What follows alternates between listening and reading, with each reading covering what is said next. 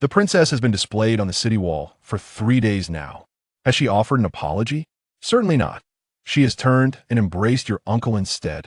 In a twist of fate, Zhiwei, a woman skilled in both medicine and poison, finds herself schemed against and facing execution.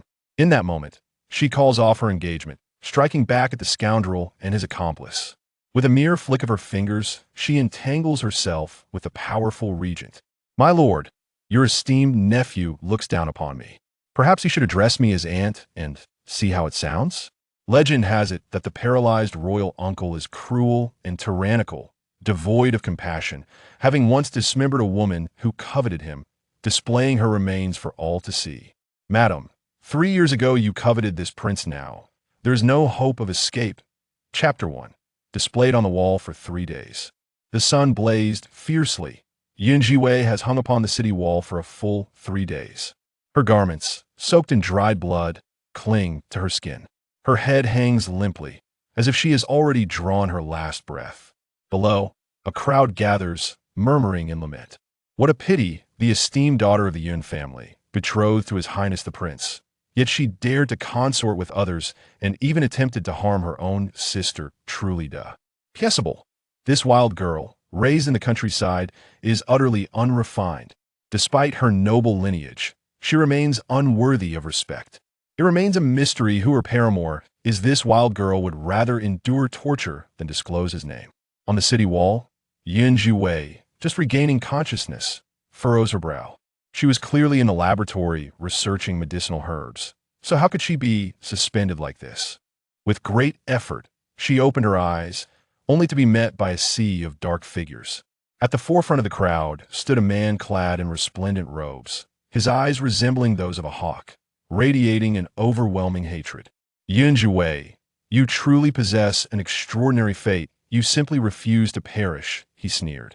Beside him sat a seemingly frail girl in a wheelchair, her eyes brimming with tears. Your Highness, this treatment of my sister is excessively cruel. After all, she is the lost legitimate daughter of the Yun family, who has endured much suffering. Regardless of her actions towards me, I shall not hold it against her. Xiao Chengfeng turned his head, casting a gentle glance at the woman beside him. She has committed numerous misdeeds and has now harmed you. Such a heartless and ruthless person deserves to die. Wanyin, you must not continue to be so compassionate. Yin Wanyin lowered her gaze, concealing the delight in her eyes. She appeared to be in tears, saying, but, sister will feel pain. Xiao Chengfeng, filled with sympathy, approached her and wiped away the tears from the corners of her eyes. Zhiwei looked down at the two, feeling utterly nauseated. These two, one her fiancé and the other her biological sister, had conspired to ensnare and torment her to this extent.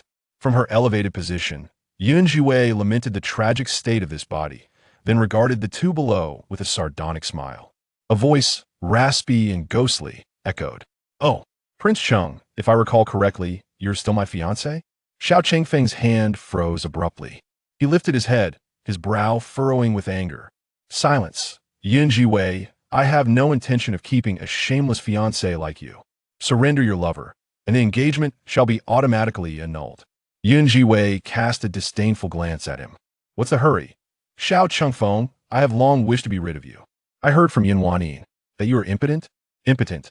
A collective gasp resonated through the crowd. Yin Wanyin, with tears brimming in her eyes, shook her head in desperation. Your Highness, too did not. Xiao Chengfeng's face turned an even darker shade of fury. Zhiwei, you are audacious. Zhiwei maintained her composure, a slight smirk playing on her cracked lips. A cripple and a toothpick, you two are truly a match made in heaven. A perfect pair. Yin Wanyin, I gift you this toothpick of a man. Xiao Chengfeng, his eyes bloodshot, glared at Zhiwei, trembling with rage. He never anticipated that Zhiwei would dare to speak such slander in front of the gathered populace. In his fury, his face turned ashen. Zhiwei, you shall pay for this. Drawing his bow, he aimed an arrow at the girl suspended against the wall. The maiden, dangling from the city wall, laughed like a specter. As the arrow flew towards her, Zhiwei summoned all her strength, propelling herself off the wall with all her might to evade the impending strike. Xiao Chengfeng swiftly notched another arrow, intent on shooting again. Yet, Zhiwei's pupils constricted in alarm. This body is still too weak. She feared she could not withstand the onslaught of the scoundrel and his wench. Her brow furrowed, as if she had finally relented. Xiao Chengfeng, do you not wish to know who that person was that night? I am willing to disclose. Xiao Chengfeng paused momentarily, and Yun Wanyan's eyes sparkled with excitement. She understood that Zhiwei could no longer withstand the pressure. No one could endure being suspended on the city wall for 3 days and nights. If Zhiwei confessed, the emperor would be able to pass judgment upon her, sealing her fate completely. You speak, Zhiwei said. Yun Wanyin, come closer, I shall confide in you alone. Yun Wanyin hesitated for a moment, feeling trepidation. Yet considering the multitude of witnesses around, she believed Zhiwei would not dare to act recklessly. Ultimately, she nodded with impatience. Gradually, she pushed her wheelchair closer to the city wall. Lower me a bit, I wish for no one else to overhear, Zhiwei whispered. Yun Wanyin complied, instructing the attendants to lower the suspended figure. As the body descended, Zhiwei, bound by ropes, suddenly pushed off with her legs, using them as leverage. With a forceful motion, she yanked a hairpin from Yun Wanyin's hair, a smile dancing on her lips. You claim I have harmed you? The devilish tone sent a shiver down Yun Wanyin's spine, causing her to momentarily forget to maneuver the wheelchair away in haste. What are you doing? She stammered. Zhiwei blinked innocently. Then let's make it even more pronounced. Ah! A chilling cry echoed through the air. Yun Wanyin covered her face, blood trickling through her fingers, her eyes wide with terror. Zhiwei, how dare you touch me? Her face turned ashen, resembling that of a liver. Zhiwei, how audacious! You dare to harm Wanyin. Zhiwei merely smiled faintly. She exerted all her strength, her voice hoarse yet resonant as she proclaimed, that I declare, the man who spent that night with me was Xiao Yejing. It was Xiao Yejing. The winds of heaven appeared to be stilled. Xiao Chengfeng's smiling visage became rigid. Yun Wanyin widened her eyes in terror. The once boisterous crowd fell into an abrupt silence. Who is Xiao Yejing? This name is the most feared among the populace of the Great Xia. He is the younger brother of the current emperor. In his youth, he fought valiantly across the lands, expanding the empire alongside the late emperor, achieving numerous victories. However, during a tumultuous war, he lost both his legs, and since then, his temperament has turned peculiar, shunning the company of others. He wields immense power, having been appointed regent by the late emperor, and even the current emperor holds him in high esteem. Zhiwei dares to claim that he is the one with whom she had an affair? What audacity! Xiao Chengfeng clenched his fists, gritting his teeth as words spilled from between them. Zhiwei, do not utter such nonsense. How could the royal uncle possibly take an interest in you? Moreover, he has been seeking a physician for the young heir outside these walls. I shall grant you one more opportunity. Reveal the answer I seek. Zhiwei smiled with unrestrained confidence. She was well aware that the formidable figure was not in the Great Xia. Thus, she sought to leverage his name to temporarily safeguard her life. As long as she could stabilize this dire situation, everything thereafter would be manageable. Your Highness Qingwang, why do you not believe me? Are you afraid? Yet, the man who shared that night with me was indeed Xiao Yejing, your royal uncle. Come, my dear nephew, call out to your aunt and let me hear your voice. Xiao Chengfeng's eyes darkened, veins bulging on his forehead. He sprang to his feet with remarkable speed, lunging forward in an attempt to strangle Zhiwei. Oh, you claim that the person who spent that night with you was none other than this king? Zhiwei was rendered speechless. Had they not agreed that the person was not in the Great Xia? Chapter 2. The trash I do not want, I shall give to you. In a gusty wind, a hoarse voice erupted like thunder from a clear sky. The crowd turned in unison, their gazes drawn to the figure of a man adorned with a ghostly mask, seated in a wheelchair. Draped in a flowing black robe, the golden mask exquisitely accentuated the resolute contours of his face, rendering his features completely unrecognizable. Though he remained seated, an air of authority enveloped him, exuding a terrifying aura that made it impossible for anyone to meet his gaze directly. It is the Regent King, the Night King. The Night King has arrived. The crowd gasped, instinctively parting to create a clear path. Xiao Yejing allowed the youth to push his wheelchair, his cold eyes squinting as he stared ahead impassively. Zhiwei raised her head and met those abyssal eyes, as dark as the depths of hell, causing her heart to race. "Is that so? You assert that I am your paramour?" The thin lips beneath the mask moved slightly, a raspy and chilling voice emerging, akin to a devil's whisper. Zhiwei felt a shiver run down her spine. Had she known he was so close, she would never have used him as a shield. However, given the circumstances, she had no choice but to press on. "Night King, have you forgotten what transpired 3 days ago?" Xiao Yijing's hand, gripping the tiger-headed wheelchair handle, faltered momentarily. Zhiwei steeled her heart, determined to fight back. In a flash, all memories related to the Night King surged through her mind.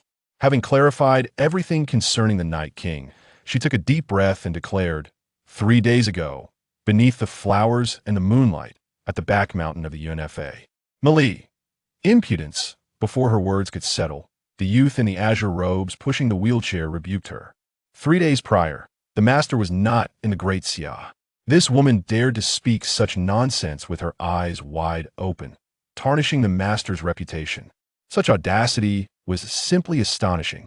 He felt a rush of exhilaration, sweeping away his earlier indignation, a look of schadenfreude on his face.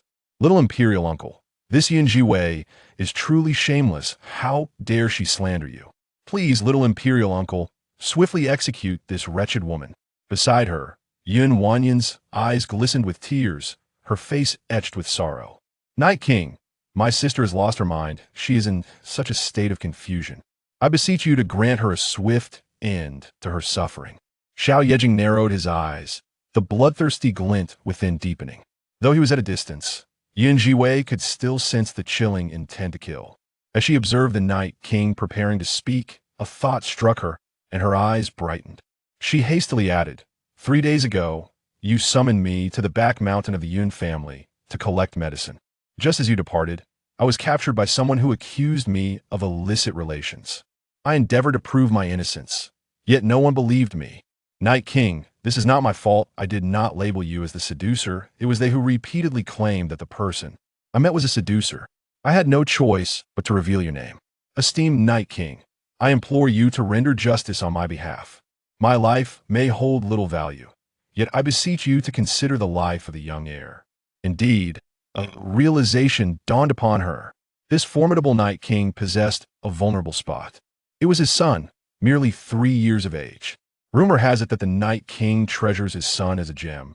Yet alas, the child is afflicted by a congenital ailment, frail and beset by illness since birth.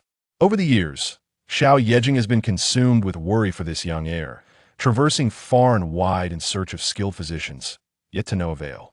Zhiwei understood that she was currently ensnared in a perilous situation. The only potential avenue for resolution lay in this very matter. As anticipated, no sooner had she spoken than the previously tranquil gaze of Xiao Yejing, resembling a still pond, rippled with emotion. Behind her, Xiao Lu was incensed, glaring at Zhiwei with fury. "Master, this woman dares to curse the young heir. She must truly be mad." He seemed poised to strike down Zhiwei at any moment. Zhiwei felt a constriction in her throat and seized a moment to declare, "Night King, 3 days prior, I promised you a remedy, and now I have acquired a new formula. I assure you, with this new medication, the young heir will recover within 3 months." Xiao Yejing scrutinized the woman suspended on the city wall from a distance. His elongated phoenix eyes narrowed, gleaming with inscrutable significance. He locked eyes with Zhiwei, who met his gaze with clarity, revealing a flicker of confidence, defiance, and wild spirit. Such brilliance was something he had never encountered in any other woman. The tension in Xiao Yijing's clenched fist eased ever so slightly. He raised an eyebrow, unexpectedly aligning with her nonsensical ramblings. "Is that so? Zhiwei, have you truly developed a new medicine?" Indeed, Zhiwei exhaled a long breath at that moment. She understood she had emerged victorious in her gamble. The young lord was indeed Xiao Yijing's Achilles heel. He would seize any opportunity that presented itself. Xiao Yijing's tone was ambiguous. "Put her down." Xiao Qingfeng had anticipated that the imperial uncle would see Zhiwei tortured to death. Upon hearing this, he widened his eyes in astonishment. What? Imperial uncle. You're going to let her go? You want to kill her? Do you dare question this prince? Xiao Yijing's icy gaze pierced like a blade, chilling to the bone. Xiao Chengfeng's heart trembled violently. He swallowed hard. No, my nephew would not dare. I shall release her at once. With gritted teeth, Xiao Chengfeng complied, though resentment churned within him. Zhiwei felt the ropes binding her loosen, and she collapsed onto the ground, her body aching with every inch of torn flesh. She gasped for the same time. She caught sight of the nearly predatory gazes from Xiao Chengfeng and Yun Wanyin, as if they wished to devour her alive. Zhiwei smiled, lifting her lips. King Yi, I ask you to bear witness today. Xiao Yejing raised an eyebrow, intrigued to see what this woman intended to do next. Then, the disheveled woman tore off her already tattered and blood-stained robes. Xiao Chengfeng, as you desire, from this moment forth, our betrothal is null and void. Henceforth, we are free to marry whomever we choose, and shall have no further ties. Mark this well. Today, I am the one who withdraws from the engagement. Yin Wanyin, the refuse I do not desire, I bestow it upon you. In the midst of the crowd, she stood in tattered garments, her raven hair swirling about her, exuding an indescribable defiance and flamboyance, as if she were the sole entity remaining in the universe. Zhiwei, you shameless wretch. A profound humiliation surged within Xiao Chengfeng, his eyes nearly bursting with rage, bloodshot veins creeping across the whites of his eyes. He lunged forward, consumed by the urge to suffocate her. Xiao Lu raised an eyebrow, obstructing Xiao Chengfeng's advance. Your Highness, maintain your dignity. Furious, Xiao Chengfeng attempted to push past. Zhiwei, I shall kill you. The man in the wheelchair quietly lifted his gaze, a hint of danger flickering at the corners of his lips exposed beyond his mask. Your Highness, do you wish for this king to be dead? Chapter 3. My father is dead. The grass on his grave stands 2 meters high. Xiao Chengfeng shuddered violently. Raising his head once more, he met Xiao Yijing's cold, piercing gaze, sending a chill through his entire being. Little Imperial Uncle, she is slandering you. Please do not be deceived by her. Xiao Yijing scoffed lightly. Since when have matters between this king and Miss Yun required your unsolicited interference? Xiao Chengfeng protested, but Little Imperial Uncle, leave. The man uttered the word icily. Xiao Chengfeng trembled, no longer daring to utter another word as he hurriedly departed with Yun Wanyin. The crowd dispersed, and Xiao Yijing narrowed his eyes, observing the disheveled woman who still seemed intent on speaking. At that moment, another figure resembling a guard hurried over, his face etched with urgency. He landed beside Xiao Yejing and softly uttered, Master, trouble has arisen. The young heir has escaped. What? Xiao Yijing's fingers abruptly halted their movement. Xiao Bei's face was filled with anxiety. Master, I have failed in my duty to guard him. I implore you to grant me death. Xiao Yijing's gaze sharpened, and he could no longer spare a thought for Zhiwei. Sunlight cascaded upon the ground as Zhiwei made her way towards the Yun residence, each step eliciting a twinge of pain throughout her body. Reflecting on the various labels affixed to her, she gazed helplessly upwards. Fool! Useless! Truly pitiful! As she thought of Yunzhe, her heart instinctively tightened. Just then, from a distance, the sound of a child's sobs mingled with a man's sinister laughter reached her ears. Woo-woo! Let me go, let me go! I never expected such good fortune encountering such a handsome young lad. Look at this child's delicate skin, he will surely fetch a handsome price. The child cried out in anguish, Spare me! Do you know who my father is? If you let me go, my father will reward you handsomely. Ha ha ha, kid, you're the real treasure now. The 2 men laughed as they dragged the child away. Zhiwei observed the scene from a distance, unable to suppress her frown. Had she stumbled upon human traffickers? At that moment, the child hoisted upon a shoulder brightened his eyes. Sister, sister, save me. Zhiwei lifted her gaze and met the child's sparkling eyes. The little one, with tears glistening and a nose flushed red, appeared utterly wretched. Zhiwei had initially chosen to remain uninvolved, yet the disdainful gazes of the 2 men fixated upon her, their expressions reflecting revulsion towards her battered visage. Incited her ire. Where did this ugly woman come from? Scram. They scoffed. Zhiwei, ugly woman? This was utterly excessive. She could no longer contain her pent-up frustration, which erupted forth in a torrent of indignation. Before the two men could react, she sprang to her feet and, seizing the moment, delivered a powerful kick to one man's head, sending him sprawling. What a fine mouth you have, yet you choose to spew filth. Since your father neglected to teach you proper conduct, allow me to enlighten you. The other man, darkened with fury, prepared to retaliate. You filthy wench, you're seeking death. Despite her grievous injuries, Zhiwei was pleasantly surprised to discover her body was surprisingly agile, her physical prowess commendable. Perhaps this was the result of a simple mind paired with robust limbs. As the second man charged at her, Zhiwei met him head-on, swiftly grasping his arm and delivering a fierce kick to his knee, causing him to collapse in defeat. Nearby, the small child, pale-faced and sprawled on the ground, gazed up at her with wide, sparkling eyes. Wow, sister, you're amazing. Please spare me, kind lady. The man pleaded, kneeling in desperation. Zhiwei grasped his hair, demanding, who was it you just called ugly? Terrified, the man repeatedly bowed his head, exclaiming, I am ugly, my ancestors are all ugly. Zhiwei scoffed, get lost. The two men fled in embarrassment. The small child, still on the ground, struggled to rise. At that moment, he suddenly collapsed to the ground. Zhiwei approached and discovered the child was merely 3 or 4 years old. The little one opened his eyes, and those glistening, dark orbs gazed up at her, reminiscent of a fawn in the woods. Tears clung to his eyelashes, and his eyes sparkled with excitement. Sister, who are you? You are so amazing. Zhiwei gently tousled his soft hair. No need for thanks, I merely lent a helping hand. Sister, the child's eyes brightened even more. What is your name? I will express my gratitude properly. He attempted to continue speaking, but suddenly coughed up blood. Zhiwei's heart sank as she swiftly placed her hand on the child's pulse. Upon examination, she discovered that he harbored a hidden poison within him.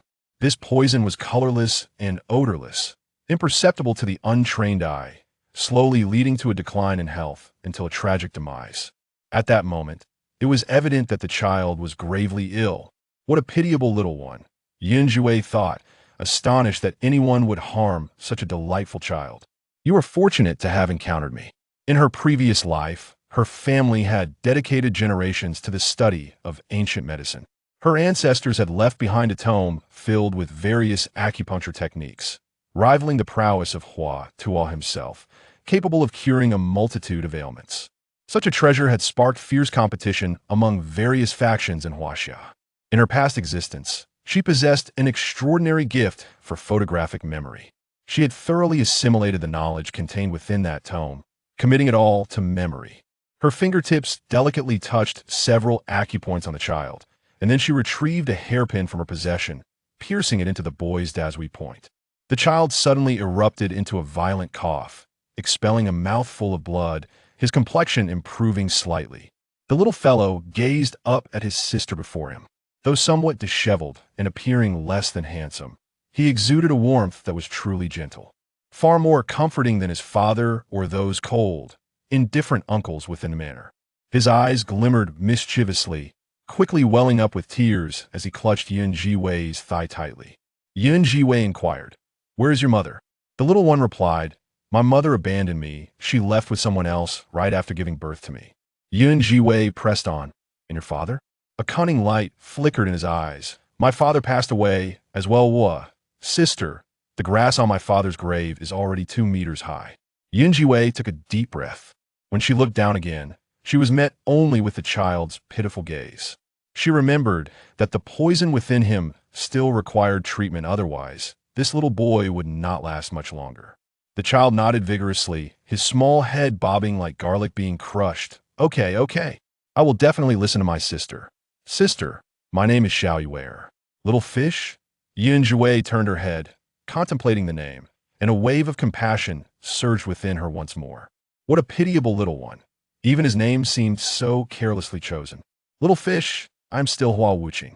Chapter 4. Must one choose a day to be beaten? In the most secluded courtyard of the Yun residence, a frail young boy gazes helplessly at a group of intruders. Zhiwei, slender and delicate, wears a faded blue robe that has long lost its color. Although he is 13 years old, years of malnutrition have left him gaunt. And his diminutive stature makes him appear merely 10 years old, exceedingly fragile. What are you doing? At the forefront stands Yunwan, accompanied by Lady Bai, Yunzei's mother. Yunwan clutches her injured face, her eyes brimming with malice. Yunzei, something has gone missing from my mother's courtyard. And a thief was seen entering your yard. Li Mama, who stands beside Lady Bai, has a pointed face with prominent cheekbones that jut out. With an air of superiority, she declares, "Second young master, do not blame us for being ungracious." Such nonsense. I did not. Yunzei retorts, his face paling with indignation. Second young master, you have no say in this matter. With a command from Li Mama, the group begins to ransack the room. And they indeed discover a box containing a white jade bracelet hidden beneath the bed. Madam, third miss, look here. Yunwan's eyes are filled with venom. Lady Bai, grief-stricken, laments, Aze, you are so young. How could you steal treasures from the manor? It is truly my failure in raising you. I have let down your father.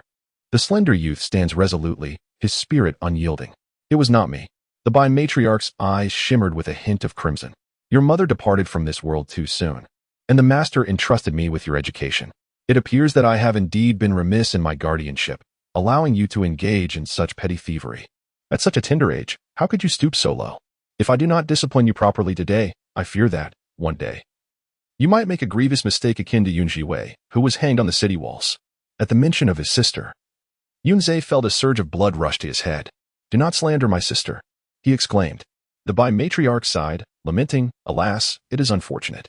Zhiwei has offended the regent and is undoubtedly doomed. The young boy's eyes widened, and a trace of crimson crept into his gaze. You speak nonsense.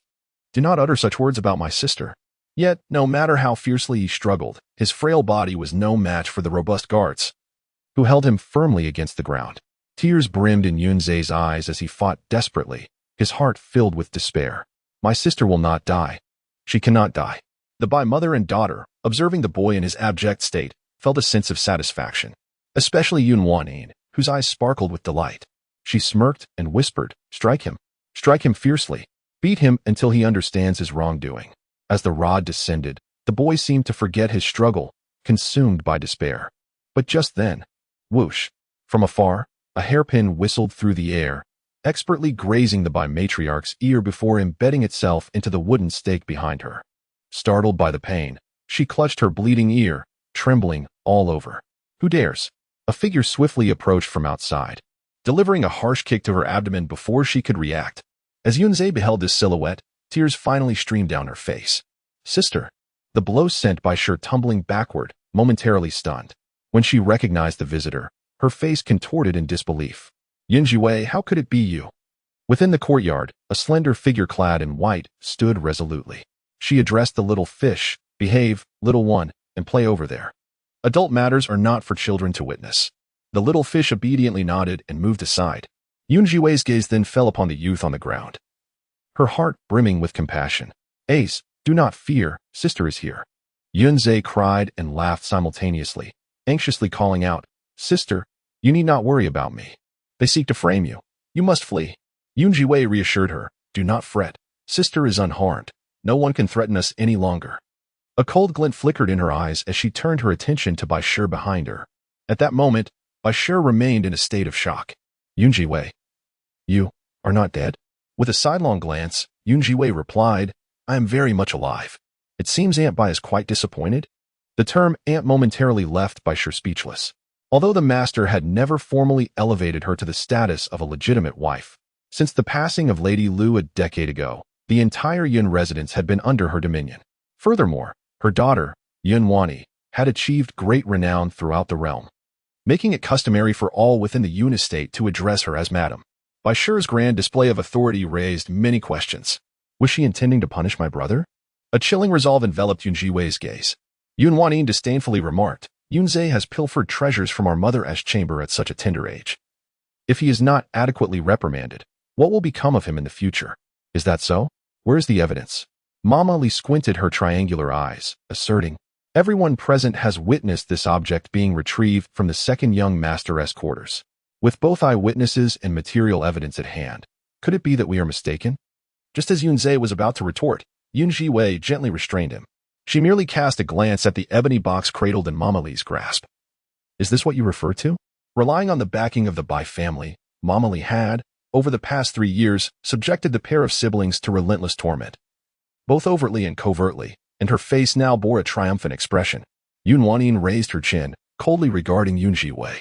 Previously, in front of onlookers, she had refrained from chastising this wretch, but now, within the confines of their home, they were in control. Of course. This is a cherished gift from my father to my mother, a treasure held dear to her heart. Yunzei's audacity is simply outrageous. Suddenly, a sharp slap resounded, striking the other side of Yunwanin's face.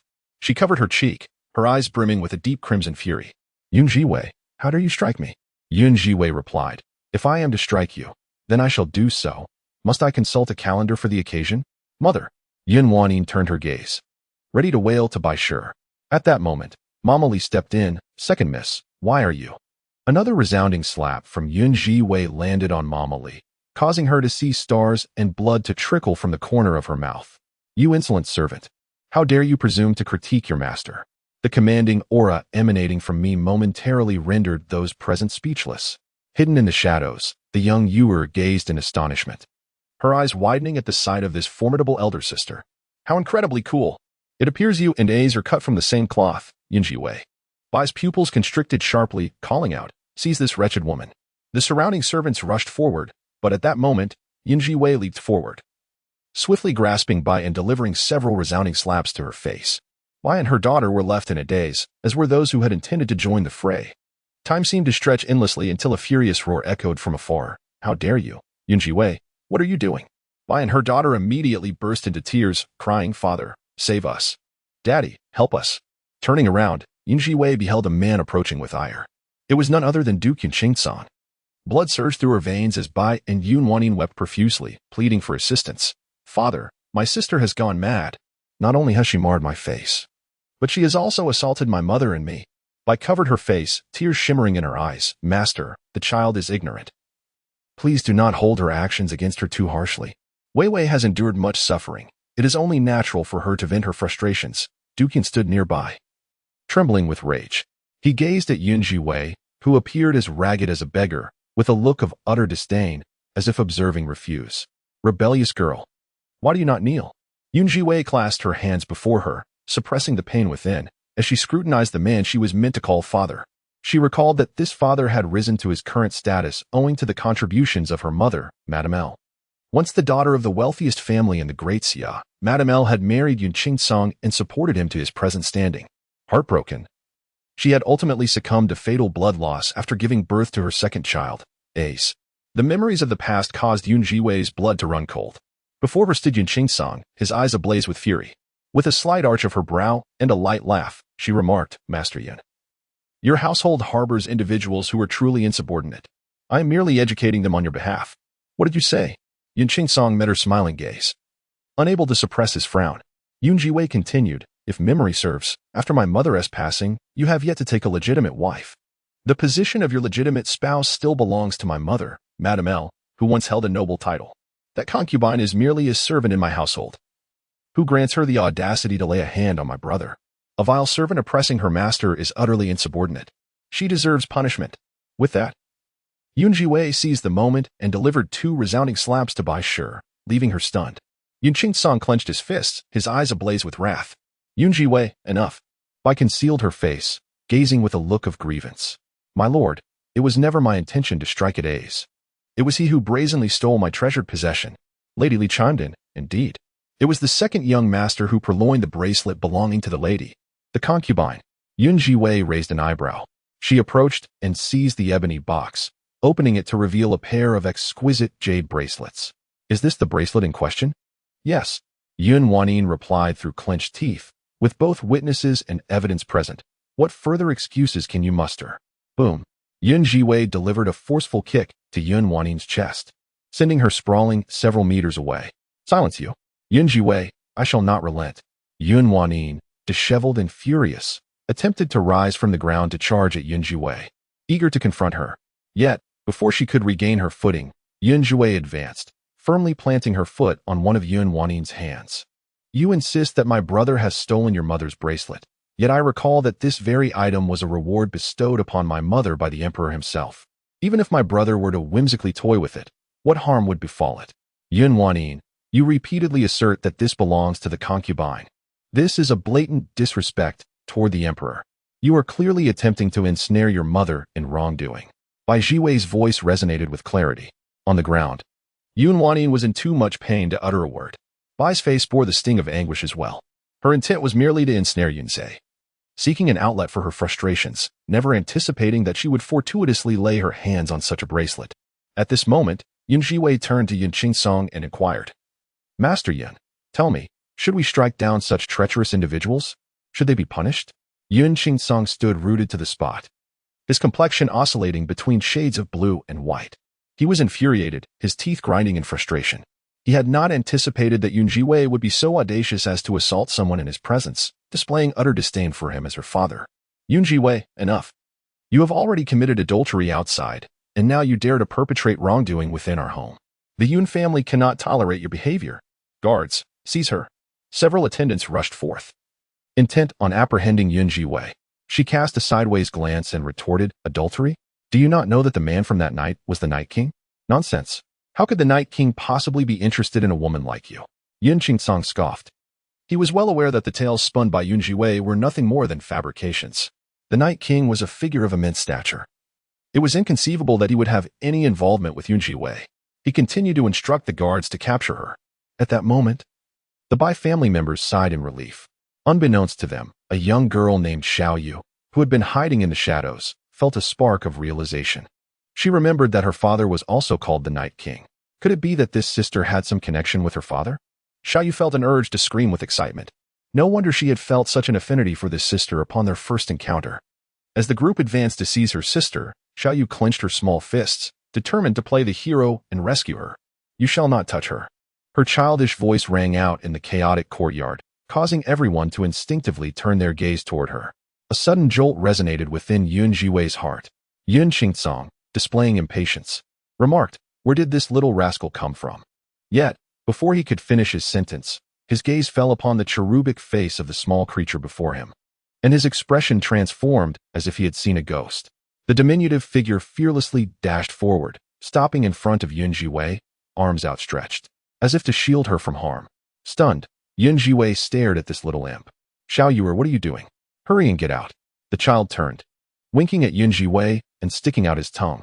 Then, with a determined look directed at Yun Qingsong, he brandished his tiny fist and declared, You shall not lay a finger on her, or I'll hit you. Yun Qingsong struggled to catch his breath, his unwavering gaze fixed upon Xiao Yu. He recalled having had the opportunity to meet the young master of the Night King's residence once before, and he thought to himself this child bore an uncanny resemblance. You, could it be that you are? His lips trembled as if he were about to voice a revelation. Xiao Yu, noticing his recognition, furrowed his brows and swiftly approached, lowering his voice to caution Yun Qingsong. Do not reveal my identity, or my father will be very displeased. Yun Qingsong fell silent. The young master took a step back, his face radiating with glee. Yun Zhiwei hastily urged, Xiao Yu, you should leave. This is a matter for adults. Children should not interfere. Xiao Yu beamed brightly, you are the woman I have chosen, so I must protect you. Yun Zhiwei was left utterly astonished, her eyes reflecting her disbelief. Do you truly have a connection to the Night King? Before Yun Zhiwei could respond, Little Fish had already broken into a charming smile, revealing her adorable little teeth. Indeed, I bear witness. Yun Qingsong remained silent. Time seemed to stretch indefinitely until he gritted his teeth and resolved to let it drag on. The Bai mother and daughter watched with delight, fully aware that Yun Zhiwei was doomed. Yun Zhiwei, humph, let this serve as a warning. Yet, they heard Yun Qingsong declare, drag Bai and Yun Wanyin away for punishment. The family law must be strictly enforced. As for Li Mama, her treachery against her master is an act of insubordination and treason, deserving of 30 lashes and subsequent sale to the estate. Yun Wanyin's words faltered. Father, Bai exclaimed, my lord. Li Mama wept inconsolably, my lord, spare me. Please, spare me. Just as Yun Zhiwei was preparing for a grand showdown, the sounds from the backyard echoed like the slaughter of pigs. With 30 lashes delivered, Li Mama, with her frail body, would not survive unscathed. Finally, Yun Zhiwei could breathe a sigh of relief. Duke Yun gazed at her, lost in thought. Initially, he had intended to discipline Zhiwei thoroughly. However, seeing the little heir by her side, he hesitated to act rashly and chose to observe the unfolding events. Wei, you must rest well. You have truly suffered this time. Zhiwei cast a glance at her father, who wore a mask of insincerity. Yet, she knew all too well how devious he was and showed him no mercy. Duke Yun's expression darkened, but upon noticing the smiling little heir beside Zhiwei, he hesitated to speak, his face adorned with a forced smile. Very well, in the past. I was too occupied to pay attention to these matters, but henceforth, I shall not neglect you. Well then, Lord Yun, please proceed. Additionally, do tidy up, as we shall be moving to the courtyard this afternoon, exchanging it with Yun Wanyin and Yun Wanyi's courtyard. Duke Yun, had this been in the past, he would have already scolded Zhiwei for her relentless demands. At this moment, Xiao Yuer interjected, indeed, this courtyard is both shabby and small, utterly unworthy of my sister. Duke Yun chuckled, indeed, this is as it should be. Wei, make sure to rest well. I shall go prepare. At last, Duke Yun departed. At this moment, Zhiwei could no longer bear it. After 3 consecutive days of being hung on the city wall and this latest ordeal, she felt utterly exhausted. She carefully tended to her wounds, lamenting the misfortunes of her body. Xiao Yuer, afflicted with poison, had also succumbed to fatigue and soon fell asleep. Ace gazed at the injured Zhiwei, his eyes brimming with concern. Sister, does it hurt? Zhiwei shook her head. It's nothing. I can endure it. Little Ace's eyes reddened. It's all my fault. I failed to protect you. I promise I will keep you safe in the future. Zhiwei couldn't help but smile at her dear brother, shaking her head gently. Silly brother, no one will bully us anymore. And I will no longer be subjected to anyone's torment. Yunzhe looked at his sister, whose eyes sparkled with light, his heart filled with exhilaration. How wonderful.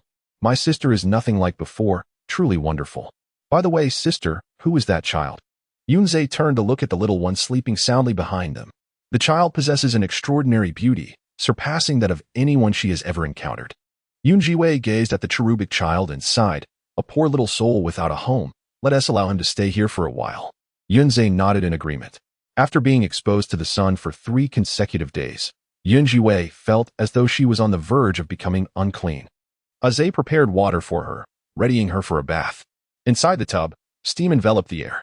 As Zhiwei immersed herself, she felt the wounds on her body throb with a dull ache. With her eyes closed in contemplation, she processed the events of the day. This body shares the same name and surname as her previous self, Zhiwei. Her maternal grandfather was once the wealthiest merchant in the Great Xia, having provided substantial resources to the empire. Thanks to this connection, her father ascended the ranks until he was bestowed the title of duke. The L family played a vital role in this ascent. Hence, even before her birth, the empress had betrothed her to the then third prince, Xiao Qingfeng. However, upon her birth, amidst the chaos of war, she was inadvertently lost. Following the loss of her daughter, her mother fell into deep sorrow, eventually succumbing to a severe hemorrhage after giving birth to her younger brother 13 years ago. Meanwhile, the L family has gradually fallen into decline in recent years. The prince expressed considerable dissatisfaction with this engagement, desperately seeking to annul it. Yet, the original self refused, leading to the current predicament. Zhiwei opened her eyes, a hint of amusement flickering within them. Was the loss of the original self truly an accident? The eldest daughter, Yun Wanyi, is even a year older than she. After her disappearance, she had been raised in the countryside. The events of her past life in that rural setting have become increasingly hazy to her. The father, who ascended to the position of duke solely through the wealth bestowed by his own mother, has always turned a blind eye to such matters. Reflecting on the myriad tribulations endured by this body, Zhiwei could not help but feel a sense of injustice. Her fingertips brushed against the scars upon her skin, acutely sensing the resentment and agony embodied within. She felt the deep-seated roar of discontent echoing from her very soul, causing her heart to clench involuntarily. Zhiwei meticulously examined this body, noting the numerous wounds it bore, particularly a striking crimson mark upon the shoulder, reminiscent of a birthmark. She paid little mind to these observations, for as she suspected, several toxins lurked within her system, the most profound of which had evidently resided there for nearly 18 or 19 years. Raising an eyebrow, Zhiwei surmised that the afflictions endured by this form were far from over. In her courtyard, tranquility had once again been restored. In the front yard, Bai Shi and Yun Wanyin had just faced the consequences of familial discipline. Both wore expressions of utter dismay, their faces contorted in anguish. "Mother, Zhiwei, how dare she?" Bai Shi lamented, covering her face. "Will my visage remain scarred?" "Oh, mother, if I bear scars, Fengage will surely lose interest in me, and I shall never become the princess consort." Bai Shi rubbed her aching waist, her eyes ablaze with fury, mentioning her eldest daughter, Yunwani. Slightly alleviated the resentment simmering within her. Yunwani nodded and muttered, "Today, I cannot fathom what has gotten into father. He has always favored us. Yet today he sides with that wretched girl, and that little imp who seems to have appeared from nowhere." Bai Shi clenched her palm tightly, nearly breaking her nails in the process. "As for that little imp, there is no need for concern. He is merely a child, incapable of stirring up any significant turmoil." The thought of his elder sister brought a modicum of comfort to Yunwanin's heart. He increasingly believed that the child was none other than the young heir of the Night King's residence. Could it be that Zhiwei truly had ties to the Night King? The Duke of Yun was filled with trepidation. He yearned to send someone to inquire about the Night King's estate, but upon recalling the child's warning, he quelled his thoughts, refraining from any rash actions. Within the Yun family at this moment, everyone harbored their own thoughts. Meanwhile, at the Night King's residence, a tempest of blood and fury was unfolding. Chapter 7. Sister, are you my mother? Within the Night King's abode, the atmosphere was thick with tension. The attendants in the room collapsed to the ground, not daring to utter a sound. Each trembled in fear, cold sweat streaming down their brows. Despite the sweltering heat outside, all present felt an icy chill seep into their bones. Xiao Yejing sat in his wheelchair, a storm cloud shadowing his brow. "Have you found it?" he inquired. Behind him, Xiao Lu and Xiao Ba hurried forward, heads bowed, their expressions betraying extreme anxiety. "Master, we have not." Bang. The jade ring on his finger shattered with a resounding crash, and Xiao Yejing's icy gaze seemed to be encased in frost. A group of useless fools, unable to keep track of a mere child. The attendants collapsed to the ground, desperately kowtowing and pleading for mercy. "Your Highness, please spare us." Danger glimmered in Xiao Yejing's eyes as he cast his gaze upon the kneeling attendants. "Drag them away. Feed them to the dogs." "Your Highness." The attendants' faces turned pale with fear, each one crying out in terror.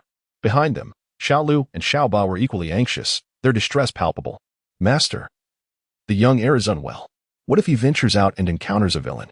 Xiao Yejing was consumed by frustration. Damn it. At that moment, Xiao Ba suddenly recalled something. "Yes, Master, I remember now. A few days ago, the young heir kept murmuring about having dreamt of his mother. He expressed a desire to find her. He also mentioned." Xiao Yejing's anger instantly turned to icy coldness. "Mother?"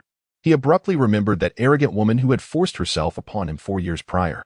4 years ago, in the darkness of night, that woman had taken advantage of his injuries, and he had failed to see her face clearly.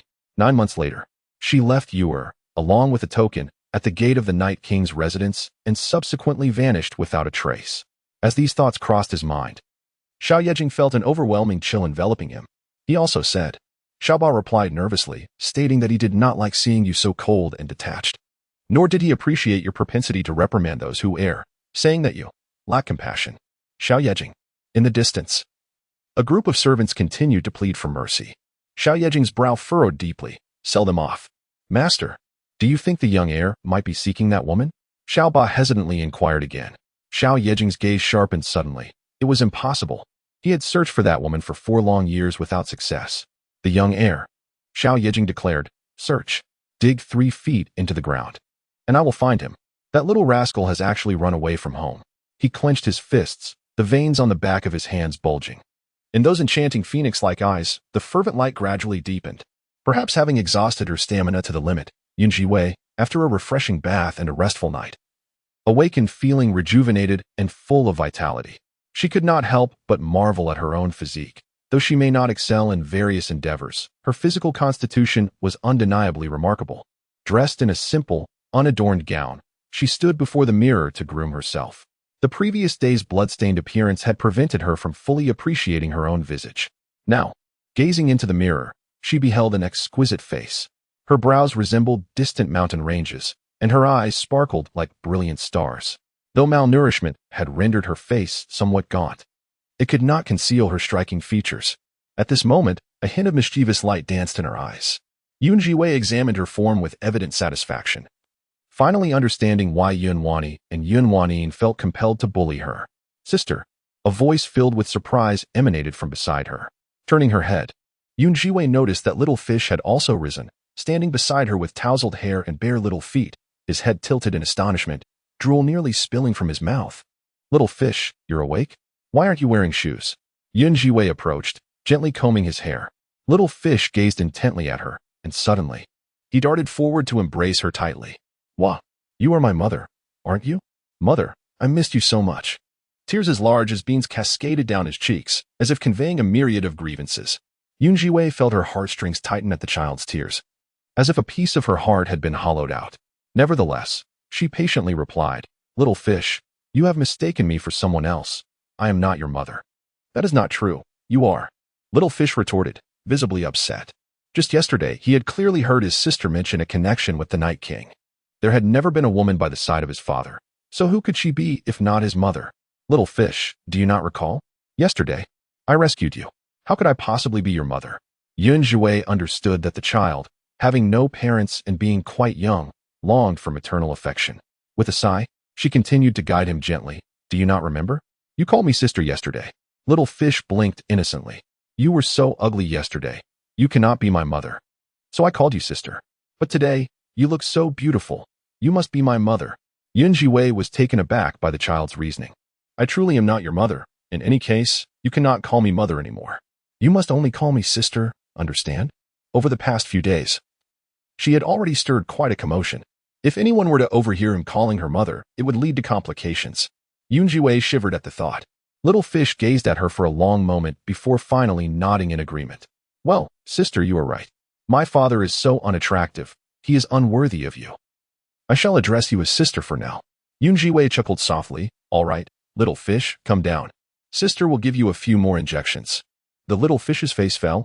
Injections? I'm so scared. Zhiwei gently patted his small head. Sister assures you, it won't hurt, and without the injections, you will soon become quite unattractive.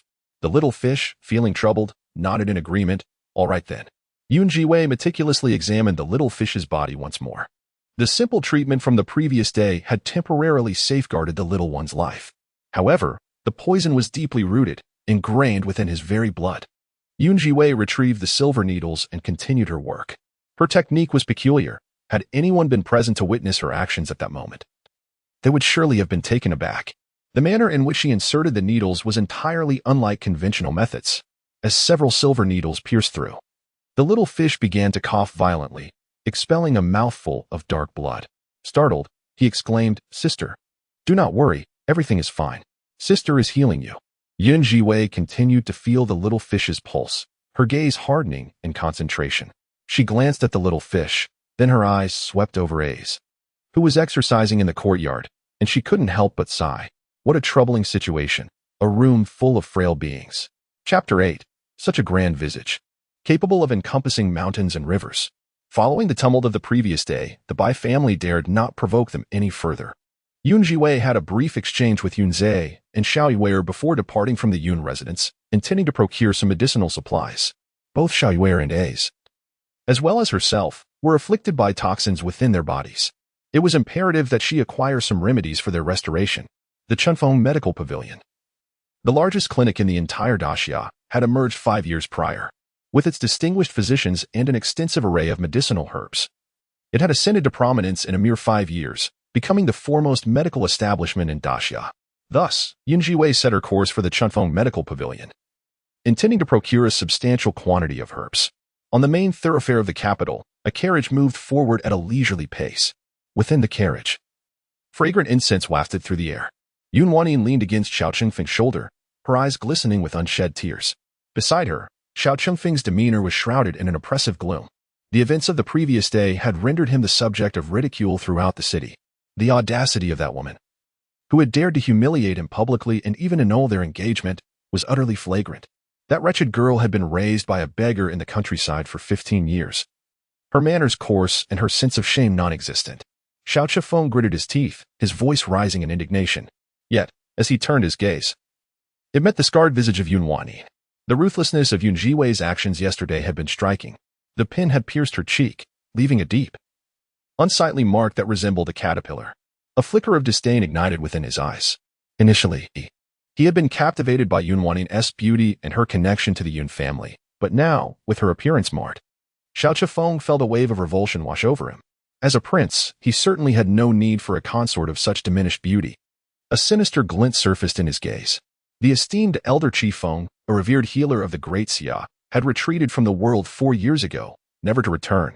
Nevertheless, tales of her remarkable deeds continue to circulate throughout the realm.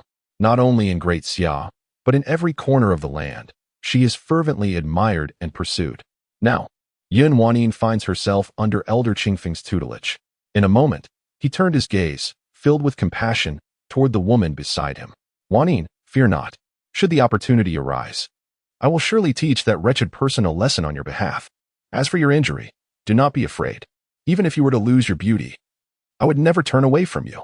My love for you transcends mere appearances. It is you, the essence of who you are, that I cherish. Xiao Chengfeng gazed at Yun Wanyin with profound affection. Her heart stirred, and her cheeks flushed with warmth. Brother Chingfeng, I always knew you were the best, that you cared for me above all else. Xiao Chifeng concealed the impatience flickering in his eyes as he wrapped an arm around Yun Wanyin's waist. The carriage moved forward. But at that moment, a gust of wind swept through, lifting the curtain of the carriage. Yun Wanyin suddenly caught sight of a figure outside. Brother Chingfeng, look. It's that wretched woman. Cheng Wang turned, and there before him was the figure of Yun Zhiwei, burdened with her own thoughts as she traversed the bustling street. His teeth clenched, a hint of malice seeping into his gaze, as he spoke her name through gritted lips, Yun Zhiwei. Yesterday, he had simmered with unexpressed frustration, restrained by the presence of the young emperor's uncle. But today was different. Yun Zhiwei continued on her path, heading towards the Spring Breeze Medical Hall. As she journeyed along, she pondered the various experiences her body had endured.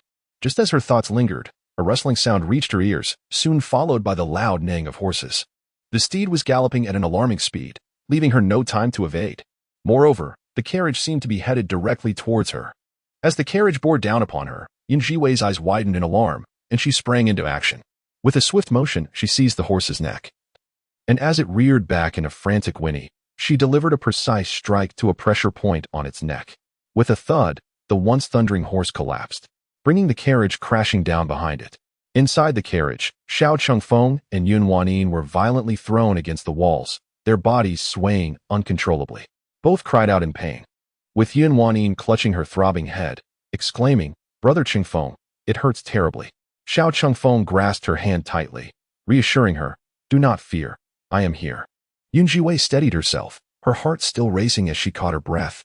My lord, your horse, she began to speak, but was interrupted as the curtain of the carriage lifted, revealing Xiao Chengfeng and Yun Wanyin stepping out. Her voice faltered, with her deep, dark eyes fixed ahead. A hint of mockery flickered within them. What a peculiar twist of fate. Your Highness, what a coincidence. At that moment, Xiao Chengfeng emerged from the carriage, their gazes locking onto the young woman outside. Today, Yun Zhiwei donned a simple, elegant outfit, her dark hair loosely tied back, revealing her exquisite visage. Xiao Chengfeng had always been aware of Yun Zhiwei's extraordinary beauty. Yet, in the past, although she was undeniably stunning, she was also a complete fool, lacking in common sense. However, today, there was a captivating brilliance in her eyes, an indescribable aura of majesty surrounding her. Merely standing there, she seemed to drain the very color from the heavens and the earth. As Xiao Chifeng gazed at the woman before him, the hand that had been holding Yun Wanyin's instinctively loosened. A crowd had gathered, recognizing Yun Zhiwei and the Prince of Cheng, and whispers began to circulate. Listening to the murmurs, Xiao Chengfeng felt a surge of superiority. Could it be, Yun Zhiwei, that you anticipated my passage here today and chose to wait for me? What is it? Do you wish to apologize to me? Yun Zhiwei turned her head, thinking how shameless he was, but never had she encountered such audacity. She smiled radiantly. Your Highness, after a night apart, you seem to have grown even taller. Xiao Chengfeng's brow twitched, realizing that this woman had indeed been momentarily confused yesterday. Yet she still harbored feelings for him. His expression was filled with derision, exuding an air of superiority. Yun Zhiwei, I knew you could not forget me. Very well. If you kneel and bow to me 3 times, I might, out of consideration for your sister, spare you. Perhaps I might even overlook past grievances and grant you the status of a concubine. Brother Chifeng, Yun Wanyi exclaimed, unable to believe her ears, her voice instinctively rising. Xiao Chifeng remained silent, his gaze appraising Yun Zhiwei from head to toe. Yun Zhiwei felt displeased under his scrutinizing gaze. What an increasingly grand visage. Large enough to encompass countless mountains and rivers. Hurry and rise. Your face is quite unappetizing to behold. Xiao Qingfeng's expression darkened significantly. Chapter 9. Oh no. Caught once again by the young emperor's uncle. The onlookers could no longer contain their laughter. Xiao Qingfeng suppressed his fury. Zhiwei, what trickery are you up to now? I could overlook your past misdeeds, and the 3-day punishment at the city wall was a lesson in itself. As long as you sincerely acknowledge your errors, I will, in consideration of our previous bond, grant you leniency. Zhiwei furrowed her brow, appearing somewhat distressed. A concubine? That is out of the question. Xiao Qingfeng looked at her with derision. I knew you harbored ulterior motives, but Zhiwei, you are only worthy of being a concubine. The position of the princess consort can only belong to Wan Yin. Wan Yin instinctively tightened her grip on Xiao Qingfeng, seemingly striving to assert her dominion. Zhiwei slowly stepped forward, her radiant face adorned with a dazzling smile. Your Highness, have you perhaps forgotten? I am to be your future aunt. To have your aunt serve as your concubine? Are you not concerned about the disruption of ethical propriety? Moreover, let us not forget. You are but the discarded refuse that I chose to forsake. The crowd murmured. It is said that the second Miss Yun, returning from the countryside, behaves in a most uncouth manner, her actions akin to those of a fool. Yet, this is no folly, it is clearly madness. Laughter erupted from all directions, evidently recalling the farce of the previous day. Xiao Qingfeng, enraged and humiliated, wore a face as dark as thunder. Zhiwei, dare you speak such nonsense again? In a fit of rage, King Cheng advanced once more to impose his will. Zhiwei abruptly lifted her gaze, a cruel smile playing upon her lips.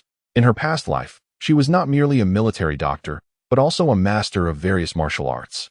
Coupled with the remarkable agility of her current physique, she felt empowered. Just as the man approached, Zhiwei swiftly moved forward, seizing the opportunity to deliver a high kick to King Cheng's face, followed by a firm grip on his arms.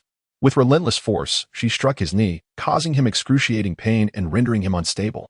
Tell me, child, why do you not learn your lessons well? Your royal uncle was just lamenting about this yesterday. Today, I shall take it upon myself to teach you a proper lesson. With that, Zhiwei delivered another kick to Xiao Qingfeng's knee. Though her movements appeared minimal, they inflicted considerable pain, forcing him to struggle against the urge to collapse. With a resounding thud, he finally succumbed, one knee hitting the ground. Only then did Zhiwei release her grip, her laughter echoing with unrestrained delight. My dear nephew, there is no need for such grand gestures to acknowledge your mistakes. Fear not, for your aunt shall forgive your momentary lapse in judgment. On the ground, Xiao Qingfeng's face turned a deep shade of gray, his eyes fixated on Zhiwei with an intensity akin to that of a man confronting his family's nemesis. Meanwhile, Wanyin stood nearby, trembling with terror.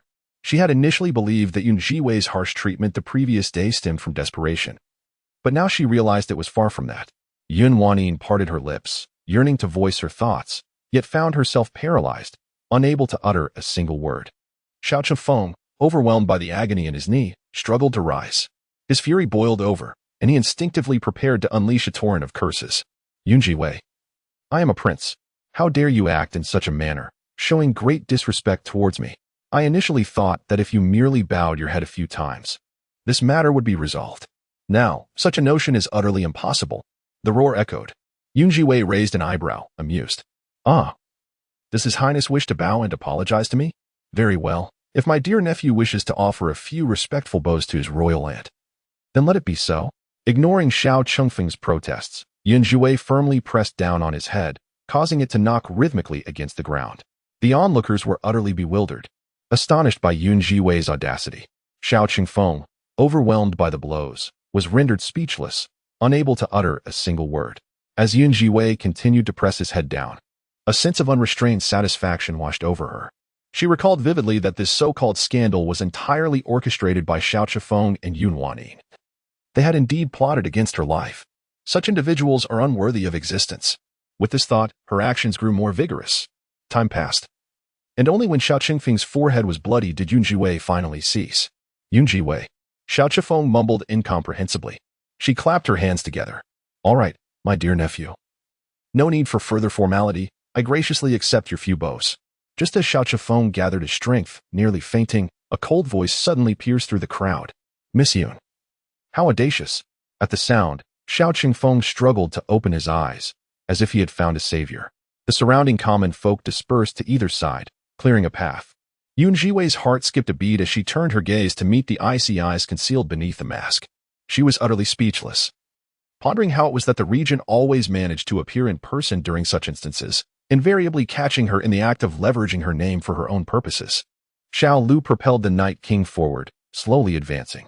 Initially, the regent had been alerted by rumors of the young prince's presence on the bustling avenues of the capital. Eager to uncover the truth, he had set out personally, only to unexpectedly witness this scene. Seated in his wheelchair, he seemed enveloped in a frigid aura, as if trapped in a realm of ice. The gaze from beneath the mask, sharp as a blade, fell upon Zhiwei. He had already discerned her audacity yesterday, yet he had never anticipated it would manifest to such an extreme, daring to strike the crown prince in public.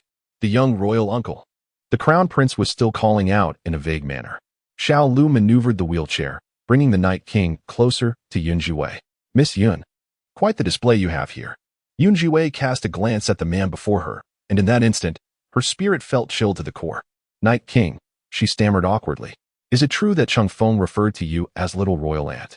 The Night King narrowed his eyes dangerously and inquired. Zhiwei replied, there seems to be a slight misunderstanding.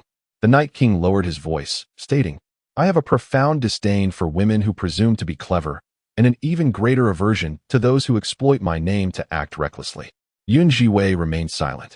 He lowered his eyelids and commanded in a hushed tone, Xiao Lu, apprehend her. Zhiwei, standing in close proximity to the Night King, heard his words clearly. At this moment, Wanning finally let out a long breath.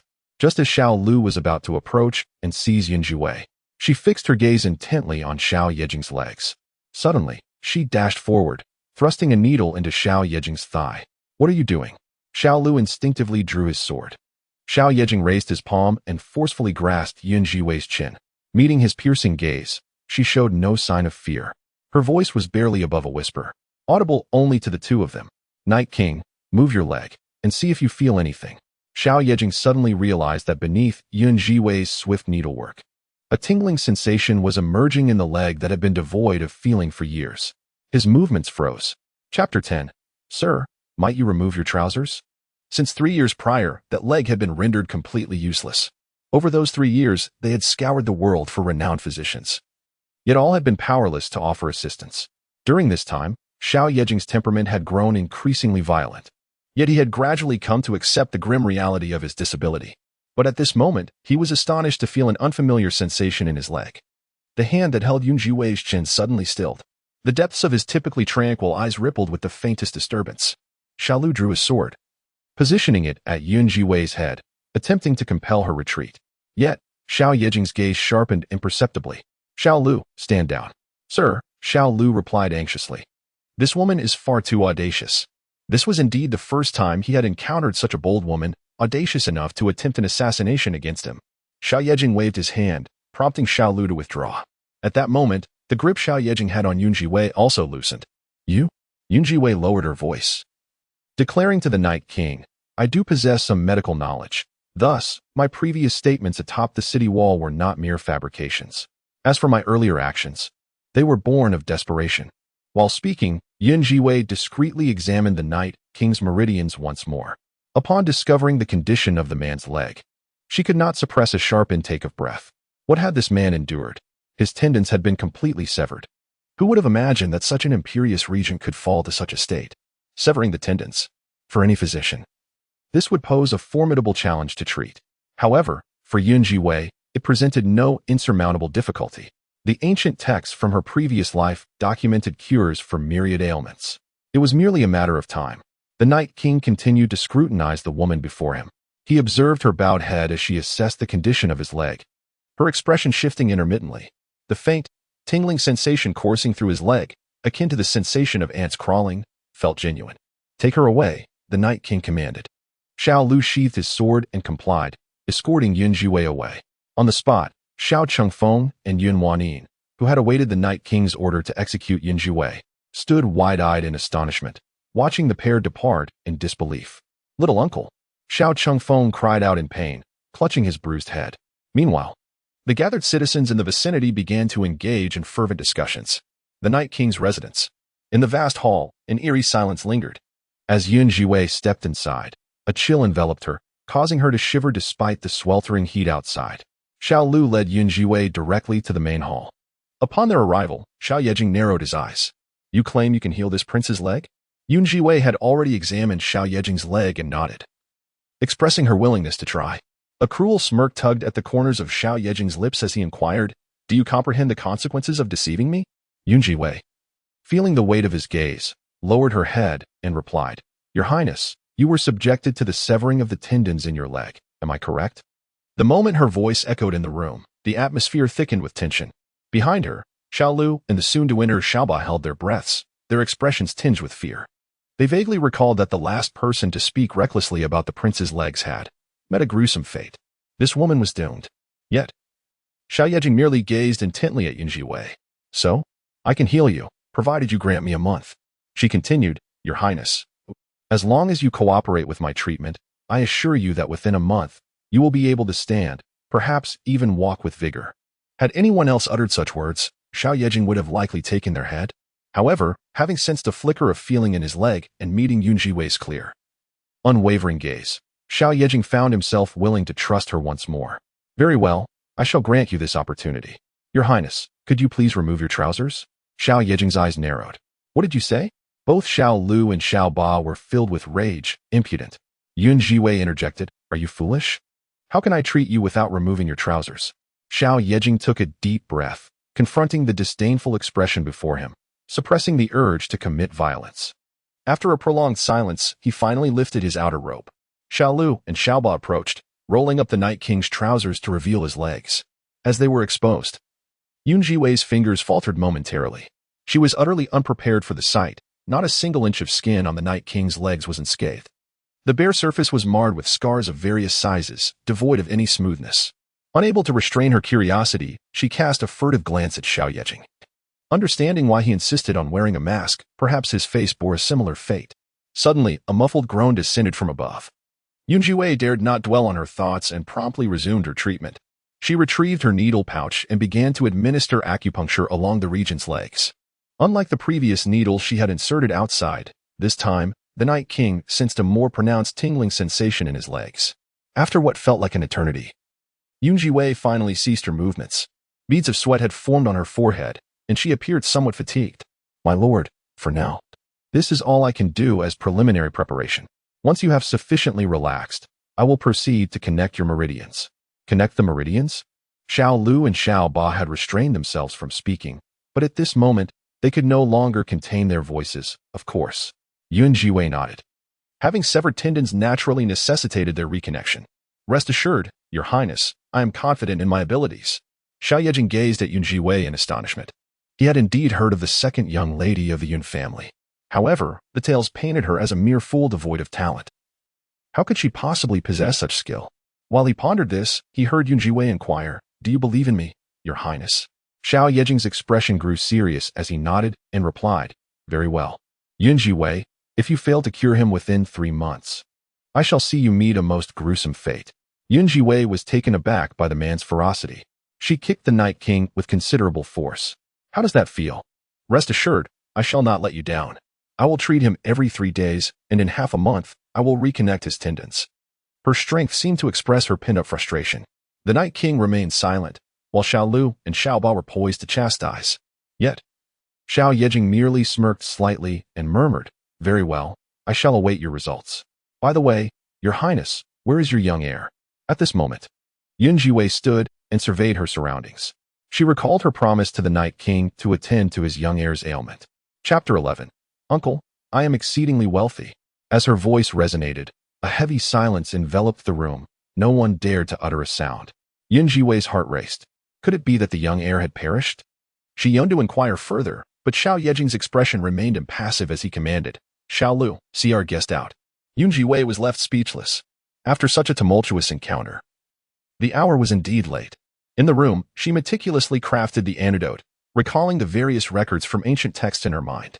Outside, Zhiwei and Ace were enjoying themselves. Brother Ace, do you think sister is my mother? Zhiwei sat on a stone bench, resting his chin on his hands. Gazing in the direction of the room, his dark, grape-like eyes filled with immense confusion. He truly believed that sister was indeed his mother. Ace shook his head. How could that be? My sister is not even married yet.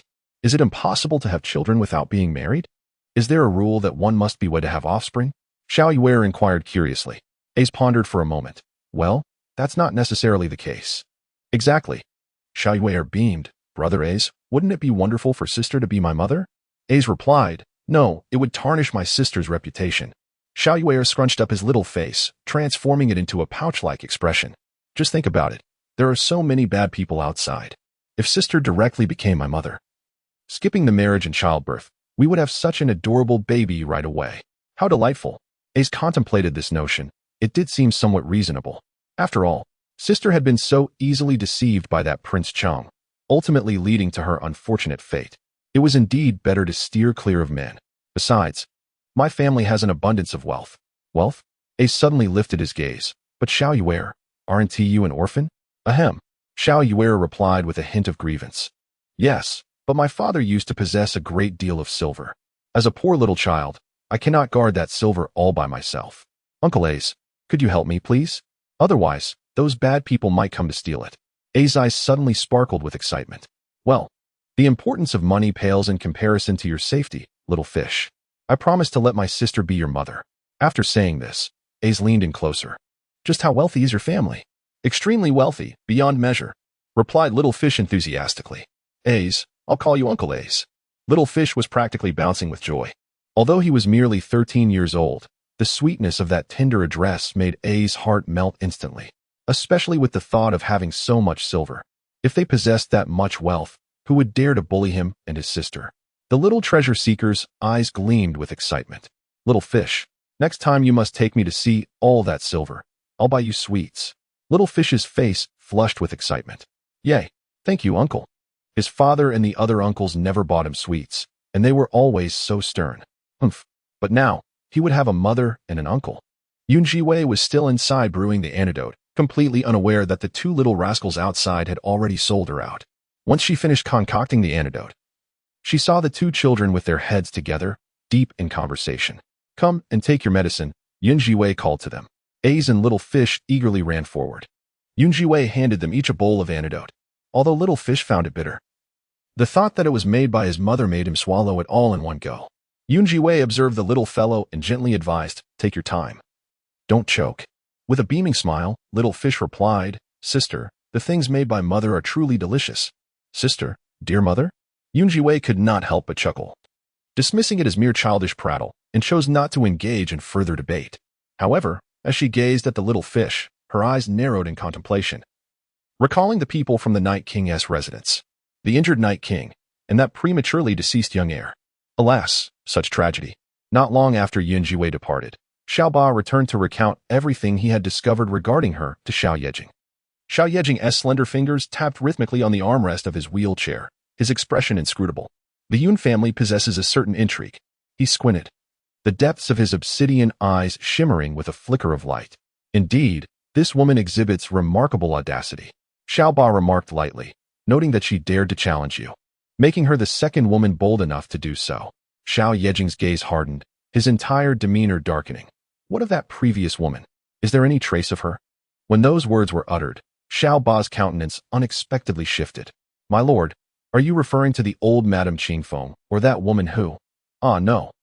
Suddenly, a fierce gust surged forth, and a sword shot out from the armrest of the wheelchair, severing a lock of Xiaoba's hair.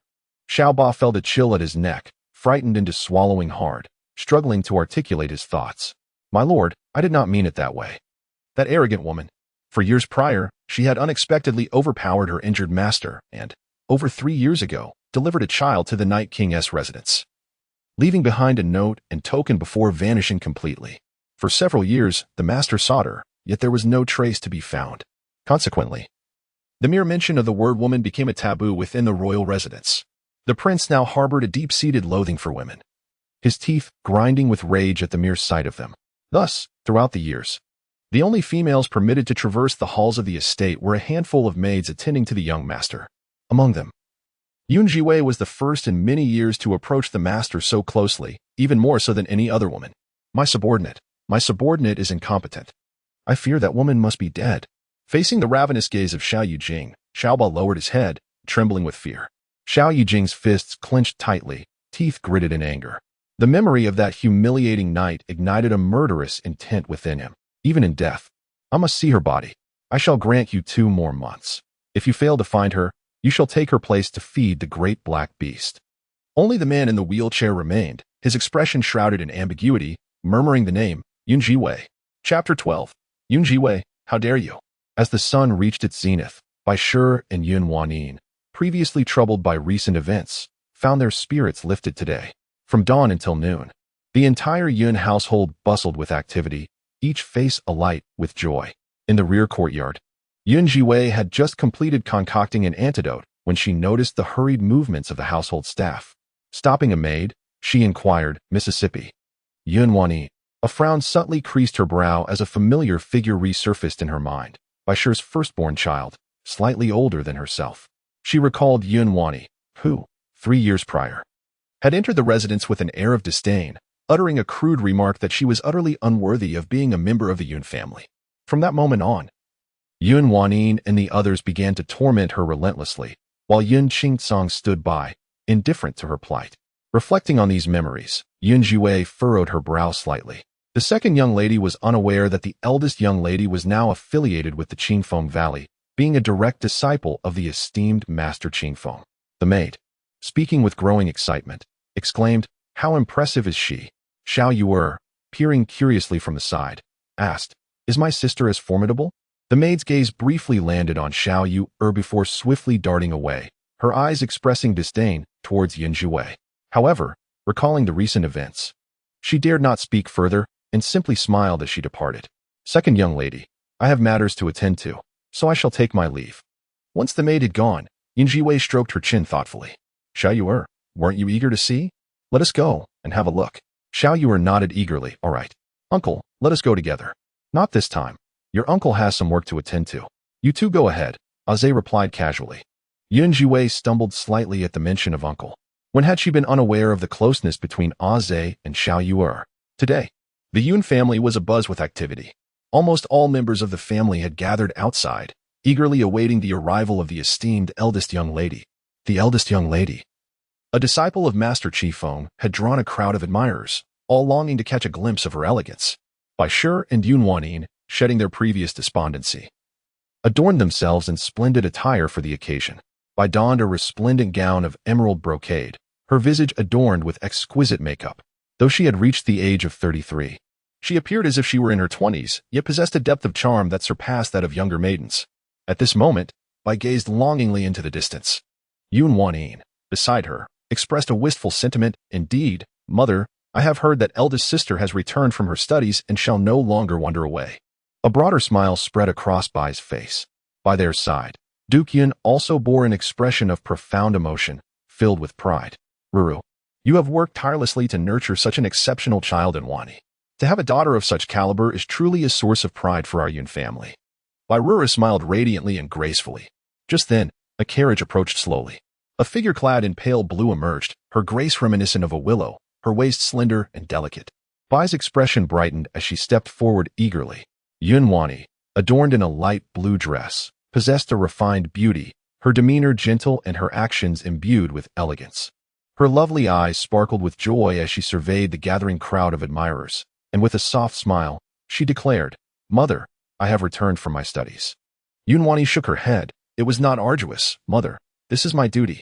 The reason I pursued medicine was to seek the welfare of the common people. Otherwise, what purpose would my skills serve? Upon hearing this, the onlookers gasped in admiration, praising the magnanimity of the young lady of the Yun family. I felt a pang of maternal concern, yet deep down, she was immensely proud. Yun Qingcong, standing nearby, approached with satisfaction, gazing at his daughter with boundless pride, feeling exceedingly fortunate to have sent away that calamity. Although Yun Zhiwei seems to possess a rather peculiar relationship with the Night King, he remains indifferent towards her, finding it hard to regard the daughter of the elf family with any esteem. Just as the family was enveloped in a harmonious atmosphere, a languid voice drifted over from one side.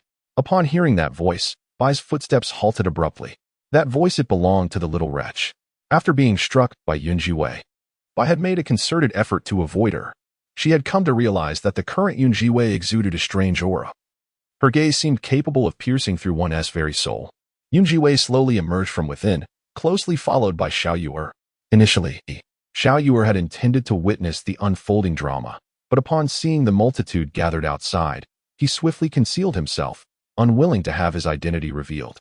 Yun Wanyin gazed at the person who had stepped out so suddenly, feeling a touch of trepidation. However, as her gaze swept across the crowd, she summoned her courage. Mother, do not be afraid with so many people here. Sister would surely not dare to bully you. Upon hearing these words, Yun Wanyi furrowed her brow. The onlookers were momentarily taken aback. Clearly, this statement insinuated that the second Miss Yun had been bullying others at home. Considering the rumors circulating in recent days, the glances directed at Yun Zhiwei grew increasingly dubious. Mother, what on earth has transpired? Bai continued to dab at her tears, her demeanor exuding utmost victimhood. Meanwhile, Yun Wanyin was eager to report the matter to her elder sister. Sister, you have no idea. The second sister has been exceedingly arrogant lately. She even dared to openly strike Mother. Bai feigned composure, silencing Yun Wanyin with a gesture. Wanyin, do not speak recklessly. Your second sister has endured much hardship over the years. I shall not blame her for anything she does. Yun Wanyin was furious, yet her actions were utterly excessive. She had nearly taken your life. The two of them feigned indignation, shouting loudly, inciting a commotion all around. It was an abominable act to strike an elder. Yun Zhiwei remained silent, leaning against the door frame, observing the theatrical display put on by the mother and daughter. Time slipped away unnoticed until they finally ceased their antics. Yun Wanyi cast a reproachful glance. Sister, how could you behave so recklessly? Yun Zhiwei straightened her posture and inquired, Are you finished? Yun Wanyi stammered in response, and a cruel smirk tugged at the corners of Yun Zhiwei's lips. In the next moment, she lunged forward without mercy, deftly removing the hairpin from Bai's head and forcefully yanking the earrings from her ears. Bai was left utterly bewildered. Yun Zhiwei then seized Bai's hand, roughly stripping away her bracelet, before raising her hand once more and violently tearing at Bai's clothing, causing her to gasp in shock. What are you doing, Yun Zhiwei? How wicked you are. Yet, Yun Zhiwei's movements were too swift and precise, ruthlessly shredding Bai's garments until only her undergarments remained. Chapter 13. The fairness of Madame Bai's skin. A faint laughter echoed in her ears as Yun Zhiwei remarked, Wicked? I can be even more wicked. And Bai, have you forgotten what I said about reclaiming my mother's belongings? Bai was utterly stunned, clutching her body, paralyzed with fear. Both Yun Wanyin and Yun Wanyi were equally astonished. The onlookers outside reveled in the commotion, their laughter echoing as they observed the spectacle unfolding before the gates of the Yun family estate. Oh my, how fair Mrs. Bai appears. No wonder she rose from being a mere concubine to becoming the sole favorite of Lord Yun. They jeered. Today is a feast for our eyes. Miss Yunair, why not strip her bare? Mrs. Bai's complexion turned ashen, her body trembling as she stood frozen in fear. Yun Qingsong, observing the scene from the side, felt his face grow pale with fury. Despite his trepidation towards Yun Zhiwei, he found himself unable to contain his rage. Unfilial daughter. Unfilial daughter. He seethed, his body quaking with indignation. Standing on the steps, he looked down upon the disgrace that had befallen his house. Yun Zhiwei, you rebellious daughter, get out of my sight. Yun Zhiwei stood to the side, her gaze growing increasingly frigid as she regarded Yun Qingsong as if he were a stranger. Did the lord of the Yun family not remember? This estate was purchased with the funds provided by my mother, Liu. If anyone should be told to leave, it would be you who ought to depart. Yun Qingsong remained rooted in place, feeling as though he had been struck by a thunderclap. His face turned pale, and as he regained his composure, his anger surged forth. How dare you speak to me in such a manner? He shouted. If I do not teach you a lesson today, you will think yourself above reproach. With fury, Lord Yun raised his hand, intending to rush forward and deliver a thrashing to this rebellious daughter. Meanwhile, Yun Wan felt an immense sense of satisfaction from the unfolding drama.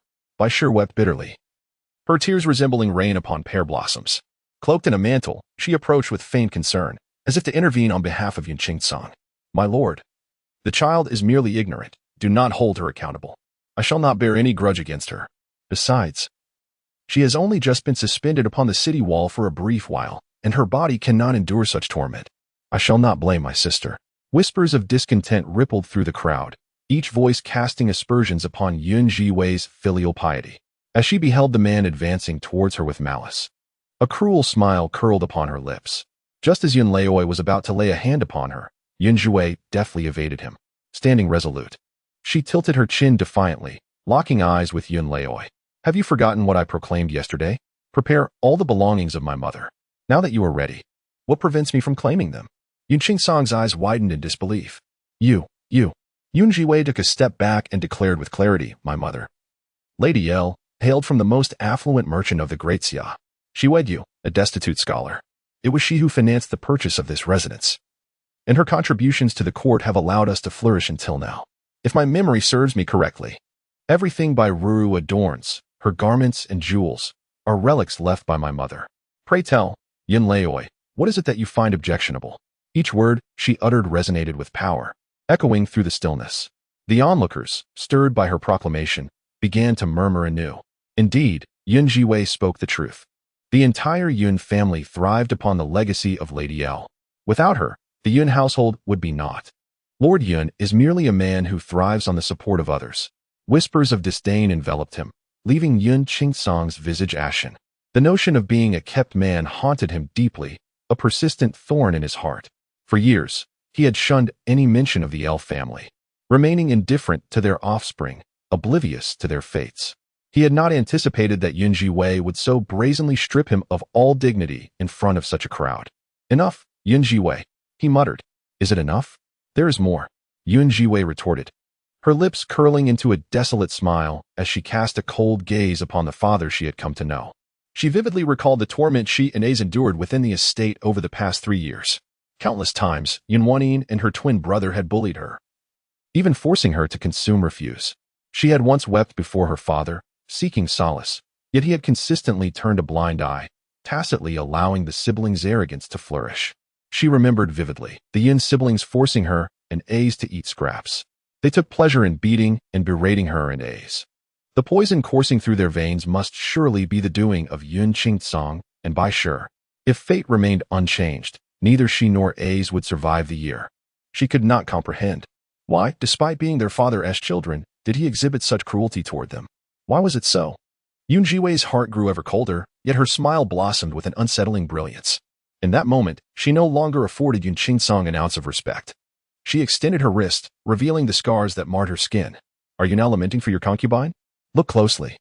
Is there not a single part of your biological daughter's body that has not been subjected to her torment? Lord Yun, why do we not see you punish them? In life, one should avoid hypocrisy. The discussions among the four corners have become increasingly fervent.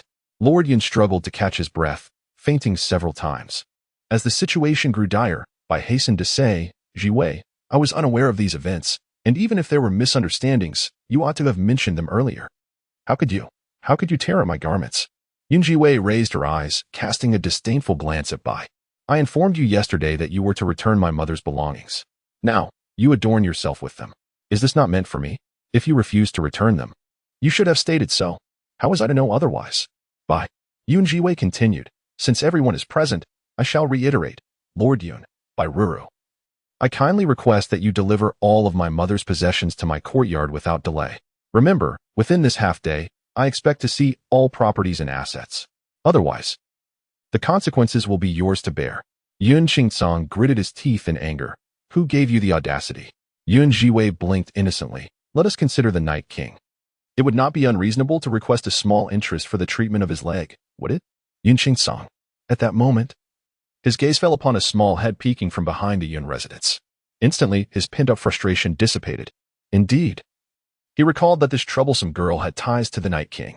And this lad, Yun Qingsong, had been searching for news about the Night King's young heir. However, the Night King's estate had sealed off any information regarding the heir's disappearance, leaving him unable to ascertain whether it truly was the young heir. Yet he dared not gamble for the time being. My lord, Bai Ruru was still beside him, wiping away her tears, utterly unwilling to part with all the assets of the L family from years past. If she relinquished them, what funds would remain to her? The lord was also entirely disinclined to let go of those possessions. At that moment, however, Duke Yun swiftly gathered his thoughts and regained clarity. Very well. If we must part with them, let it be. We are all family. Let us not create a scene over a minor misunderstanding that could amuse others. Ruru, you shall inventory everything and send it to Weiwei's courtyard shortly. Bai Ruru looked up in disbelief. My lord? Chapter 14. Compromising quality. It's remarkable not to suffer loss. My lord. Bai Ruru gazed at Duke Yun in astonishment. Yun Zhiwei also observed him with surprise, realizing that, on 2 separate occasions, despite his evident displeasure. Duke Yun had managed to suppress his feelings. What could be the reason? Raising an eyebrow, Zhiwei quickly understood. The title of Regent Prince is indeed quite powerful. It appears that Bai Yinyang is reluctant? If so, I must inquire with the Regent Prince. Duke Yun's heart jolted, and he immediately responded, rest assured. How could she possibly be unwilling? Wei, you need not worry. Everything will be sorted and delivered to your courtyard within half a day. Bai Ruru was nearly driven to the brink of fainting with indignation. After all her efforts to gain control over the household, was she to relinquish it so easily? With her objective achieved, Zhiwei had no intention of lingering with them, merely nodding. Very well, I shall await your delivery. Bai Yinyang. I hope you will not compel me to retrieve it personally. Bai Ruru and her mother were left speechless, having learned a lesson. Bai Ruru's efficiency had markedly improved this time. In just a short half-day, all the asset details and ledgers were delivered to Zhiwei's courtyard. As night fell, she meticulously examined the accounts before the oil lamp, unable to suppress her reflections. Her grandfather had once been the wealthiest merchant of the L family. When her parents wed, he bestowed a considerable fortune as dowry. Yet, in recent years, it had nearly all been squandered away. Are you tired, sister? Would you like to rest for a while? Ace inquired with concern as he approached. Zhiwei shook her head, replying, No, I'm fine. I need to clarify these accounts first. What has been spent can be considered as charity, but the remainder must not fall into the hands of outsiders. Little fish, resting at the side on the table, soon succumbed to slumber. Ace, please carry him to bed, Zhiwei softly instructed, gazing at the peacefully sleeping child. The little one, with his eyes closed, looked adorably serene. Of course, Ace responded, lifting little fish. The child, still drowsy, called out, Uncle. Ace replied, Uncle will take you to sleep. Zhiwei observed, somewhat amused. Ace's eyes sparkled with enthusiasm as he exclaimed, Sister, Little Fish's family possesses a great deal of silver. Zhiwei remained silent, pondering how her brother could be so preoccupied with wealth. Sister, with so much silver, no one will dare to bully you again. A pang of sorrow gripped Zhiwei's heart, aware that Ace had been scarred by their past experiences. Do not worry, I will ensure you live a good life. She reassured him. As she resumed her examination of the ledgers, a smile broke upon her lips. What nonsense was being spoken? Hadn't she heard Little Fish's words? His mother had fled, and his father had passed away. As rested his head in his hands, consumed by ennui. As, starting tomorrow, you shall rise early to train with me, Zhiwei declared. She had an inkling that this body was a promising vessel for martial arts. Although all memories had eluded her, the agile movements of the limbs and the occasional flashes of techniques in her mind led Zhiwei to conclude that this physique might have previously engaged in martial training. As excitement mounted, all right, I shall train diligently to become an unparalleled master, thus enabling me to protect my sister. Zhiwei gazed at the young boy, unable to suppress a soft laugh. At that moment, her perusal of the account books came to an abrupt halt. Her gaze lingered on a particular page, and her brow furrowed in concern. The following morning, Zhiwei made her way to the jade shop under the Yun family's auspices. This establishment was one of the dowries belonging to the L family from years past. While reviewing the account books, she had discerned that these shops had sustained losses annually since the Bai family took over, even compensating for these deficits with profits from other ventures. Zhiwei felt something was amiss. While it is true that business can have its ups and downs, consistent losses year after year seemed implausible. Furthermore, jade is not a consumable good. There is no necessity for the Yun family to provide an annual subsidy of over 10,000 taels of silver. If this continued, it wouldn't be long before the Yun family would find themselves impoverished, and the legacy left by her mother, the L family, would vanish entirely. The jade shop was located on a street in the southern part of the city. After ensuring that both Little Fish and Ez were settled, she boarded a carriage to head there. Upon her arrival at the shop, she found the interior desolate, save for a plump shopkeeper dozing at the side. As she entered, the rotund shopkeeper lazily greeted her. Zhiwei strolled through the jade shop, observing the array of jade ornaments with meticulous scrutiny. After a moment, she sensed something was amiss. Utterly amiss. The jade and jadeite here were all of the most inferior quality. Zhiwei distinctly remembered that this establishment had once been the most renowned and profitable chain under the Lu family. Across the vast expanse of the daxia, several branches had flourished until her grandfather, in his affection for his daughter, had bestowed the most valuable shop as part of her dowry to the Lu family. Each year, Members of the Liu clan ventured to the snow-capped mountains in search of exquisite jade, benefiting from a superior supply chain. Each shop required only the most basic operational costs annually. Yet, none of these wares originated from such esteemed sources. How much for this one? Zhiwei inquired, casually picking up a piece. The rotund shopkeeper replied, this one is 60 taels. In her heart, Zhiwei had already calculated the value. The jade she held was worth merely 6 won. And this one? 80, the shopkeeper retorted nonchalantly. Zhiwei lowered her gaze, a glimmer of frost appearing in her eyes. She finally comprehended why, for the past decade, these enterprises had been mired in losses. The fine jade had vanished without a trace, leaving behind this heap of worthless merchandise that simply could not be sold. It was a case of inferior goods masquerading as quality. It was a wonder they were not incurring losses. Miss, are you going to buy anything or not? The impatient shopkeeper finally broke the silence, observing that Zhiwei had been pondering for quite some time without making a decision. Zhiwei stood before a counter, gazing at the assortment of worthless items within. At last, she raised her hand and ruthlessly overturned the entire counter. With a resounding crash, the counter fell, scattering the inferior jade artifacts across the floor. The rotund shopkeeper, astonished, exclaimed, "You wretched girl, are you here to cause a ruckus? Get out." Zhiwei took a seat on a nearby chair and calmly demanded, "Summon your boss." "Do you think the boss can be summoned at your whim?" The corpulent shopkeeper glared at Zhiwei, completely disregarding the seemingly delicate and frail girl before him. As she remained obstinately seated, the shopkeeper, incensed, approached her with the intent to seize her. "You have quite the audacity, don't you? Just watch me." Yet, before he could finish his threat, Zhiwei had already leaped from her chair, deftly capturing him by the arm and delivering a sharp kick to his knee, forcing him to kneel on the ground.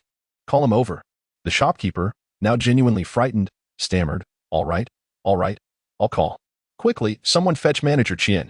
Chapter 15. Spit out every coin you've swallowed. Manager Qian arrived promptly.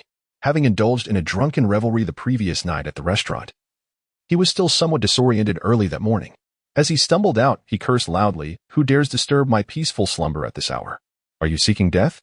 Zhiwei had already bound the shopkeeper's hands behind a nearby pillar with a rope. Manager Qian, upon noticing the disarray within the shop and the sight of the shopkeeper, quickly regained his composure. "Who are you to wreak havoc in my establishment?" Zhiwei scrutinized Manager Qian closely. The individual appeared to be in his mid-30s, slender in stature and of considerable height, suggesting that he must have been quite handsome in his youth. Perhaps due to a life of excess, his steps were somewhat unsteady, and dark circles were evident beneath his eyes. Zhiwei harbored a thought. It seemed that this was Bai's cousin, Qian Yuan. After the Bai family took over the shop within the estate, they entrusted the management of this jade store to Qian Yuan. Little did they expect that within a few short years, it would deteriorate to such a state. Zhiwei sat in a chair, glancing sideways at him, pondering whether he recognized her. Qian Yuan looked at Zhiwei, his eyes practically aflame with fury. "You little wretch, how dare you cause a scene in my shop? Get out." The stout shopkeeper, visibly anxious, implored, "Boss, save me." Qian Yuan was a martial artist, and with a swift movement, he aimed to strike at Zhiwei. However, she reacted with agility, seizing a nearby bottle and hurling it at him just as his force approached. As Qian Yuan prepared to attack again, Zhiwei deftly countered with another strike, and, taking advantage of his momentary distraction, delivered a powerful kick to his forehead, sending him crashing to the ground. "Ouch! Who are you? What do you want?" She advanced step by step, looking down at Qian Yuan with an air of authority. "This shop belongs to me." Qian Yuan was momentarily stunned, gazing at her in disbelief. You are Zhiwei?" He recognized her suddenly, recalling that just a few days prior, he had witnessed her being suspended near the city walls. He knew Zhiwei as the daughter of the infamous L family. Wasn't she supposed to be an imbecile? Boss Qian Yun to make a move, yet Zhiwei, with a deft motion, embedded several silver needles into him, rendering him utterly immobile. "Boss Qian, rise. I wish to settle accounts with you." With a swift gesture, Zhiwei bound Qian Yuan with ropes. Qian Yuan lay rigid upon the ground, engulfed by an indescribable terror. "What on earth do you intend to do?" Zhiwei retrieved a ledger and meticulously calculated, last year, the L family's jade shop incurred a deficit of 15,000 taels. The year before that, it suffered an 18,000 tael loss. And the year prior, it faced a shortfall of 11,000 taels. With each statement, Qian Yuan's heart sank deeper into despair. "Shall I continue to tally?" Yun Zhiwei inquired softly, tilting her head. Qian Yuan scoffed. In business, profits and losses are commonplace. It is entirely normal. In a sudden burst of anger, Yun Zhiwei struck the ledger against his head. Qian Yuan, do you think others are devoid of intelligence, or is it your own wit that is lacking? If you no longer desire your brain, I can readily sever it and toss it like a ball. With those words, she stepped forward and delivered a fierce kick to Qian Yuan's forehead, sending him sprawling on the ground, wailing for mercy. Yun Zhiwei, how could you treat me this way? Are you not aware that the lady of the Yun family is my cousin? If she learns of your actions, you shall face dire consequences. Upon hearing this, Yun Zhiwei could not suppress a chuckle. She had anticipated the meddling of that delicate Bai Ruru. Very well. We shall see whether you are quicker to complain or my blade is swifter. Unbeknownst to her, a gleaming knife had appeared in Yun Zhiwei's hand. Without waiting for Qian Yuan to speak, Yun Zhiwei abruptly advanced and forcefully severed one of his fingers. The portly steward, who had previously displayed righteous indignation, was now trembling in fear, utterly unable to utter a single word. Qian Yuan, speak the truth. Otherwise, soon enough, it will not be merely this finger. Yun Zhiwei narrowed her eyes, her expression unruffled. Where have the genuine jade stones supplied by the L family gone? Otherwise, this man will likely continue to evade responsibility. Indeed, Qian Yuan faltered. Initially, he believed Yun Zhiwei to be a mere paper tiger, but now he dared not underestimate her. Trembling with terror, he stammered, Please, don't kill me. I will tell you. The jade stones supplied by the L family, I sold them to others.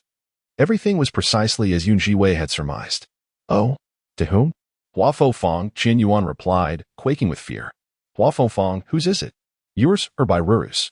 Yun Zhiwei turned her gaze once more. Qian Yuan still refused to divulge the information. Only when the blade was poised to descend upon his second finger did he quiver in fright. I will tell you. Hua Fofang is a venture between my cousin and the Lin family. We supply the jade stones given by the L family at a low price. And this shop merely displays the most inferior goods. Yun Zhiwei's heart grew colder inch by inch. The Lin family. She knew that it was the family of the maternal grandfather of Prince Cheng. She never anticipated that this matter was intricately linked to Prince Cheng as well. Nor did she expect that the Bai family harbored their own ulterior motives. What about the money that was swallowed? Yun Zhiwei inquired. Qian Yuan trembled in fear. Reduced to a state of utter cowardice, speaking without reservation. A portion of the money was given to His Highness the Crown Prince, while another part was with his cousin. His Highness and the esteemed concubines within the palace were in dire need of funds. They required support. Moreover, they had pledged to assist the Crown Prince in his ascension, and in the future, Wan Yin would undoubtedly become the Empress. Yun Zhiwei sat in her chair, her gaze fixed upon Qian Yuan, an icy malevolence brewing in her eyes. Dear uncle, I have spoken the truth. I implore you to spare me. Qian Yuan continued his pleas for mercy. Yun Zhiwei cast another glance his way. From this day forth, this transaction is severed. Should I discover any further dealings, I shall remove your head without hesitation. The glint of the blade flashed ominously before him, causing Qian Yuan's heart to tremble violently. He harbored no doubt that this woman would act on her threats. All right, I understand, he stammered in desperation. As for the silver you have consumed, return it all. Qian Yuan dared not delay, handing over every last bill. As a middleman, he had indeed pocketed a considerable sum. Only after he had ensured that all the banknotes were in Yun Zhiwei's possession did she rise. This shop shall henceforth be under my personal management. You are no longer needed. Qian Yuan collapsed, his entire being crumpling to the ground. It was over. This shop was his golden mine. Chapter 16. Medical turmoil. She had not anticipated that the Bai family harbored such cunning intentions, secretly relocating assets from within the estate. How unfortunate for Yun Qingcang. Once merely a frail scholar, he had risen to this point through the connections of the L family, yet he remained a hopeless underachiever. Yun Zhiwei could not suppress a sigh as the carriage traversed the capital's main thoroughfare. Memories of the Chuntian Medical Hall surged forth, prompting her to seize the opportunity to procure additional medicine. The toxins afflicting Xiaoyu and A's were proving challenging to eradicate completely within just a day or two. As the carriage turned a corner, the second establishment in sight was indeed the Chuntian Medical Hall. At this moment, a throng of people gathered outside, the atmosphere bustling with commotion. Faintly, cries and lamentations could be heard, echoing ominously. The Chuntian Medical Hall has recklessly taken a life. Come witness this heartless establishment that profits from the suffering of the common folk. The cacophony of voices drew a growing crowd, and Yun Zhiwei, guided by the tumult, pushed her way through the masses. Before her stood a man in his 20s, beating a drum and weeping fervently outside the medical hall. Before him lay a stretcher, upon which a child was covered with a white cloth, appearing lifeless, his body nearly stiffening. The man, seated on the ground, continued his wails. As he lamented, a young woman clad in red emerged from the medical hall, her lovely visage marred by a frown. This cannot be. I prescribed a remedy for the common cold, known for its gentle properties. Are you certain your son was afflicted by such an ailment? The red-clad maiden bent down to examine the child's neck, and her expression shifted, retreating unsteadily. Upon witnessing this, the man's cries intensified. My son was indeed suffering from a cold. How can you let a mere cold claim a life? What kind of medical hall is this? It is nothing less than a slaughterhouse for the living. Beside the man stood a figure clad in a blue robe, cradling a bowl of medicinal dregs. Indeed, his son had succumbed to the chill of the season. Upon my examination, I discerned that this concoction harbored a lethal toxin.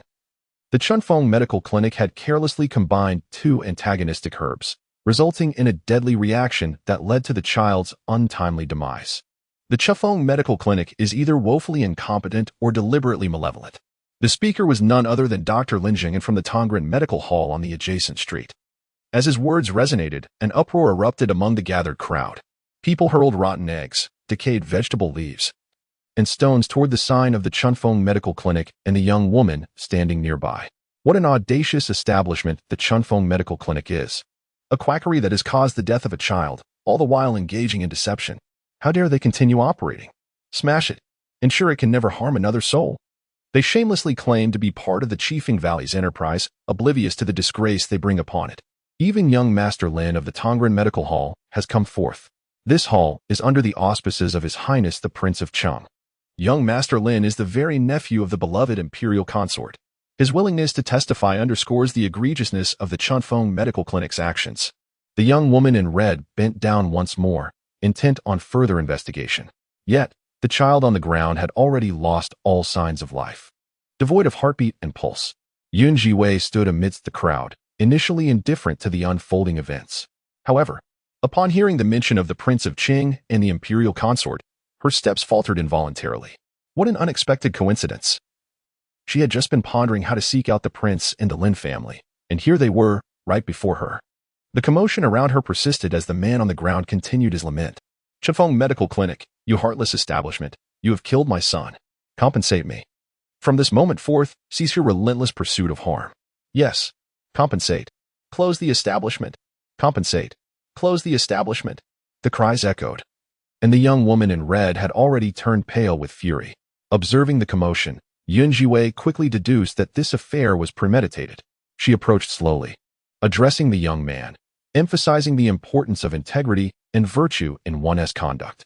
The man, who had just been wailing, hesitated, gazing at the strikingly beautiful woman before him. What nonsense are you spouting? He inquired.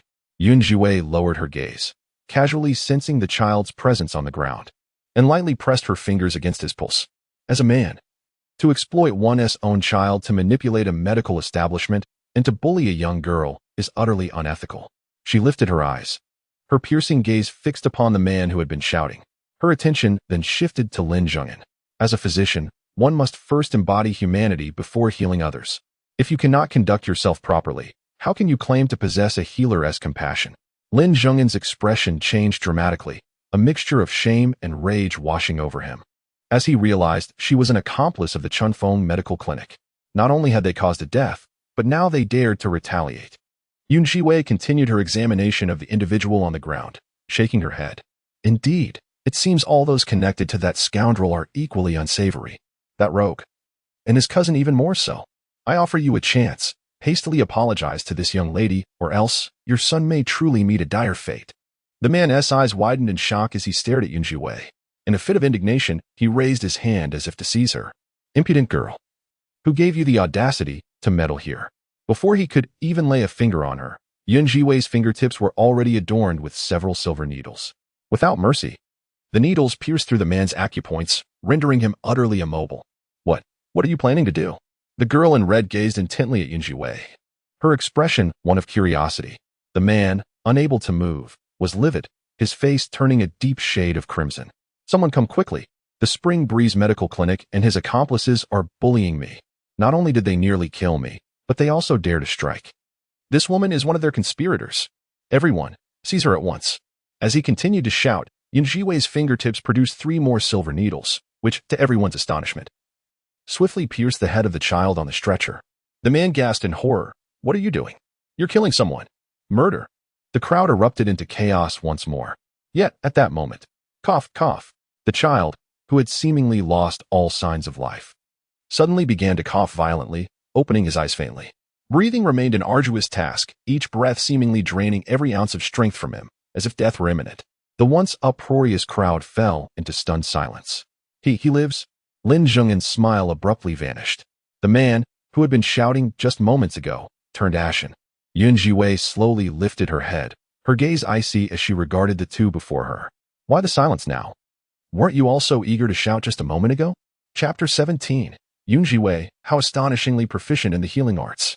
Lin Zhongyan, a distinguished physician from Tongren Medical Hall, has resorted to using false death-inducing drugs to harm his own family, a disgrace to the medical profession. As for you, exploiting your child's life for deception is a grave dereliction of your duty as a father. Zhiwei's voice resonated with authority, causing the onlookers to gasp in astonishment. The man's expression shifted rapidly. You speak nonsense. I did not. Lin Zhongyan, too, was taken aback. Do not slander me.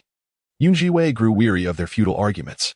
Initially, she intended merely to admonish Xiao Chifeng, but the actions of these two had far exceeded her limits. As a physician, she had always adhered to the principle of saving lives, not endangering them for profit, especially when it involved a child. She cast a sorrowful glance at the man. Your son is on the brink of death, yet you allow yourself to be used as a pawn. Is this how you fulfill your role as a father? The man fell momentarily silent. Zhiwei continued. I can assist in treating your son, provided you reveal the truth and apologize to this young lady, restoring justice. The man stood frozen, his previous arrogance dissipating. His eyes flickered uncertainly. However, upon catching Lin Zhongyan's gaze, he stubbornly insisted. My son became this way solely after taking the medicine from Chunfeng Medical Hall. Zhiwei sighed. What a pity. Your son had a chance to survive. He suffers from pulmonary tuberculosis, does he not? The man's mind buzzed with realization. The crowd instinctively recoiled at the mention of tuberculosis, a disease deemed incurable. The man was about to speak, but Zhiwei interjected. Though you are aware that your son suffers from tuberculosis, you still insist on administering cold remedies, which are entirely inappropriate. What is your true intention? If you recognize your error, I assure you that I can cure your son. However, if you remain obstinate, then I cannot guarantee the outcome. Should your son discover that he has a father who exploits his very life, he might find that death would be a more favorable fate. The man was taken aback, his heart racing. He looked up to meet the woman's piercing gaze. Can you truly heal my son? He inquired. I guarantee it, Zhiwei assured him with a nod. The man clenched his teeth and replied, Very well, if you succeed, I will provide the truth. Zhiwei scrutinized the man closely. Noticing the flickers of uncertainty on his face, she realized that he was not irredeemably lost. She resolved to offer him a chance, as well as an opportunity for the child. The crowd had already retreated to a safe distance upon hearing the term tuberculosis. With renewed focus, Zhiwei retrieved her needle case. In her past on the battlefield, where medical supplies were scarce, she had learned to devise effective treatments for tuberculosis without the need for antibiotics. This was precisely why such knowledge had once sparked fierce competition across the land. Closing her eyes momentarily, she mentally leafed through the ancient text. After a brief moment, she opened her eyes, extracted 7 silver needles, and prepared to proceed. Just then, a voice echoed from a distance. Wei, is that really you? What are you doing here in such chaos? A woman clad in a flowing aquamarine dress approached gracefully from afar, her demeanor ethereal, akin to a pristine lotus blossom. As her voice resonated, someone finally recognized her. Isn't that Miss Yin? They exclaimed. She is the esteemed disciple of Granny Qingfeng. Just moments ago, I had felt a sense of familiarity upon seeing this young lady's actions, but I dared not speculate. It turns out she is indeed the second Miss Yin. Zhiwei, a mere dilettante, how dare she act so recklessly in this place? Lin Zhongyan stood aside, watching the unfolding drama with a cold smirk. Tuberculosis. A terminal illness, beyond the reach of any healer.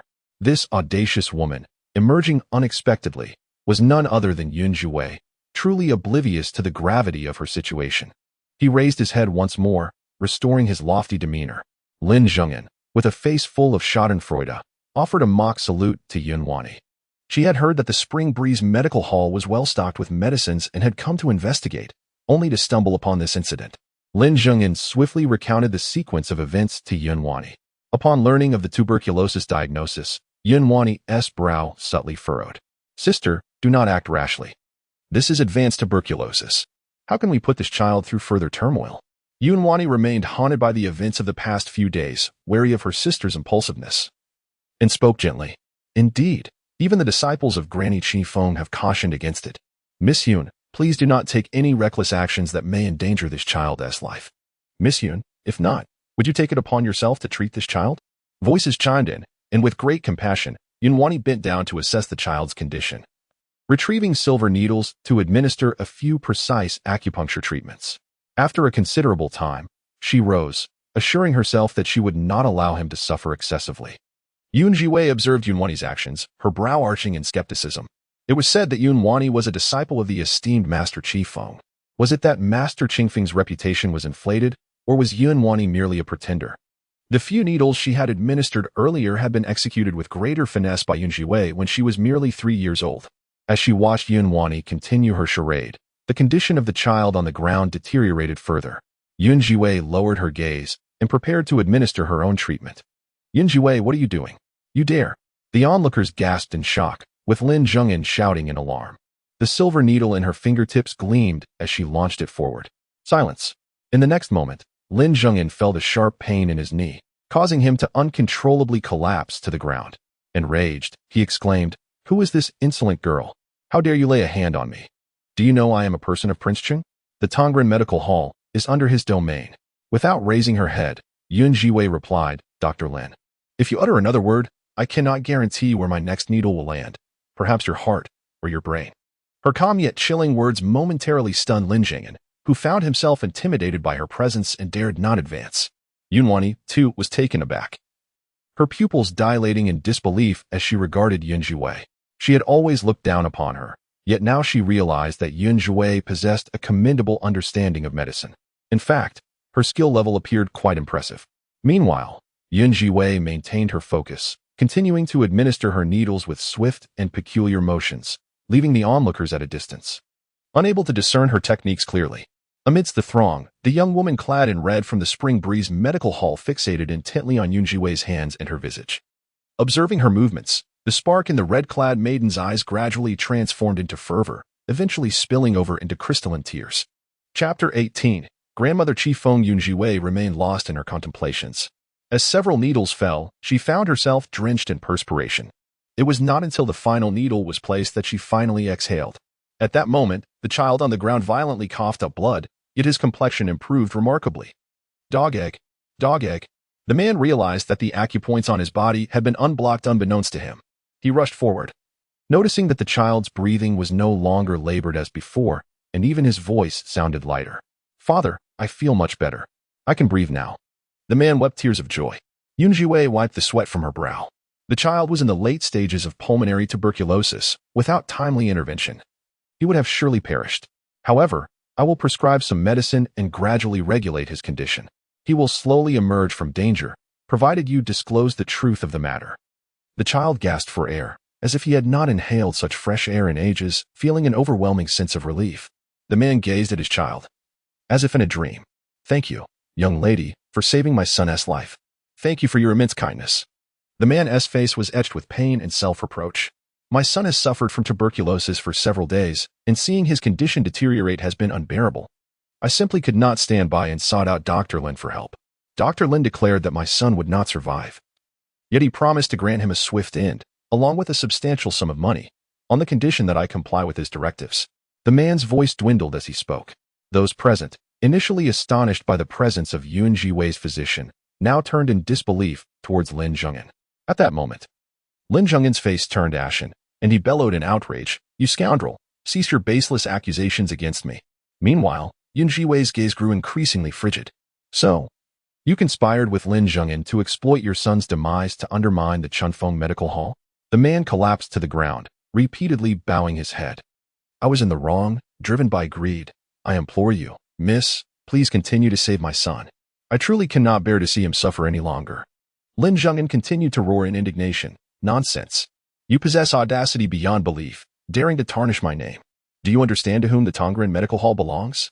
It is the property of His Highness, the Prince. His Highness has significant ties to the Yun family. Are you aware of the profound connections between the Tongren Medical Hall and the Qingfeng Valley? You are clearly in league with them. Clearly in league. Zhiwei squinted her eyes, observing this theatrical scene, and felt a smile tug at her lips. This fool, still attempting to cast aspersions on His Highness. Well done. She had been pondering how to properly reprimand His Highness further. Oh, so it is the prince who has instigated you to act thus? Zhiwei seized upon this revelation, inquiring, I never anticipated such malevolence from the prince, a true case of knowing a person's appearance but not their heart. Lin Zhengyan trembled violently. You speak falsehoods. Amidst the crowd, the girl in red, previously trembling with fear, seemed to have come to a realization and began to voice her grievances. The Tongren Medical Hall is a property of the royal family of Prince Qing's maternal lineage. In recent years, our Chunfeng Medical Hall has flourished, adversely affecting your business and causing the Lin family to lose substantial profits. To our astonishment, you have resorted to such malicious tactics, willing to endanger lives to undermine us. What a cruel heart you possess. At that moment, the surroundings were in an uproar. So this is the truth. It turns out Prince Cheng had given his consent. No wonder the Tongren Medical Hall dared to act so recklessly. They had someone backing them. Lin Zhengyan collapsed to the ground, inwardly lamenting, It's over. It's over. Prince Cheng will surely be enraged. This matter has nothing to do with Prince Cheng. He continued to plead his case, but no one was inclined to listen to his explanations. Zhiwei then turned to the girl in red, asking, My lady, will you not confront Prince Cheng directly? The girl, her excitement palpable, fixed her gaze on Zhiwei and nodded vigorously. Yes. Today, I shall seek justice from Prince Cheng. Someone, hurry and summon His Highness. A messenger swiftly departed to summon the prince. The crowd fell into a brief commotion, each person casting varying glances at Zhiwei and Yunwani. Who is that girl? Could she truly have healed that child? It must be a coincidence. Surely, Miss Yun must have first administered the treatment to the child, and Zhiwei merely stumbled upon success. Yes, it must be exactly that. Zhiwei is nothing but a worthless fool. What capabilities could she possibly possess? Were it not for young Lady Yun's prior intervention, how could that child have awakened? Young Lady Yun, a disciple of the esteemed Qifeng Granny, whose medical prowess can hardly be surpassed, who would dare question her? The murmurs of gossip surrounded them. Yunwani, whose expression had initially been one of distress, gradually relaxed. Indeed, she had publicly proclaimed herself to be a disciple of Qifeng Granny, who would dare to challenge her.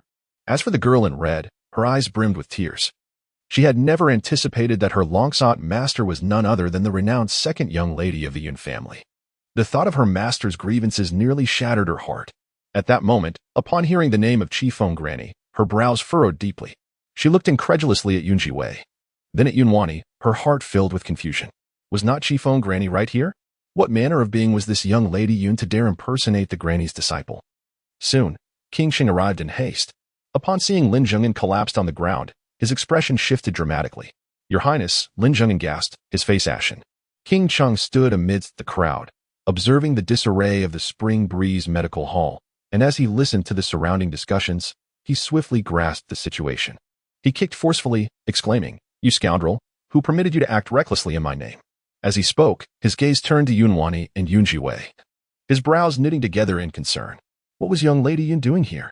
Meanwhile, Xiao Chifeng, with bandages wrapped around his forehead, remained contemplative, while the girl in red pondered deeply within her heart.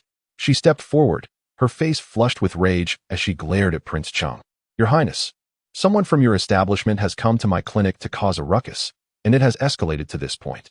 How do you propose we resolve this?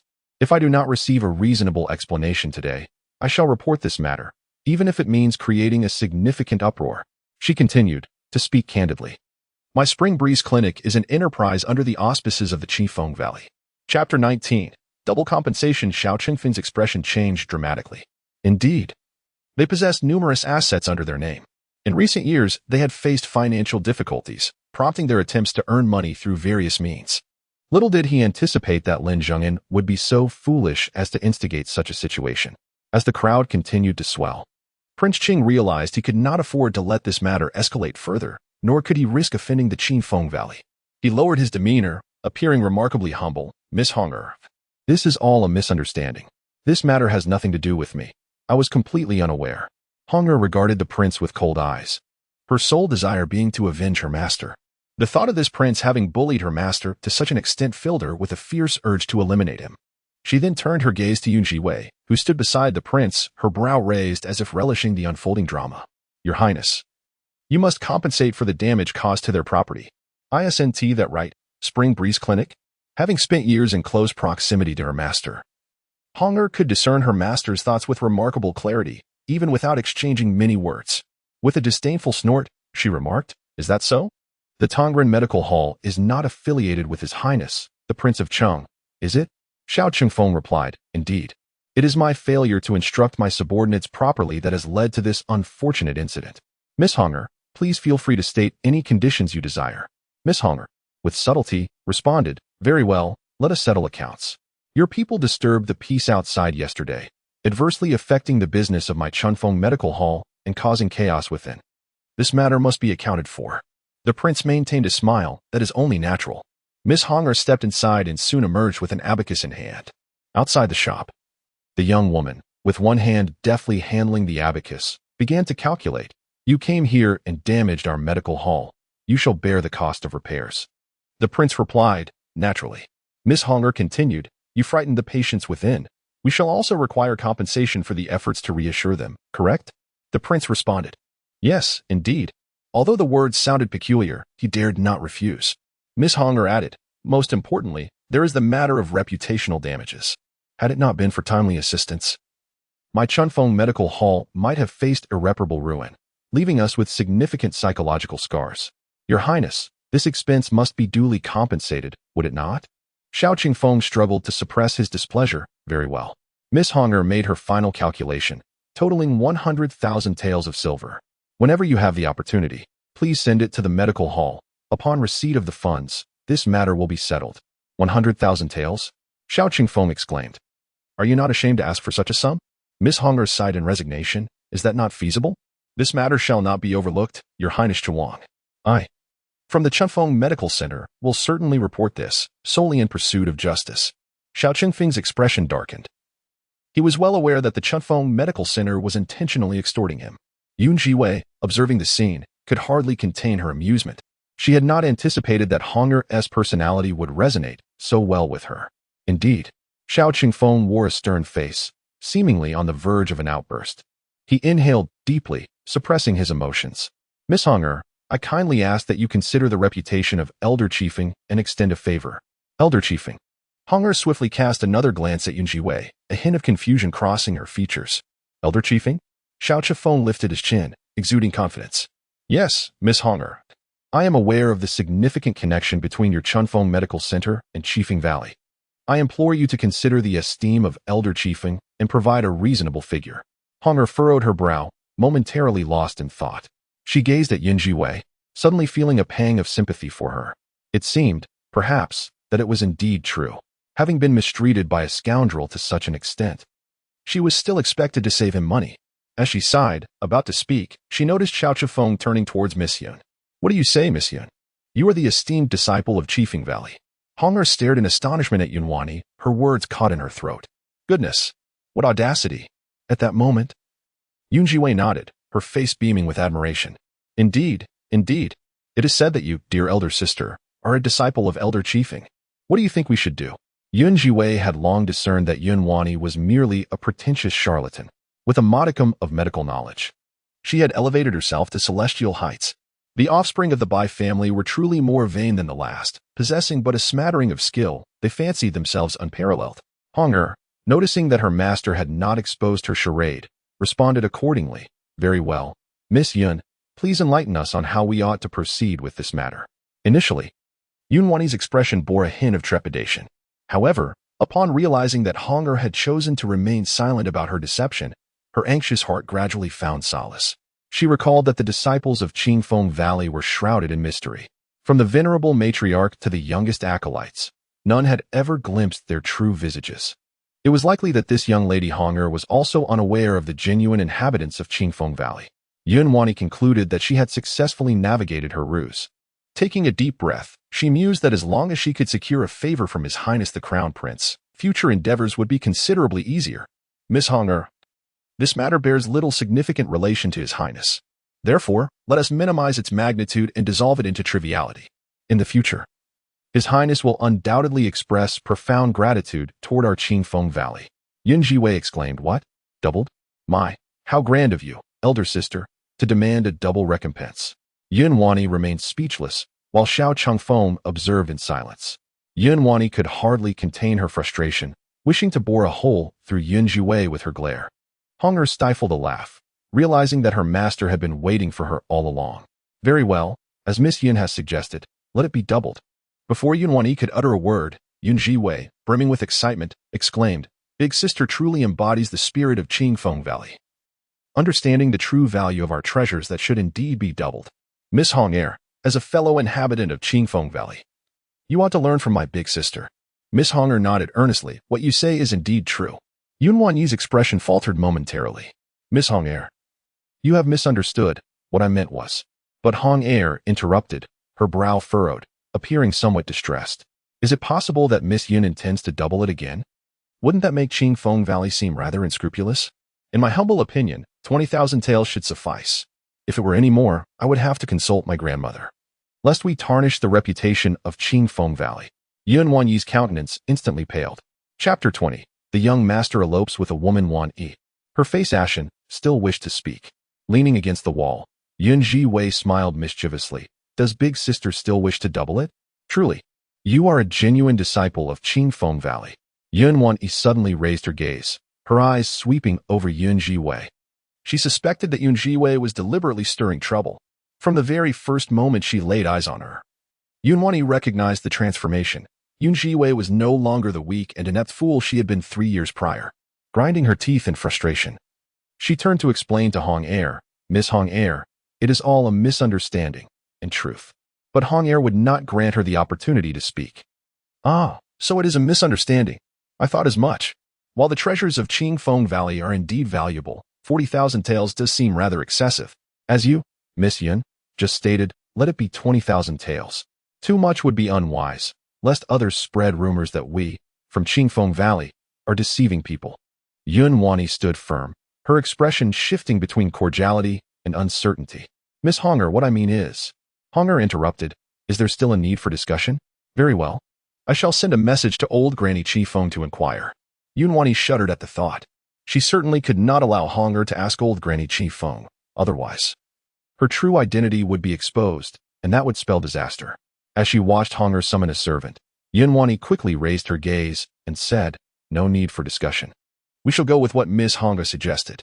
Honger paused momentarily, then smiled, her radiant face glowing with delight. "Excellent.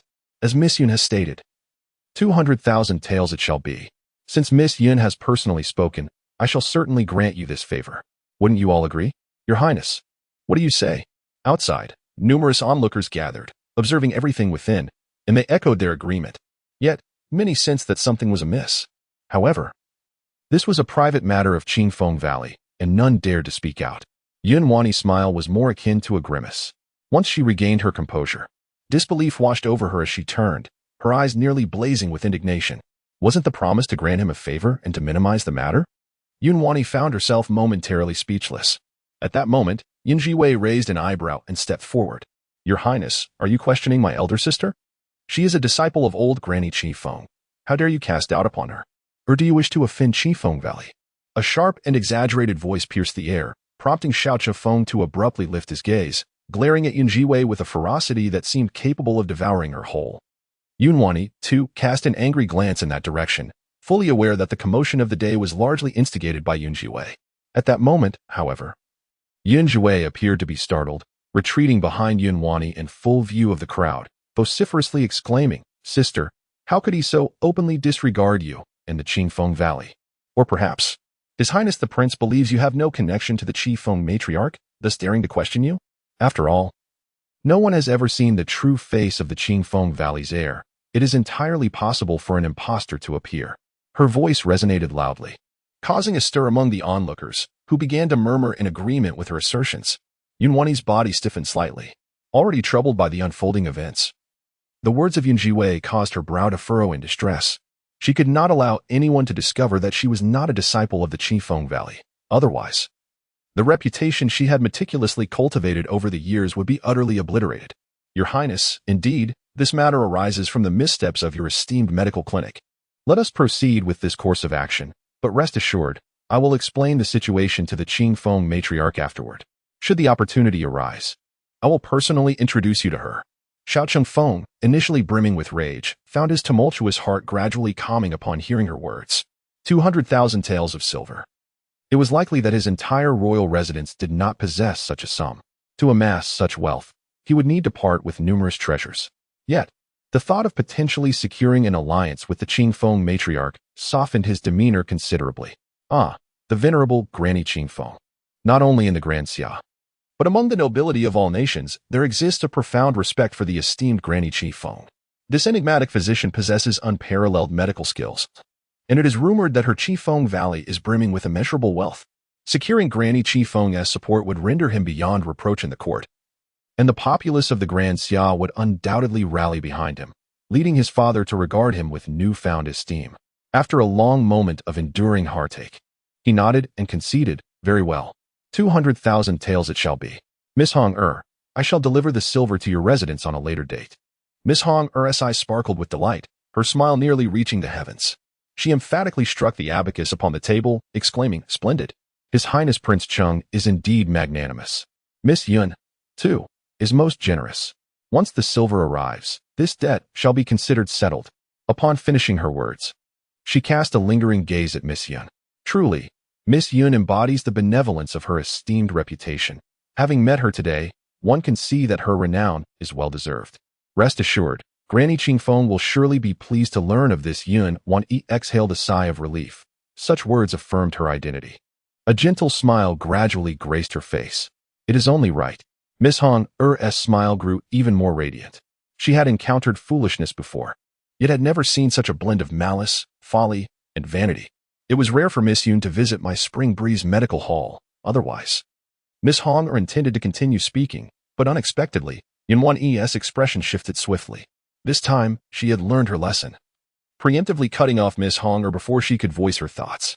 Miss Hong feigned disappointment, pondering that she had hoped for guidance from Miss Yun. Yunwan's demeanor was gentle, and she thought there would be another opportunity next time. Miss Hong I shall take my leave now. Very well. Fearing exposure, Yunwan dared not linger and could not even consider purchasing medicinal herbs. She departed hastily. Before leaving, however, she cast a fierce glare at Zhiwei. That wretched woman. She must have done it on purpose. Last time, she publicly humiliated her mother, Madame Bai. Now, she nearly revealed her own secrets and almost offended His Highness, the Crown Prince. Fortunately, she was clever and adaptable enough. Zhiwei did not anticipate such unexpected gains along the way and felt an immense sense of elation. Once the crowd dispersed, she smiled and entered the Qingfeng Medical Hall. Miss Hong I still need to purchase some medicinal herbs. Hong nodded. Very well. Please follow me inside. You are all my great benefactors today, and you may choose whichever herbs you desire.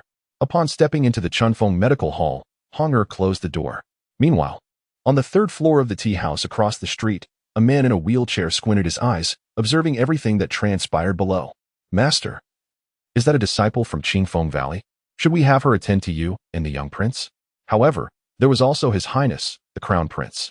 Why did it seem he had once again been outwitted by the young lady? Xiao Yejing gazed at the woman who had just stepped out with Yunwan, a hint of amusement flickering in his eyes. It appeared that he had underestimated her all along. He then turned serious. Has there been any news about the fish? Behind him, Xiao Lu trembled. Someone saw him being abducted by 2 human traffickers, but he was later rescued by a woman. Xiao Yejing's gaze sharpened. The young master was exceedingly joyful at that moment. Rest assured, my lord, the young master is undoubtedly safe. This letter was secretly delivered by the young master, assuring his safety. As Xiao Yejing unfolded the paper, he encountered a few crooked characters that read, Father, I have something of great importance to attend to. Safe, do not worry. Gazing at the scrawled handwriting reminiscent of a dog's chew, Xiao Yejing's brow relaxed slightly. Yet a tempest continued to brew in his eyes. You rascal. Search every household. Chapter 21. Is Zhiwei the young master's mother? Zhiwei had not anticipated an unexpected gain from this outing. The prince and the Bai family had devoured over 80,000 from her jade shop. Yet she managed to inflict a loss of 200,000 upon them.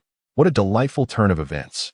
She stepped into the Spring Breeze Medical Hall, and shortly after her entrance, a figure appeared beside her.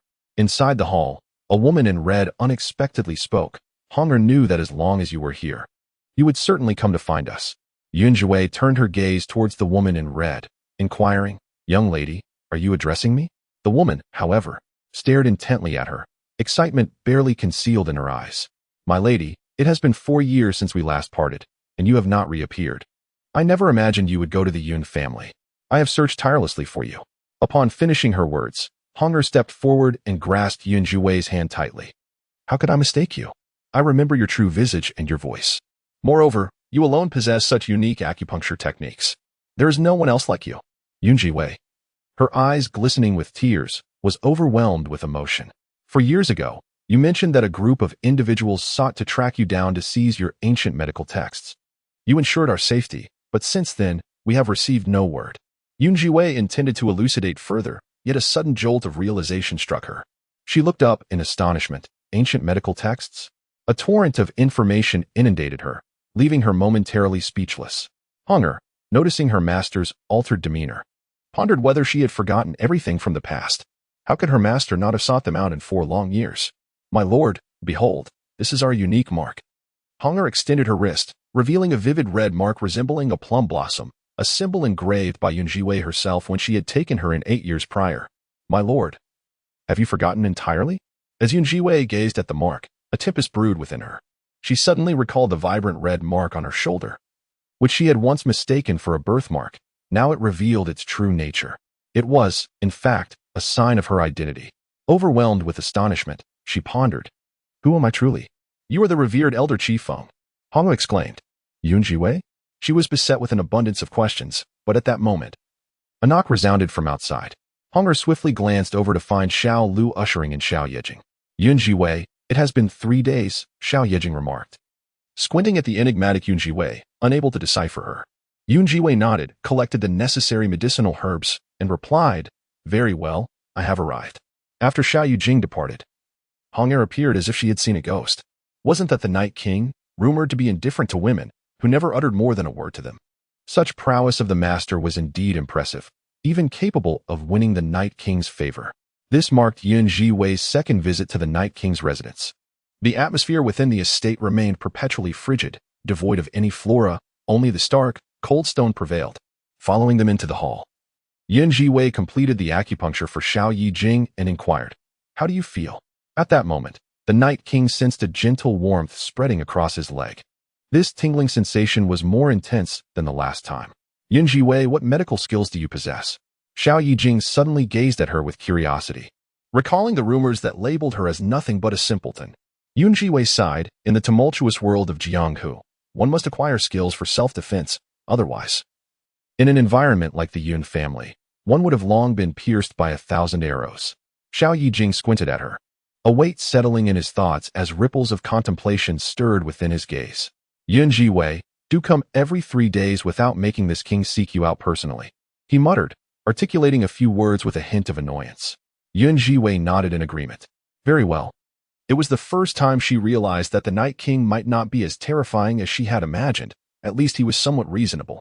Rising to her feet, she surveyed the surroundings, noting the pervasive chill that enveloped the entire room and courtyard. Unable to restrain herself, she added, "Night King, although the people in this residence are gone, you must still embrace life." Xiao Yejing responded with a puzzled expression. "Next time, I shall bring some flowers and greenery to adorn this rather desolate Night King's residence, providing you with some companionship." Xiao Yejing found himself somewhat perplexed by Zhiwei's words. Yet, contemplating the multitude of hardships she had endured while still embracing a fervent love for life, he reflected upon the similarities between her experiences and his own. A subtle bitterness curled at the corners of Xiao Yejing's lips, and a barely perceptible furrow formed upon his brow. Very well. Meanwhile, the Bai family swiftly received news from the Yun household regarding the troubles at the jade shop. Qian Yuan had dispatched a messenger to inform them that Zhiwei had uncovered the situation, compelling Qian Yuan to relinquish the portion of money he had embezzled. Bai's fury erupted, and she abruptly rose from her seat. Zhiwei, that wretched woman. She seethed, her eyes icy, uttering through clenched teeth, "That vile creature shall not have a peaceful end." Beside her, Yunwan Yi's expression mirrored her displeasure. At that moment, She was applying medicine to Yunwan's face.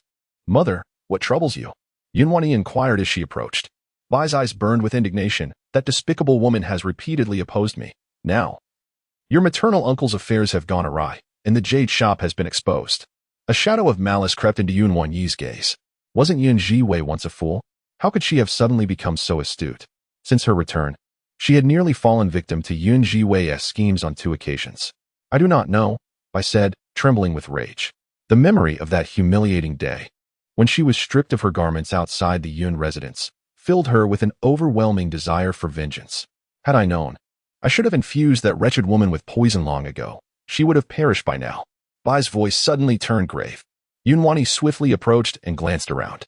"Mother, such words must not be uttered carelessly. Should they be overheard, the consequences would be dire." "Rest assured, I am aware," Bai nodded. "We cannot simply sit idly by. If this continues, we shall only be at the mercy of that vile woman." Bai suddenly raised her head, an indescribable light flickering in her eyes. Yunwan narrowed her gaze. "Mother, do you mean to take the initiative?" Bai appeared contemplative, preparing to devise a plan against Zhiwei. "In my opinion, we might as well set that wretched woman ablaze." Yunwan gazed into the mirror, observing the gradually healing wounds on her face, and calmly inquired, "Elder sister, will my face truly bear no scars?" Yunwan seemed to ponder her sister's words before nodding. "Rest assured, the medicine I have prepared for you will undoubtedly yield remarkable results." Although she was not a disciple of the esteemed Qifeng Granny, her master was a paragon of medical expertise. Such superficial injuries were hardly worthy of her concern. Yunwan immediately smiled. "Elder sister is truly wonderful. Mother, upon my sister's return, we must certainly host a banquet to welcome her home." Bai reflected for a moment. "Indeed, we shall hold a celebration." As she spoke, her mind continued to churn with strategies against Zhiwei. This grievance she could not swallow. "Mother, I shall take my leave. Many have recently invited me to tend to their ailments." Yunwan rose once more.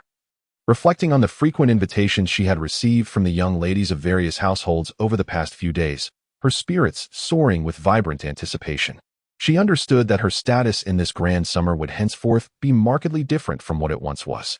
Madame Bai, beaming with pride at her most cherished daughter, felt an overwhelming sense of satisfaction. "Indeed, my daughter is truly remarkable." Shortly after Yunwan's departure, a maid hurriedly approached, whispering urgent news into Madame Bai's ear. Upon hearing, Madame Bai lifted her head in astonishment. "Is it true? Did you really hear that young man call her mother?"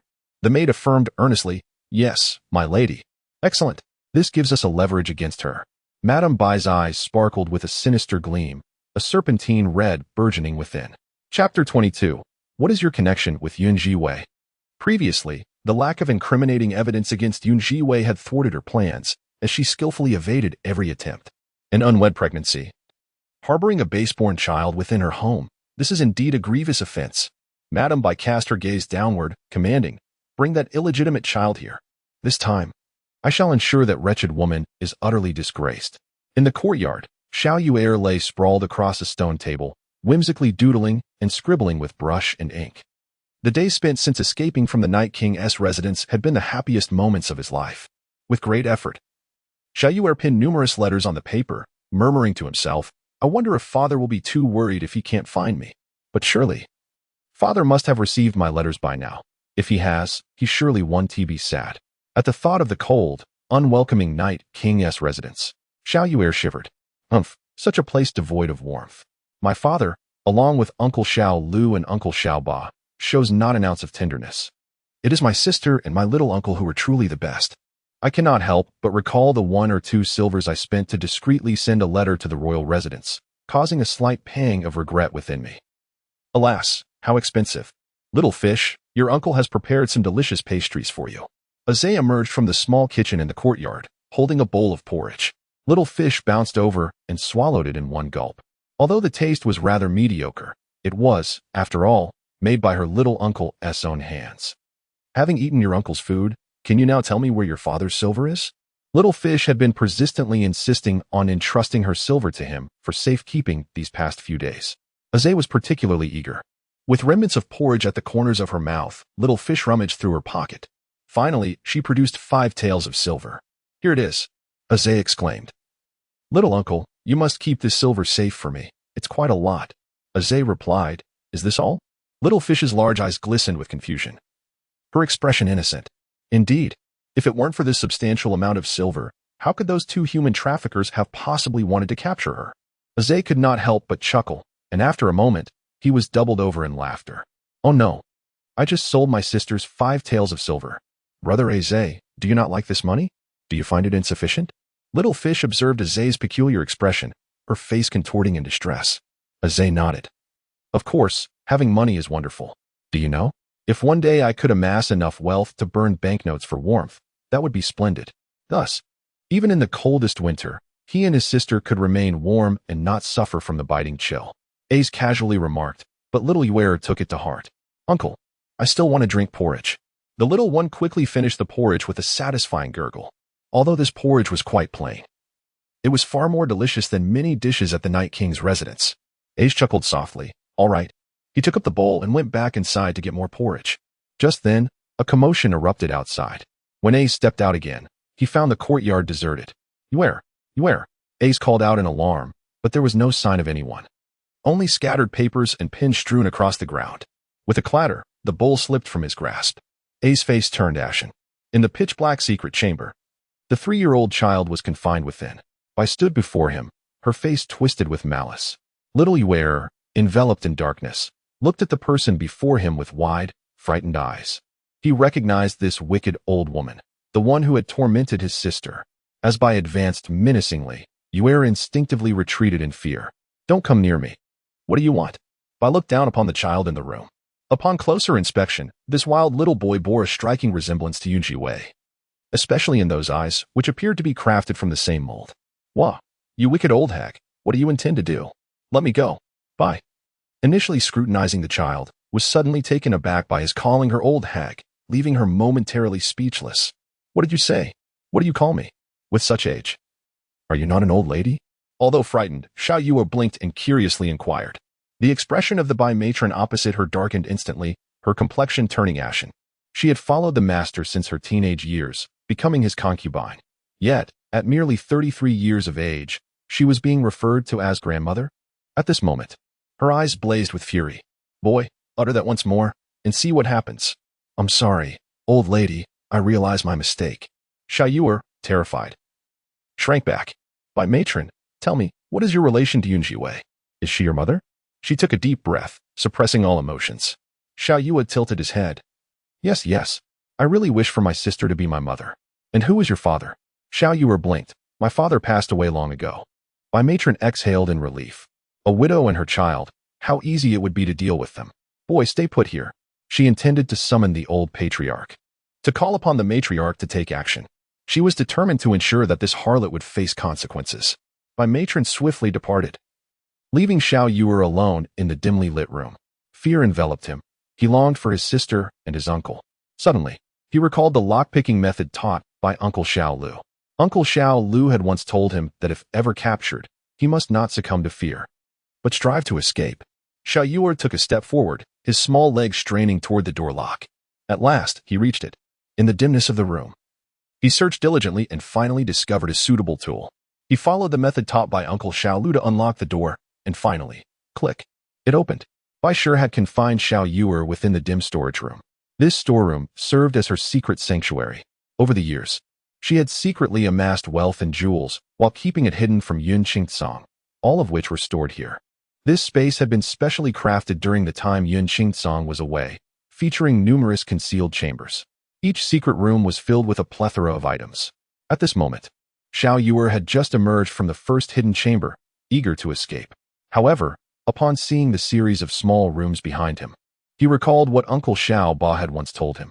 The more concealed a place, the more likely it is to harbor treasures.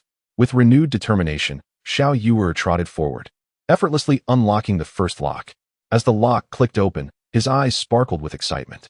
Wow. Chapter 23. That is Yun Zhiwei's little wild child.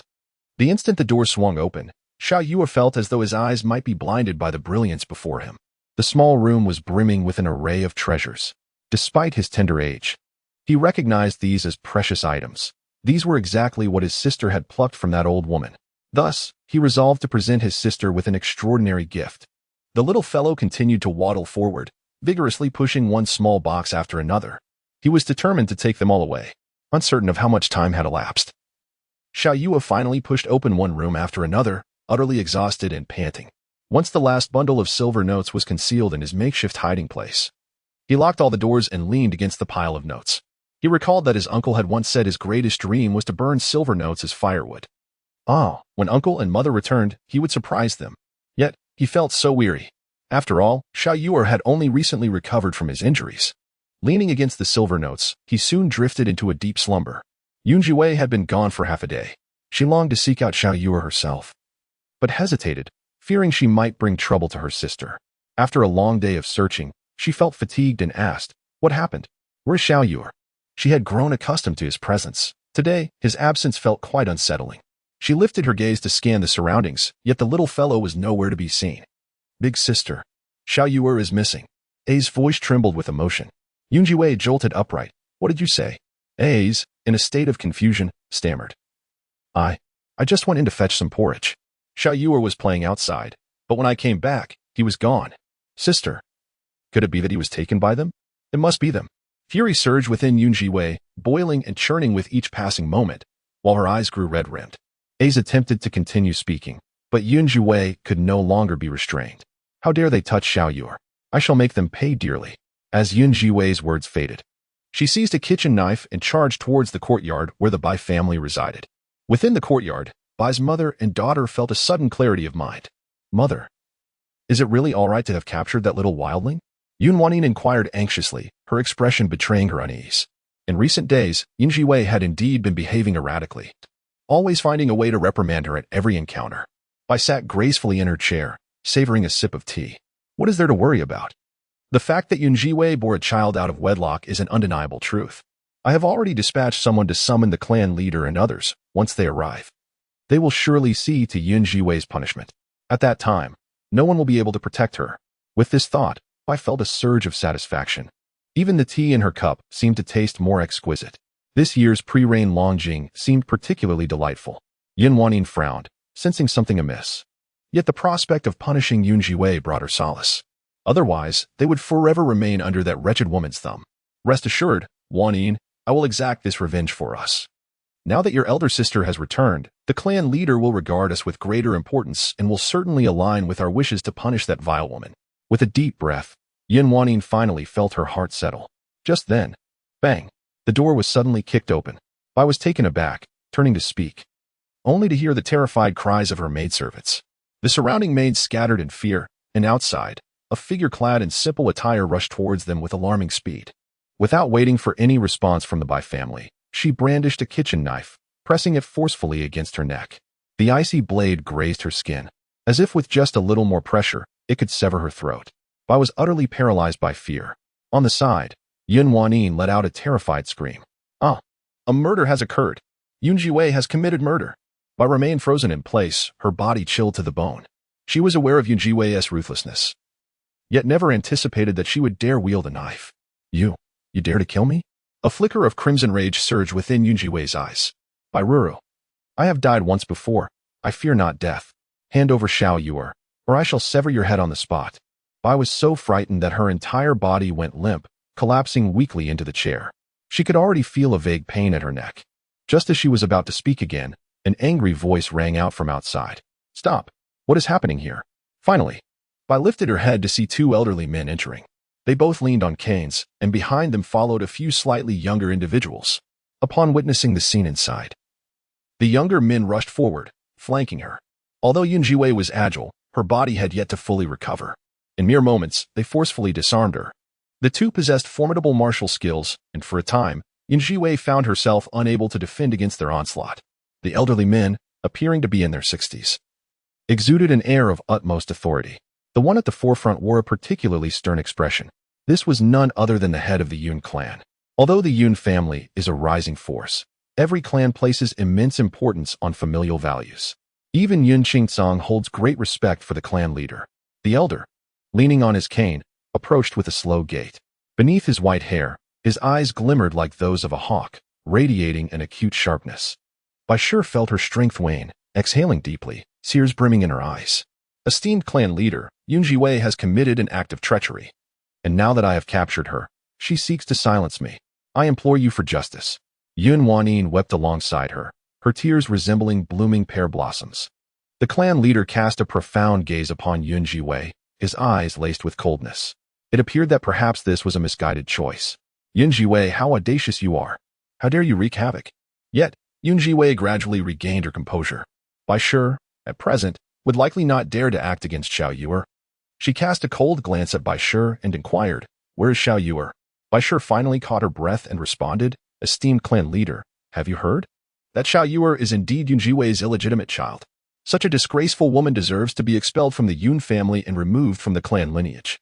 Bai Shi finally felt a sense of relief, lifting her chin, having spoken her piece. Yun Zhiwei raised an eyebrow, realizing that capturing Xiao Yu'er was indeed motivated by this intent. Chapter 24. Do you truly have an illegitimate child? Upon discovering Bai Shi's intentions, Yun Zhiwei found herself surprisingly unperturbed. She understood that Bai Shi merely sought to use the child against her, and for the time being, she would certainly not dare to harm the little one. Her expression relaxed, but upon looking up, she was met with the exceedingly smug face of the Bai family. The clan leader, standing nearby, felt his countenance darken with each passing moment. In recent days, there had been an overwhelming number of events occurring outside, and even though they had remained secluded, the whispers and rumors had undoubtedly reached their ears. The clan leader's face turned ashen, and he struck his cane violently against the ground. "Preposterous! Is this true?"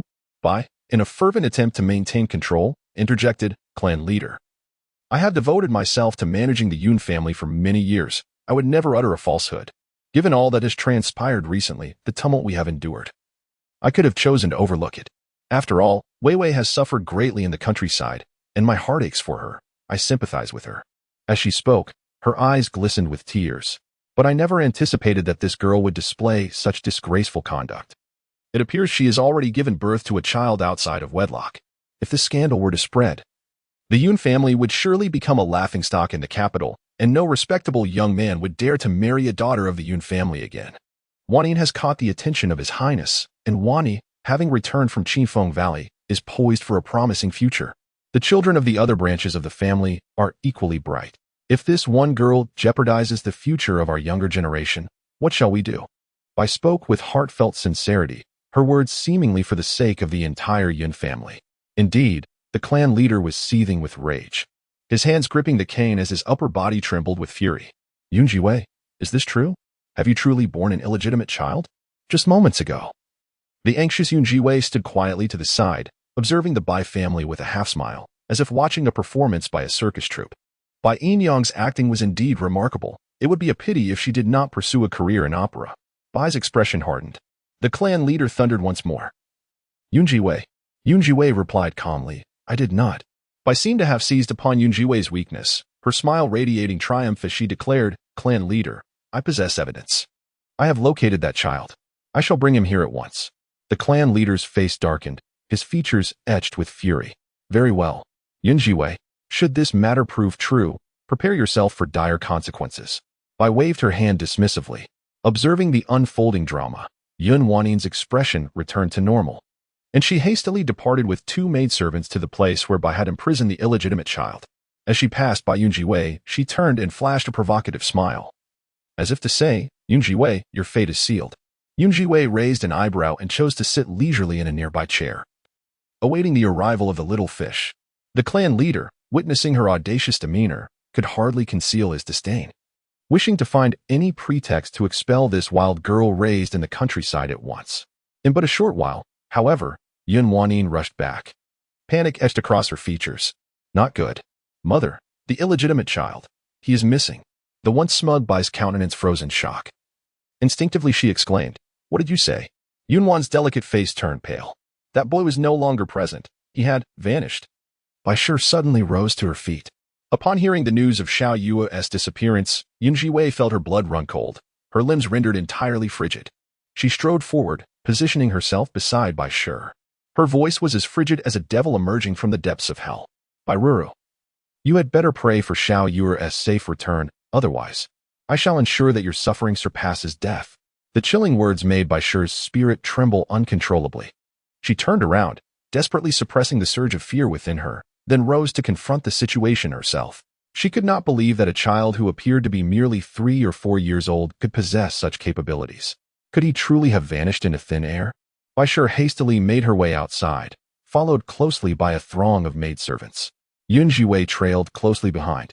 The old clan leader and a few others, leaning on their canes, followed suit. Eventually, they arrived at a secluded corner of the estate. Baishe's footsteps faltered momentarily. This was her secret hideaway, a place she wished to keep undiscovered. Just as she was about to speak, Zhiwei accelerated forward, suddenly spotting a series of small storerooms. The locks had already been undone. She forcefully kicked open the storeroom door, revealing a pitch-black chamber within. Zhiwei furrowed her brow, her gaze landing on a patch of moisture on the floor. It was the trace of tears. As she surveyed the small, dark room, a surge of rage coursed through her veins. She abruptly turned around and, in an unforeseen turn of events, delivered a powerful kick to Baishe. Bairuru, how dare you confine Xiaoyue here? Zhiwei felt her heart constrict with anxiety. That child, so small and so pitiful, alone in such a dark little room, how frightened and helpless he must be. Bai was momentarily stunned by the force of the kick. Gazing at the empty room ahead, she disregarded her own pain and staggered to her feet, rushing forward. How could this be? Where was he? How could the door lock have been opened? This lock was one she had secured from the outside. How could anyone possibly unlock it from within? The door had barely a crack. Bai was filled with shock. But at that moment, she had no time for speculation. She noticed that the locks on the other storerooms hung askew, though they had been locked again. The manner of securing them was entirely different from how she had done it before. In that instant, an icy dread enveloped her entire being. Ignoring the group of people behind her, she instinctively approached and opened one of the storerooms. Upon discovering its emptiness, her vision turned crimson with rage. Her eyes filled with a deep, seething fury. She gritted her teeth. I must find that little rascal. I must locate him. The commotion within the estate was quite loud. Yunzhe, drawn by the noise, stumbled his way to the scene. From a distance, he could see a group of people bustling about, seemingly ensnared in chaos. Meanwhile, in a corner, the drowsy Xiaoyue faintly registered the uproar outside. His tiny brow furrowed as he groggily opened his eyes. He rubbed his groggy eyes and, from a distance, spotted a group of people engaged in some mysterious activity. It was his sister, his mother, and his little uncle. Upon seeing their figures, Xiaoyu's eyes sparkled with joy. Gazing at them, an endless radiance blossomed in his eyes. He recalled his uncle's words, that their dream was one day to use silver notes as kindling. Xiaoyu's eyes crinkled into crescents, and his rosy lips could not help but curl upwards. Then I shall give my uncle and mother a grand surprise, he declared, and without hesitation, he retrieved a fire starter he had just fetched and ignited the silver notes beside him. Chapter 25. This is the surprise Xiaoyu has prepared for his mother. Everyone was frantically searching for Xiaoyu.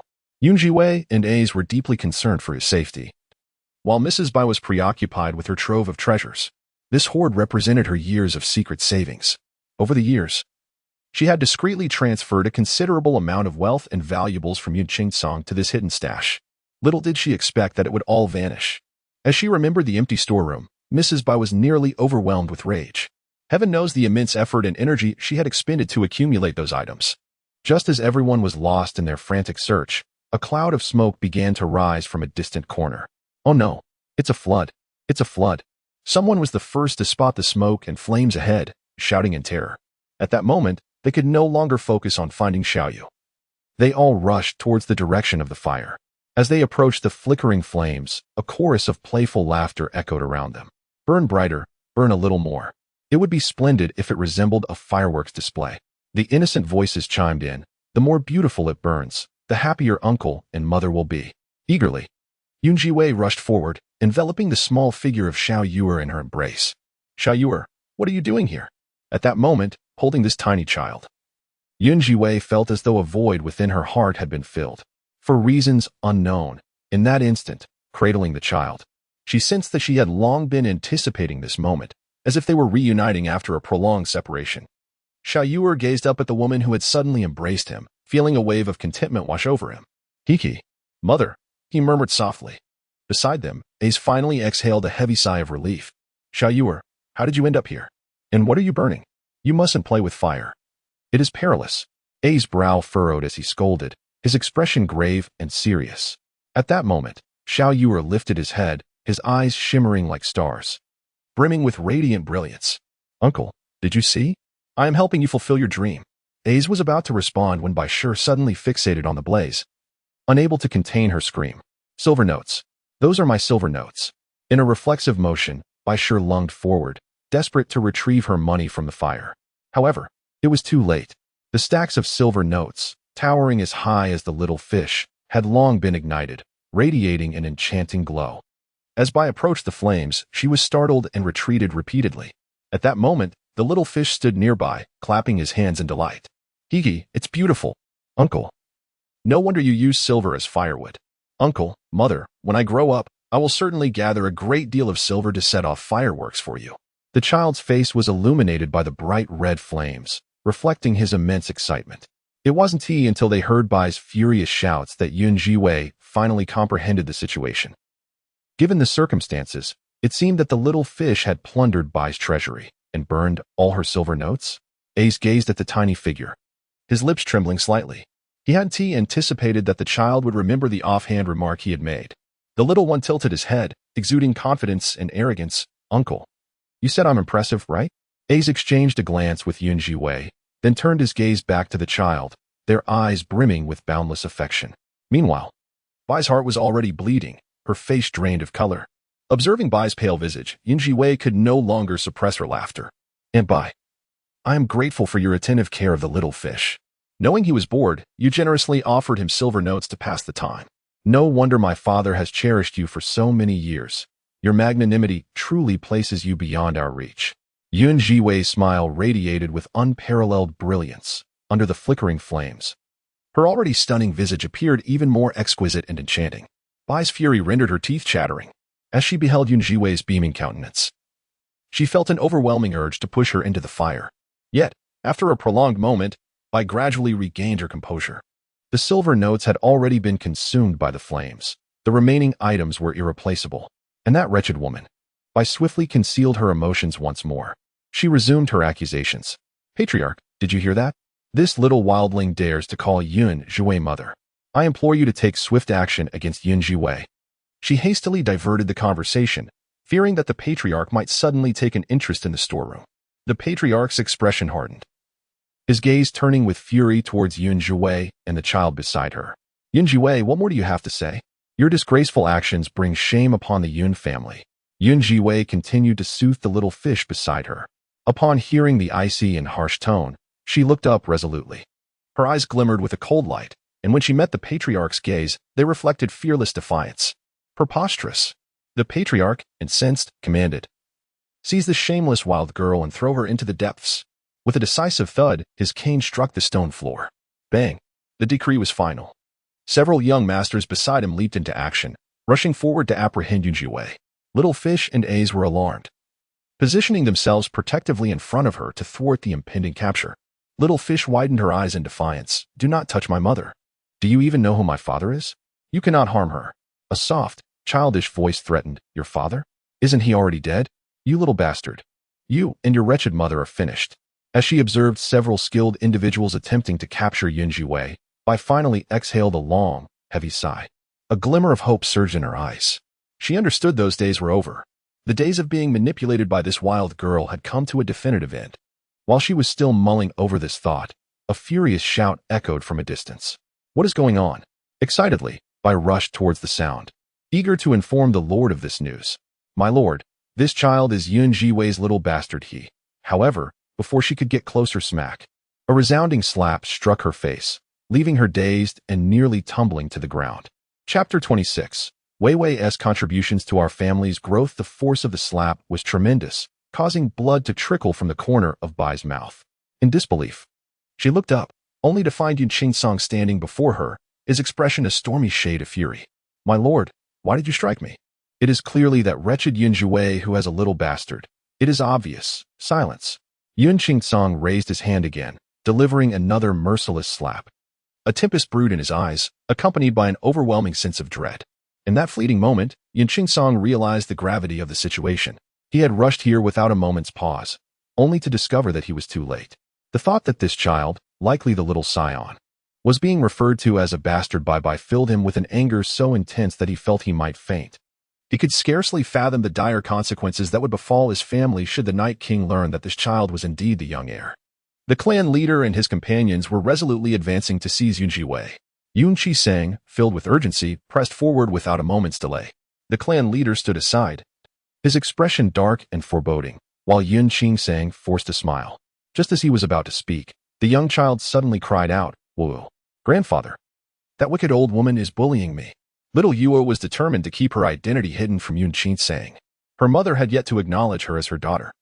With tears brimming in her eyes, she recounted, "She locked me up, pinched me, and frightened me. Whoa, if my father finds out, he will surely come to seek vengeance."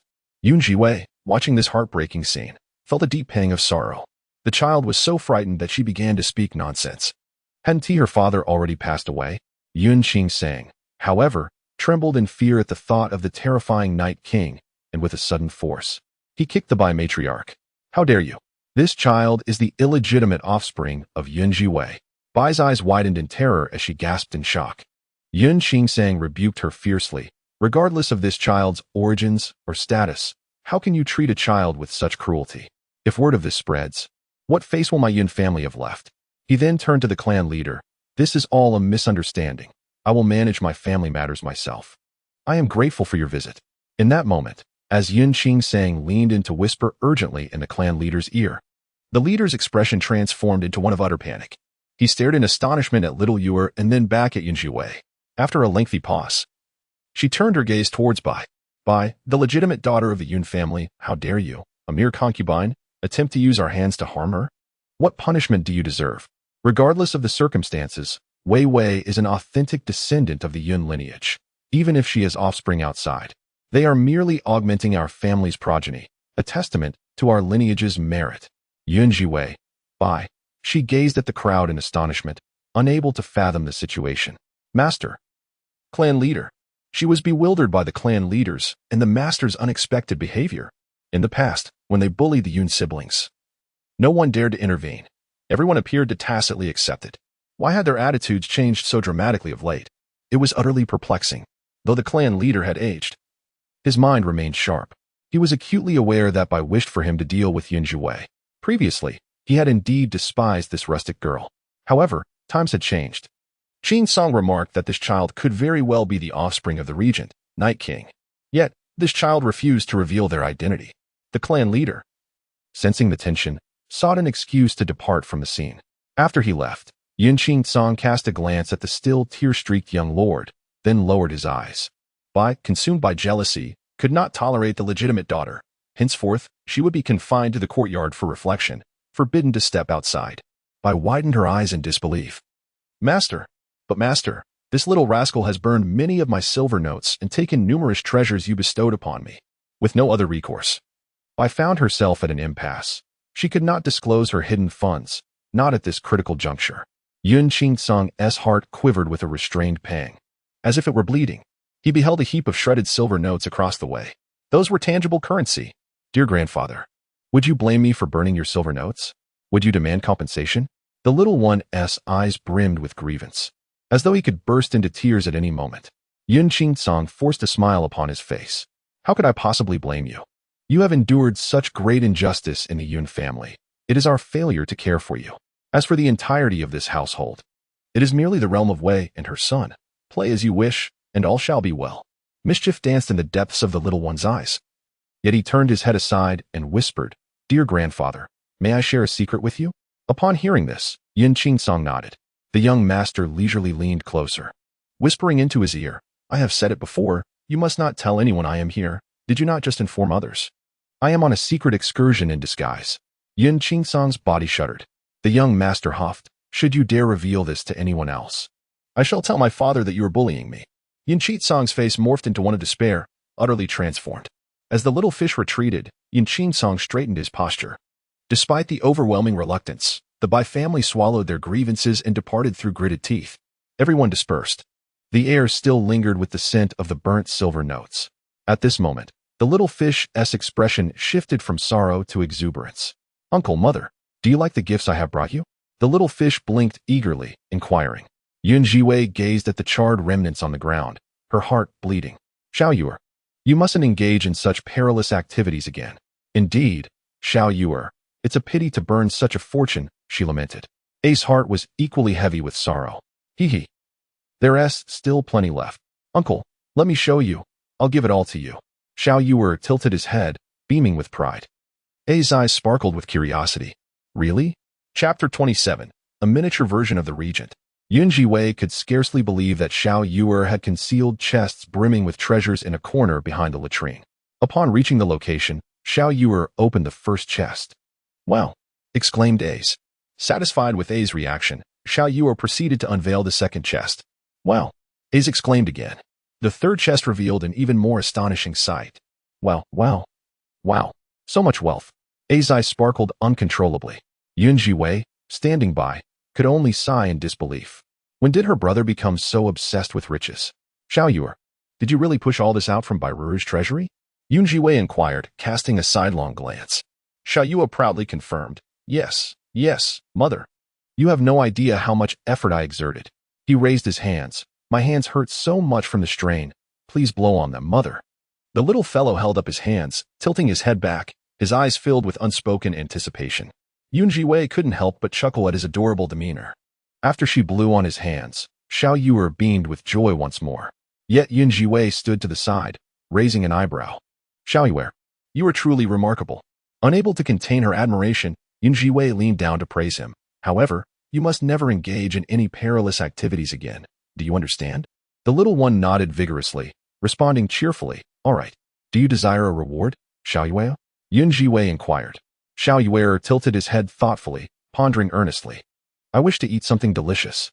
Then let us dine out, Zhiwei said with a smile. After a long day of roaming outside, she had yet to have a meal herself. Coincidentally, she had overheard discussions about a restaurant called Lu Wai Lu, reputed for its exquisite flavors that attracted numerous patrons. Raising an eyebrow, Zhiwei felt intrigued to discover what culinary delights this ancient eatery had to offer. The carriage jostled along, finally arriving at Lu Wai Lu. As they neared their destination, the carriage came to a halt. Xiao Yuer gazed anxiously at the throngs of people bustling along the road. What if his father found him? No, he must not be discovered. His peripheral vision caught sight of a stall selling small doll masks, and his eyes sparkled with excitement. Mother, I want this. Xiao Yuer boldly called out, having dropped the previous title of sister mother. Zhiwei chuckled softly but did not deter him. After all, it was merely the innocent joy of a child, and such innocent words were to be cherished. The little one donned the tiny mask, trailing behind A's and Zhiwei. The comical mask drew curious glances from those around them. Xiao Yuer, why are you wearing a mask? A's inquired, puzzled. Little Fish puffed up his cheeks in thought. I am so adorable. What if someone were to steal me away? Zhiwei recalled the moment she first encountered Little Fish, when he was nearly abducted by two human traffickers.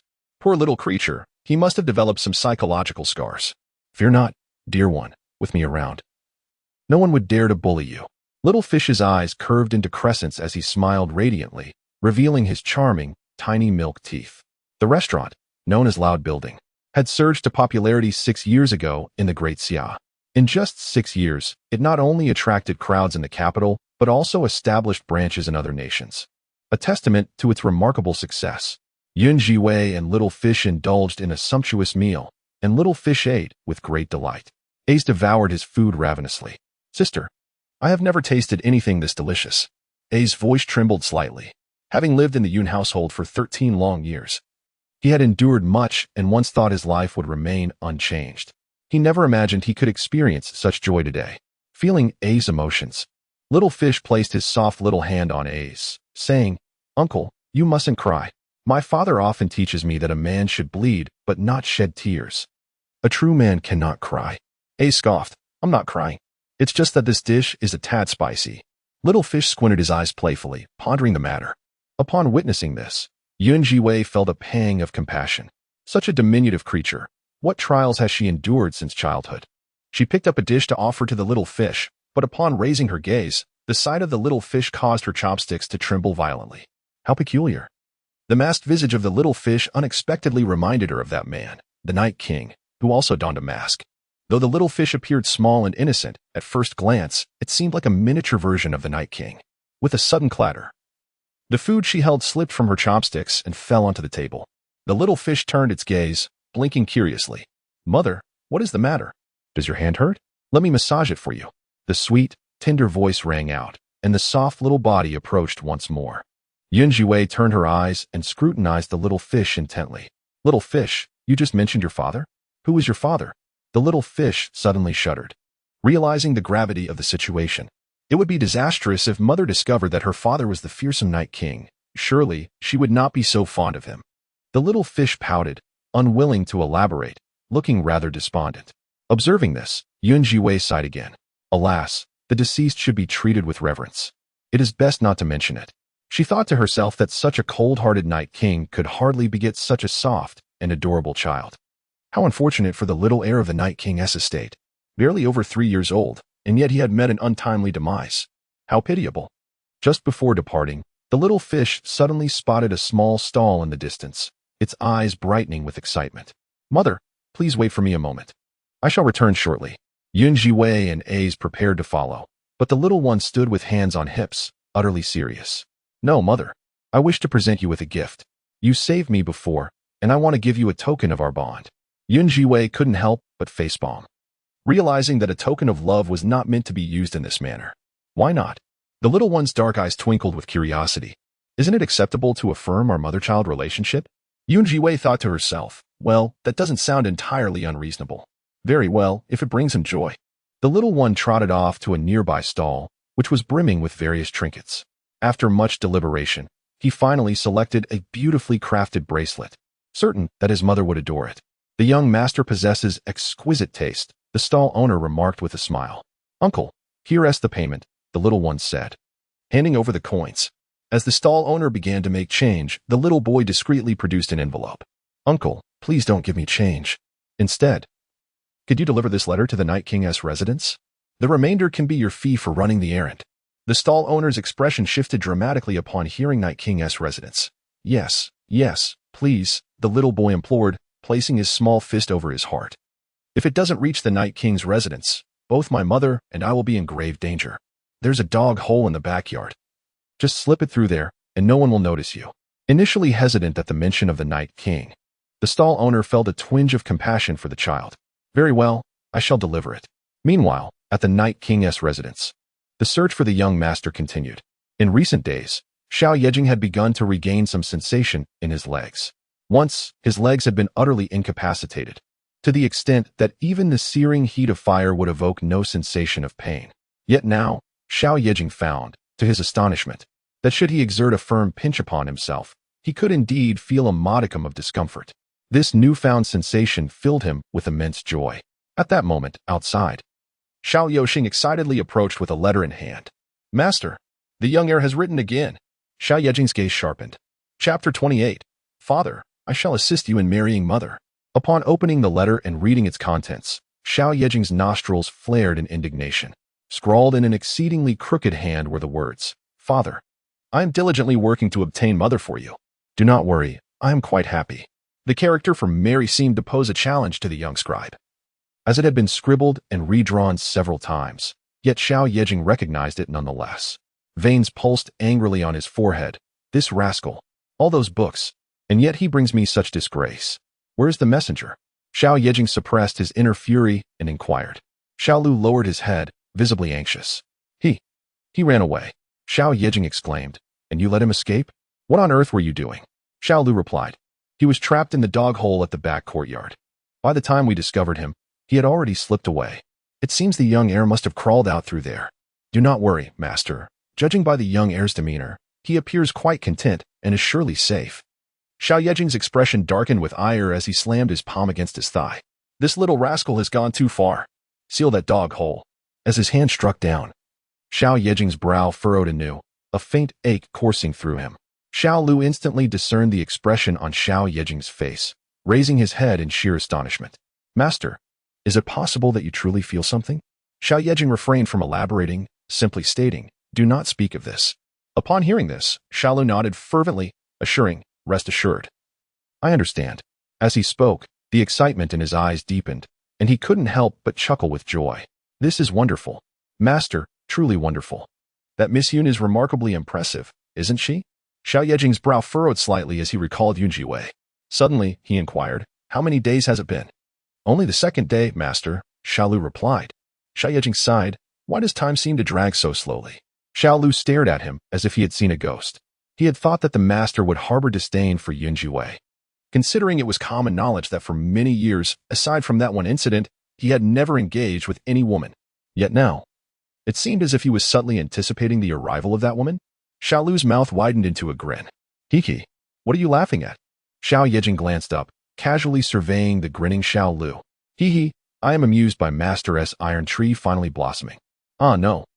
Feeling sensations in his legs, Xiao Yejing retorted, laugh once more, and I shall toss you to the dogs. Xiao Lu immediately ceased his laughter. Yet still, he truly wished to laugh. Leaning back in his wheelchair, Xiao Yejing found himself lost in thoughts of Zhiwei, filled with a myriad of questions. That woman. How could she possess such extraordinary capabilities? At that very moment, outside, Xiaoba approached once more. Master, I have discovered it. I have indeed found it. Xiao Yijing's fist clenched tightly. Have you located that rascal? The messenger is a street vendor from the renowned Lu Wai Lu on the main avenue of the capital, and he has now appeared in the outskirts of the city. Xiao Yijing spoke in a low voice. Take me there. In the following days, a fragile peace enveloped the area. Perhaps it was due to the severe reprimand the Bai family received from Yunqing Song, which left them hesitant to act recklessly for the time being. Yun Zhiwei took the opportunity to meticulously inventory the dowry assets left by her mother. Much had been spent, but she organized what remained diligently, filling her days with purpose. One morning, within the courtyard, Yun Zhiwei awoke early and began her martial arts practice. In her previous life, she only knew a few basic self-defense techniques. She intended to review them thoroughly. Yet unexpectedly, a multitude of unfamiliar techniques flickered through her mind. Under the blossoming crabapple tree, she practiced her moves, each executed with precision, causing the fallen leaves to scatter across the ground. Beside her, Azay watched in astonishment, utterly taken aback by her remarkable skills. He could hardly comprehend how his sister had become so formidable. The grace of her movements rivaled that of a martial arts master. As Yun Zhiwei continued to demonstrate her techniques, a warm energy surged through her veins with each breath she took. In her mind, two words flashed rapidly: internal energy. Wow, mother was truly remarkable. Little Yu'er sat in the courtyard, observing Yun Zhiwei with excitement. Her cheeks flushed. Sister, have you practiced martial arts before? However, it is rather perplexing. For the past 3 years, you seem to possess no skills whatsoever. A's eyes were filled with confusion. Yun Zhiwei also finally paused, her heart brimming with astonishment. She could recall nothing except for these 3 years. This body had indeed been a mere waste in the Yun family. Yet, within this vessel's mind lay the memories of martial arts. Occasionally, some techniques and inner strength surfaced, surprisingly at a commendable level. How odd. Reflecting on the words spoken by Miss Honger that day, Yun Zhiwei felt a bit disoriented. She remembered. Miss Honger had claimed that she was the light wind matriarch. Yun Zhiwei rested against the railing on one side, and then turned to see A's movements were awry, prompting her to offer guidance. Ace, the point of force for this technique is incorrect. Try it this way. Yun Zhiwei personally demonstrated the move. Ace stared in awe, then followed suit, and indeed, his execution improved significantly. Little Yu'er sat on a nearby stone bench, watching her mother with admiration, clapping her hands in excitement. Mother is so amazing. Yun Zhiwei had long grown accustomed to the child's effusive praise and beckoned. Little Yu'er, come join me in practice to strengthen your body. Little Yu'er complied, scampering over with her short legs.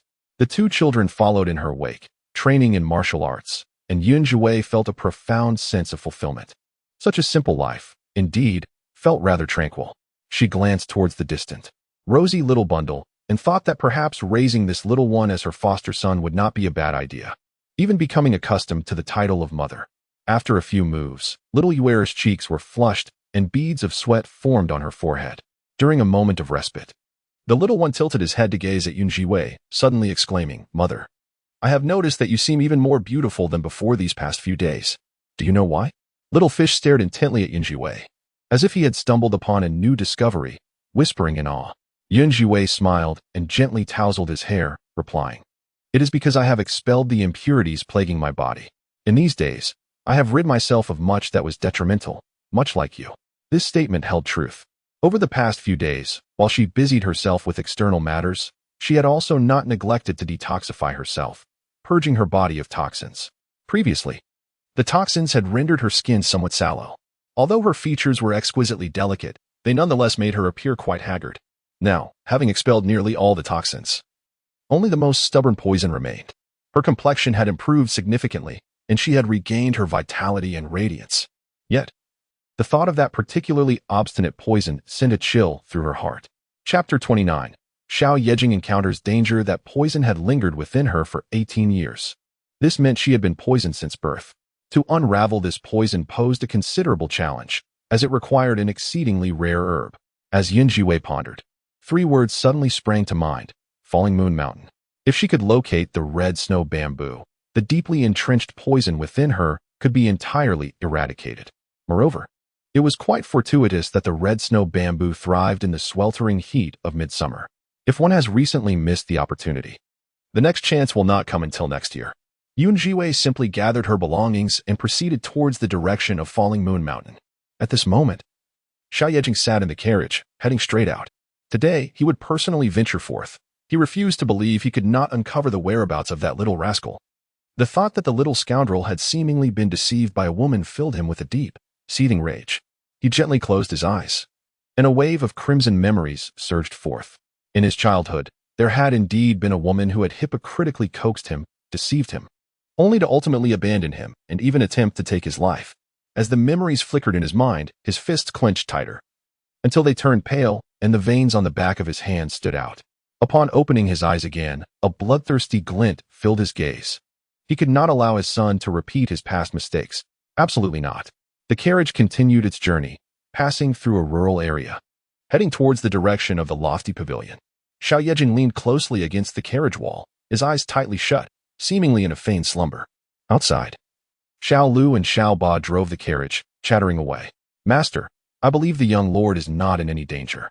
Judging by his letter, he seems to be quite content, Xiao Lu said, unable to suppress a smile at the thought of the young lord's correspondence. To arrange a marriage for the master? It's quite amusing that the young lord could think of such a thing.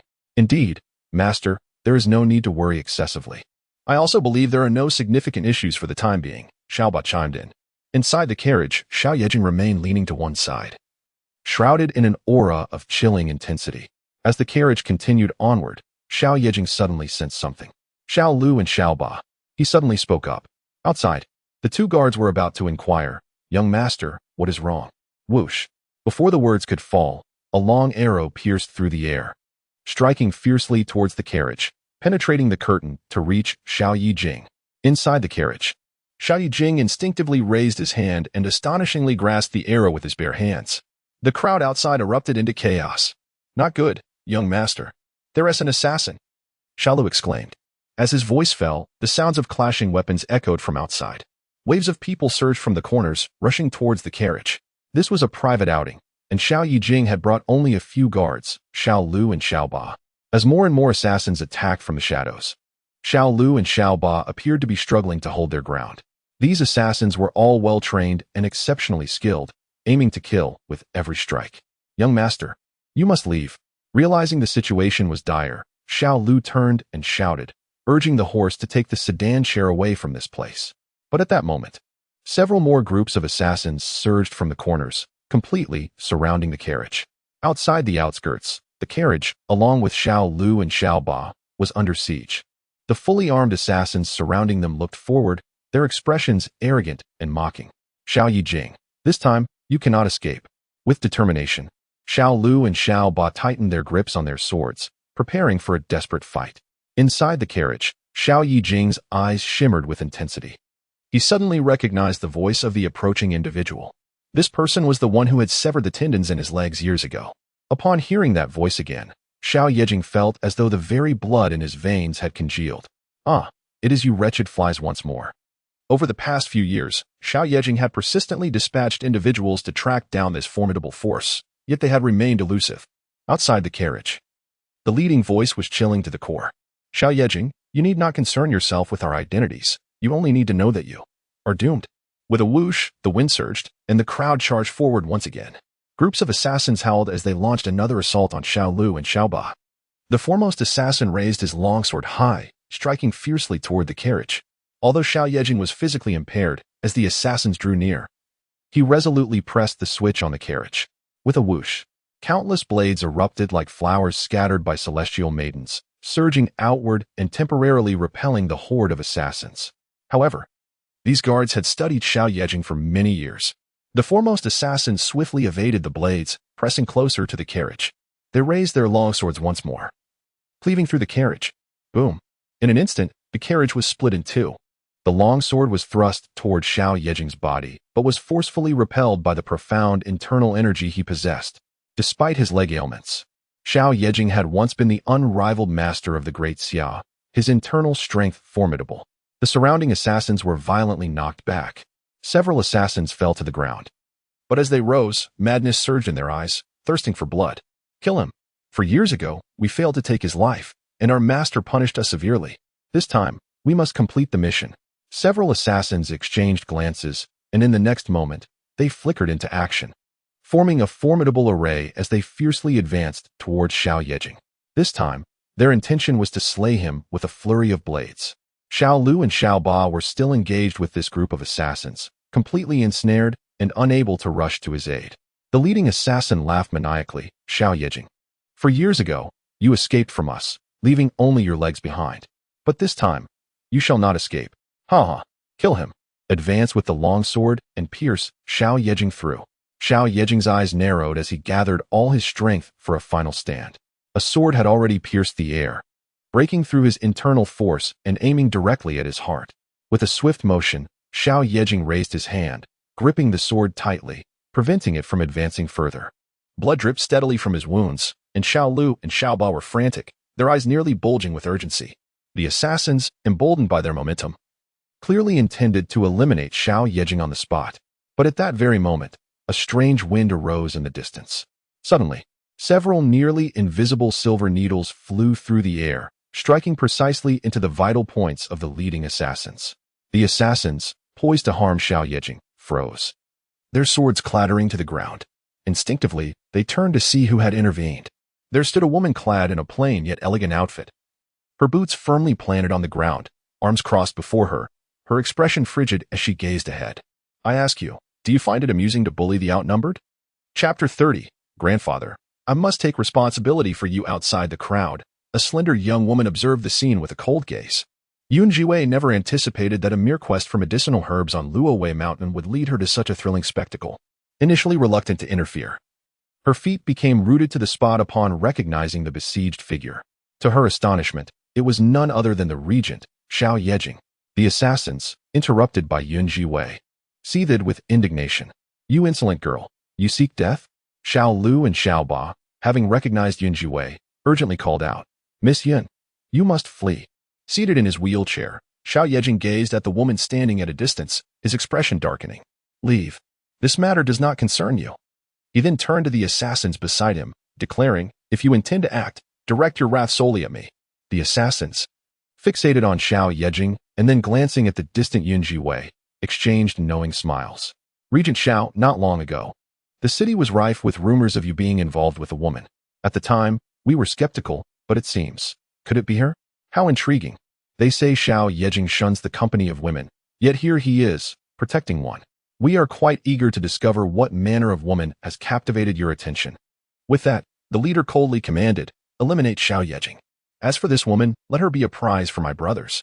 At a signal, the assassins prepared to spring into action. Outside the throng, Zhiwei watched in despair as the group of assassins readied themselves to launch a multi-pronged attack. Zhiwei lowered her eyelids, then raised her gaze, revealing an infinite glint of menace in her eyes. Suddenly, with a swift motion, she produced a pouch of powdered herbs from her palm. In the past few days spent idly in the backyard, she had concocted several poisons from various medicinal ingredients. Aware of the perils of her era, she understood the necessity of having means for self-defense. Little did she expect that the moment would come so soon. Just as their swords were about to descend, Zhiwei exclaimed, What audacity! I shall see if you possess the capability. With a flourish of her hand, she unleashed her inner strength, dispersing the powdered concoction in all directions. In that fleeting moment, all the guards who had been clamoring to take her life abruptly halted their movements, each one feeling a stinging sensation in their eyes, plunging into darkness as their vision failed them. What is this? You insolent girl, what are you doing? Zhiwei clapped her hands, her cold voice resonating in the air. I have warned you, it is shameless to bully the few with the many, yet you continue without a hint of shame. Come now, why have you ceased? All the assassins found themselves momentarily stunned. Xiao Lu and Xiao Ba raised their swords, countering the once dominant attackers, who were now unable to defend themselves. Falling one by one to the retaliatory strikes of Xiao Lu and Xiao Ba, sustaining grievous injuries. Realizing the tide had turned, the assassins dared not linger any longer. Retreat. In mere moments, all the assassins had fled, leaving behind a faint, metallic scent of blood lingering in the air. A gentle breeze stirred, causing the fallen leaves on the ground to rustle softly. The pungent aroma of blood assaulted Zhiwei's senses, almost inducing nausea. At this moment, she stepped forward. Xiao Lu and Xiao Ba hurriedly approached Xiao Yejing, the latter seated in a wheelchair, his hands gruesomely mangled by sword wounds. "Master, are you all right? I have failed in my duty. Please punish me." At that moment, Xiao Yejing merely shook his head, dismissing the concern with a gruff, "It's nothing, I won't die." His gaze then shifted towards Zhiwei, who had stepped forward to stand before him. "Zhiwei, who gave you the audacity to come here? Do you not realize they would kill you?" Despite the reprimanding tone, there lay an undeniable undercurrent of concern in Xiao Yejing's voice, one that even he was unaware of. Zhiwei remained oblivious, focused instead on the horrific state of Xiao Yejing's hands, which had been brutally lacerated, exposing bone and eliciting a visceral reaction. "If you must perish, do not do so in my presence. Otherwise, I shall be forever entwined with your fate," Xiao Yejing continued, his reprimand low and fervent. Zhiwei, undeterred, retrieved medicine from her satchel and sprinkled it over his wounds, tearing a strip from her garment to bandage him. "Zhiwei, you." Xiao Yejing's eyes narrowed in concern, yet she questioned him nonchalantly. "Does it hurt? Can you endure it?" His words faltered, and as he lowered his gaze, he met her earnest and worried eyes. Something within Xiao Yejing's icy heart seemed to stir for the first time. "Tell me, why do you always attract such dangerous individuals? I encounter mere skirmishes, yet you find yourself amidst life-threatening peril. First, the tendons in his leg were severed, and now his life was at stake." Zhiwei could not help but sigh. If this were to happen a few more times, even the most powerful deities would be unable to save you. As she spoke, she extended her hand to rest over Xiao Yejing's pulse, her expression turning somewhat cold. "This is dire. The sword is still tainted with poison. Night King, who is it that seeks your demise?" Zhiwei gazed at Xiao Yejing, unable to suppress the furrow in her brow as she inquired. At that moment, she had entirely forgotten the fear imposed by the regent, viewing him merely as a patient in need of care. She had initially been confident in restoring the regent to full health within a few months, but given the current circumstances, it seemed perilous. Zhiwei continued to ramble, oblivious to the way Xiao Yejing narrowed his eyes at her, a tumult of unspoken emotions brewing within their depths. It was not until a considerable time later that Zhiwei lifted her gaze, only to meet Xiao Yejing's dark, penetrating eyes. Turning her gaze, she found Xiao Lu and Xiao Ba staring at her in sheer terror. Zhiwei, oh dear. She had forgotten that this was the fearsome Night King. She inhaled deeply, her tone softened. "My lord, I do not mean to blame you. It is simply that you are now my patient, and I must take full responsibility for your well-being."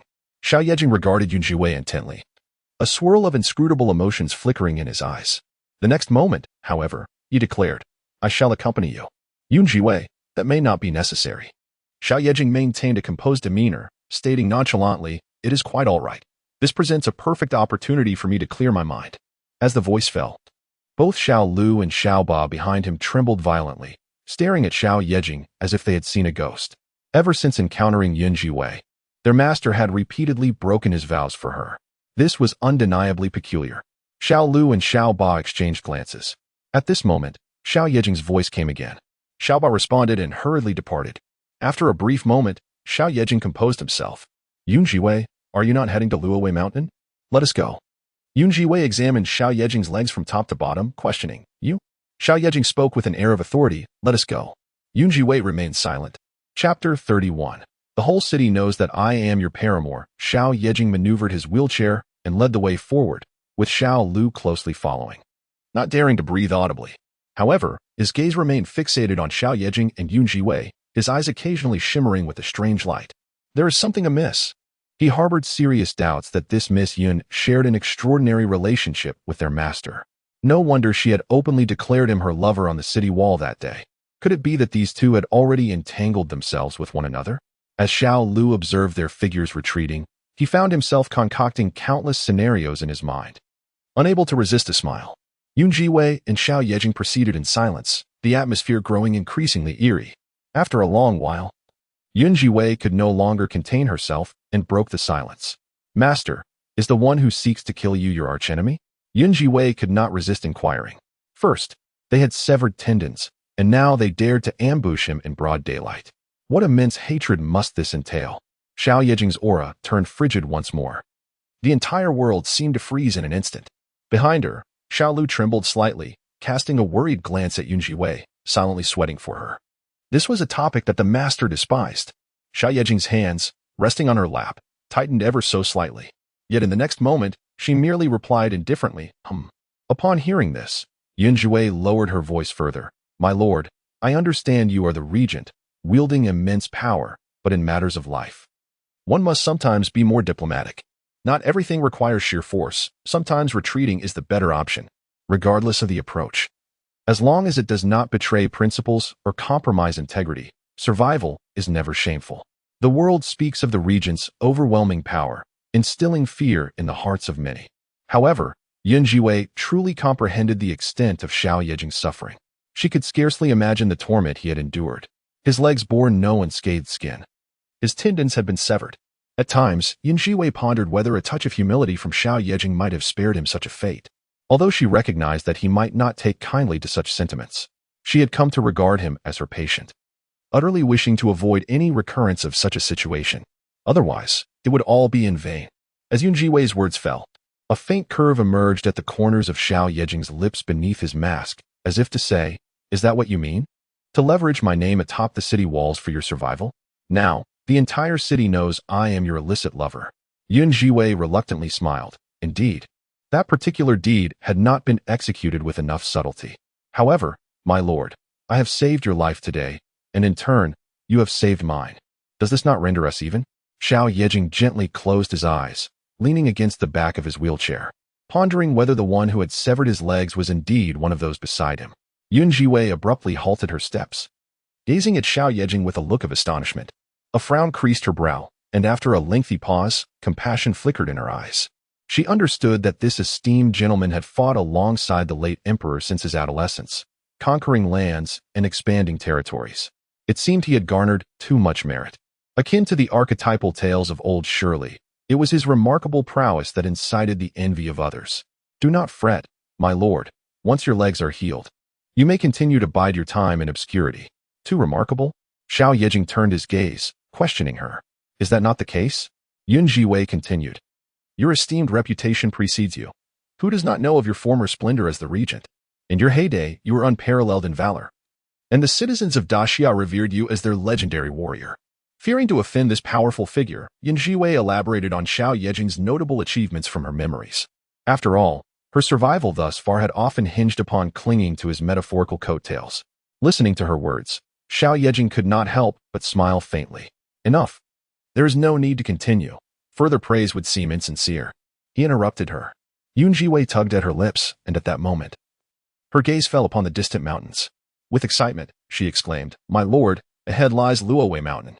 A subtle shift occurred in Xiao Yejing's brow as he recalled the affectionate address of my lord from her earlier remarks, finding it remarkably pleasing to the ear. In stark contrast, the address of your highness sounded rather displeasing. Zhiwei, from now on, you shall refer to me simply as master. Should you err, I shall take your life. Zhiwei's smile faltered. This capricious prince truly was unpredictable in temperament. Just moments ago, they had engaged in such pleasant conversation. How could his demeanor shift so dramatically? Behind them, Xiaolu wore an expression of sheer astonishment. Only those closest to the master could address him in such a manner. It was evident that Zhiwei's position in the prince's heart was indeed extraordinary. Xiaolu felt a swell of satisfaction. He suddenly felt a sense of anticipation. Perhaps, the young master would soon have siblings. Mount Luowei, situated on the outskirts of the capital, is a modest hill nestled between two towering mountains, perpetually shrouded in darkness and humidity. Consequently, the mountain is abundant with various medicinal herbs, attracting many for foraging. Zhiwei and Xiao Yejing arrived at the base of the mountain. Master, please wait for me here. I shall return swiftly. Xiao Yejing's expression remained indifferent. Xiaolu, accompany her to gather herbs. Zhiwei interjected, No need, master, this mountain is not perilous. It would be better for Xiaolu to stay with you. I worry that someone may wish you harm. You are concerned for me? Xiao Yejing lifted his gaze, surprised by Zhiwei's words. She did not conceal her sincerity. Replying earnestly, "Indeed, I have labored to heal your legs. What if all my efforts are for naught?" Xiao Yejing chuckled softly. "Xiaolu, let her go. This woman is quite cunning. I fear she may flee if left alone." Zhiwei. Xiaolu merely rolled his eyes. "Dear, if you are worried about Miss Yin, just say it outright. The Falling Moon Mountain is not particularly high." After Zhiwei ascended with Xiaolu, she explored her surroundings and indeed discovered various herbs that are seldom seen in daily life.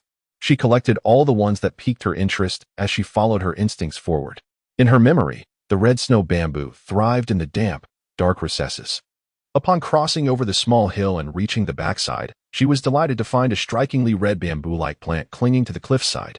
This botanical marvel resembled bamboo, with white stems and red leaves, hence it was aptly named red snow bamboo. This herb only flourished during the sweltering summer months, growing for a mere 20 days. If missed, one would have to wait for another year. In her previous life, her ancient medical texts had explicitly recorded the value of the red snow bamboo. Fortunately, most people were unaware of its characteristics. Otherwise, Zhiwei would have found it challenging to harvest this time. Standing at the edge of the cliff, her eyes gleamed as she gazed at the vibrant plant. As she contemplated how to scale the opposing cliff, Xiaolu, with keen insight, inquired, "Miss Yun, do you wish for that?" Zhiwei nodded excitedly, affirming, "Yes, indeed." Like a gust of wind, Xiaolu ascended the opposite side. "Pull it up by the roots," he responded, swiftly and deftly plucking the red snow bamboo before returning. "Young Master Xiao is truly remarkable," Zhiwei couldn't help but exclaim. Xiaolu remained composed, replying, "No need for thanks. It is my duty as a subordinate. After all, it was a direct order from the master. How could he dare to disobey? Does Miss Yun wish to gather any other herbs?" Xiaolu currently bore the crimson snow bamboo in his hands, with a large basket filled with medicinal herbs strapped to his back, as he continued to inquire further. Zhiwei glanced sideways, observing Xiaolu, and remarked, "Allow me to take that, young Master Xiao. You seem unable to manage it." As Zhiwei scrutinized Xiaolu, her perception of him and the Night King's residence began to shift. Wasn't it said that the Night King and his companions were all cold and ruthless? Yet, look at young Master Xiao, so amiable and eager to assist. A smile involuntarily graced Zhiwei's lips. "Well then, I sincerely thank you, young Master Xiao." After a little while, Zhiwei finally descended from Falling Moon Mountain alongside Xiaolu. Upon reaching the foot of the mountain, she felt her endeavors had been remarkably fruitful. Not only had she acquired the crimson snow bamboo, but with the formidable strength of Xiaolu, she had also gathered a considerable amount of precious medicinal herbs from perilous corners. Wealth has come, wealth has come. Chapter 32, Cripple, Ugly Wretch, Calamity Star. Zhiwei was well aware that Ace had a fondness for silver. If he were to learn of the abundant medicinal herbs that could be exchanged for silver, little Ace would surely be overwhelmed with excitement. Alas, the hour was growing late today. Otherwise, she could have gathered even more herbs. As she counted the herbs at the base of the mountain, she lamented, "If only I could linger on Falling Moon Mountain for 3 days and 3 nights. Beside her. Xiao Yejing responded with an expressionless demeanor. "Whenever you wish to return, I shall have Xiaolu accompany you again." Upon hearing this, Zhiwei's eyes brightened instantly. "Excellent. With Xiaolu's agility, just imagine how many more herbs I could collect." She added playfully, "Indeed, Your Highness, feel free to keep a watchful eye on me. It would be best if you monitored me constantly." "Xiaolu." Xiao Yejing gazed at the cunning glint that flickered in the woman's eyes. And beneath her mask, a faint smile unfurled without a trace. Having spent only a few brief moments with Zhiwei, Xiao Yejing suddenly sensed that within the perpetual darkness of his world, a faint glimmer of light had emerged. Once everything was concluded, Zhiwei exhaled deeply. "Master, the poison has been largely resolved. As for your leg, in a few days, I shall be able to reconnect the tendons for you." Though he was already familiar with the procedure of tendon reattachment, Xiao Yejing could not help but pause momentarily, an overwhelming yearning blossoming in his heart. He eagerly anticipated the day he would rise once more. Before departing, Zhiwei cast one last glance at the Night King's residence. Each visit, the atmosphere remained cold and desolate. While the world trembled at the mention of Xiao Yejing, Zhiwei, from the compassionate heart of a healer, felt more sympathy towards him.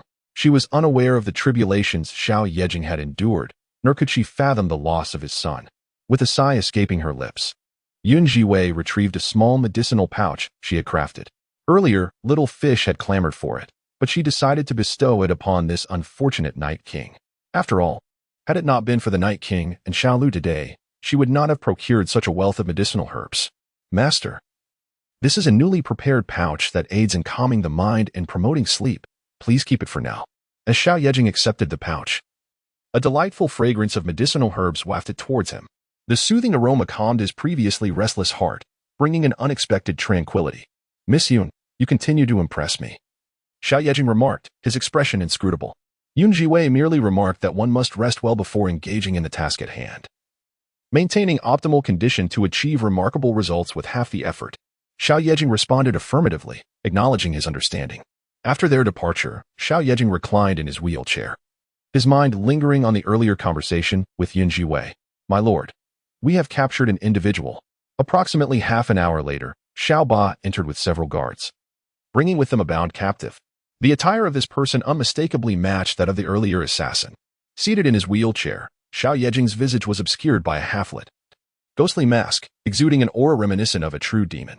He lowered his gaze to the floor where the captive lay, battered and seemingly on the brink of death. You dared to attempt to assassinate me? Xiao Yejing inquired coldly, his eyes narrowed. The captive lay sprawled like a defeated beast. Noticing the silence, Xiao Ba pressed his foot heavily onto the man's back. Crack! The sound of breaking bones echoed. My lord has posed a question. Yet, the man remained mute. Xiao Yejing continued. Speak. Where is that person? The assassin shook his head defiantly, refusing to divulge any information. With a chilling smirk, Xiao Yejing casually remarked, let us first sever his limbs and feed them to the dogs. You possess the audacity to attempt my life, thus I shall ensure your survival becomes a torment. At this, the captive gasped, his scalp prickling with fear. Nevertheless, he raised his gaze to meet Xiao Yejing's, despite his disheveled state, a mocking expression lingering on his face. The Night King, who wields unparalleled power over the realm. Haha, who would have imagined? The Night King has now become a wretched being, a grotesque figure. A calamity that even his closest kin despise. Silence. Xiao Ba lifted his foot and delivered a heavy kick to the man's chest, causing his insides to rupture and blood to spew forth. Yet, the man continued to tilt his head back, laughing maniacally. Xiao Yejing, you disaster. You were never meant to exist in this world. Sooner or later, you will meet a dreadful end. You will bring ruin to everyone around you. You deserve death more than anyone else. Xiao Ba was consumed with the urge to sever this man's tongue. However, Xiao Yejing merely toyed with his ring, allowing him to continue. Xiao Yejing, 20 years ago, our master deeply regretted not being able to kill you. For years ago, failing to eliminate you was our master's greatest sorrow, lamenting only the fact that your legs were merely broken. But wait, our master will surely bring about your demise. In the shadows, Xiao Yejing slowly lifted his head. After a prolonged silence, his hoarse voice emerged, echoing like that of a demon. Break his legs and cast him out. The man was swiftly taken away. Soon after, anguished screams reverberated from outside. A throbbing pain surged in his temples, as if a vein were dancing in agony. With the slightest closure of his eyes, a vivid crimson flooded his vision, reminiscent of fleeting childhood memories. Grandfather. Xiao Ba stood nearby, hesitating to speak, unwilling to approach. At that moment, a gust of wind swept by, carrying the scent of the medicinal pouch to Xiao Yejing's nostrils, bringing an unexpected sense of calm over him. Even the throbbing pain in that taut muscle gradually subsided, settling into an eerie calm. As if everything had returned to its usual state. He suddenly recalled the words of Yun Zhiwei, and for a moment, the murderous glint in his eyes diminished. Meanwhile, at the residence of the Duke of Yun, Bai had finally completed her 100 recitations of the Buddhist scriptures and stepped out of the courtyard. Her entire hand trembled. Since following Yun Qingtsong, she had lived a life of luxury and ease. She had never endured such torment. Mother, how could you act so recklessly? Yun Wani sighed and shook her head. Had I been at home, I would have never consented to your provocation of that little wildling and Yun Zhiwei. Mother, you know well that wretched woman is no longer the same as before. Capturing that little wildling is akin to inviting her to strike. Yun Wani's demeanor appeared gentle, yet her words were laced with venom. Beside her, Yun Wani wore an expression of distress. Eldest sister, what shall we do? I cannot comprehend why father has taken to protecting that wretch. This is unprecedented. I have inquired with brother Qingfeng, and that woman has no real connection to the Night King. Yun Wani furrowed her brows tightly. That is indeed perplexing. It seems that woman possesses some extraordinary abilities, having bewitched not only the Night King, but also our father. This thought brought to mind the day when Yun Zhiwei showcased her medical skills in the street, causing a jolt in her heart. Such medical prowess, was beyond her reach. Remembering how Zhiwei had once deceived her, Yunwani lowered her gaze. Her eyes filled with malice. Mother, sister, I have been out these past few days and have made the acquaintance of several esteemed individuals, among whom Lady Xia holds a particular admiration for me. As she spoke, Yunwan's gaze lifted, her face radiating with uncontainable excitement. Bai, momentarily forgetting the pain in her hands and knees, exclaimed, Lady Xia, are you referring to the wife of the Marquis of Zhengnan? Yunwan nodded affirmatively, indeed. Bai smiled, exhaling a deep breath of relief. How wonderful! It is truly splendid that one has made such connections. You must seize this opportunity to make a good impression. For the matriarch of the Xie family is none other than the younger sister of the late emperor, the former Princess Yongyu. The Marquis of Zhengnan holds a position of great power, second only to the emperor himself, and even the regent shows great respect towards the Xie family. If you can forge a bond with them, who would dare to look down upon us, or claim that I am merely a concubine?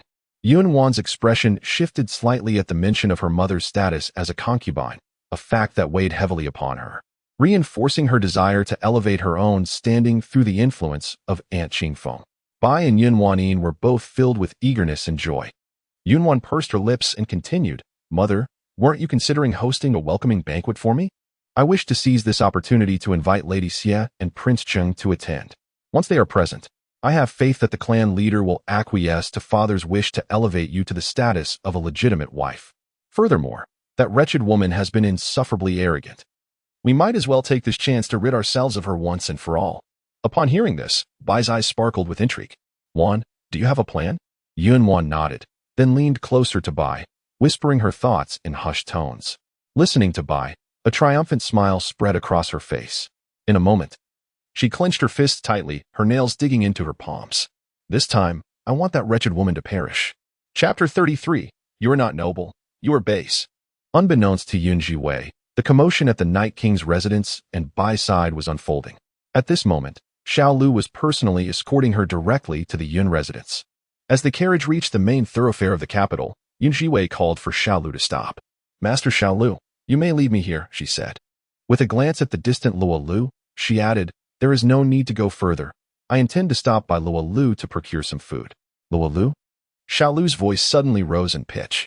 He recalled that the person who had come to deliver a message that morning had also appeared outside Luo Lu. Seeing Zhiwei's determination, Xiao Lu had no choice but to acquiesce. Very well, Miss Yun, do take care of your safety. Do not worry, for the time being. No one can harm me, Zhiwei replied softly, her brow slightly furrowing. Xiao Lu had no doubts about her words. It seemed that since descending from the city wall, he had never witnessed this young lady suffer misfortune. His concern shifted to the injuries borne by the prince.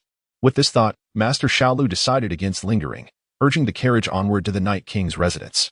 In the afternoon, the sun blazed down. Yet it could not deter the throngs of people on the streets.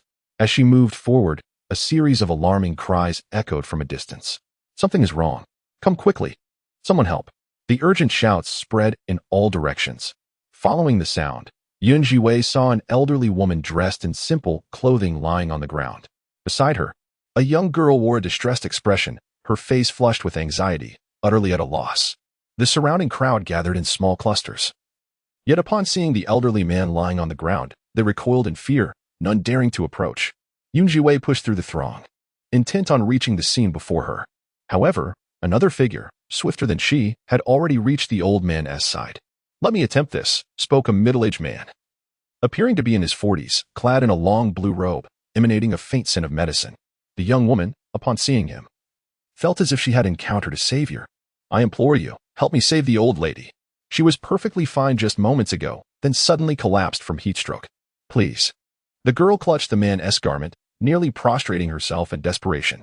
The man lifted her slightly, casually checking the old lady's pulse and pupils. After a lengthy pause, he declared, I can save her, but it will cost 1,000 taels of silver. A wave of astonishment swept through the crowd.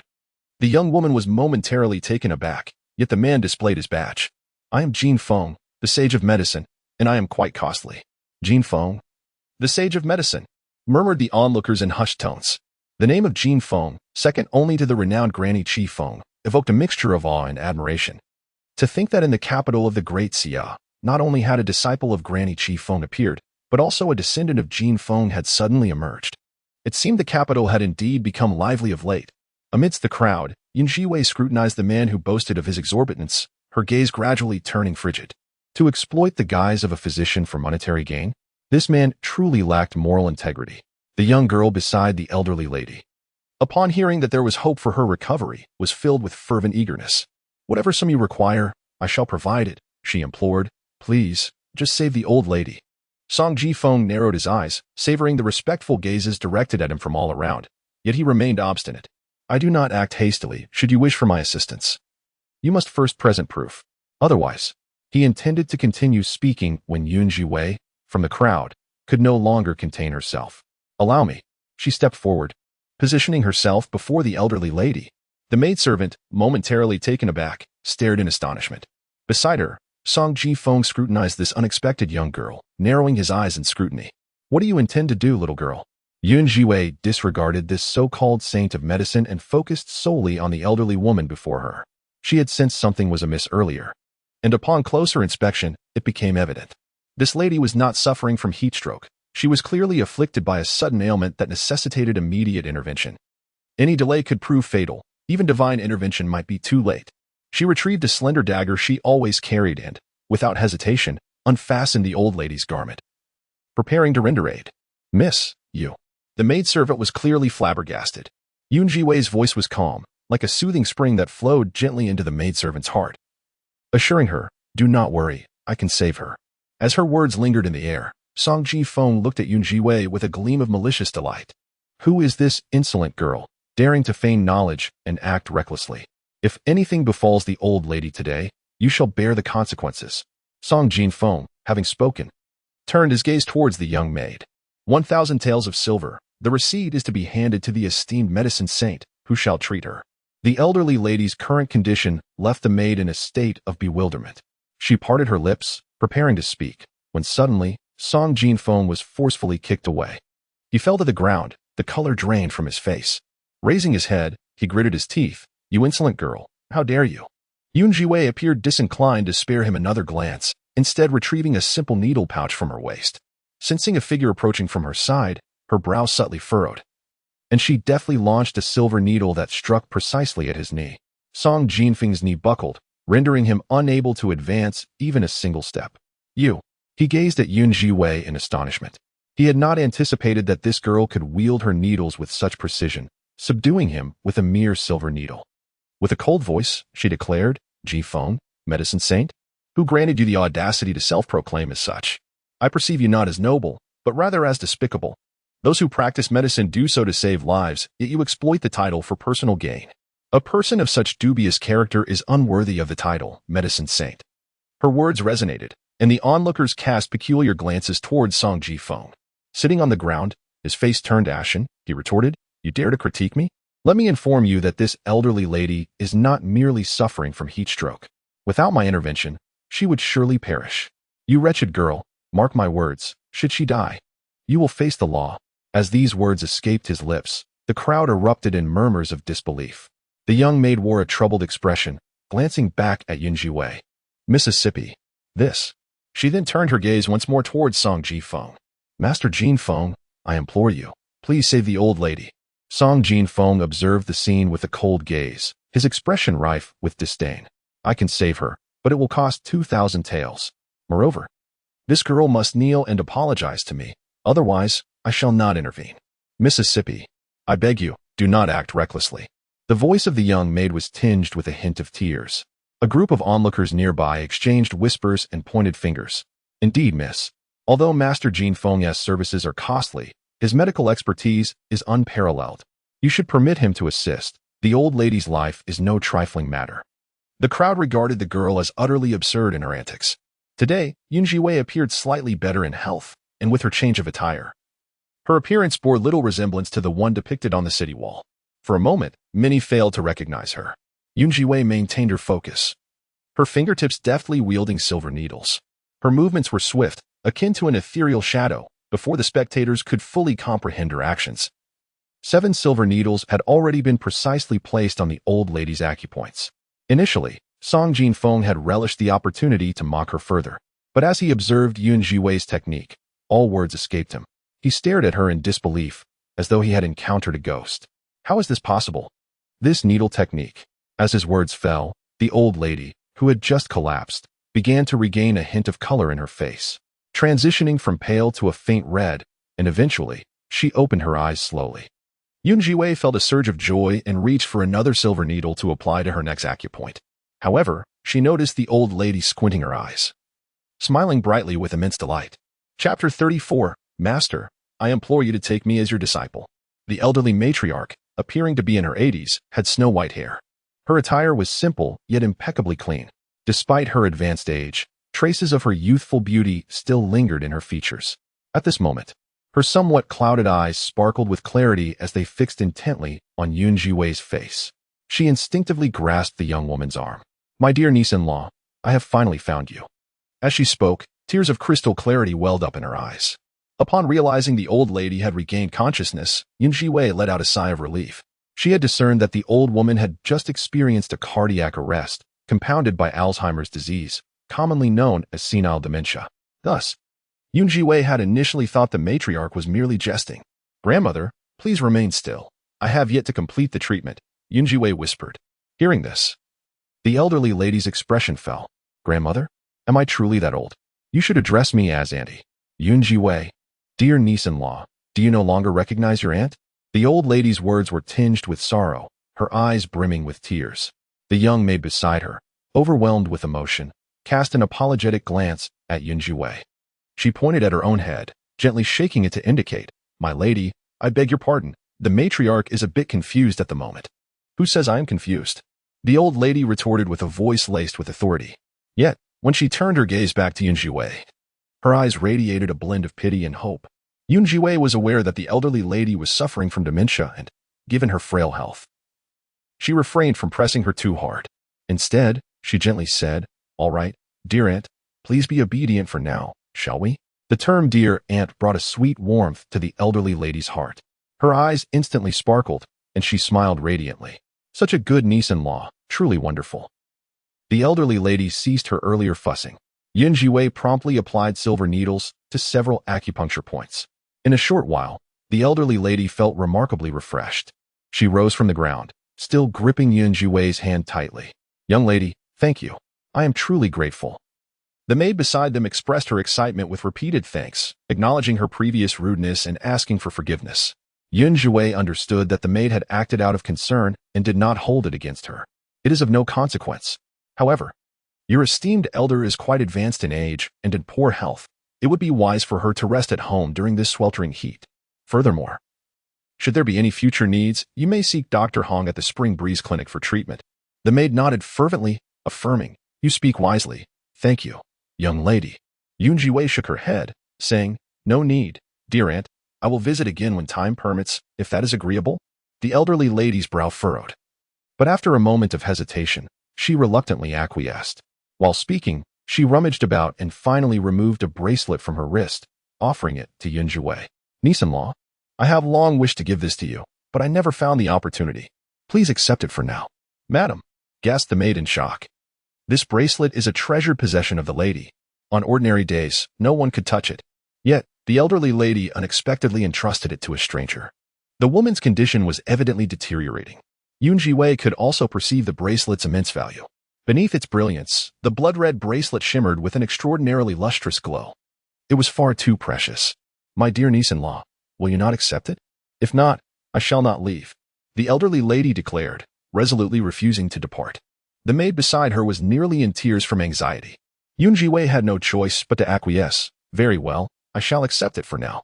Kindly extend your hand. The elderly lady's eyes sparkled with delight as she excitedly slipped the bracelet onto Zhiwei's wrist. She gazed at the slender wrist, her face alight with joy, as if rejuvenated by several years in an instant. My dear niece-in-law, you are simply too slender. You must take good care of yourself. Had she known, she would not have indulged the elderly lady's whims nor accompanied her outside. Fortunately, no significant mishap had occurred. What would have happened had there been a grave incident? My dear niece-in-law, I shall await your return at home. I look forward to you and my dear nephew presenting me with 2 grandchildren in 3 years. Zhiwei could only helplessly rub her forehead, thinking, This old woman is indeed quite unwell. She requires proper care. The elderly lady was led away by the maid, while the onlookers continued their hushed whispers. The crowd echoed praises for the young woman's kind heart. Song Ji-feng remained seated on the ground, seemingly oblivious to his own breathing. The exquisite needlework he had witnessed began to resonate with the memories he held from years past, when he had encountered the esteemed Granny Chi-feng. At that time, the medical skills of the esteemed elder chiefing astonished him beyond measure.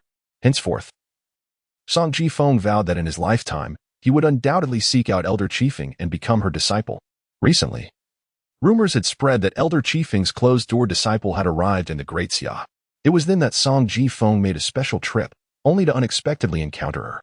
Though the effects of the silver needles on his body had faded, Song Ji-feng suddenly rose to his feet and, disregarding everything, rushed forward to grasp Yun Zhiwei's leg. "Master, please don't leave." Yun Zhiwei abruptly halted her steps. Looking down, she beheld Song Ji-feng, who had previously displayed arrogance, now clinging desperately to her leg. Gazing up at her with a pitiful expression, Yun Zhiwei retorted, "Get away. Who are you calling master? I would never accept a disciple as shameless and despicable as you. Master, I implore you to accept me as your disciple," Song Ji-feng begged, tugging at Yun Zhiwei while looking at her with eager eyes. "I have searched for you for a full 5 years. The reason I came to Great Xia is that I heard you were recently seen here, and I came specifically to find you. You cannot abandon me." Song Ji-feng clung tenaciously to Yun Zhiwei. She initially contemplated kicking him away, thinking, "What does it matter to me?" However, Song Ji-feng was beyond caring for his image. Despite being renowned as the saint of medicine, he now relentlessly pleaded, "Master, if you accept me as your disciple, I will give you everything. Herbs, silver, all of it." Yun Zhiwei's movements came to an imperceptible halt as she cast a sidelong glance at the kneeling Song Ji-feng. The expression of the saint of medicine, Ji-feng, radiated with uncontainable joy. "Master, I assure you, it was not my intention to tarnish my character. I merely sought to earn a few more coins, with the hope of honoring you in the future. Master, I implore you not to disregard me. If you would only accept me as your disciple, I would promise you anything." Ji-feng, the sage of medicine, lamented, his eyes welling with tears. "If you disapprove of my collecting fees, I shall cease immediately. Whatever you dislike, I shall amend. I shall change everything." Yun Zhiwei furrowed her brow, preparing to dismiss him once more. At that moment, Ji-feng's gaze met Yun Zhiwei's countenance again, and he could not help but gasp in astonishment. "Master, one must say, you possess an extraordinary allure. Despite being older than I, you appear remarkably youthful, akin to a young maiden." Chapter 35. "Uncle, I bestow upon you all my wealth." Ji-feng gazed at Yun Zhiwei with adoration. The world reveres the leader of Chi-feng Valley as Elder Chi-feng, which speaks volumes of her advanced years. Though he had never beheld Elder Qingfeng's true visage, he believed that anyone possessing such remarkable medical prowess could not be an ordinary person. Song Ji-feng looked at Yun Zhiwei, his eyes brimming with unspoken fervor. Meanwhile, Yun Zhiwei's heart churned with tumultuous thoughts. Previously, when Hong'er referred to her as Elder Chi-feng, she dismissed it as coincidence. Lowering her gaze, she continued to ponder. Song Ji-feng, in a fit of desperation, cried out, "Master, I beseech you to accept me as your disciple. I bow before you." After uttering these words, he shed his previous airs and bowed fervently before her.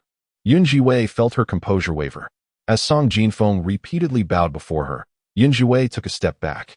"Ji-feng, the sage of medicine, on what grounds do you presume that I am the esteemed Elder Qingfeng?"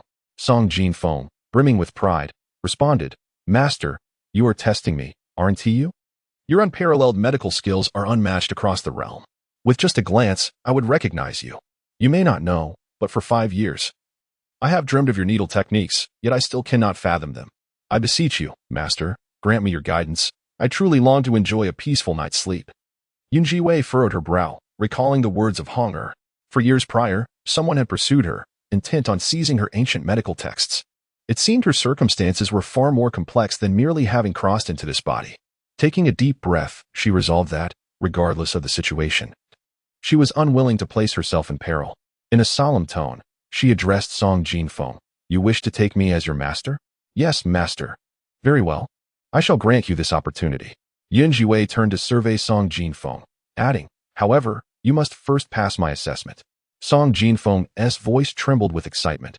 "Master, I am ready for your evaluation. Please, instruct me." Leaning against the wall, Yun Zhiwei declared, "From this day forth, you are my disciple." Song Ji-feng was taken aback. "What?" Yun Zhiwei continued slowly. "Song Ji-feng, from today onward, you must not reveal my true identity to anyone. under any circumstances. Furthermore, publicly declare that I am your disciple." The sage of medicine was filled with trepidation. Reverently referred to as master by the gentle breeze, he dared not accept the title. Yet, Zhiwei appeared utterly serious, devoid of jest.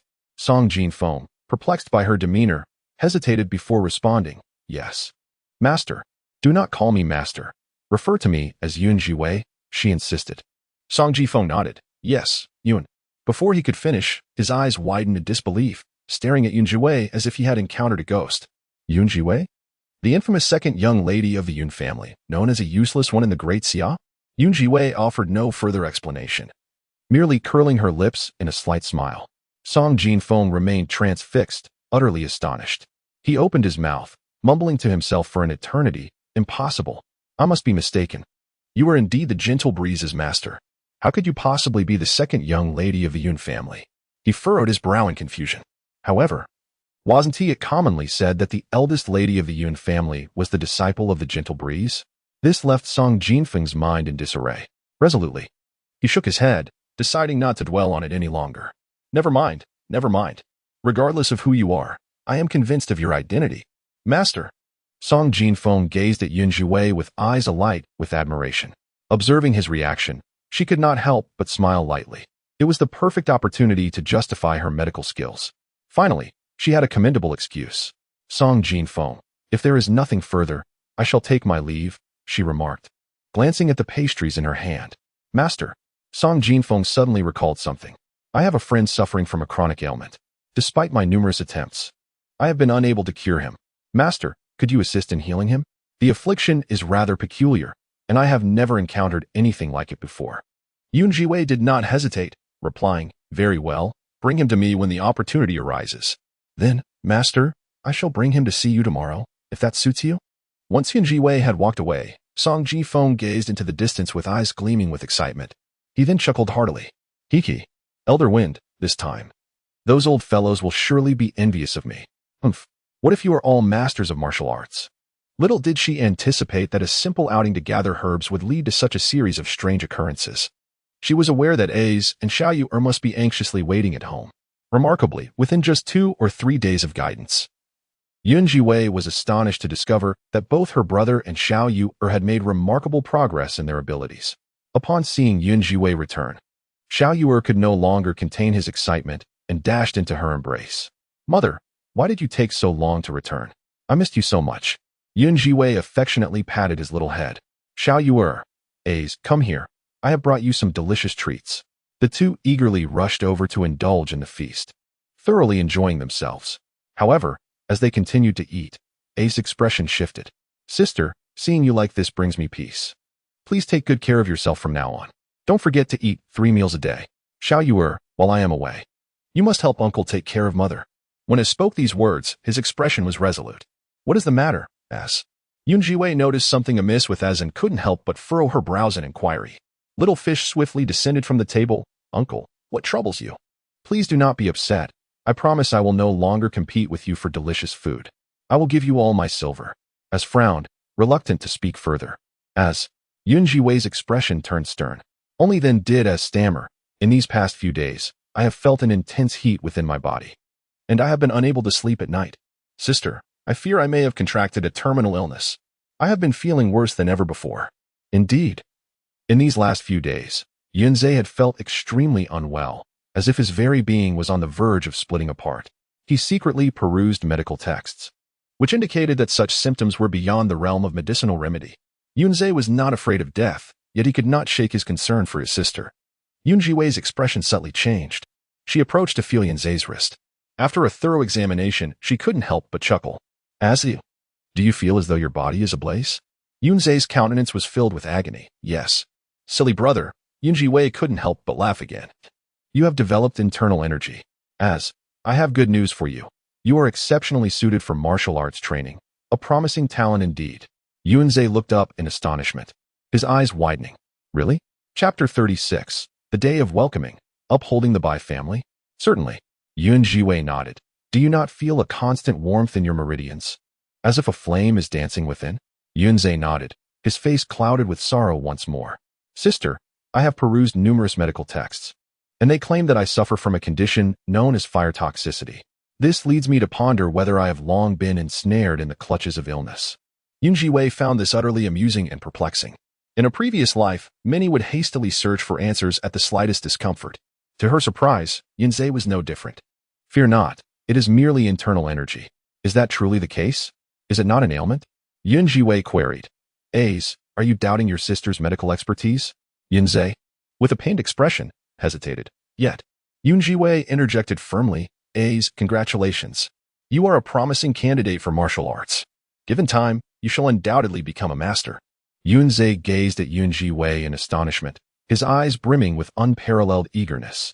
Little Yuer, albeit unaware of the unfolding events, felt excitement upon hearing the term master. He recalled how his father was once a distinguished expert. He often heard his father speak of gathering the elite of the great Xia under his banner. Uncle is so impressive, little Yuo exclaimed, his eyes sparkling with enthusiasm. Meanwhile, Zhiwei's eyes had begun to glisten with unshed tears. Is it true, sister? Does this mean I am no longer a frail invalid? At 13 years of age, he had yet to grasp the arts of literature or martial prowess. From a tender age, his health had been feeble, and his father had shown him little concern.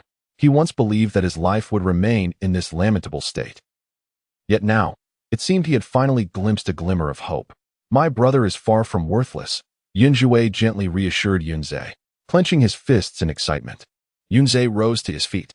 Sister, I am determined to diligently practice martial arts. Once I become a master, I shall bestow upon you a great fortune. The young boy stood in the sunlight, his face flushed with an unprecedented excitement. A warm sensation surged within Zhiwei's heart. Very well. That night, Zhiwei was too exhilarated to find sleep. Zhiwei knew that the internal energy within had begun to coalesce. Typically, a martial artist can awaken their potential by the age of 5 or 6. Awakening was considered late, perhaps due to the toxins that had only recently been purged from his body. Throughout the night, Zhiwei busied herself with concocting antidotes and crafting a few defensive poisons.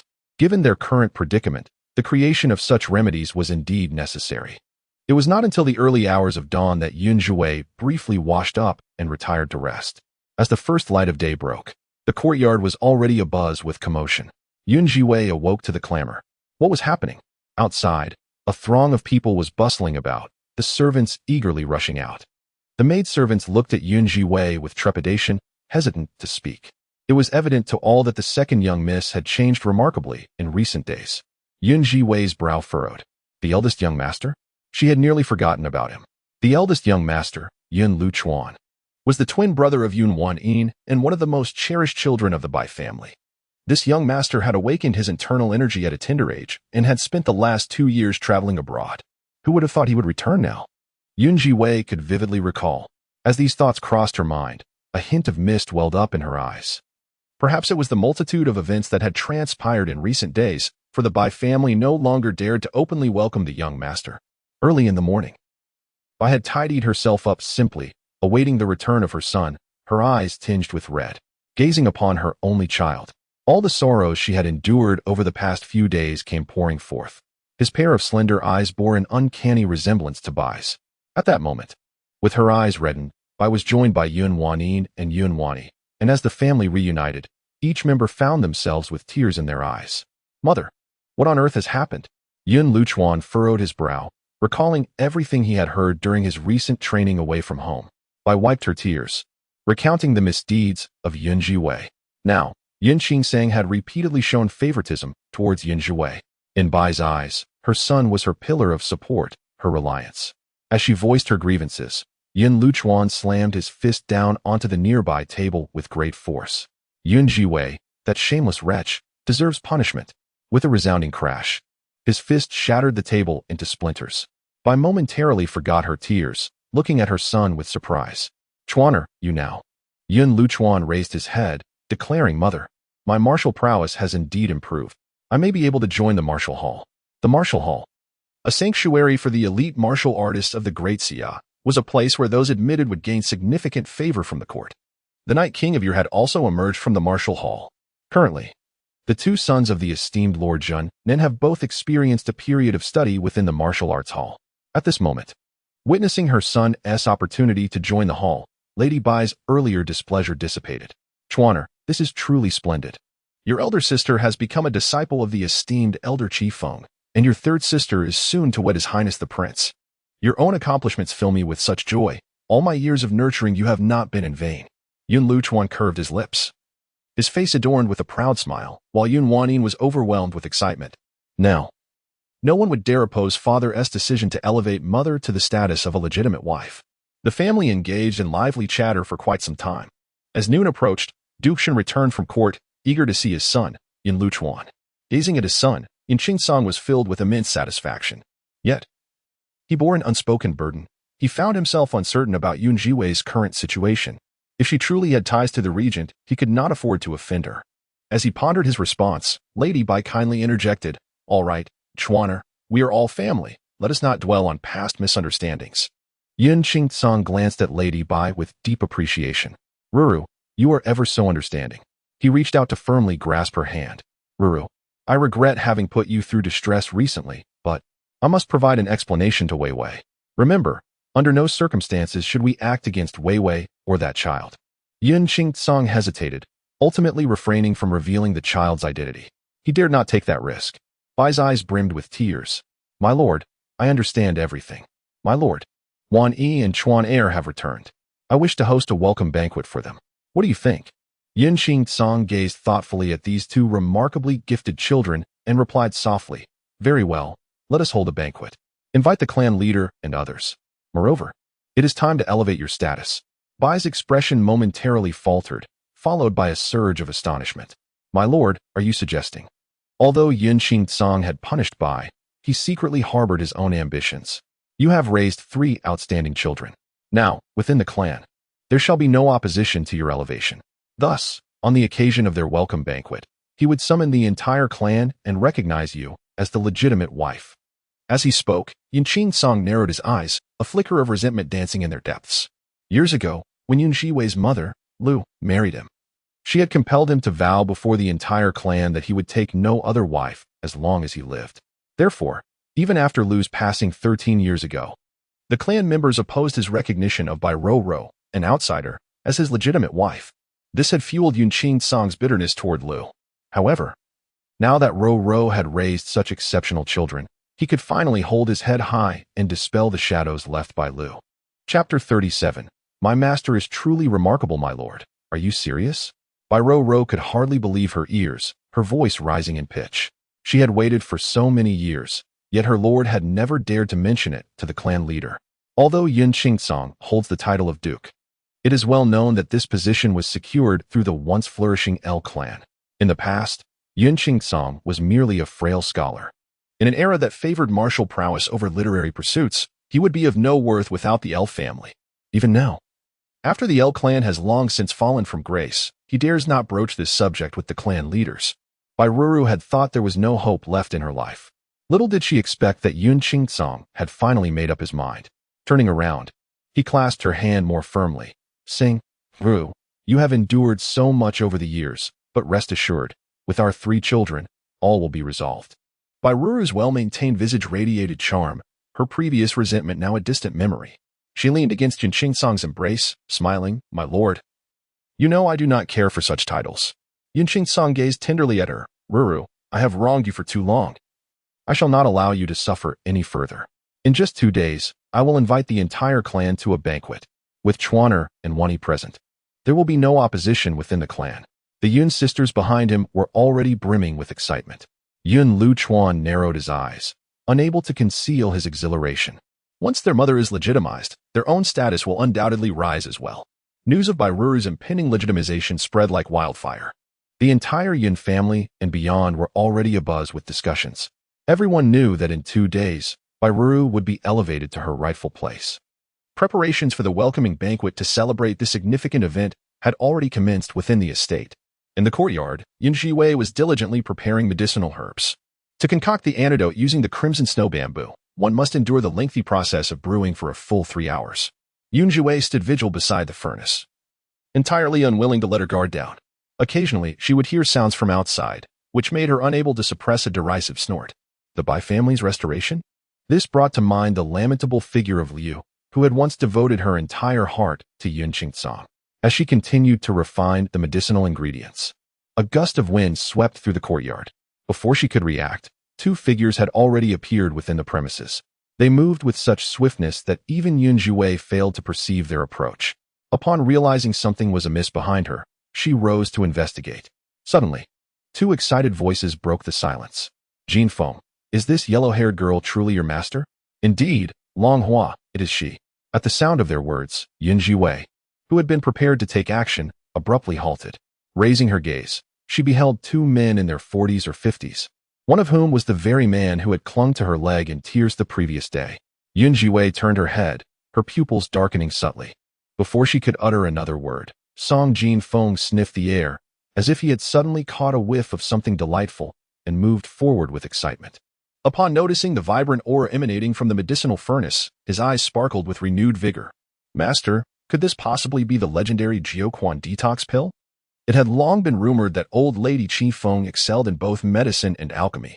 She possessed a formula that could counteract myriad poisons. Though Song Jin Feng had never witnessed it, the enticing aroma wafting from the furnace enveloped him in a sense of euphoria. Zhiwei could not help but chuckle softly. You are familiar with the 9-complete detox pill, are you not? Indeed, it is remarkable. Song Jin Feng's eyes brimmed with uncontainable fervor once more. Master, I am aware that you have been searching for medicinal herbs over the years. I have also concocted numerous formulas based on the legends circulating in the martial world. Yet I have never encountered the essence of the herbs you have refined. Song Jin Feng's words plunged Zhiwei into profound contemplation. She now harbored serious doubts. Perhaps she had long since traversed into this body, merely bereft of the memories accumulated over the years. Song Jin Feng continued to gaze at Zhiwei with eager anticipation. Beside them stood a man clad in a grayish-white robe, whose hawk-like eyes scrutinized her intently, as if assessing her worth. After a prolonged silence, his brow furrowed. Brother Jin Feng, is this indeed Zhiwei? Do you assert that she can cure my ailment? Indeed, Song Jin Feng declared proudly, lifting his chin. Long Hua's expression shifted. Nonsense. She is merely a young girl. Just days ago, I witnessed her hanging on the city wall. This wretched girl has no shame, daring to slander the Night King. Long Hua, hailing from the martial hall, shared a close relationship with the Night King. Upon seeing Zhiwei, he regarded her as a sworn enemy. Zhiwei stood tall, observing the man beside Song Jin Feng. He possessed a square visage, exuding an air of authority. After delivering his remarks, he appeared ready to depart at any moment. Song Jin Feng called out to him, Long Hua, how can you insult my master? Our brotherhood is at an end. Long Hua moved with remarkable swiftness, akin to a gust of wind, poised to depart the courtyard at any moment. In Zhiwei's mind, the name Long Hua churned like turbulent waves, awakening a deep-seated recognition. She recalled, Long Hua, a renowned master of the Daxia. Emerging from the martial hall, Long Hua served as an instructor there. As Zhiwei pondered how to persuade A's to undergo formal training, she was taken aback by Long Hua's sudden appearance. Observing Long Hua about to leave, she scrutinized his figure closely, noting the uneven strength in his legs. With a flicker of realization, she called out, Master Long Hua, please wait. At that moment, Song Jin Feng was left speechless, exclaiming, Long Hua, I must tell you. He attempted to approach, continuing to shout something. Meanwhile, Zhiwei stepped forward slowly. Master Long Hua, are you seeking treatment for your leg ailment? It was indeed a pressing matter. How could one remain in the martial hall with such an affliction?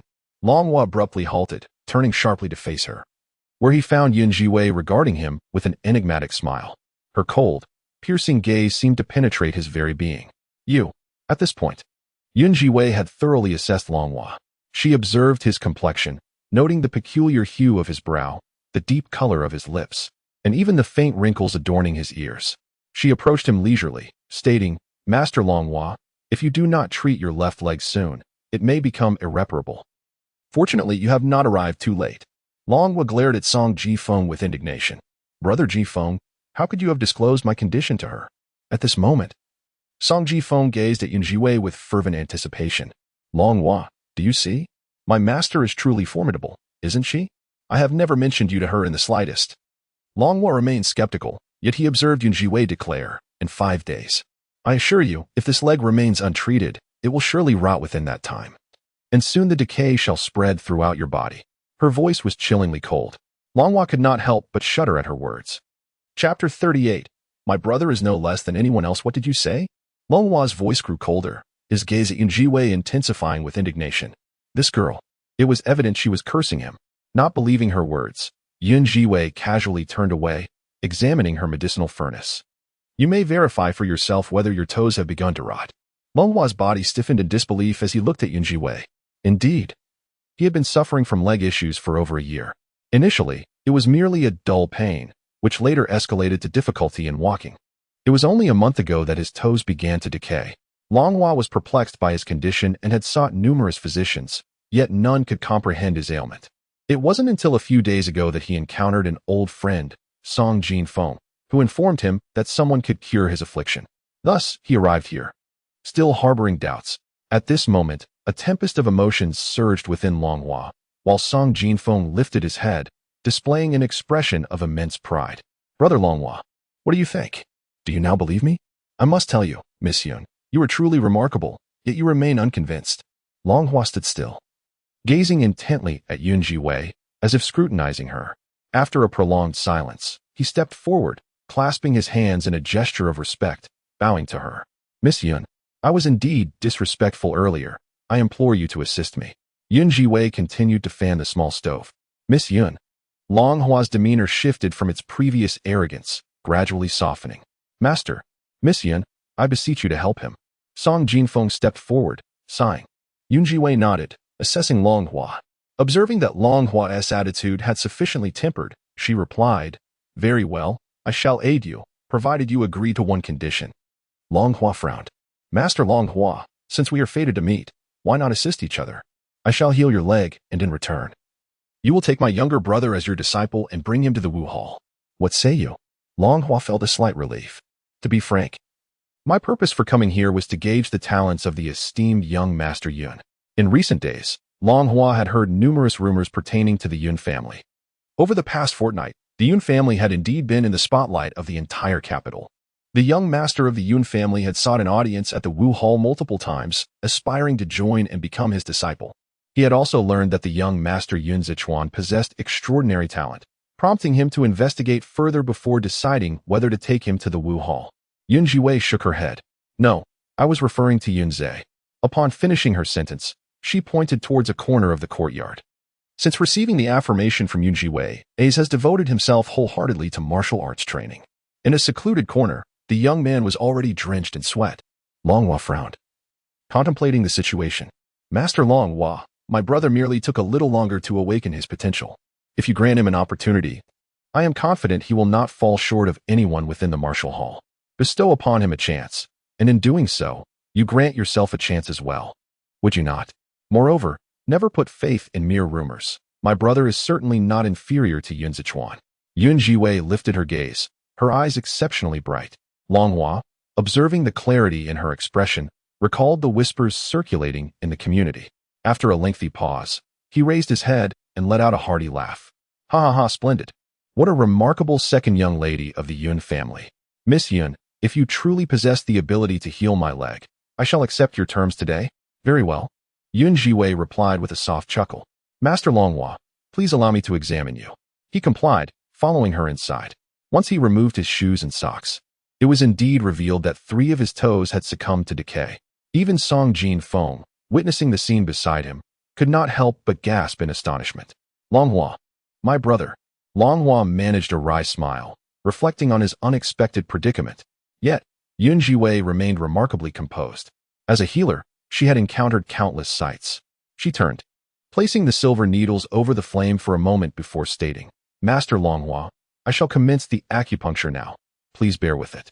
As soon as her voice fell, a few silver needles from Zhiwei had already found their way into several acupoints on his foot. The moment the needles were placed, the veins on Hua's body appeared to writhe. Song Jinfeng, witnessing such a scene from the side, was utterly astonished. Zhiwei, however, remained composed. Lowering her eyelids once more, in her palm, a gleaming small blade emerged. After tempering the knife in the fire for a moment, she callously cut open a vein on Hua's leg with the silver needles. As the blade descended, dark blood oozed from the wound, and 2 insects crawled out from within. With swift precision, Zhiwei pierced the 2 insects with the silver needles and cast them into the flames.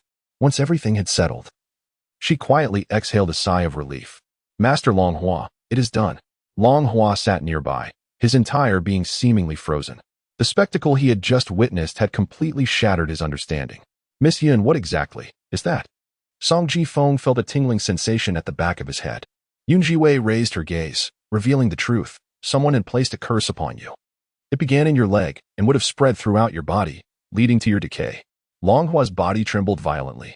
But it is all right now. I have eradicated it. As for the rest, you must handle it yourselves. Yun Zhiwei's eyes met Long Hua's once again. She desired no entanglement in these matters. Her sole responsibility was to save lives. At this moment, Long Hua felt as if he were encased in an ice cavern, yet his mind was racing with thoughts. After a considerable time, his complexion turned pale. It was only when Song Jinfeng's voice reached him that Long Hua gradually regained his composure. Brother Long Hua. Brother Long Hua. Long Hua, the master, exhibited a fleeting change in his expression before swiftly regaining his focus. Although his leg bore a wound inflicted by Yun Zhiwei, he felt an indescribable sense of ease wash over him. Once Yun Zhiwei had finished bandaging his injury, he looked at her with profound respect. Miss Yun, I sincerely apologize for any offense I may have caused earlier. Yun Zhiwei stepped back, a smile gracing her lips. So, Master Long Hua, can you now accept my brother? Long Hua nodded, indeed. I assure you, having given my word to the lady, I shall not go back on it. As he spoke, a hint of helplessness flickered across his countenance. However, Miss Yun, it is rather fortuitous. Your other brother has recently sought to join the martial hall. He has also requested an audience with me. Yun Zhiwei raised an eyebrow in surprise. Oh, Yun Zichuan is also looking for you. Chapter 39, a celebration of favoring the concubine over the wife. Yun Zhiwei's brow twitched slightly, her expression tinged with playful mockery. Long Hua replied, indeed. Yun Zichuan has been contemplating joining the martial hall for over a year now. My intent in this visit was to assess his qualifications. Yun Zhiwei responded, Master Long Hua. In 2 days, the Yun family will host a banquet. I would like you to attend, as I believe you will come to your own conclusions regarding him. Song Jinfeng, brimming with excitement, eagerly interjected, What about me? What about me? Yun Zhiwei cast a fleeting glance at Song Jinfeng before nodding. Then let us proceed together. Long Hua discerned the intrigue in Yun Zhiwei's eyes, leaving him somewhat perplexed. Nevertheless, he responded affirmatively, Rest assured, Miss Yun, I shall arrive punctually in 2 days. Yun Zhiwei smiled faintly. At that moment, she calculated the time. The medicine was nearly ready. She approached to lift the lid, and immediately, a wave of fragrant aroma wafted through the air. This scent was distinct from the usual pungent odor of medicinal concoctions, prompting both Song Jinfeng and Long Hua to steal a few more glances in its direction. At that instant, a faint rustling sound emerged within the room. Little Yue had just awakened from his slumber. Rubbing his bleary eyes, he padded outside with his bare feet. Mother, it smells so delightful. What is that fragrance? Upon hearing his voice, Yun Zhiwei set aside her fan and the medicine pot. Little Yue stuck out his tongue, his delicate face adorned with a pitiful expression. Mother, I'm hungry. Did you prepare something delicious for me? The little one was on the verge of drooling. Yun Zhiwei couldn't help but chuckle. No. I am concocting medicine. Little Yuen's face fell. I thought Mother was making something tasty just for me. Last night, I dreamt that Mother prepared a delicious meal. The little fellow's expression turned somber. Upon witnessing the scene, Yun Zhiwei felt a stir within her heart. She turned to Long Hua and Song Jinfeng, saying, Gentlemen, I have matters to attend to, so I shall not keep you any longer. Long Hua remained rooted in place, his expression akin to that of a ghost, fearfully gazing towards the room. Could it be? Was that truly the young master? The very one the Night King had been covertly searching for? How could the heir be here? A myriad of questions swirled in his mind, yet Long Hua dared not voice them nor inquire further. Suppressing all his emotions, he swiftly departed with Song Jinfeng. Brother Long Hua, what do you think? Is my master formidable? Long Hua, internally tumultuous, took a moment before replying, Indeed. Quite remarkable. Yun Zhiwei had already ushered little Yue into the room. The child appeared somewhat despondent. He longed for a meal prepared by his mother's own hands. Observing the little one's forlorn expression softened Yun Zhiwei's heart.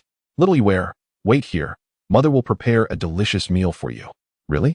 Little Yue exclaimed, his eyes widening in delight. Yun Zhiwei approached, diligently preparing noodles for him. As little Yue tasted the plain noodles, his small face scrunched up in discontent. Is it not to your liking? Yun Zhiwei inquired, unable to suppress a sigh at the child's expression.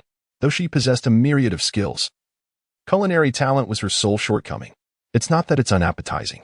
However, dear mother, Perhaps it would be better if I learned to cook instead? I wish to honor you properly. Little Fish was reluctant to speak, for it seemed that his own cooking surpassed even that of his mother-s. Nevertheless, he nodded earnestly, declaring that everything his mother prepared was delicious, and he cherished her meals above all else. Zhiwei gazed at this exceptionally obedient child, her heart brimming with affection. She could not fathom how his mother could be so heartless as to abandon such a delightful child. Fish, you continue eating. I must check on the shop shortly. Zhiwei gently stroked his little head and said. Little Fish's eyes sparkled like stars. Mother, may I accompany you?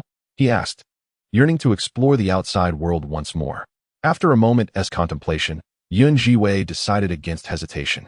After days of treatment, Little Fish's health had nearly restored, and a stroll would indeed benefit his recovery. A simple cart conveyed the duo towards the jade shop. Little Fish still wore a charming monkey mask, concealing his features and rendering him quite comical. Upon their arrival at the jade shop, Little Fish disembarked from the cart, since Zhiwei had revamped the establishment. All inferior products had been discarded, and a fresh batch of fine materials had been procured. However, upon entering, she found the shop unusually desolate. Miss Yun, you have arrived. The once boisterous fat shopkeeper now appeared timid, trembling as he regarded her. Zhiwei nodded in acknowledgement. How has business been these past few days? The portly shopkeeper's expression was tinged with awkwardness. In recent days, he had not secured a single transaction. Miss Yun, you must understand. In the past, under the management of Qian Yuan, this shop had long since tarnished its reputation, leaving no one willing to set foot inside. However, the shopkeeper found himself unable to voice such thoughts. This simply wouldn't do. Zhiwei furrowed her brow, contemplating strategies. This jade shop had once been the most lucrative establishment under the Liu family. Seeing it in such a state now was not something she wished to endure. She needed to devise a plan to revitalize it. Since the shop's reputation was in tatters, the only course of action was to rebuild its standing. With a contemplative expression, Zhiwei instructed, bring me paper and pen. The shopkeeper, not daring to delay, promptly fetched them. In a brief moment, Zhiwei composed numerous pages of writing, which she then handed to the shopkeeper. Go and cover this entire street. The shopkeeper cast a glance at the contents of the paper, his countenance shifting dramatically. However, having witnessed firsthand Zhiwei's punishment of Qian Yuan, he understood well that this young lady was not to be trifled with. Thus, he hurriedly set out, diligently pasting the flyers throughout the street. Mother, what are you writing? Little Yue, noticing Zhiwei still engrossed in her writing at the desk, waddled forward on her short legs, peering with curiosity. To celebrate the Duke of Yun's elevation of his concubine after the demise of his wife, leaving her infuriated. We can finally rectify the position of the concubine and reap the rewards. Today, Yun's Jade Shop offers a 30% discount on all items, limited to 10 offerings. First come, first served. Little Yue's tender voice was quite delightful. After finishing his reading, he lifted his small face, displaying an expression full of anticipation for praise. Mother, did I read it correctly? Yunji smiled and replied, Little Fish is truly clever. He then continued to write with great enthusiasm. Outside, the entire street was awash with a tumultuous wave of excitement. Chapter 40. Little Fish's extraordinary skills. Though the jade shop appeared desolate, it could not withstand the vibrancy of the bustling street. As notices plastered the entirety of the thoroughfare, the crowd erupted into a cacophony of astonishment. Although the Yun residence had gradually fallen into decline, the memories of the family's former splendor lingered in the minds of all. The Duke of Yun and the Yun Jade Shop, was it that the substantial dowry bestowed upon the Yun family by the L family in days gone by? Indeed, I recall that when L Shur wed the Duke of Yun, the dowry stretched an impressive 10 miles along the street. Some in the crowd remarked in exaggerated tones, followed by a wave of nostalgic sighs. In the past, when L Shur married the Duke of Yun, he was merely a destitute scholar, and now, how the tables have turned. The crowd scoffed, as if recalling the amusing anecdotes of yesteryears. El Shur, in her naivety, devoted herself to marrying a penniless scholar, ultimately securing a dukedom for Yun Qingtsong, only for her own child to be lost for over a decade, while the duke's offspring with another woman were already older than the second Miss Yun. Over the years, people had largely forgotten these events, yet now, as laughter echoed, they all made their way toward the Yun Jade Shop, eager to witness the unfolding spectacle. Zhiwei sat within the shop, observing the continuous stream of individuals gathering outside, her eyes instantly sparkling with excitement. Indeed, it is the allure and intrigue that draw in the crowd. The throng of people steadily approached, and after settling little Yue, she rose to personally greet the guests. Come, come everyone. Feel free to take a look and take whatever you fancy. Today, the first 10 purchasers will enjoy a substantial discount of 30%. However, the patrons outside regarded the jade shop with skepticism etched upon their faces. Over the past few years, the reputation of Highness jade shop had become tarnished. It was widely known that the merchandise within was of inferior quality. They stood outside, merely spectators, too apprehensive to step inside and make selections. Witnessing this scene, Zhiwei could not help but sigh. It is perfectly all right if you do not purchase. It is worth a try. Little Yue, observing the crowd merely looking without buying, felt a pang of anxiety in his heart. He understood that if his mother could sell these items, it would surely yield a fortune in silver. His mother and uncle were particularly fond of silver. They would undoubtedly be overjoyed. He, as his mother's darling child, must bring her happiness. Pretty Andy, this would look splendid on you. Little Yue suddenly scampered over to a well-dressed matron in her 30s. He then raised his little head, his large, dark eyes twinkling with mischief and charm beneath the mask. Even though her features were obscured, the soft, tender tone of his voice could melt hearts. The matron gazed at little Yue, her heart skipping a beat. Following his gesture, she turned her attention to a jade bracelet. This exquisite jade bracelet boasts remarkable quality and a splendid texture. Ever since the source of supply was secured, Yunji Jade Shop has ceased to offer inferior products. Dear aunt, would you care to try it on? Little Fish blinked her eyes and continued. The woman complied, donning the bracelet for a moment. Upon closer inspection, she gasped in astonishment. The quality. I have encountered something similar at Wafingfang, renowned for its excellence. The laughter of Little Fish rang like the delicate sound of shattered jade from Kunshan, truly delightful. Dear aunt, we guarantee our quality here, and it surpasses that of outside vendors. My mother personally oversees the shop. The crowd turned their gaze to see Zhiwei reclining nearby, prompting a flurry of whispered conversations. At this moment, Zhiwei felt utterly bewildered. She was still contemplating ways to monetize her endeavor when this little one employed a strategy reminiscent of a charming young man. Surprisingly, it seemed effective. After scrutinizing the bracelet, the woman decided to make a purchase. The first 10 are at a 30% discount, correct? She inquired. Looking up for confirmation, Zhiwei nodded affirmatively. Indeed, as part of our grand reopening, the first 10 orders are all at a 30% discount. Very well. I shall take this bracelet. After the woman made her initial purchase, the others in line no longer dismissed the shop outright. Instead, they began to examine the merchandise within. Upon closer inspection, they found that the offerings were indeed comparable to those at Wafingfang. Wafingfang has been the largest jade shop in the capital in recent years, with jadeite that far exceeds its competitors in both style and quality. Among the onlookers were many knowledgeable patrons. After determining the exquisite quality of the merchandise, she could no longer contain her excitement and began to purchase fervently. Big brother, why not select a pendant for the lovely lady beside you? It would surely bring her joy. Grandma, look at this. Wearing it would instantly make you look a decade younger. The little one spoke with charming eloquence, busily engaging those around. Meanwhile, Zhiwei lingered at the back, watching in astonishment. How was she unaware that the little fish possessed such remarkable skills? The first 10 orders were swiftly sold out. As the crowd outside grew larger, Zhiwei unhesitatingly announced a discount of 20%. Fear not, everyone. Today, all remaining items are available at 20% off. This jade shop welcomes comparison, so feel free to evaluate elsewhere. In an instant, the expansive jade shop erupted with excitement. The plump shopkeeper, having posted the announcement, returned to find the scene within the shop bustling beyond measure, leaving him utterly astounded. From morning until noon, the entire Yunji Jade shop was filled to the brim with patrons. As Zhiwei watched the shelves being emptied one by one, she felt invigorated. Miss Yun, the deputy minister of the Dali Temple, Lord Jin, is patrolling outside. The plump shopkeeper returned, whispering anxiously in Zhiwei's ear. Oh, is that so?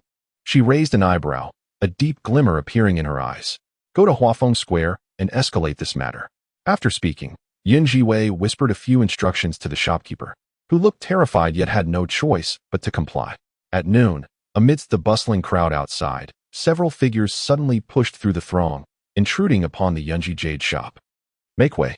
Clear the path. The angry shouts interrupted the lively atmosphere within. The crowd outside fell silent, taken aback by the sight of several officials. A chill ran through the onlookers. Zhiwei, however, greeted the intruders with a smile, curious about their visit and intentions. Zhiwei, it has been reported that your Yunji Jade shop has stolen goods from Huafeng Workshop. The leader of the group, Zhan Ziyuan, a junior official from the Dali Temple, happened to be passing by when he was halted by the Huafeng Workshop's deputy manager who had lodged the complaint. He arrived here personally, surveying the surroundings with a cold gaze. Zhiwei slowly rose and stepped forward. Stolen goods from Huafeng Workshop? Pray tell, do you possess any evidence, my lord? At that moment, the plump manager of Huafeng Workshop approached from behind. With a glance at the remaining merchandise, he immediately recognized the types of goods present. Ignoring everything else, he shouted, indeed, these are all goods from Huafeng Workshop. No wonder we haven't received any supplies recently. They must have been stolen by them. This manager had only been with Huafeng Workshop for a few years and was unaware of many of its internal affairs. He gazed at the unfolding situation, indignantly exclaiming. Zhiwei chuckled softly, her eyes gleaming with cunning. Chapter 41. The thief calls to catch the thief. The manager of Huafeng Workshop stood at the forefront, his face a mask of righteous indignation. His words ignited a wave of murmurs among the crowd. Those who had recently purchased a few jade pieces were particularly taken aback, their expression shifting dramatically. Amidst the crowd, a voice rang out. I always wondered why the quality of these goods resembles that of Huafeng Fang. And it turns out to be due to this. Some have even considered returning their purchases. Miss Yin, although your prices are low, we cannot accept such unjust items. Please refund us. Yes, refund. Refund. In an instant, the atmosphere within the shop reached a fever pitch, with everyone vociferously expressing their indignation. Zhiwei sat calmly in her chair, observing the commotion with an unperturbed demeanor. Xiao Yuer, however, was visibly flustered, her small face reddening beneath her mask as she exclaimed, You are talking nonsense. We would never steal from others. She puffed out her chest, seemingly eager to defend their honor. At this moment, Zhiwei softly called, Xiao Yuer, come here. Xiao Yuer hurried to her side, feeling utterly wronged. Mother, they are bullying you. Zhiwei's expression remained unchanged as she gazed down at the little one and gently said, Xiao Yuer, today I will teach you a lesson. Xiao Yuer was perplexed. Zhiwei continued, use their strength against them. Gradually, she rose from her seat and moved forward. Though her figure was delicate, it emanated an indescribable aura of authority.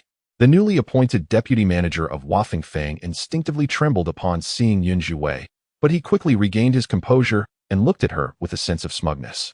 He was certain that once today's matter was resolved, the owner would regard him with newfound respect. Everyone, do not be deceived by this Yunji Jade shop.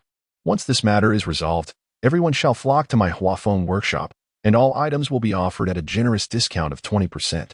The deputy manager squinted, his eyes gleaming with unmistakable greed. He intended to seize the opportunity presented by the bustling business of Yunji Jade shop today, luring all customers to his establishment. The thought of the commission he might earn after today made his blood surge with fervor. At that very moment, Zhiwei had approached him. You claim we have stolen your goods? She inquired. Indeed, the deputy manager replied with a dismissive snort. Where is your evidence? Zhiwei pressed on. The manager casually retrieved a premium item he had brought from Huafeng Workshop. Behold, this is merchandise from our Huafeng Workshop. It is well known that our products are the finest on the market. Observe the craftsmanship and style. Are they not identical? The crowd scrutinized both sets of goods. And indeed, the resemblance was striking, almost indistinguishable. The deputy manager gazed at Zhiwei with a look of malicious glee. Your Yunji Jade shop has not produced any remarkable pieces in recent years, and now you brazenly sell the stolen goods from my Huafeng Workshop. Are you not afraid of being discovered? Zhiwei leaned against the side, quietly observing the manager's theatrics. After an indeterminate period, she finally spoke. Have you finished? The manager was momentarily taken aback. Zhiwei, however, turned her gaze towards a few elegantly dressed individuals in the crowd. From the moment those individuals entered, she had discerned the significance of their adornments. 15 years ago, the products of Yunji Jade shop were considered classics, and at that time, the establishment was named after the L family. The L shop had enjoyed unparalleled fame during its heyday. Zhiwei distinctly recognized the adornments worn by several individuals. She approached them slowly. Madam, may I borrow that hairpin for a moment? The woman hesitated but eventually removed the hairpin. Zhiwei examined it closely before passing it to the manager of Huafeng Fang. Pray tell, from whence does this hairpin originate? The deputy manager cast a brief glance and proclaimed, It undoubtedly comes from Huafeng Fang. What leads you to that conclusion? Zhiwei inquired. The deputy manager, brimming with pride, responded, "Do you see? There is a mark at the end of the pin. That is the emblem of Huafengfang." It was a subtle mark, one that an ordinary person might easily overlook. However, the deputy manager, having handled countless items from Huafengfang, recognized it at a mere glance. Zhiwei raised an eyebrow, unable to suppress a smile. She had encountered foolishness before, but this was a new level. "What mark?" she asked. "Feng, the Feng of Huafengfang," the deputy manager replied.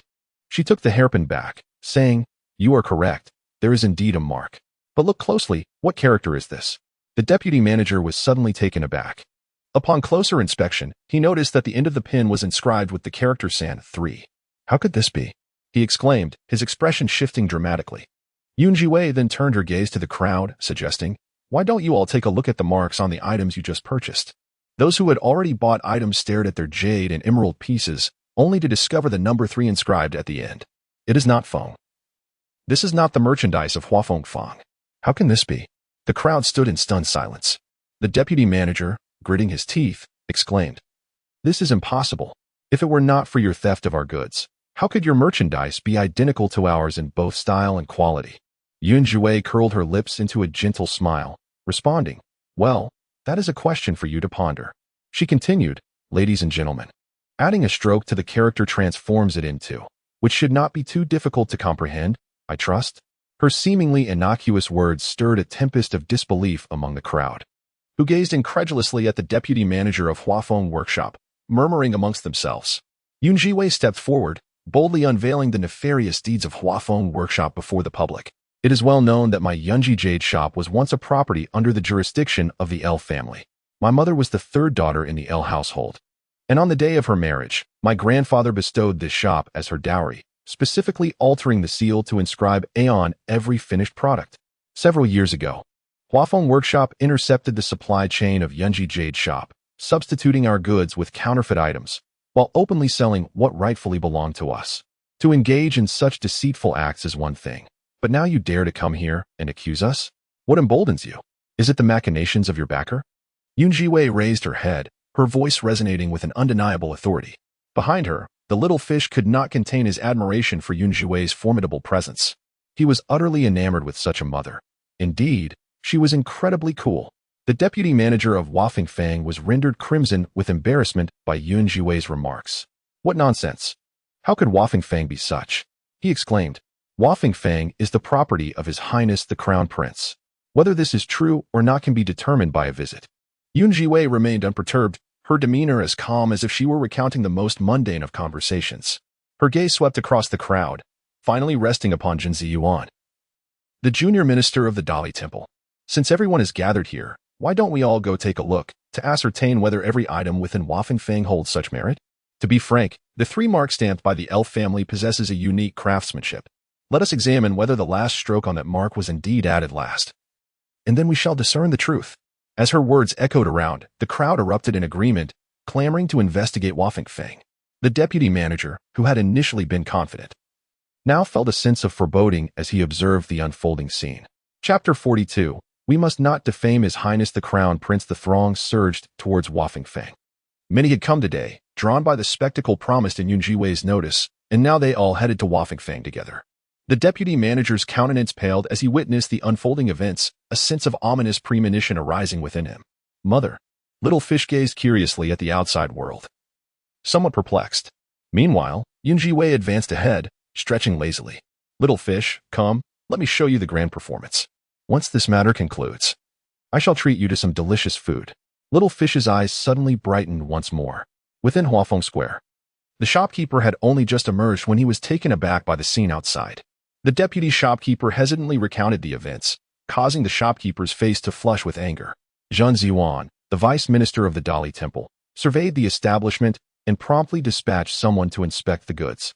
The shopkeeper repeatedly insisted, "It is all a misunderstanding. Please do not trouble Lord Jun." Moreover, he gazed at Zhiwei and added, "Lord Jun, Huafeng Square is indeed the property of His Highness the Crown Prince. How could the goods be examined without due cause?" Upon hearing this, Zhiwei's expression subtly shifted. Just as he was about to speak, Zhiwei, standing beside him, raised her voice. "Oh, the property of His Highness the Crown Prince? That necessitates a thorough investigation. Otherwise, Others might suspect we are attempting to frame His Highness. Lord Jin. What do you think? Jin Ziyuan narrowed his eyes, studying Yun Zhiwei. This incident was merely an unforeseen occurrence. He observed the recently prominent Yun Zhiwei, a flicker of uncertainty crossing his mind. At that moment, his gaze fell upon little fish beside him, who appeared strangely familiar. Suddenly, he realized something, and his pupils constricted sharply. Little fish, on the other hand, stared at Jin Ziyuan, his little head shrinking back. Oh no, he had seen this uncle before. He recalled that this uncle seemed to be a friend of his father. Little fish shrank back further, choosing to completely hide behind Yun Zhiwei, daring not to show himself again. Lord Jun, the shopkeeper stammered, eager to speak. Yet Jin Ziyuan merely nodded. Yun Gunyang spoke aptly. If that is the case, let us proceed with the verification. The shopkeeper's heart sank completely, witnessing the unfolding situation. He dared not to delay any further and hastily summoned Prince Ching. A group of individuals continued to inspect the goods within Huafeng Square. Merely a random selection of items was examined, and astonishingly, as Yun Zhiwei had indicated, every corner of each item bore the character for abundance. However, upon closer inspection, it became evident that the final stroke of each character varied in depth and shade. In that instant, whispers began to fill the shop. The gazes directed at Huafeng Square transformed entirely. I recall that the elf family's jade shop was once quite reputable, but for reasons unknown, it suddenly fell into decline. Coincidentally, this was when Huafeng Square emerged. Someone murmured in a hushed tone. Clearly, Huafeng Square had pilfered El's merchandise. No wonder, over the years, the elf family had gradually faded. It was not merely due to a change of name, but rather because a chorus of discussions erupted. The crowd's eyes turned towards the two shopkeepers of Huafeng Square. Their expressions altered. The two shopkeepers collapsed to the ground, their faces ashen. The deputy shopkeeper was particularly affected. He had initially believed he could gain merit from this affair, never anticipating such a turn of events. Yun Zhiwei stood at the center of the crowd, coldly observing everything before her, her gaze gradually growing colder. After an indeterminate amount of time, several figures emerged from the outskirts of the crowd, shattering the commotion within. It was Prince Cheng, his face ashen, stepping inside. Following him were the three siblings of the Yun family, along with the Bai family. Bai was originally in high spirits, fervently preparing for the upcoming banquet at Yunfu, when she was unexpectedly informed by a servant that trouble had arisen outside.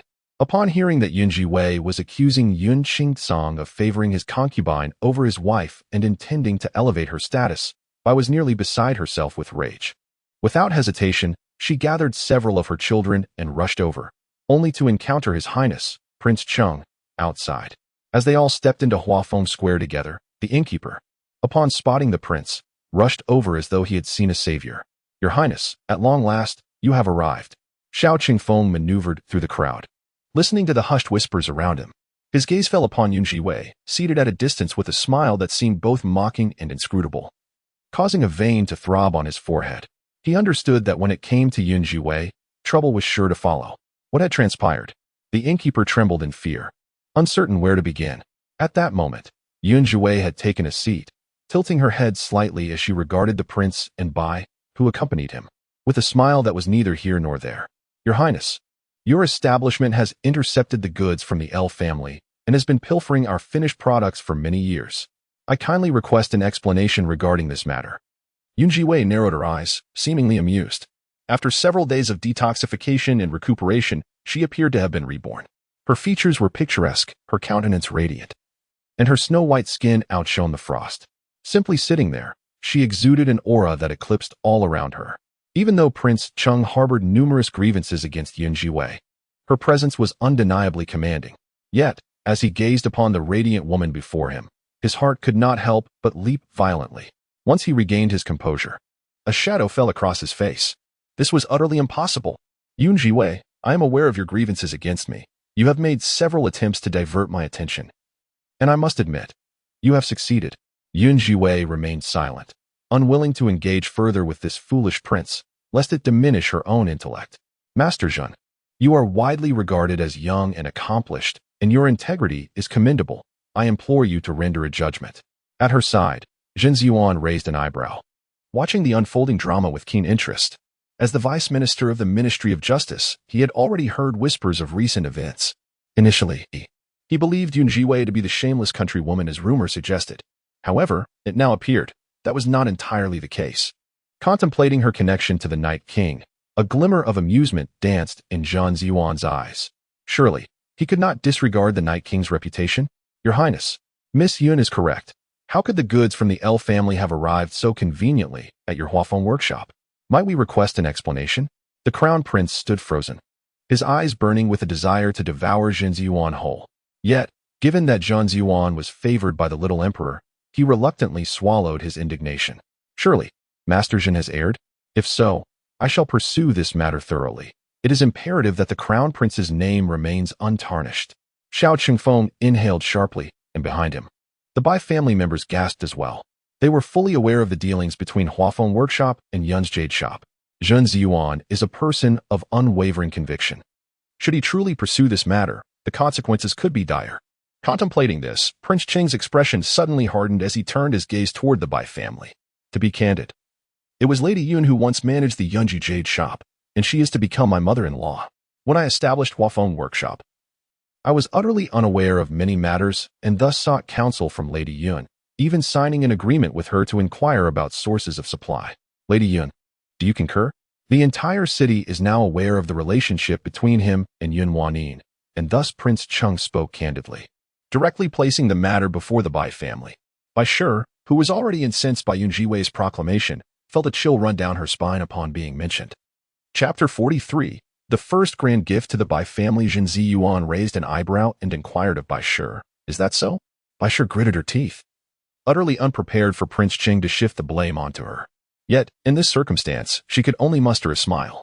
Indeed, it is a misunderstanding. Back when I managed Yunji, His Highness was preparing to open Huafeng Workshop and sought my advice. That is why I provided him with some sources. Where's the notion of theft coming from? Bai Shi's tone was gentle, her demeanor exuding grace and composure. I understand you have recently taken over the Jade Shop and may be unfamiliar with the matters at hand. Rest assured, I will keep you informed moving forward. Yun Zhiwei scrutinized Bai Shi, pondering, is that truly the case? Bai Shi's words solidified the notion that Yun Zhiwei was intentionally seeking trouble. A subtle smile began to form at the corners of Yun Zhiwei's lips. Then, if you say so, Auntie, does that mean Huafeng Fang is merely a branch of my Yunji Jade Shop? After all, they procure all our goods. Bai's breath suddenly hitched. The expression on Cheng Wang's face also grew tense. Zhang Ziyuan subtly raised an eyebrow, intrigued by Yun Zhiwei's intentions, eager to discern her next move. Bai's heart quivered slightly, and she attempted to speak, only to be swiftly interrupted by Yun Zhiwei. Annie, why have I not seen any record of the funds received from Huafeng Fang in the accounts? Have you simply forgotten to document these transactions, or has Huafeng Fang neglected to compensate us? Bai Cheng Wang. Yun Zhiwei then cast a respectful glance toward Zhang Ziyuan, her expression one of profound sorrow and desperation. Sir Zhen, I implore you to deliver justice for my Yunji Jade Shop. This business is a part of my late mother El's dowry. She passed away when we were young, leaving my brother and me as orphans. Sir Zhen, Aunt Bai and His Highness Cheng Wang are bullying us, the destitute siblings. I beseech you to investigate this matter and grant us justice. Tears brimmed in Yun Zhiwei's eyes as she cried out in anguish. Pretending to be fragile, who cannot? Thus, let us combat magic with magic. Her voice rose in intensity, stirring a commotion among the onlookers. Zhang Ziyuan, taken aback by her fervor, found himself momentarily speechless. Nevertheless, he felt compelled to turn his gaze toward Cheng Wang and Bai. Miss Yun makes a valid point. Your Highness Cheng Wang, Madam Bai? Where's the payment for these goods? Madam Bai's face turned ashen, and the Yun siblings, sensing the gravity of the situation, suddenly realized it was turning dire. Yun Huanin instinctively sought assistance from His Highness, the Prince.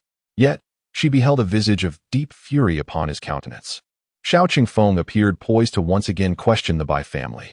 However, Bai had cunningly maneuvered her way from being an outsider to her current position, demonstrating her resourcefulness. Her savings had long since been pilfered by that illegitimate child, leaving her devoid of funds. Should she truly acknowledge this matter, her fate would be sealed.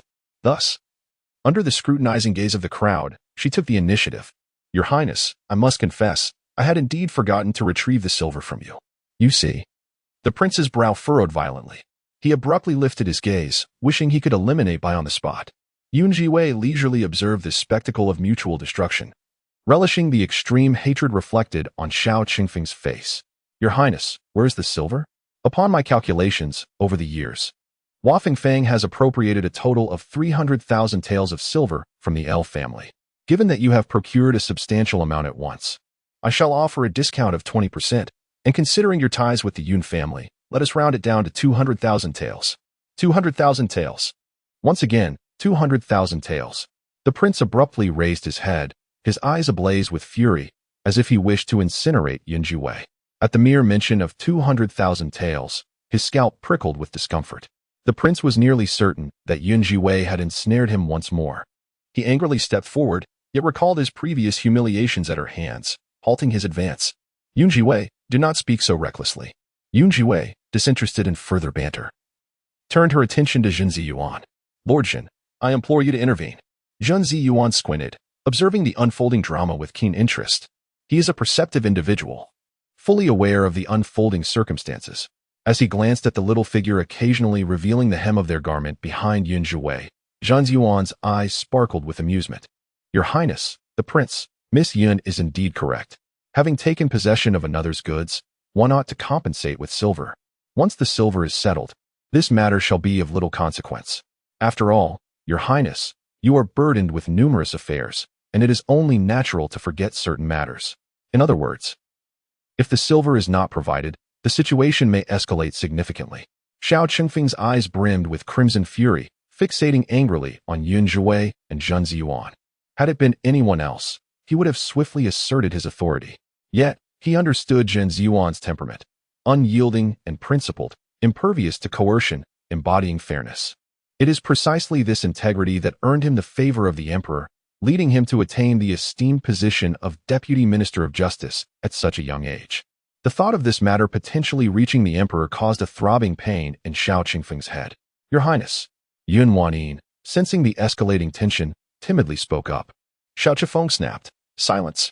After a prolonged moment, he cast a frigid glance at Zhiwei. Very well, Zhiwei, rest assured. I shall deliver the 200,000 taels of silver to you. Lady Yun, I will meticulously settle the accounts with you. Enraged, Xiao Qingfeng swept his sleeve and made to depart. Yun Wanyin, anxious, rushed forward but was forcefully shoved aside by Xiao Qingfeng, falling to the ground. Bai Shi stood rooted, her face ashen. Yet, at this juncture, she had no choice but to safeguard herself. All around, onlookers reveled in the spectacle and mockery. In the distance, however, Zhiwei beamed radiantly. Your Highness, walk slowly. Furthermore, regarding the 200,000 taels of silver, please remember to deliver them to the Dali Temple. Since this matter has been handled by Lord Zhen today, it is only fitting that the silver be managed by him before being handed over to me. Lord Zhen, I must trouble you with this. Zhen Ziyuan, standing nearby, couldn't help but twitch the corner of his mouth, casting a glance at Zhiwei, filled with a sense of helplessness. Wasn't she supposed to be the simple countrywoman, a mere fool? Meanwhile, outside, the furious Xiao Qingfeng stumbled, his legs nearly giving way beneath him, almost causing him to fall. He took a deep breath to steady his composure before departing unsteadily. The onlookers, reveling in the spectacle, erupted into laughter. The two shopkeepers from Huafeng Square collapsed to the ground, internally lamenting their fate. Zhiwei squinted her eyes, remaining in place as she observed the scene around her, her gaze ultimately settling on the Bai matron, a radiant smile illuminating her face. And Bai, are you not soon to be elevated? Why not visit my shop and select whatever you fancy? Consider it my first grand gift to you. Chapter 44. At last, the young master is found. Zhiwei remarked with a smile that was neither fully genuine nor entirely false. Her crisp voice resonated like a devil's whisper, sending a shiver through Bai Shi. As Bai Shi turned her gaze, she met Zhiwei's profound eyes. Zhiwei, grinding her teeth, Bai Shi was about to retort angrily, yet she noticed Zhiwei's playful blink. Aunt, what seems to be the matter? Are you upset? Worry not, Aunt. I understand that the affairs of the Yun household are numerous and demanding. Rest assured, I shall manage Yunji well in the future. Bai Shi. Zhiwei clapped her hands, evidently wishing to linger no longer. Little fish, let us depart. Little fish remained closely hidden behind Zhiwei. As they passed by Zhen Ziyuan, Little fish averted her gaze, too timid to allow Zhen Ziyuan a glimpse of her countenance. Bai Ru rose from the ground, her eyes fixed on Zhiwei's figure, nearly incensed to the point of spitting blood. Meanwhile, Zhen Ziyuan observed the departing silhouettes of Zhiwei and Little Fish, a large and a small figure. his brows lifting in amusement as a low chuckle escaped his lips. Once the crowd within Huafeng Square had dispersed, Zhen Ziyuan and his subordinates also took their leave. They walked until they reached a more secluded area, where Zhen Ziyuan halted his steps, the amusement upon his face deepening. Just days prior, Xiao Yejing had sought his assistance in discreetly locating the young heir, which had prompted Zhen Ziyuan to scour this street today. To his surprise, not only had he stumbled upon such an intriguing occurrence, but he had indeed encountered the young heir. Contemplating the rumors circulating about the relationship between Xiao Yejing and Zhiwei, Zhen Ziyuan could not suppress a laugh. He suddenly perceived that the life of the old iron tree might be on the verge of transformation. "My lord, why do you smile so lecherously?" inquired a perplexed subordinate from behind, furrowing his brow in confusion. Zhen Ziyuan playfully tapped the back of the subordinate's head. "What nonsensical remarks are you making? Go and inform the Night King's residence that the person he seeks has been found, right within the Yun family. Remember, convey this to the Night King himself, and ensure no outsiders are privy to this information." The subordinate complied promptly, departing without a moment's delay toward the Night King's residence. On the other side, Bai Ruru ambled vacantly toward the Yun family. Inside the carriage, she appeared utterly lost, her spirit adrift. The three siblings of the Yun family sat quietly to the side, their expressions grim, afraid to utter a word. After an indeterminate period, Yun Luchuan broke the silence. Indeed, Yun Zhiwei had become quite cunning. Yun Wani inhaled sharply, recalling the events that transpired at the Spring Breeze Medical Hall, her anger causing her teeth to clench. It was there that she had been so cunningly manipulated, resulting in Prince Cheng losing 200,000 taels of silver. How could Yun Zhiwei have transformed into such a person? A shiver coursed through Yun Wani, her voice tinged with a sob. "Mother, sister, what shall we do? After this incident, Prince Cheng will surely harbor resentment towards us, and I shall never become his consort." Her eyes were swollen with tears, reflecting her panic and helplessness. Under Yun Wani's care, her facial injuries had nearly healed. Unless scrutinized closely, the faint scars were nearly imperceptible. Bai, observing from the side, clenched her fists tightly, her teeth nearly grinding to dust. She had worked too hard to reach this point. She could not allow a mere upstart to drag her down. "Do not fear, Wani. Go to Prince Cheng at once and convey to him my helplessness today. Additionally, inform him that regardless of what transpires in the future, we shall unconditionally support him. Oh, and also mention that Master Longhua has sent a letter stating he will attend our Yun family's banquet tomorrow. It appears Master Longhua has taken an interest in our Lu Chuan and wishes to take him as a disciple. Once Lu Chuan enters the martial hall, everything will change." Bai narrowed her eyes, calmly analyzing the situation. She did not regret her decision made today. If she were to shoulder the burden of those 200,000 taels, Lady Yun would be utterly unable to maintain her status. As for Prince Cheng, they possess ample means to secure his forgiveness. I firmly believe that His Highness will understand. Yun Wanin's expression remained one of dissatisfaction, yet at this juncture, there was no alternative but to acquiesce with a nod. Their carriage altered its course, delivering Yun Wanin to the gates of the prince's residence before departing once more. Inside the carriage, the Bai family was enveloped in a palpable gloom. After a prolonged silence, Bai opened her eyes, her gaze akin to that of a venomous serpent. She turned to Yun Wani, asking, "Wani, is everything I requested prepared?" Yun Wani nodded confidently. "Rest assured, mother, all is well." With that, Bai finally exhaled a sigh of relief. Very well, let that wretched woman revel in her final moments. Recently, Yin Qingsong had been beset by unease, even struggling to find peace and sleep. After considerable contemplation, he resolved to visit the Night King's residence to seek clarity. Outside the Night King's abode, Xiao Lu was preparing to accompany Xiao Yejing on an outing. News had arrived that the matriarch of the Zhennin Marquisate was experiencing health issues. Xiao Yejing intended to personally check on her beloved aunt, the former Princess Yongyu, who was the younger sister of the late emperor and held dear by Xiao Yejing. Upon learning of her ailment, Xiao Yejing was determined to visit. Just as Yin Qingsong arrived, Xiao Yejing was about to board a specially designed carriage. In a moment of urgency, he called out to halt the departure. "Night King." The carriage came to a sudden stop. Xiao Yejing squinted, scrutinizing the awkward expressions of those outside. With a mere glance, he recognized the man before him, the Duke of Yun, who had ascended to power through his wife, and the father of Yun Zhiwei. Reflecting on the past harm that Yun Qingsong had inflicted upon Yun Zhiwei, Xiao Yejing's voice turned notably colder. "Duke of Yun, what brings you here?" Clad in a black robe, the golden mask contrasted sharply with his attire, rendering him almost spectral, sending a shiver down the Duke's spine. "Your Highness, I have heard that the young master of your household has gone missing recently." The chill in Xiao Yejing's voice deepened. Who is spreading such rumors? The news of the young master's disappearance must not reach outsiders. Otherwise, I fear that someone may attempt to harm him. Lowering his gaze to the wound on his palm, an involuntary chill coursed through him, and a wave of murderous intent surged forth. Outside, the Duke of Yun trembled uncontrollably. Xiao Lu, unsparing, drew his sword. "Is the Duke here to see the young master?" The glinting blade made Yun Qingsong's throat constrict with fear. Immediately, he grew more timid. "It's all a misunderstanding. I merely intended to mention that my daughter, Wan Yi, is a disciple of the Wind Elder and could potentially assist the young master." "Leave. The young master requires no such aid." Before he could finish, a frigid voice emanated from within the carriage. The Duke of Yun fell silent. The sound of Xiao Lu's sword being unsheathed echoed ominously. The Duke's heart raced, and he dared not linger any longer. "Your Highness, I shall take my leave and not intrude upon you further." Trembling, the Duke hastily boarded his carriage. Only after Xiao Yejing and Xiao Lu departed did the Duke of Yun realize that his back had long been drenched in cold sweat. Despite the sweltering heat, a chill coursed through his limbs. The thought of that impudent child in the Yun residence, who bore a resemblance to the young master and dared to call himself his successor, ignited a furious blaze within Yun Qingsong. How dare that wretched boy deceive me? It turned out he was a little wildling who had seemingly appeared out of nowhere. In that moment, the flicker of apprehension he harbored towards Yun Zhiwei began to dissipate, gradually replaced by unbridled rage. Yun Zhiwei, daughter of the L family, her very existence was a profound humiliation to him. 2 carriages departed in succession from the Night King's residence.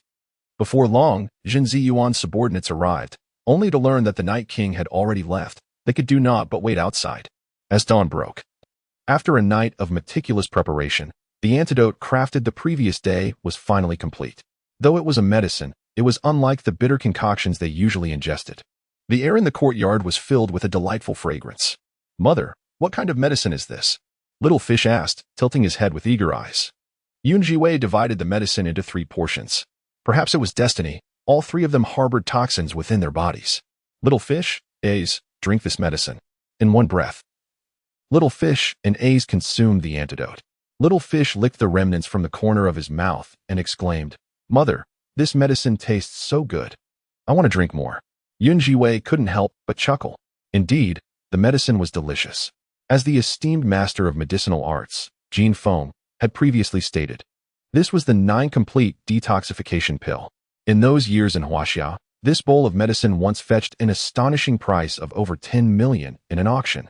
Little Fish gazed upwards, his eyes still sparkling with anticipation. "Mother, may I drink it every day?" he inquired eagerly. "This is far more delectable than the noodles you make." "Dear mother." Yun Zhiwei smiled faintly, and soon the effects of the ingested medicine manifested swiftly. Both she and A's expelled a mouthful of dark blood with great force. "Mother." Little Fish, upon witnessing this, turned pale with fright. Yun Zhiwei checked her own pulse and then A's, exhaling a long sigh of relief. "A's, the poison within us has been completely eradicated." The stubborn toxin that had lingered in their bodies was finally no more. A's looked at Yun Zhiwei in confusion, but she smiled reassuringly. "From now on, there is nothing to worry about." A's nodded, "All right." As this ordeal came to a close, the outside world had become lively and bustling. The entire Yun family was awakening. The servants within the manor were busy tidying up, listening to the commotion outside. Yun Zhiwei felt a refreshing surge of vitality. "Ace, you should also take the time to groom yourself well. Today is a significant day for you." Chapter 45. Yun Zhiwei. How dare you abduct my son?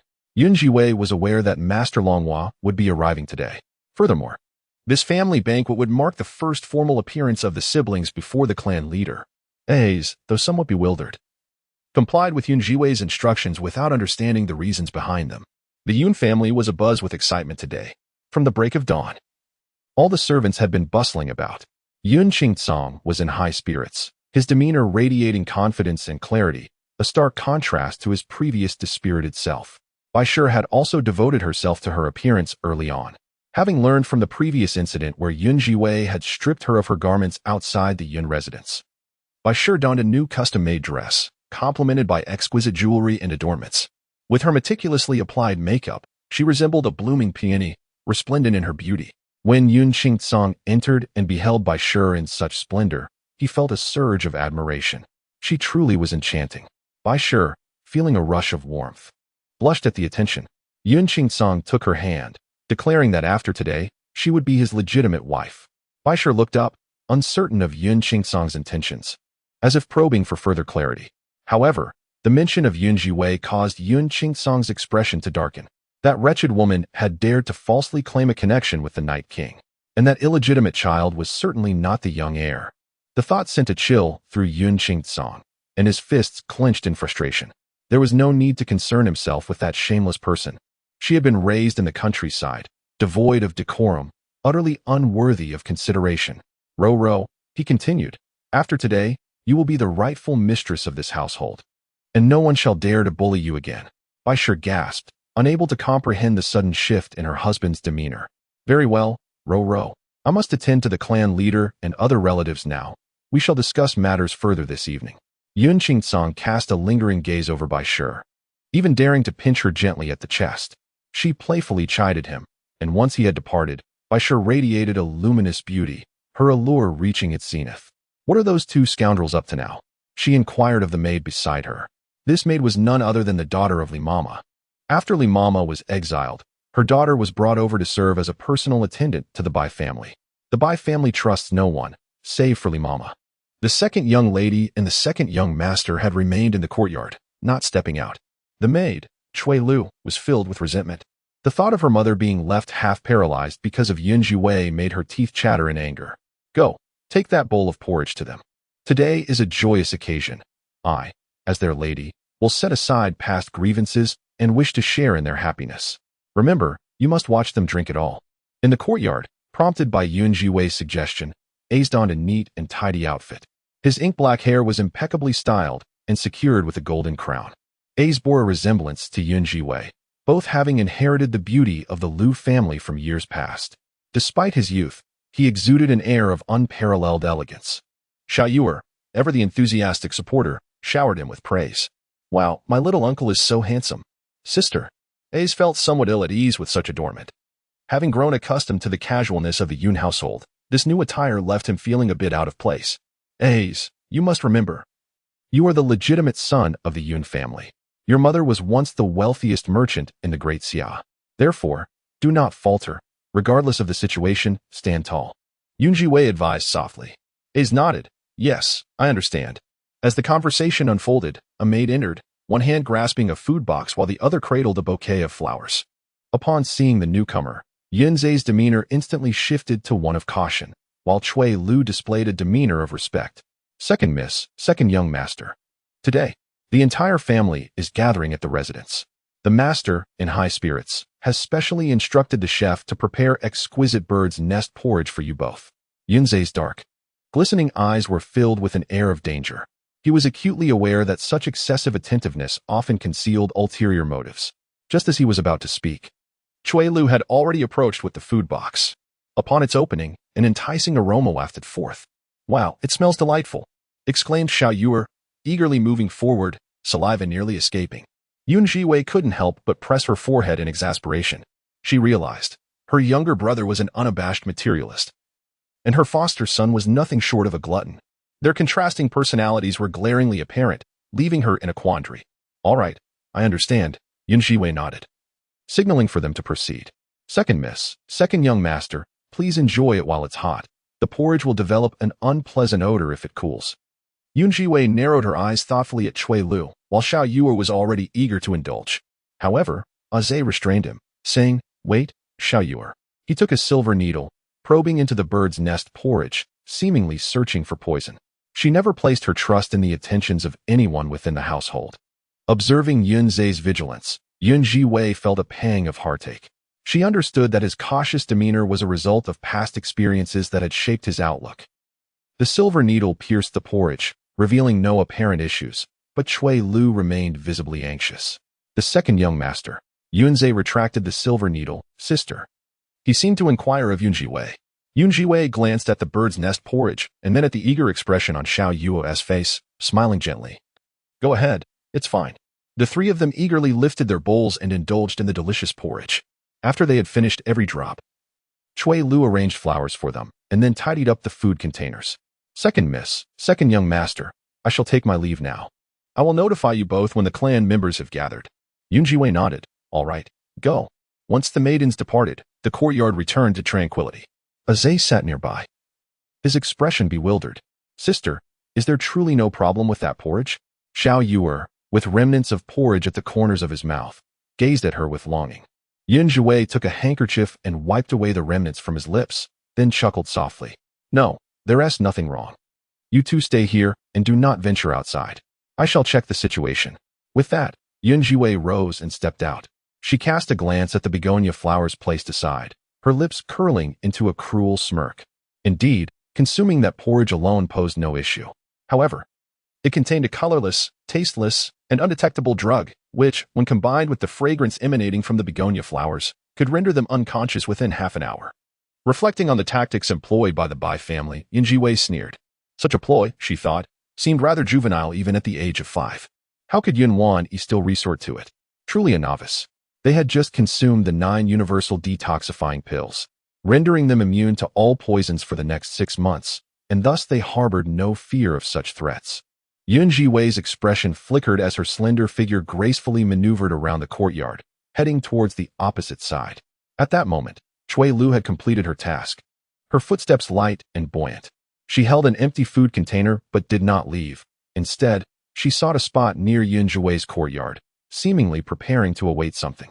From behind the rockery, her eyes glinted like those of a venomous snake, radiating a primal ferocity. Chui Lu, what are you doing here? As she observed the distance, a soft voice emerged from behind her. Chui Lu's body stiffened abruptly. Turning her head, she met Zhiwei's gaze, which was laced with amusement. Second young Mississippi. Chui Lu trembled violently. She was about to speak, but Zhiwei had already moved her fingertips, scattering a powder from her hand that settled upon Chui Lu.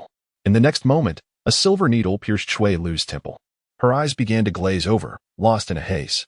Tell me, what does Bai Roro want you to do? Zhiwei narrowed her eyes, her expression sharp and unyielding. At this juncture, Chui Lu appeared dazed.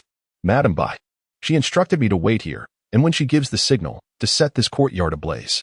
Zhiwei's heart skipped a beat. Bai's family, how ruthless. They had first drugged them, and now intended to burn them alive. Are you truly going to assist Bai Roro in incinerating us? The vast expanse around them made Zhiwei's voice sound almost ghostly. Chui Lu replied, indeed. After consuming the porridge, one would soon succumb to slumber beneath the beguiling blossoms of the crabapple tree. For the potency of the medicine was formidable enough to induce a deep sleep lasting a full day and night. The thought of ending the lives of Zhiwei and Yunzhe was an effortless task. Zhiwei's heart sank further into despair. With narrowed eyes, she gazed at the verdant willows, and in the next moment, a faint smile graced her lips. Who else conspired in this matter? The lady and her offspring were all privy to the scheme. The willows had been entirely subdued by Zhiwei's silver needles, no matter what inquiry she posed. Nothing was withheld. It was the third miss who had suggested that Zhiwei and Yunzhe be left without a burial place. Sunlight cascaded down. Zhiwei's cold, ethereal gaze was dark and profound, resembling an abyss that one could not fathom, akin to peering into an endless inferno. Employing the ancient medical techniques documented in classical texts, she now manipulated the consciousness of the willows with her silver needles. With a slight change in her demeanor, she produced a pill and handed it to the willows. Go, administer this to Yunwan and claim it is a beauty elixir gifted by Yunwan. Wait outside for news. When the Bai family sends word, replicate the method, and let her meet the same fate. The willows remained in a daze. Nodding as if a mere automaton, she turned and proceeded in another direction. Within the Yun residence, the atmosphere appeared harmonious and lively, yet it belied the tranquility that precedes a tempest. Upon visiting the matriarch, he noted her increasing confusion. Throughout the night, she clutched his hand, incessantly murmuring about a niece-in-law. The matriarch, in her advanced age, had become muddled, and Xiao Yejing displayed rare patience toward her. It was only with the dawn's light that the matriarch finally succumbed to a drowsy slumber. Xiao Yejing, too, did not linger, making his way back to the Night King's manor. Esteemed sir, it appears that the matriarch is genuinely eager for you to take a wife. Sighed Xiao Lu as he drove the carriage, reflecting on the matriarch's fervent anticipation, which stirred his own emotions. Xiao Yejing paused momentarily, a chill emanating from beneath the mask he wore. Is there still no word regarding that woman? He inquired. Xiao Lu fell silent. What of you, Xiao Yejing pressed again. Lord Jin has already begun searching for excuses to investigate every household, Xiao Lu replied. With a slight closing of his eyes, Xiao Yejing chose to remain taciturn. The carriage continued onward until it reached the Night King's residence. By this time, Zhun Ziwan's subordinates had awaited their arrival for an entire night. Upon spotting Xiao Yejing's carriage, their eyes brightened with hope, abandoning their fatigue to rush forward. What is it? Xiao Lu halted the carriage, his expression shifting when recognizing the newcomer. Is there news regarding the young master? The subordinate, not daring to be slow, hurriedly reported, Your Highness. Our master has sent me to inform you that the person you seek has been found. She is with the second young lady of the Yun family. It was she who took him away. Within the carriage, Xiao Yejing, who had initially kept his eyes closed, gradually opened them. The depths of his cold, dark gaze were now ablaze with fury. Yun Zhiwei? His fist clenched tightly. Is this true? The subordinate replied earnestly, Absolutely, our master witnessed it with his own eyes. Anger surged through Xiao Yejing. Each word was enunciated through gritted teeth. Very well, you audacious Yun Zhiwei. You dare to abduct this princess son. Xiao Lu. To the Yun residence. Chapter 46. Aiding the Bai family with the current. The Yun family was bustling with activity. As noon approached, one carriage after another arrived outside the Yun residence. The elder patriarch and the clan members came one after another. It was the first time in 19 years that such a gathering took place since Yun Qingsong was bestowed the title of Duke through his connections with the L family. The atmosphere was extraordinarily lively. Inside the grand hall, Yun Wani and Yun Luchuan had already arrived. Today's banquet was ostensibly to welcome them, but it also served the purpose of elevating the Bai family to the status of the primary wife. Dressed in a flowing white gown, Yun Wani exuded an ethereal grace, her demeanor transcending the mundane. Beside her, Yun Luchuan was equally striking. As the clan members arrived and beheld the pair, they engaged in courteous exchanges, showering them with compliments.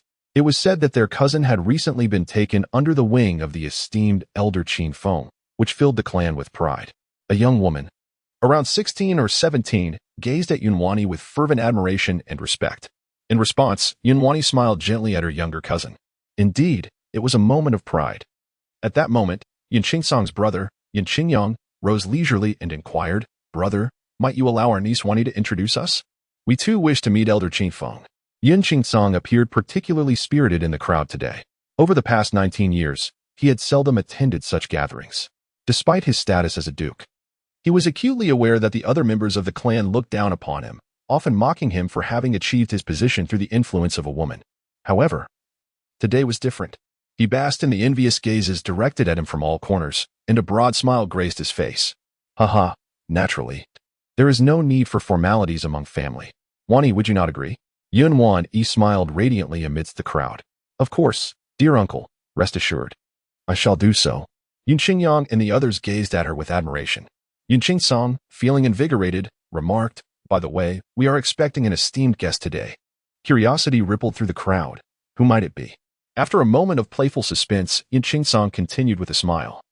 Master Longhua has sent word that he will visit our Yun family today to accept disciples. My son, Lu Chuan, has caught Master Longhua's eye. Yun Xingyang and several other brothers gasped in astonishment. Master Longhua. He is the most senior instructor within the martial hall. Having gained admission to the martial hall, Yun Luchuan shall undoubtedly ascend to great heights in the future. Congratulations, indeed. Nephew Luchuan is truly extraordinary. It is a testament to the prowess of our elder brother. All his children are exceptional. A chorus of compliments ensued. Yun Qingsong's smile grew even more radiant, the wrinkles on his face deepening, as if he could trap a few flies within them. Meanwhile, Bai Shi's cheeks flushed with a hint of color. Yun Wan and Yun Luchuan, standing behind, could hardly conceal their excitement. At that moment, the clan leader, leaning on his cane, arrived slowly. Yun Qingsong and Bai Shi hastened to greet him. Though the old clan leader was advanced in age, he appeared vigorous and full of spirit. Bai Shi quickly stepped forward, her expression somewhat ingratiating. Old clan leader. You have arrived. Humph. The old clan leader struck the ground forcefully with his cane, clearly displeased with Bai Shi for having previously used him against Yun Zhiwei. Bai's expression subtly shifted, revealing an increasingly reverent demeanor. At this moment, the clan leader, Yun Qingsong, stepped forward, acknowledging the admirable upbringing of such exceptional children by Ro and Lu Chuan. I wish to elevate her as my legitimate wife. Furthermore, The Liu family had been excessively domineering in the past, resulting in Ro-Ro's 3 children never being included in the family genealogy. Old clan leader, what do you think? The old clan leader had always looked down upon by Ro-Ro's status as a woman of extramarital origin. His brow furrowed as he inquired, "What of Zhiwei? Did you not mention that child?" Yun Qingsong's gaze turned icy. "Old clan leader, I have clarified the matter. It is all a misunderstanding. That child is not." The old clan leader's murky eyes widened in shock. "What? Old clan leader?" Ro-Ro deserves credit for raising several children. The old clan leader scrutinized by Ro-Ro for a moment before heaving a deep sigh. "Very well. For the sake of the children, I shall refrain from intervening in this matter.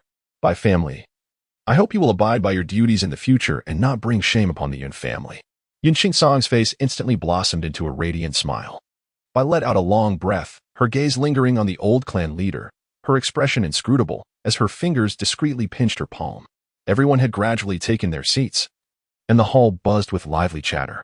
During this time, Zhiwei had become a celebrated figure in the capital, and many were eager to meet this remarkable woman.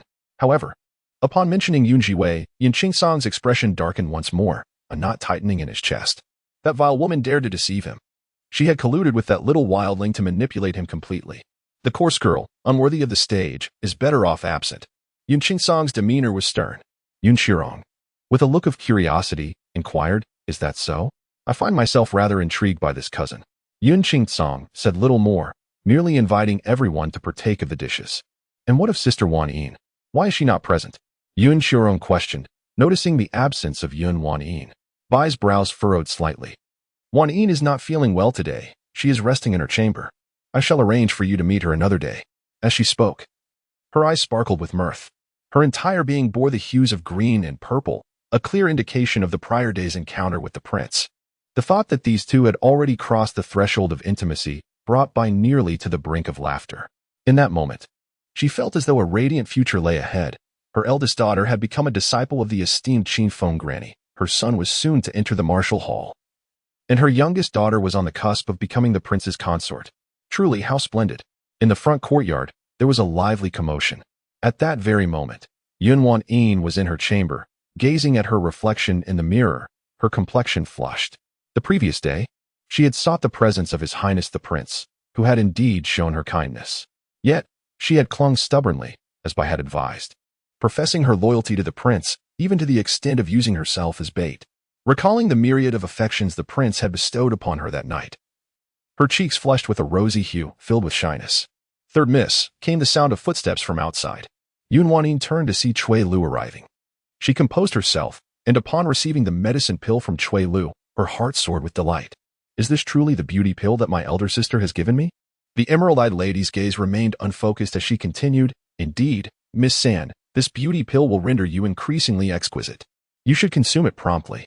Yun Wanyin's smile grew ever more radiant, and without hesitation, she swallowed the pill. However, within a short while, she closed her eyes and succumbed to slumber. The front and back courtyards appeared to be quite lively. At this moment, Yun Zhiwei lingered outside Yun Wanyin's courtyard, her expression dripping with mockery. Listening to the jubilant shouts emanating from the main hall, Yun Zhiwei's smile blossomed even more brightly. She traversed the courtyards and made a detour to the kitchen, where she was taken aback to find that something had been added to the meal prepared exclusively for the old patriarch. Given the patriarch's frail health, his food required special preparation. Observing the additions to the old meal and recalling the Bai family's intent to incinerate them, Yun Zhiwei had already surmised their scheme. It seemed they intended to exploit this banquet to achieve two objectives. In the kitchen, there was no one else present. Yun Zhiwei's eyes flickered as she discreetly took out a pinch of medicinal powder and sprinkled it over the patriarch's food. "Bai family, with such elaborate schemes, how could I refrain from lending you a hand?" The front hall buzzed with excitement. The meal brought immense joy to Yun Qingsong. As the feast concluded and the auspicious moment approached, he appeared increasingly impatient. "Today, while everyone is gathered, I must announce something. From this day forth, Ro-Ro shall be the legitimate wife of the Yun family. Old patriarch, do you have any objections?" The old patriarch squinted, grunting in response. "Very well. In the presence of all clan members today, we shall officially incorporate the Bai family into our genealogy, and the 3 children shall be included as well." In the days when the L family was still around, their matriarch was resolute and unyielding.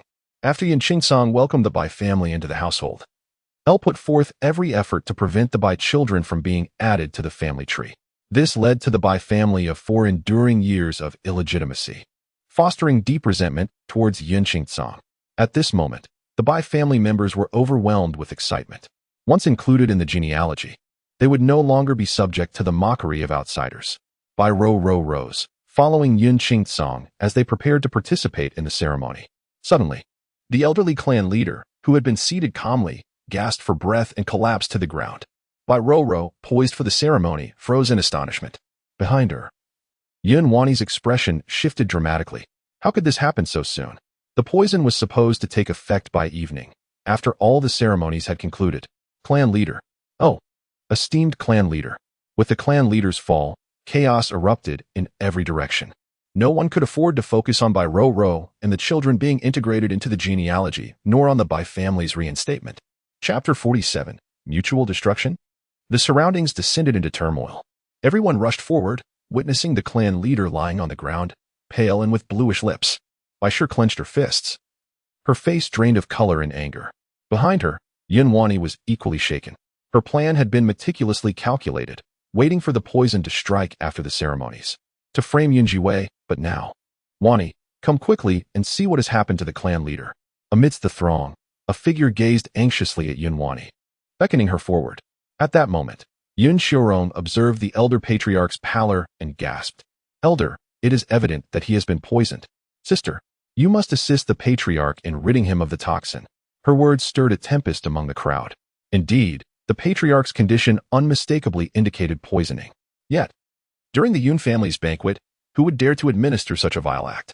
Yun Wani seemed to sense something amiss and began probing the other dishes. Upon her inspection, her expression shifted dramatically as she raised her voice, exclaiming, "All our food has been poisoned. Someone aims to harm us." The crowd erupted in chaos. At that moment, Yun Wani hastily retrieved several vials, extracting the antidotes within. Fear not, for I carry antidotes with me. This is a unique formula from my Light Breeze Valley. However, given the patriarch's advanced age, his situation may be somewhat precarious. The assembly accepted the antidotes, their hearts finding a modicum of solace. How fortunate to have such a capable young lady among them. Just then, a servant rushed in, breathless with urgency. Hurry, we have a breach. Master and mistress. Someone has left a letter outside the hall. The servant's countenance was fraught with alarm. The gathered individuals accepted the letter, and as they read its contents, their faces blanched. Inscribed upon the missive was the ominous declaration, to perish together. As one among them recited the message, the pallor deepened across all faces. The Bai family, initially perceiving the situation as a premature outbreak, felt an unsettling sense of foreboding. As she reached this juncture, there was no time for further contemplation. She adhered to the original plan. With a swift glance, her delicate visage was soon suffused with tears. It's Weiwei. How could I have anticipated that Weiwei harbored such animosity towards me? On this very day, she would go so far as to seek our mutual demise. My lord, surely, Weiwei intends to take this opportunity to annihilate our entire clan, only to subsequently end her own life out of guilt. As Bai spoke these words, her voice trembled with an indescribable sorrow, her heart aching for Yun Zhiwei. The moment her words escaped, a hush fell over the assembly. Yun Qingcong, seething with fury, marched forward. That wretched woman, even in her desperation to perish, sought to drag us all into her grave. What malevolence! Today, we are fortunate to have Wani present. Otherwise, the outcome would have been dire. Everyone was filled with trepidation. Thank heavens for the eldest young lady. Without her, we would have faced calamity. That Yun Zhiwei possesses an exceedingly cruel heart. Let us proceed to the back courtyard. The crowd, a formidable wave, advanced towards the rear. Only 2 juniors remained behind to attend to the old patriarch. As the throng made their way to Yun Zhiwei's courtyard, they beheld, from a distance, a billowing cloud of smoke ascending. Flames danced and smoke enveloped the scene. Bai's heart soared with exhilaration as she walked. She was on the verge of laughter. She was aware that her scheme was flawless. Yun Zhiwei had been poisoned from the start, rendering her incapable of awakening. She would be consumed by the flames. In that eventuality, to plot against the entire clan and then commit suicide out of guilt, it was rational and beyond reproach. No one would question the matter. The expression on Bai's face flickered, yet she continued to feign concern. These days, Weiwei seems to have transformed into a different person, as if she has gone mad. I should have anticipated this. I should have foreseen her extreme behavior.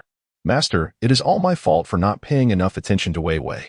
Yun Qingcong, standing nearby, inhaled sharply upon hearing Bai's words, but felt a sense of relief within. If that wretched woman truly perished, then perhaps it would be for the best.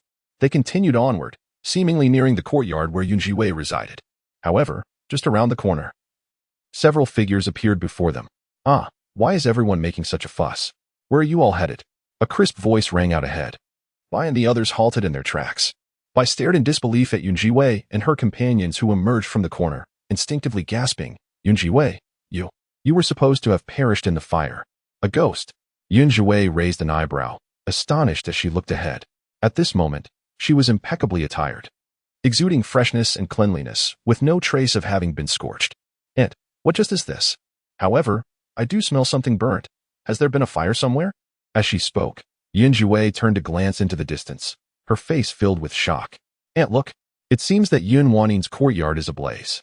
Bai, initially intending to say more, was taken aback by this revelation. Her expression changed dramatically as disbelief propelled her to hasten forward. Sure enough, they beheld the courtyard where Yun Wannin resided, engulfed in raging flames. The color drained from Bai's face, and without a second thought, she rushed ahead, calling out, Wannin. As the evening descended, the courtyard of Yun Wannin was not far from that of Yun Zhiwei. When the crowd arrived, they were met with the sight of raging flames engulfing the premises. Bai's heart sank, and she cried out urgently for help. Several capable younger members of the clan, sensing the peril, leapt into the inferno to rescue Yun Wannin from the fiery depths. At that moment, Yun Wannin appeared disheveled, her face smudged with soot, and her eyes tightly shut, seemingly having fainted. The sight of her daughter in such a state shattered Bai's heart. Wannin, how can this be? How could it be you? Why is your courtyard ablaze?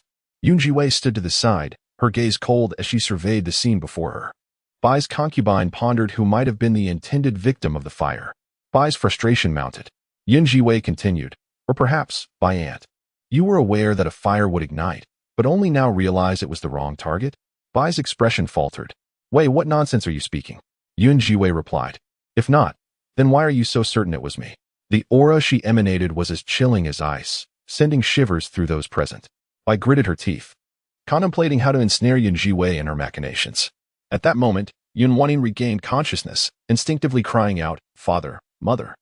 Yun Wannin could not recall the events that had transpired, but she remembered their scheme to frame Yun Zhiwei for the family's demise, leading to her own suicide out of guilt.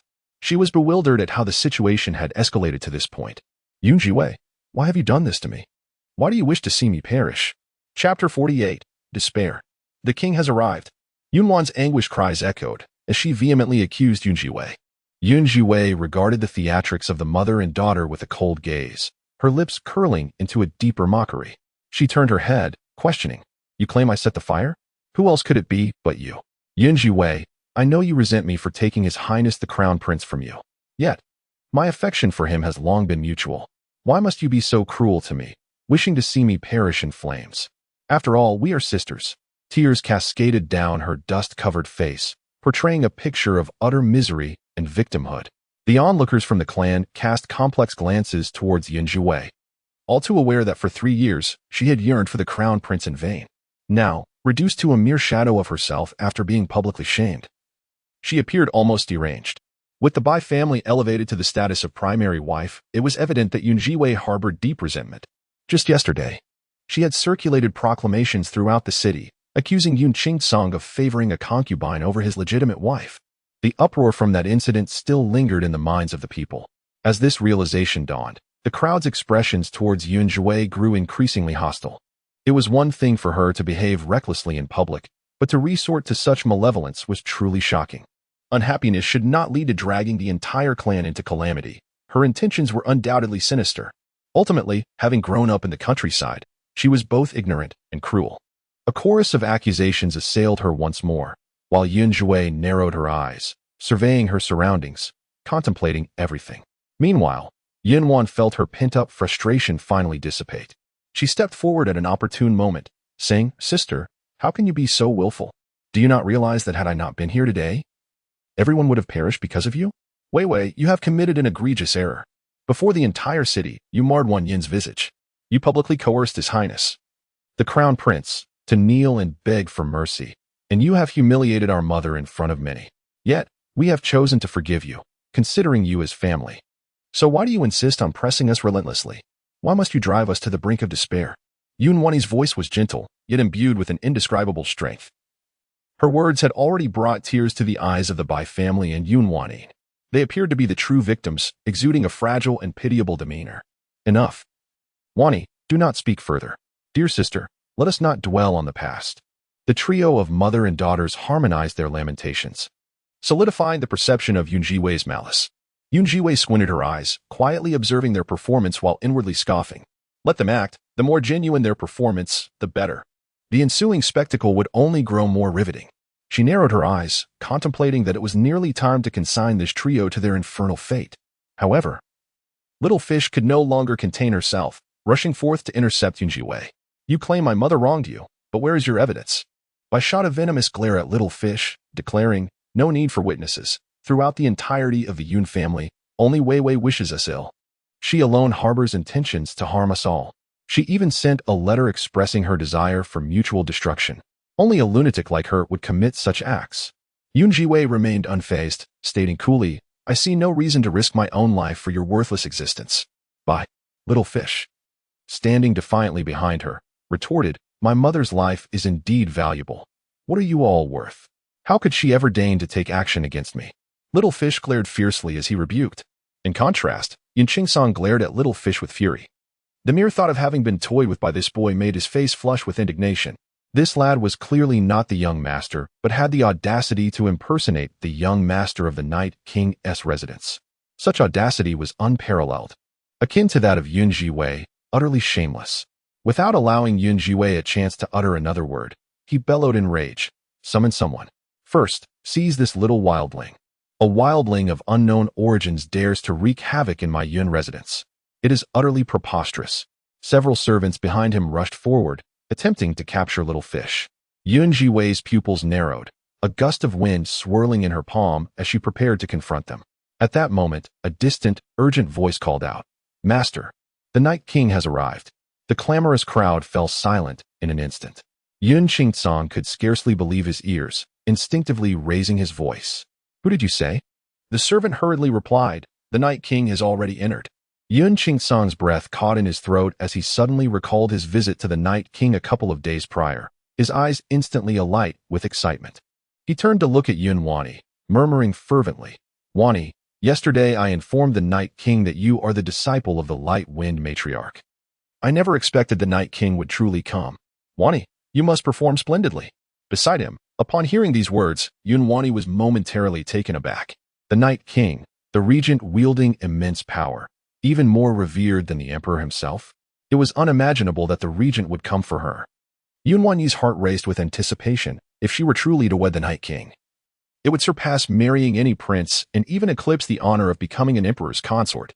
The previously boisterous crowd fell into a hushed reverence, their earlier commotion forgotten as they cast envious glances at Yunqingsong. To be associated with the Night King, Yunwani was indeed remarkable. The niece of Wani was a source of immense pride for the Yun family, a blessing for the entire clan. How fortunate we are to have such a daughter. Otherwise, we would have all suffered greatly at the hands of that village woman today. Waves of flattery washed over them once more. Zhiwei raised an eyebrow. Intrigued, what business could the Night King have here? Before long, a voice pierced the air. "Yun Guogong, your Yun family is quite lively today." The cold, crisp tone cut through the atmosphere. Yunqingsong and the others turned in the direction of the voice, spotting Xiao Lu pushing a wheelchair forward. The man in the chair lounged casually to one side, exuding an air of effortless nonchalance, yet enveloped in an ominous aura. Yunwanyi's heart raced even faster. Xiao Yijing approached with unwavering focus. Little Fish, upon hearing the Night King's name, instinctively hid behind Zhiwei. Oh no, father is here. Watching his son, who had been missing for days, now cowering like he had seen a ghost, Xiao Yijing struggled to suppress his anger. He had initially believed that upon finding Little Fish and Zhiwei, he would be furious. After all, it was Zhiwei who took away his own son. Yet from a distance, as he gazed upon the two figures, one large and one small, Xiao Yijing discovered that their silhouettes appeared remarkably harmonious. A tremor coursed through his heart, and his simmering anger dissipated somewhat. Even his voice seemed to lose some of its chilling edge. What transpired? Beside him, Yunwani had already caught the knowing glance from Yunqingsong, Upon receiving affirmation, she eagerly stepped forward, her face flushed with shyness. "Your Highness, it is like this." Just as she was about to speak, Xiao Yejing subtly raised an eyebrow and forcefully pressed a button on his wheelchair. From the head of the chair, a metal rod was projected, crashing mercilessly onto Yunwani's knee. "Am I speaking to you? Who do you think you are?" Chapter 49. Oh dear, father is fierce. I am so frightened. Bang. The concealed iron rod from the wheelchair was unleashed, brutally striking Yunwani's leg. Completely unaware, she felt a sharp pain in her knee and collapsed to the ground. When she lifted her gaze again, disbelief filled her eyes. "Your Highness." She stared at the Night King in shock. Wasn't he here for her? Why was he treating her so rudely? Realizing that the Night King might not recognize her, Yunwani, unwilling to accept this fate, bit her lip and murmured softly, "Your Highness, it is me, Wani, Yunwani." Her voice was gentle, and her eyes glistened with unshed tears, embodying purest grievance. Any other man, upon witnessing such a sight, would likely be filled with protective instinct. Yet, Xiao Yejing remained unwaveringly indifferent. "This prince cares not for your identity. You obstruct my line of sight. Pray tell, will you move aside on your own accord? Or shall I have someone cast you away?" Yunwani. The surrounding clansmen. Yunqing Song. All present gazed in disbelief at the unfolding scene, their expressions a tapestry of astonishment. It was evident to all that the Night King had not come for Yunwani at all. They had mistakenly believed her to be of some significance, when in truth, she was not. Both Yunwani and Yunqing Song wore expressions of alternating pallor and flush. Yunwani wished to speak, but upon sensing the terrifying aura radiating from the man, she trembled in fear, silenced, and retreated uneasily to the side. All eyes widened as they beheld the Night King. Perplexed by his sudden arrival, the man seated in the wheelchair slowly propelled himself forward, eventually halting before Zhiwei. Little Fish remained hidden behind Zhiwei, too frightened to emerge. "Boo-hoo, boo-hoo, father is so fearsome. I am so scared." With this thought, Little Fish clutched the fabric of Zhiwei's clothing tighter. "Save me, mother, save me. I am so afraid," he whispered softly to Zhiwei. Though she was unaware of the reason for Xiao Yejing's visit today, she could discern the palpable fear emanating from Little Fish. This was the first time since their encounter that he exhibited such terror. As a healer, her senses were inherently more acute than those of ordinary folk.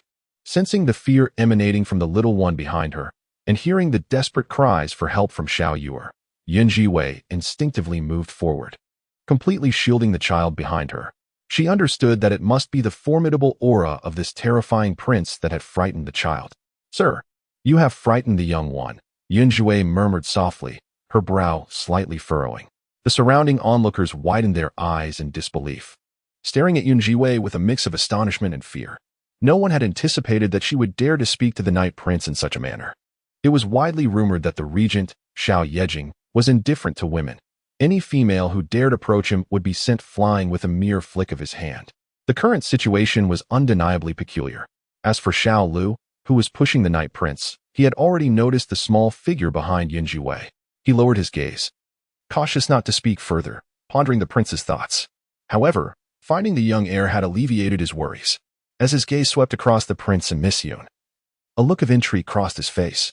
The relationship between these two was anything but ordinary. As Xiao Yejing settled before Zhiwei, he narrowed his eyes, seemingly appraising her. He had never imagined that the one who had taken Xiao Yuer was her. Yet now, beneath the mask, his elongated eyes narrowed slightly, as if scrutinizing Zhiwei.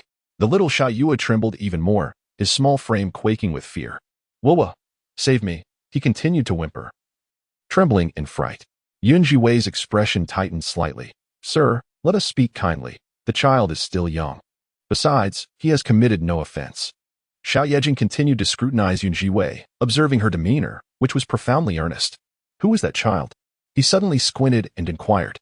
Zhiwei dared not conceal the truth. As Xiao Yejing locked eyes with her, he found her gaze remarkably clear, imbued with a hint of defiance against death. For reasons unknown, he felt an instinctive relaxation within. The child, Xiao Yuer, retreated even further into the shadows. Zhiwei sighed. "This child is pitiable. His mother has abandoned him, his father is deceased, and he bears numerous injuries. This is why I chose to keep him. Sir, you possess a compassionate heart. Surely, you would not hold a child accountable, would you?" The words "mother abandoned him, father deceased" echoed softly from Xiao Yejing's lips, his eyes revealing an inscrutable meaning. The atmosphere grew oppressively silent. as no one dared to utter a word. Everyone was acutely aware of the peculiar temperament of the regent king, and none wished to provoke this formidable figure. Meanwhile, Xiao Yejing contemplated the jade ring on his finger, deep in thought. He cast a glance at Xiao Yuer, but after a long pause, he shifted his gaze away. Very well, I understand. Upon concluding his statement, he turned his attention back to Zhiwei. He perceived with clarity that this woman, alongside Yuer, appeared to be besieged by their entire clan. Had he not arrived in time, she would likely have faced dire consequences. What transpired here? He inquired. His tone shrouded in ambiguity. As his words lingered in the air, Yin Qingsong finally approached cautiously from the side, trembling. He was bewildered as to why the regent king seemed to share an extraordinary bond with Zhiwei. However, he must expose Zhiwei's true nature before the Night King. Otherwise, the entire Yun family will be forever manipulated by her. Your Highness, please discern. Zhiwei is treacherous and, during the family banquet, conspired against our entire clan and even set fire to her own sister. Today, my entire family nearly fell victim to her malevolence. I beseech your Highness to uphold justice for the Yun family. Yun Qingsong was oblivious to the schemes of the by mother and daughter. He only wished to bring Zhiwei down. With tears streaming down his face, he lamented fervently. Xiao Yejing leisurely leaned back in his wheelchair, observing Zhiwei with a bemused smile. Is that so? Zhiwei, do you have any knowledge of this? Zhiwei had long intended to unveil the intentions of the Bai duo, but was interrupted by Xiao Yuer, preventing her from speaking. At this moment, upon hearing Yin Qingsong's words, she stepped forward. No, I am entirely unaware of this matter. Yun Qingsong, in a fit of rage, retorted. Who else could it be but you? Zhiwei's lips curled into a faintly menacing smile as she turned to the Bai family and others present. Everyone here bears suspicion. Why must it be solely me? Is it not possible that someone is orchestrating this charade to frame me? As her words echoed, Yun Wanyin could no longer contain herself and exclaimed angrily, What nonsense! Who would risk their own life to frame you with poison? Zhiwei arched her eyes and smiled. Yun Wanyin, have you not been in a deep slumber? How could you possibly know that everyone has been poisoned? If my memory serves me correctly, since your awakening, no one has mentioned the matter of poison, have they? One wonders what extraordinary abilities the third miss possesses. Zhiwei chuckled mockingly, her voice laced with an indescribable sarcasm. As her words echoed, Yun Wanyin's expression shifted subtly, and the gazes of the others in the clan transformed as well. Chapter 50. Has she encountered a malicious spirit? Indeed. Upon reflection, it seemed no one dared to mention the collective poisoning incident. Everyone merely accused Zhiwei of plotting against their entire family. The eyes of all present turned towards Yun Wanyin with an unsettling intensity. As members of a prominent family, they were well versed in the intricacies of internal power struggles, and their hearts simmered with unspoken turmoil. Yun Wanyin gasped, her already disheveled face flushing crimson. In a fit of rage, she lunged at Zhiwei, clawing in desperation. Zhiwei, you slander me. She aimed to strike Zhiwei across the face, but Zhiwei retaliated mercilessly, delivering a powerful kick that sent her sprawling to the ground. The cold, harsh tone of Zhiwei's voice sent a shiver down Yun Wanyin's spine. Although Yun Wanyin and Madame Bai wanted to continue their conversation, Zhiwei had already lost interest in exchanging pleasantries. Ace, bring that person here, she commanded. Yun Zhe, who had been following closely, promptly departed and returned shortly. As Madame Bai focused her gaze, she was taken aback to see Cui Lu bound, her expression shifting dramatically. However, recalling that Cui Lu was one of their own, they had already considered various possibilities. There was no way Cui Lu would divulge the truth. Madame Bai's emotions settled once more. Cui Lu, restrained by Ace, fell to the ground. The onlookers erupted into a clamor. Zhiwei, what is the meaning of this? Xiao Yejing raised an eyebrow, intrigued. He was eager to witness how Zhiwei would navigate through this predicament. To murder an entire family and set fire to people, this is an attempt to drive Zhiwei to her demise. Zhiwei responded, just now. I was about to head to the front hall with my younger brother when I inadvertently spotted this maid acting suspiciously. Noticing her lingering outside with a peculiar expression, I seized the opportunity to bind her. I suspect she may be connected to the recent fire incident. Madame Bai's expression softened slightly. You must be mistaken, Wei. Wanyin is unwell today, and I instructed Cui Lu to bring her some food. Wanyin is one of my trusted aides. How could she possibly set a fire? Zhiwei raised an eyebrow. That may not be the case. Pray tell, what are your true intentions? At that moment, Cui Lu was bound by ropes. Earlier, Zhiwei had used a silver needle to stimulate a pressure point on her head, controlling her thoughts. However, after some time, Cui Lu was in a state of half-daze, half-awareness. She recalled the task assigned to her by her mistress and was aware that she had indeed set a fire, having followed orders to burn Zhiwei's courtyard. As she lifted her gaze, she met Zhiwei's face, which bore a hint of amusement. Cui Lu instinctively gasped in fear. A ghost! A ghost! Her words incited another wave of commotion around them. Madame Bai's face turned ashen. Cui Lu, what nonsense are you spouting? Zhiwei narrowed her eyes, observing Cui Lu without surprise. Ancient medical texts had documented a secret technique known as soul capturing. This method is particularly peculiar, once employed. The subject becomes akin to a hypnotized state, immersed in a specific thought process, revealing all that they know. In this instance, Cui Lu appeared to be under such a trance. Within her subconscious, she believed she had already burned Zhiwei to death. Now, as she looked at Zhiwei, Cui Lu was filled with dread. She was engulfed by terror, instinctively collapsing to the ground, repeatedly bowing her head towards Zhiwei. Zhiwei spoke in a low, eerie tone. You are correct. I am a ghost. You caused my demise by fire, and thus, I have come to collect my debt. Cui Lu trembled, drenched in cold sweat. Miss, please spare me. I did not intend to burn you. I was merely following orders. In a frenzied state, Cui Lu knelt, her head striking the ground incessantly. All present were left in stunned silence, unable to comprehend the spectacle unfolding before them. None had anticipated such a reaction from Cui Lu. Bai Shi's face had already turned ashen. Cui Lu, what madness are you speaking? She realized that Cui Lu was acting exceedingly bizarre today. Yet, before she could take a step forward, Xiao Lu swiftly moved ahead, drawing his sword to stand protectively in front of her. Impudent. The master has yet to speak. How dare you? A chilling aura enveloped the space, causing Bai Shi to halt in her tracks. Meanwhile, Zhiwei leaned against a nearby wall, coldly observing the scene. She gazed at Cui Lu, who was prostrating herself in desperation, a sinister smile gracing her lips.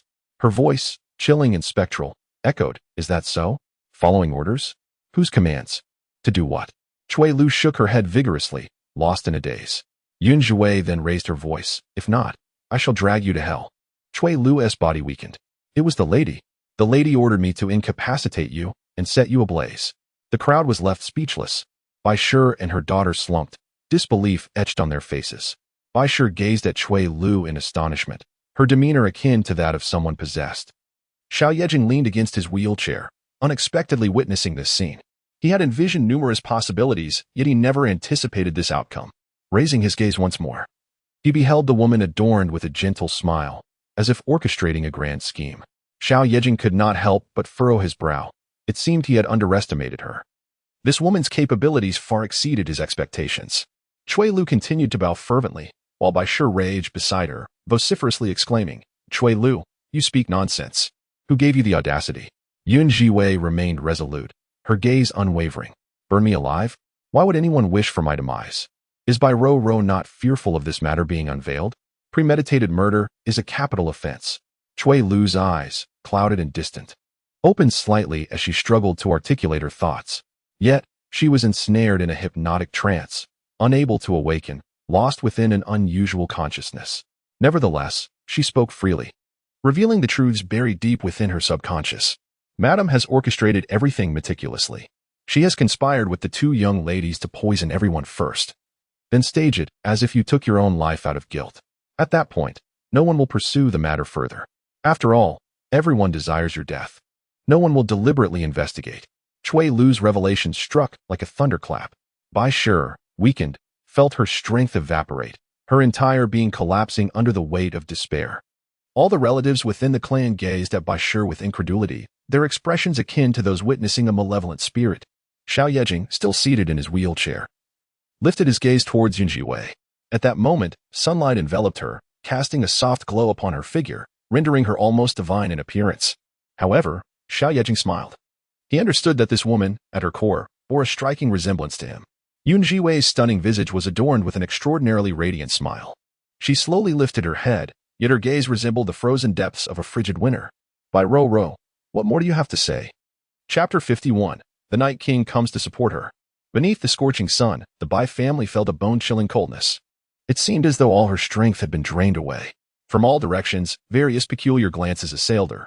In the distance, Yin Qingsong also gazed at her, his eyes brimming with an indescribable fury. He could never have anticipated that on such a day, one he held in pride, such a humiliating incident would transpire. Bai Rou knew she could not concede. Otherwise, after today, she would be utterly ruined. Observing the weeping Cui Lu still kneeling and bowing, Bai Rou could no longer restrain herself. Gathering all her strength, she charged forward and violently seized Cui Lu by the hair, striking her.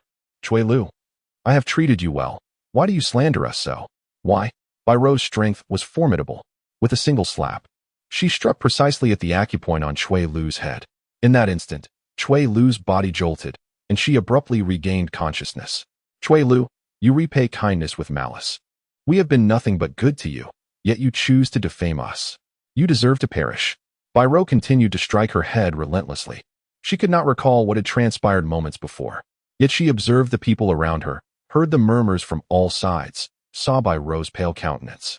And the two young ladies, as well as the radiant smile plastered across Zhiwei's face.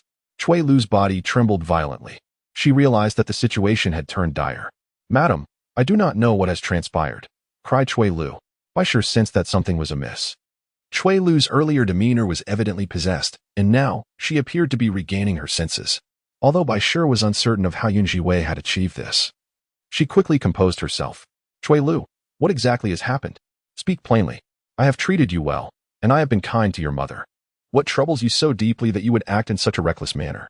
I had intended to find you a good match in a couple of years. Why have you become so confused? Tell me, has someone coerced you into this? Rest assured, I will seek justice for you. Cui Lu's mind sharpened. They had anticipated the worst-case scenario. Should the truth come to light, Cui Lu would unhesitatingly shift the blame onto Zhiwei. Miss Wan Yi would provide her with a potion for feigned death, allowing her to escape, while the madam would grant her a substantial sum of silver to ensure her departure from the capital. Cui Lu pressed her lips together, intending to adhere to the original plan. However, at that moment, Zhiwei's languid voice interjected. Oh, so it seems, it was not you, and Bai. Who orchestrated this? Then who was it? Cui Lu? Could it be that you executed all of this to tarnish Aunt Bai and your two sisters' reputations? Upon saying this, Zhiwei cast an indignant glance at the Night King. Sir, did you witness this? This maid is so audacious, daring to deceive everyone right under your nose. First, she sullies Aunt Bai and her two sisters, and now she seems uncertain whom to implicate next. Her actions blatantly demonstrated her disregard for you, treating you as if you were inconsequential, merely toying with you. What do you think should be done about this? Xiao Yejing's brows furrowed suddenly. He lifted his gaze and glanced at Zhiwei once more, fully aware that this woman was once again using him as a pawn. However, he chose not to expose her. In fact, he was quite willing to support her audacity.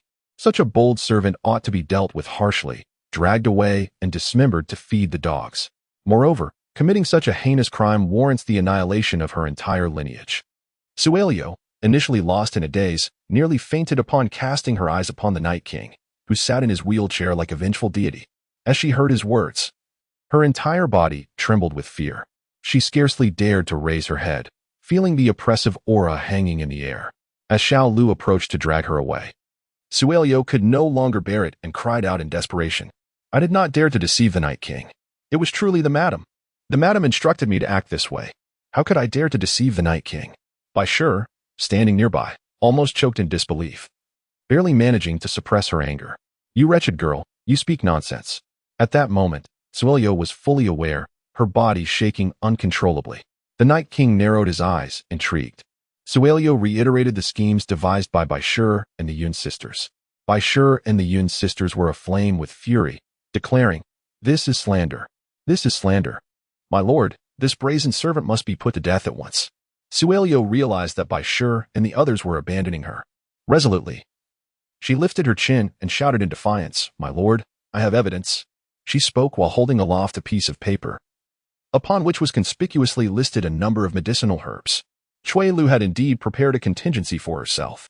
She had been apprehensive that, once the matter concluded, the lady and her companions would withhold payment, hence she had retained a backup plan. Little did she expect that it would come into play so soon. Bai's expression turned ashen as she gazed at the list. She had explicitly instructed Cui Lu to burn that document in her presence after procuring the herbs. How could this be possible? She turned her gaze, her eyes resembling those of a venomous serpent, fixated on Cui Lu, filled with a murderous intent. Yunwani staggered slightly. a wave of dizziness washing over her, nearly causing her to collapse. Cui Lu had already handed the list to Xiao Yejing. Xiao Yejing nodded. Very well, I am aware. Xiao Lu, transfer this document to the Ministry of Justice and let Lord Jin handle this matter. I trust Lord Jin will provide a satisfactory resolution. A chill coursed through Yunwani's limbs. The expressions of the surrounding clansmen shifted from envy to schadenfreude. They all observed the unfolding drama with keen interest. Who would have thought it was a self-scripted performance? Yunwani was clearly a disciple of Qingfeng Valley. How could she be so naive? Should the evidence of her guilt be substantiated in the Ministry of Justice, her life would be irreparably ruined. It appears that a woman of the outer chamber is ultimately just that, her offspring conniving together, their hearts steeped in malice to the utmost. Were it not for the Night King's presence today, she would have found it nearly impossible to defend herself. Witnessing the shift in the crowd, which quickly changed their tune, Yunwani staggered, nearly succumbing to despair. She could never have anticipated that events would unfold in such a manner. Clearly, they had meticulously planned everything. As Xiao Lu prepared to leave with the list for the Dali Temple, Yunwani, in a state of urgency, exclaimed, "Mother, how could you do such a thing? Did you not say you were restless at night and asked me to prepare a list for medicine? Why? Why has it come to this? Mother, you're being foolish." In this poignant moment, Yunwani resolved to extricate herself completely from the situation, tears streaming down her face. Her expression conveyed an overwhelming sense of heartbreak. Chapter 52, Apologies. What use are they to the officials? Yunwani had painstakingly reached her current position and could not bear to watch it all crumble before her eyes. Beside her, Yunwani had also grown wise to the circumstances, unwilling to get entangled in this murky affair. Otherwise, she feared she might never attain the status of a princess consort. "Mother, why are you being so foolish?" Yun Luchuan lingered behind the crowd, suppressing his feelings. "Mother," Baisher struggled to catch her breath, her face paling with anger. Yet, at this juncture, she could no longer deny her culpability. Once this matter was handed over to the Dali Temple, it would undoubtedly escalate. The Dali Temple would conduct a thorough investigation into the meals, and at that point, her children would be implicated. The poison in the food was tangible and could easily be matched with the substances on the list. It was possible that other past misdeeds would also be unearthed. With this thought, Baisher took a deep breath and stepped forward, collapsing to her knees before Xiao Yejing. "Your Highness, I confess." Zhiwei stood among the crowd, coldly observing Baisher's prostration on the ground. Bai's eyes drooped, and she reflected on the recent days when Wei had repeatedly bullied and disrespected her, nurturing a grudge within her heart. "It was a moment of folly on my part. Yet this matter is solely my doing, unrelated to anyone else." She turned again, casting her gaze upon the surrounding clan members. "Esteemed relatives, I beg your pardon. I did not intend to harm you deliberately. I merely wished to seize this opportunity to teach Wei a lesson. It was my momentary lapse in judgment. My actions were indeed too severe. I implore your forgiveness." Bai knelt upon the ground, her fists clenched tightly, her eyes brimming with unshed tears. The onlookers from the clan regarded her with scornful glances. Behind her, Yun Qingsong was seething with rage, his chest heaving violently as if he were on the brink of expelling blood. Yet, he found himself unable to voice his ire, forced to swallow his indignation instead. He stepped forward and delivered a fierce kick to Bai, sending her sprawling to the ground. "Wretched woman, I even considered elevating you to the status of a principal wife. How could you possess such lowly character, such malice? Because of you, several children almost suffered an unjust fate today." Bai fell to the ground, her meticulously arranged hair now disheveled, appearing utterly disarrayed. Blood trickled from the corner of her lips, her fingertips digging painfully into her palms as she could only acknowledge her fault and apologize. "My lord, it was my folly. Esteemed relatives, I offer my sincerest apologies. Wei, I apologize to you as well. Yet, fortunately, you came to no harm. Thankfully, I have not committed a grave error." The clan members gathered around, eagerly observing the unfolding drama. Yin Qingsong's eyes burned with fury. He knew he could not escalate the situation. Otherwise, the Yun family would be utterly ruined in the entire capital. He took a step forward, addressing the assembled clan members. At this moment, the elderly patriarch had awakened. Leaning on his cane and trembling as he was supported by several younger members of the clan, Yun Qingsong hurried over. "Patriarch, regarding this matter." The old patriarch glared at the Bai family with a face flushed with anger. "I have always maintained that the Bai family is merely a concubine, unworthy of any esteemed recognition. For many years, I have opposed your attempts to elevate her status. And now, do you see the consequences?" Yu Qingsong lowered his head. "Patriarch, Please forgive us. Enough, enough. As long as no one has been harmed, it is not a significant issue. The patriarch took a deep breath. This incident was, after all, a disgrace to their clan. If it escalated, not only would Yun Qingsong's lineage suffer, but the entire Yun family would become the subject of ridicule. The old patriarch slowly approached Xiao Yejing with great respect, stating, "Your Highness, I apologize for the farce today. This truly is a shame upon the Yun family. I beseech you to allow this matter to rest. I assure you, we will deal appropriately with this vile woman. We shall ensure she does not cause any further troubles." Xiao Yejing pursed his thin lips, opting not to respond directly. Instead, he turned his gaze towards Yun Zhiwei, seemingly seeking her counsel. Yun Zhiwei replied, "Let us send this poisonous woman to the Dali Temple. What connection does the Yun family have with her?" The patriarch's face turned ashen. "What did you say?" "I has already apologized to you." Yun Zhiwei narrowed her eyes. If apologies were effective, there would be no need for officials. The patriarch, filled with indignation, leaned back slightly. "Patriarch." Two younger members rushed to support him. Yun Zhiwei gazed indifferently at her surroundings, her eyes glinting with coldness. Is it truly worth becoming enraged over sending someone to the Dali Temple? What if we were to perish in flames? Is it only when we are consumed by fire that it qualifies as a significant matter? My lord, let us escort Bai Ruru to the Dali Temple. As thoughts of everything Yun Zhiwei had endured crossed his mind, Xiao Yejing's long eyelashes quivered imperceptibly, and his voice grew hoarse. Very well, Xiao Lu. Take Bai Shi to the Dali Temple for proper reflection. As for this maidservant, she shall be executed. Xiao Lu complied without hesitation, seizing Bai Shi and departing forthwith. The elder patriarch fainted from rage, and chaos erupted among the crowd. Chui Lu was so frightened that she succumbed to unconsciousness. Yun Qingsong and the others stood frozen, their humiliation and anger reaching a boiling point. Enough, enough. Let us disperse, everyone. Yun Qingsong, too embarrassed to keep the assembly there, waved his hands to disperse the gathering. Once all the clan members had departed, the courtyard gradually regained its tranquility. Bai Shi had been taken away by Xiao Lu. Her 3 children stood nearby, still in a state of shock.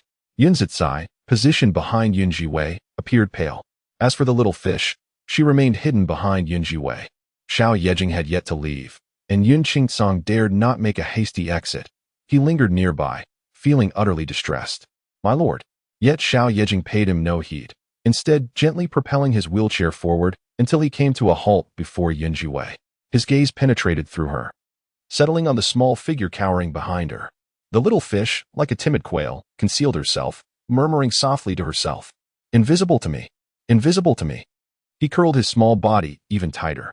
Xiao Yejing stood beside Yun Zhiwei, his sharp gaze seemingly penetrating through her, fixating on the little one behind her. Come out, he commanded sternly. The little fish froze in place. Yun Zhiwei frowned, father. Xiao Yejing glared at his wayward son, who had been missing for so many days yet still pretended not to recognize him, his forehead throbbing with anger. For the past few days, he had been searching high and low for this rascal. Yet here he was, hiding in the Yun residence. Now that they were face to face, he still feigned ignorance. I shall say it once more, come out, or I shall break your legs. The little fish. He had even tighter. Xiao Yejing's voice was chillingly cold. The others, who had been engrossed in the turmoil surrounding the Bai family, were now shaken to their core. They lifted their heads to witness an unprecedented fury emanating from Xiao Yejing. Today, Yun Qingsong found himself at a loss for words. Yun Wani and Yun Wanin gritted their teeth in hatred towards Yun Zhiwei. Moments ago, the Night King had clearly been protecting Yun Zhiwei, and they dared not speak further. But now, witnessing the Night King's impending wrath, Yun Wanin could no longer contain herself. Your Highness, that is the illegitimate child raised by Yun Zhiwei.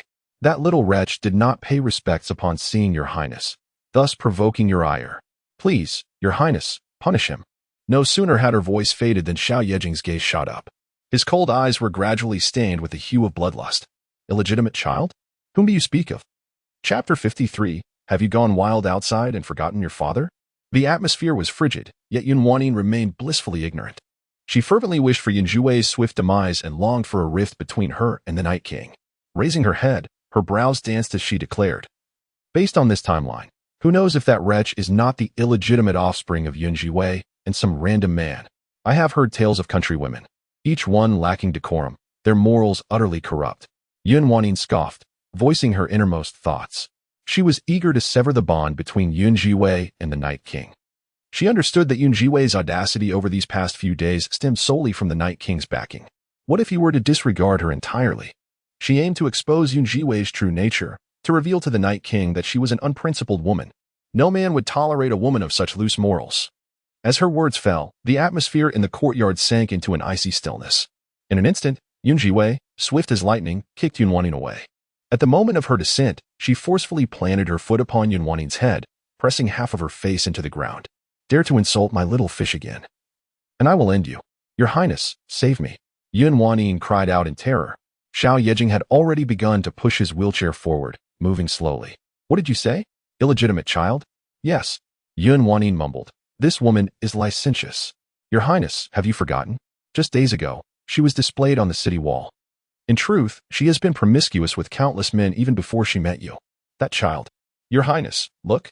This little wild child bears a striking resemblance to Zhiwei. It's just that Zhiwei had this child with another man outside. The voice of Yunwanin continued to echo, word by word. Unbeknownst to her, Xiao Yejing pressed a switch on his wheelchair. With a sudden activation, a sharp sword shot forth, silencing Yunwanin's words and transforming them into a piercing scream. Ah! The sword viciously pierced through one of her arms. Had it moved just a fraction to the left, it would have impaled her heart, causing her instant demise. Your Highness.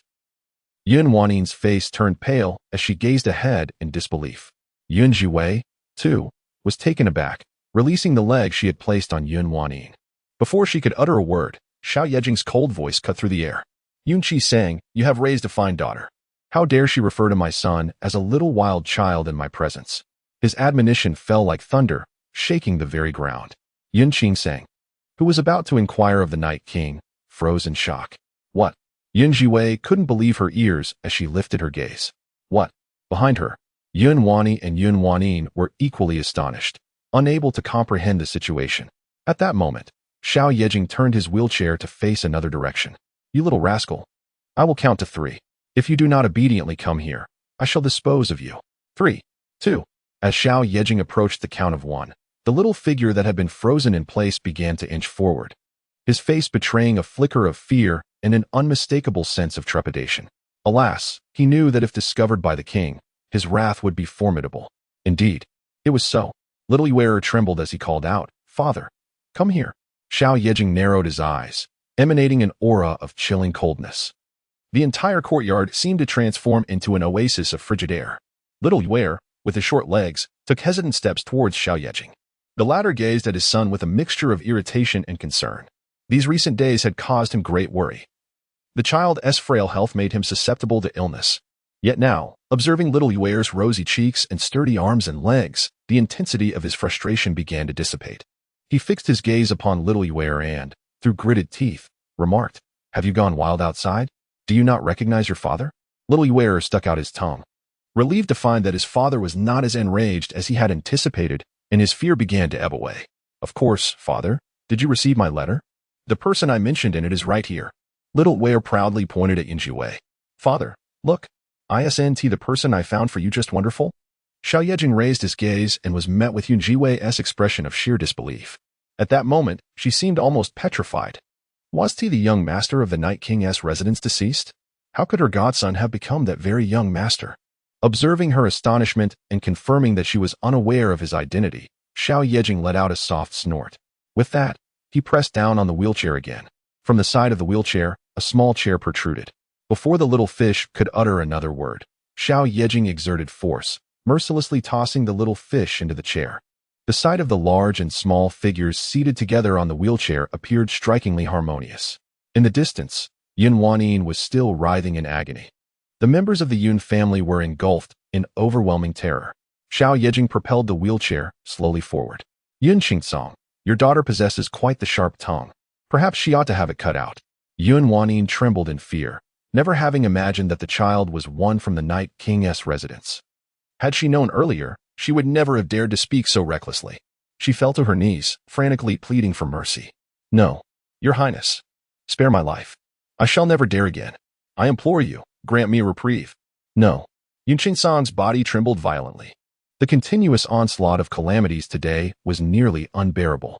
His heart ached, threatening to give way. Your Highness, I beseech you to forgive me. Moreover, Wanin is favored by His Highness the Crown Prince. I implore you to spare her for his sake. Xiao Yejing's gaze grew ever colder. The sunlight glinted off the golden mask, accentuating his ghostly aura. Father, enough, enough. One must not be so ruthless in their dealings. If it comes to it, let her compensate for some emotional damages. The innocent voice of the little fish chimed in from the side. What is one tongue worth? It holds no value. Money is what truly matters. How about this? Let the entire Yun family compensate us. After all that has transpired today, both my mother and I are utterly frightened. We must receive restitution. Xiao Yijing furrowed his brow, recalling that his son was never one to be so enamored with wealth. In just a few short days, he seemed to have undergone a remarkable transformation. Have they been bullying you here? Xiao Yuder smiled brightly. My mother protects me. With her by my side, no one can harm me. Gradually, the tension in Xiao Yijing's gaze began to ease. He cast a glance at Yun Zhiwei in the distance and whispered, Yun Zhiwei, come and assist me. Chapter 54. Yun Zhiwei, must I personally invite you to join me? At this moment, Yun Zhiwei was utterly bewildered. Despite her extensive experience and formidable mental fortitude, she found herself at a loss. The dear godson she had cherished and enjoyed harmonious days with had suddenly transformed into the son of the Night King. The man before her, seated in a wheelchair, exuded an unmistakable aura of hostility. Yun Zhiwei did not dare to be remiss and positioned herself behind Xiao Yijing. Sir, she managed to utter with a slight tug at her lips. Yun Zhiwei, you have abducted my son. Xiao Yijing reclined in his wheelchair, his tone remarkably calm, devoid of any discernible emotion.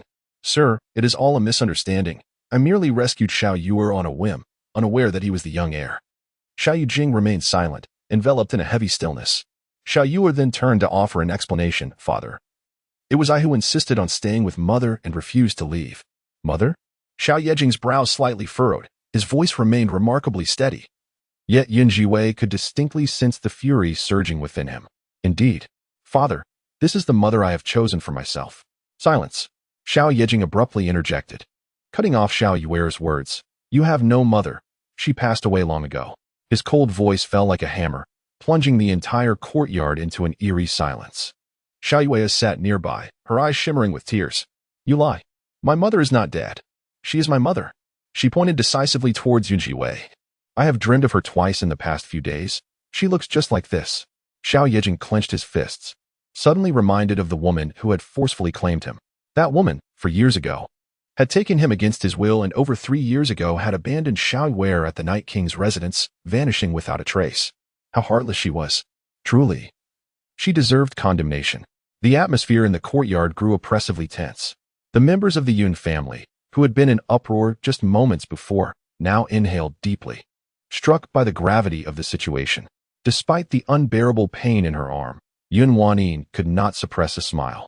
Yun Wanyi stood beside her, reveling in the misfortune of Yun Zhiwei. Initially, she believed there to be some genuine connection between Yun Zhiwei and the Night King. It turned out to be nothing more than a farce. As the Night King's wrath loomed, Yun Wanyi's excitement had her fists clenched tightly. Furthermore, Yun Qingcong seized the opportunity to step forward and kneel on the ground. I implore the prince to punish her. My young lady has shown disrespect to the prince by impersonating the young master's mother, a grave offense indeed. Your Highness, please impose your punishment. Xiao Yejing cast a cold glance at Yun Qingcong, his frigid gaze seemingly capable of inflicting torment. What does my own affair have to do with you? Yun Qingcong was abruptly silenced. Xiao Yejing narrowed his eyes, scrutinizing his defiant son. Yun Zhiwei, escort me out. Yun Zhiwei, sensing the gravity of the situation, hurriedly wheeled him away towards the estate's exit. After ensuring they were all settled in the carriage, a palpable tension lingered between Xiao Yejing and the little fish. The guards outside responded promptly, urging the horses to depart. Yun Zhiwei let out a sigh of relief, only to hear Xiao Yejing call out, Yun Zhiwei, are you not coming up yet? Do you require my personal invitation, or shall I break your leg and hoist you up myself? Yun Zhiwei, enough. She was acutely aware of the capricious temperament of this dog-like prince. Letting it go, Yun Zhiwei departed with the Night King. The entire Yun household was enveloped in a profound silence. Yun Zhe recognized this place as fraught with peril. After his sister's departure, he hastily followed suit, eager to distance himself from the scene. Father, Yun Wanyin's eyes glistened with tears. What shall we do? We have offended the old patriarch.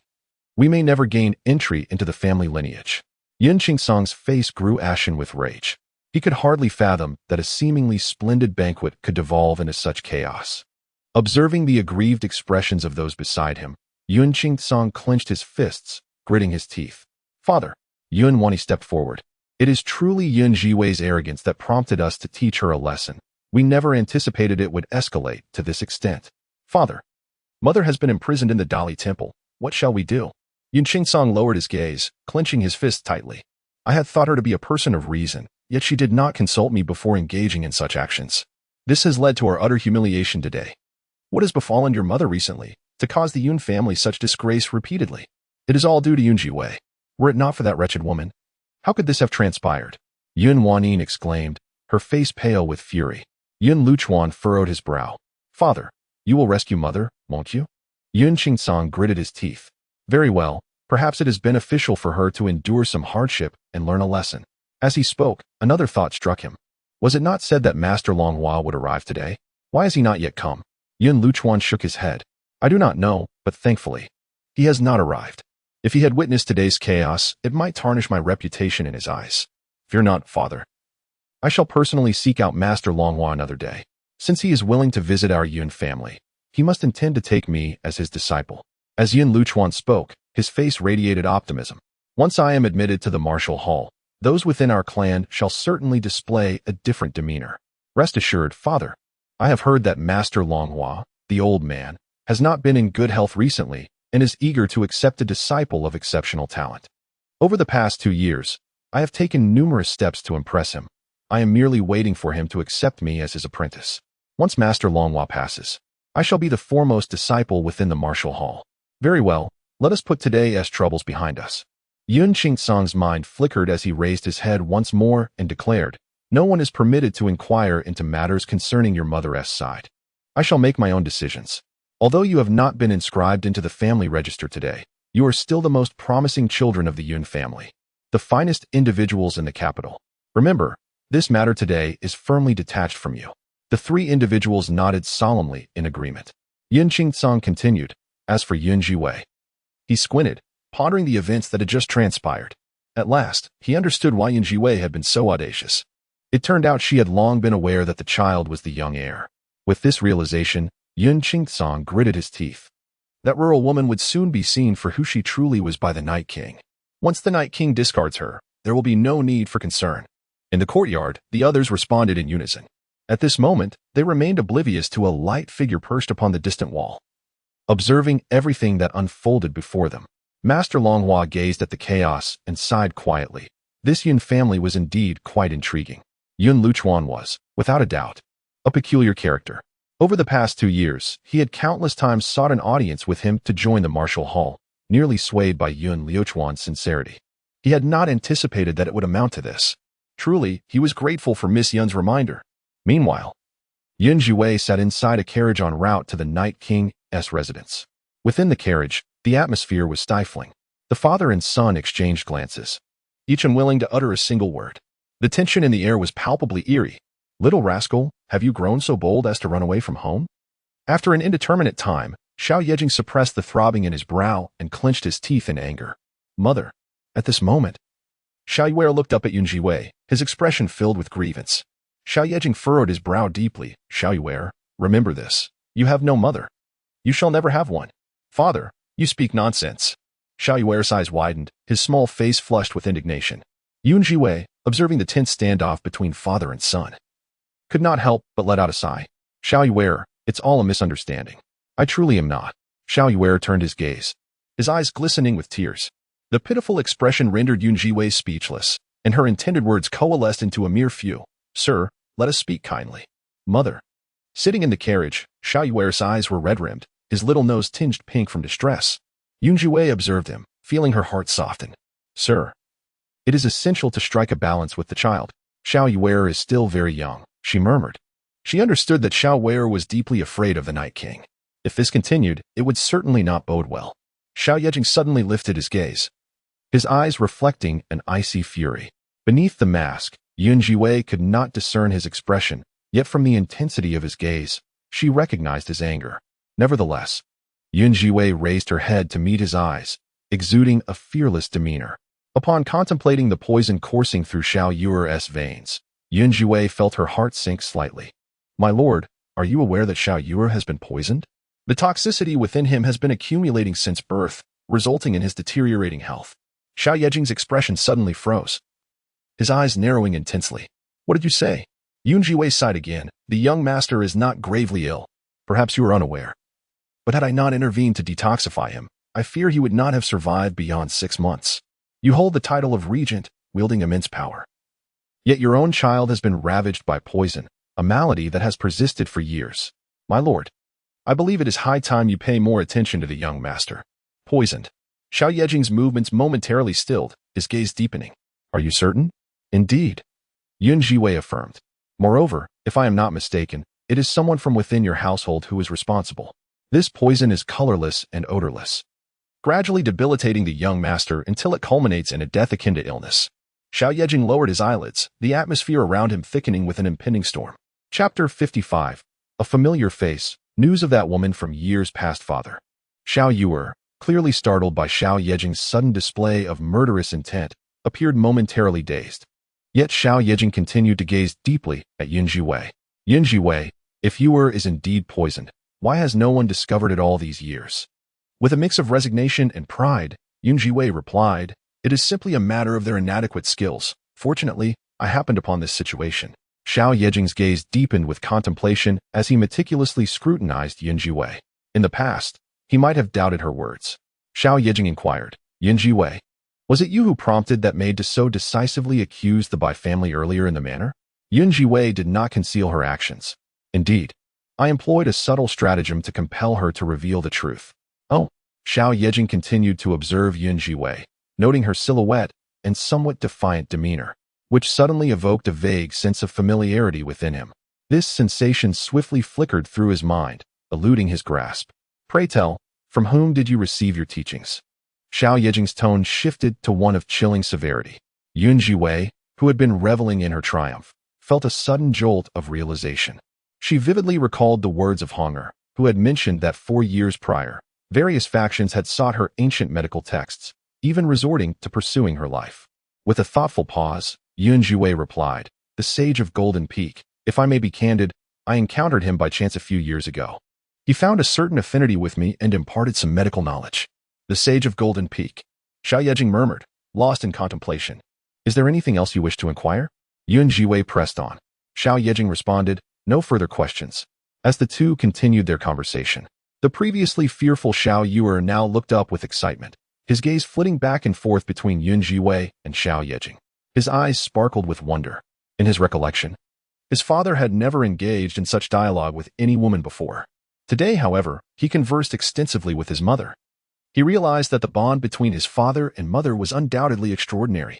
Little Fish, shedding his previous apprehension, was now overwhelmed with excitement. He had made a resolution. In the days to come, his foremost task would be to unite his father and mother. The Night King's residence was soon reached. Upon entering, Little Fish eagerly tugged at Zhiwei, enthusiastically introducing her to the various aspects of the Night King's estate. Xiaoba quietly followed behind in his wheelchair, maintaining a solemn silence. Although Zhiwei had visited the Night King's residence several times before, she had seldom encountered the areas they were now exploring. Today, Little Fish unmistakably pulled her into his room. Mother, this is where I sleep. From now on, you shall sleep here with me. Zhiwei, Little Fish's voice tipped with disappointment. Mother, other babies sleep with their mothers every day. And I wish to do the same. Zhiwei gently patted his little head, letting out a soft sigh. Her gaze suddenly fell upon a luminous pearl on the bedside. Her brow furrowed slightly as she stepped closer, her attention fixated on the pearl. Little Fish, with his short legs, tugged at Zhiwei. Mother, do you like this? Then I shall give it to you. Everything you like, I will give to you. Hee, I told you before, I am quite wealthy. Zhiwei's eyes were entirely on the pearl, but her expression grew increasingly serious. Where did this pearl come from? Before Xiao Yejing could respond, Little Fish spoke up. It was given to me by Uncle Emperor. This is the luminous pearl from the Wuyo Sea, truly invaluable. Zhiwei gasped sharply. She gazed at the Little Fish and then turned to glance at Xiao Yejing, her expression subtly shifting. Mother, do you like it? You are my mother. Don't just say you want this pearl. I would give you the entire Night King's manor.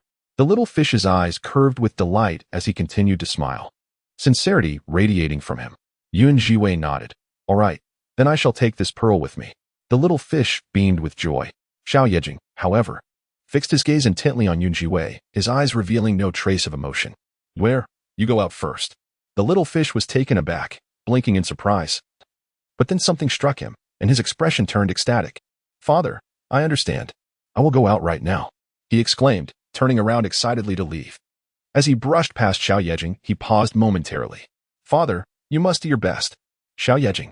The little fish energetically stepped out. He would not intrude upon the world of his father and mother. At that moment, the room fell silent. Zhiwei had already tucked the pearl away. Xiao Yejing then spoke.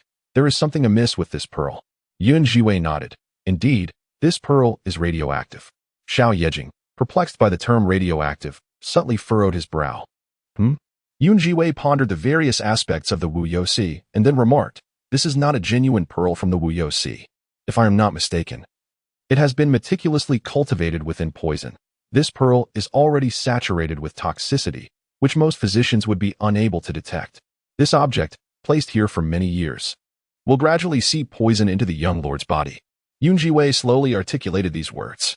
Xiao Yejing, standing nearby, concealed his expression. Yet his clenched fists revealed his agitation, the veins on the back of his hands prominently bulging. I understand, he declared.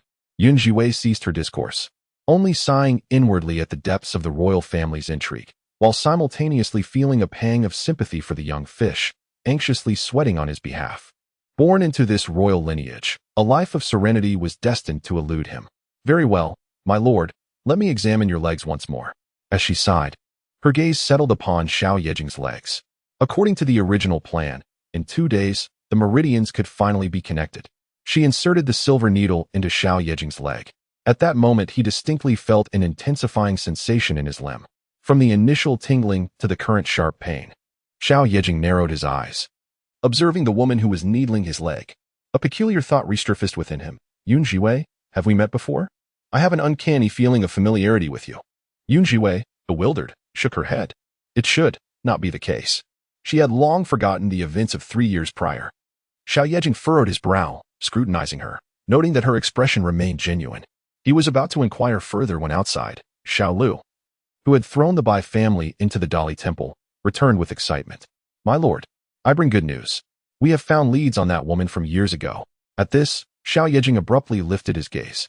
What did you say? The woman from that time has been found. Xiao Yejing inquired as Xiao Lu excitedly entered. The young master of the building has arrived. He has news about that woman.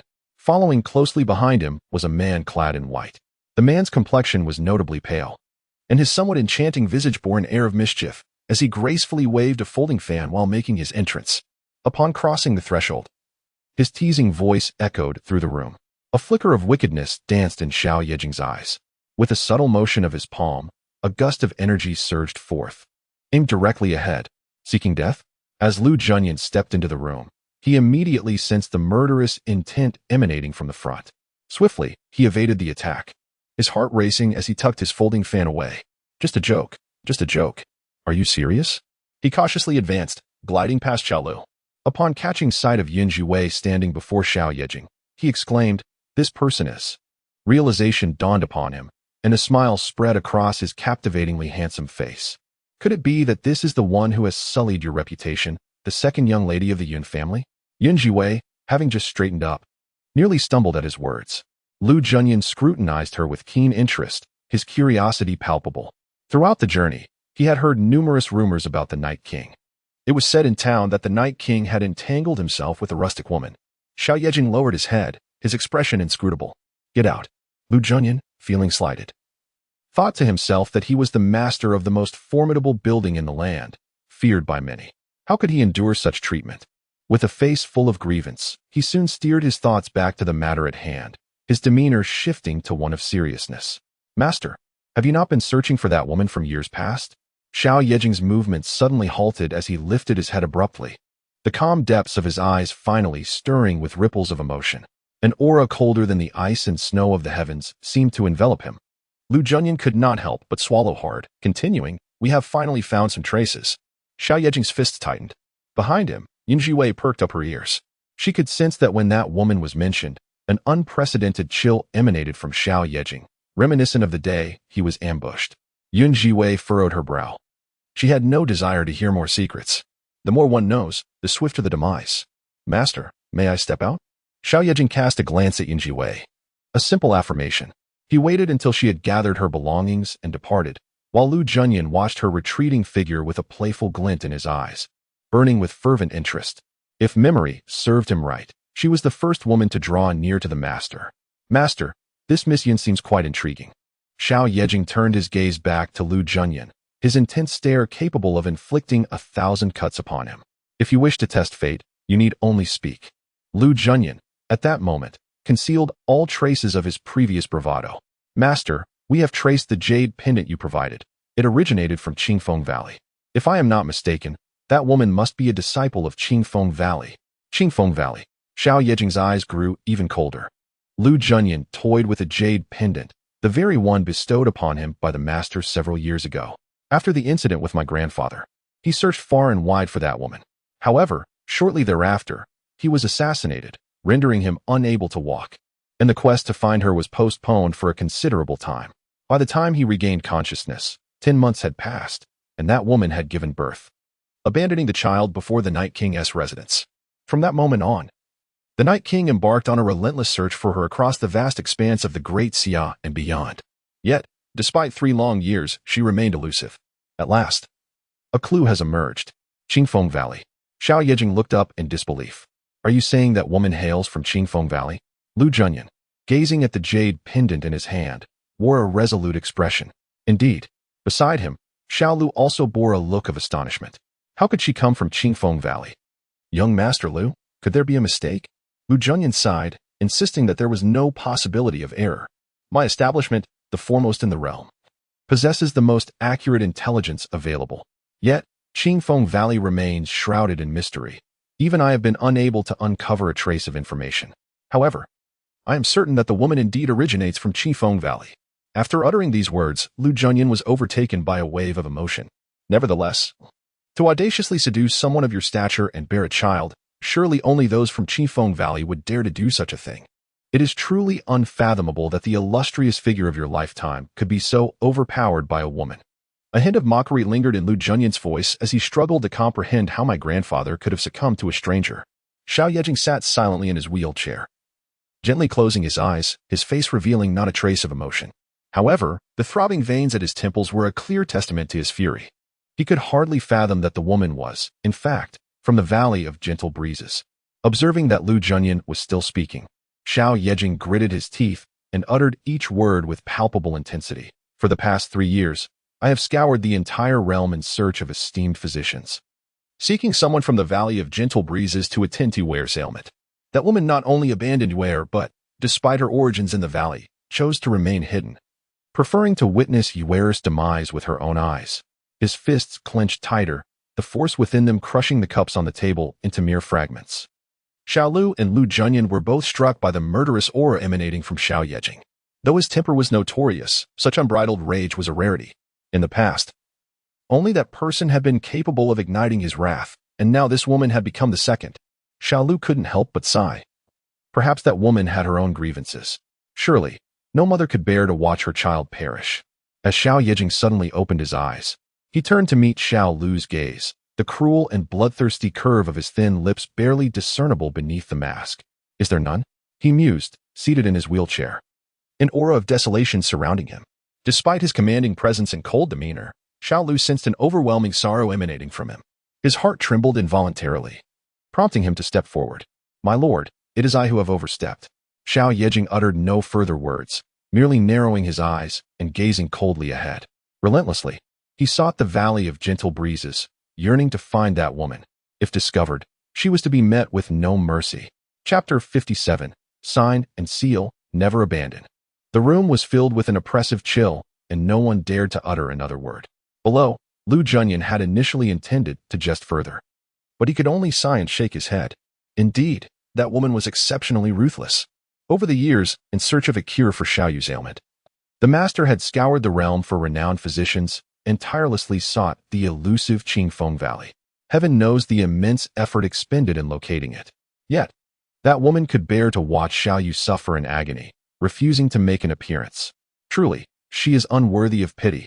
Lu Junyan understood the tribulations Xiao Yejing had endured, and he recognized the tempest of anger within him, thus refraining from further comment.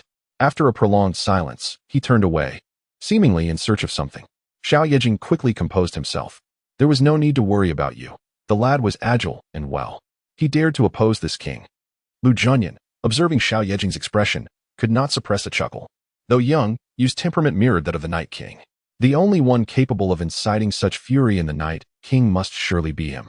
Ian, I have another task for you, Xiao Yejing declared. Investigate the Wuyo Sea pearl that my royal brother bestowed upon me back in the day.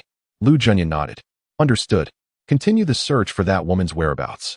Xiao Yejing added. Lu Junyan, not daring to delay, promptly departed. Master. Xiao Lu's lips trembled as he took a step forward, hesitating to speak. Yet, Xiao Yejing narrowed his eyes, gazing intently ahead. Contemplating the abandonment by his own mother, he was haunted by the thought of that woman's indifference towards Yuer.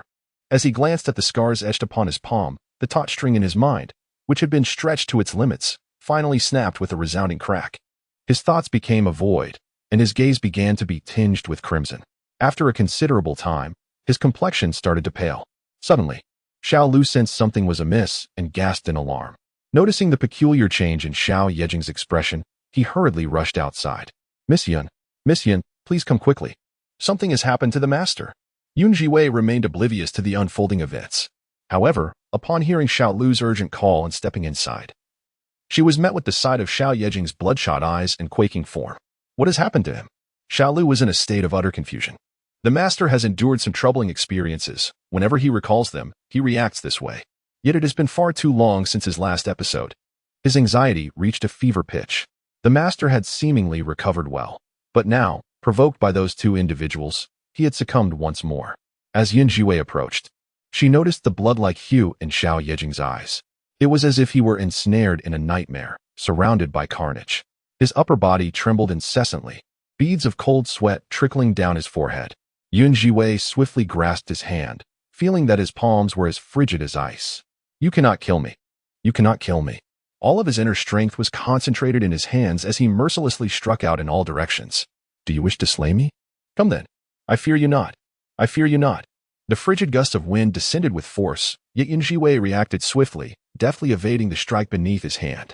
Xiao Lu, upon witnessing his lord's fury, felt a surge of regret for having summoned Yun Zhiwei. He understood that, given her slight stature, she would likely be unable to withstand his master's power. As he hurried forward, he found that Yun Zhiwei had already escaped. She attempted to approach Xiao Yejing. But even in his incapacitated state, his martial prowess was formidable, rendering her unable to reach him. Xiao Lu, come here and help me subdue him. Yun Zhiwei commanded firmly. Unfazed by his astonishment, Xiao Lu rushed to her side, and together they managed to restrain him just in time. Xiao Yejing continued to struggle, but Yun Zhiwei, with unyielding resolve, drove a silver needle into him. At last, he collapsed limply into his wheelchair, utterly incapable of rising again. His eyes remained fierce. Filled with rage as he murmured, You wish to kill me? Is that so? Come then, I shall end you. His furious shouts echoed through the air as Yun Zhiwei assessed his physical state. She recognized that the Night King was suffering from an acute stress reaction. She pondered the tribulations he must have endured in the past. A regent of high esteem and authority, revered and feared by all. Yet in this moment, Xiao Yejing appeared utterly helpless. Get out. Get out. If you come any closer, I shall destroy you. Even as Yun Zhiwei's silver needles pierced him, Xiao Yejing continued to incoherently rage. Do you also wish to harm me?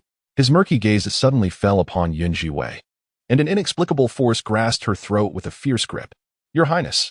Xiao Lu gasped in alarm, rushing forward in an attempt to rescue Yun Zhiwei. He was consumed by regret.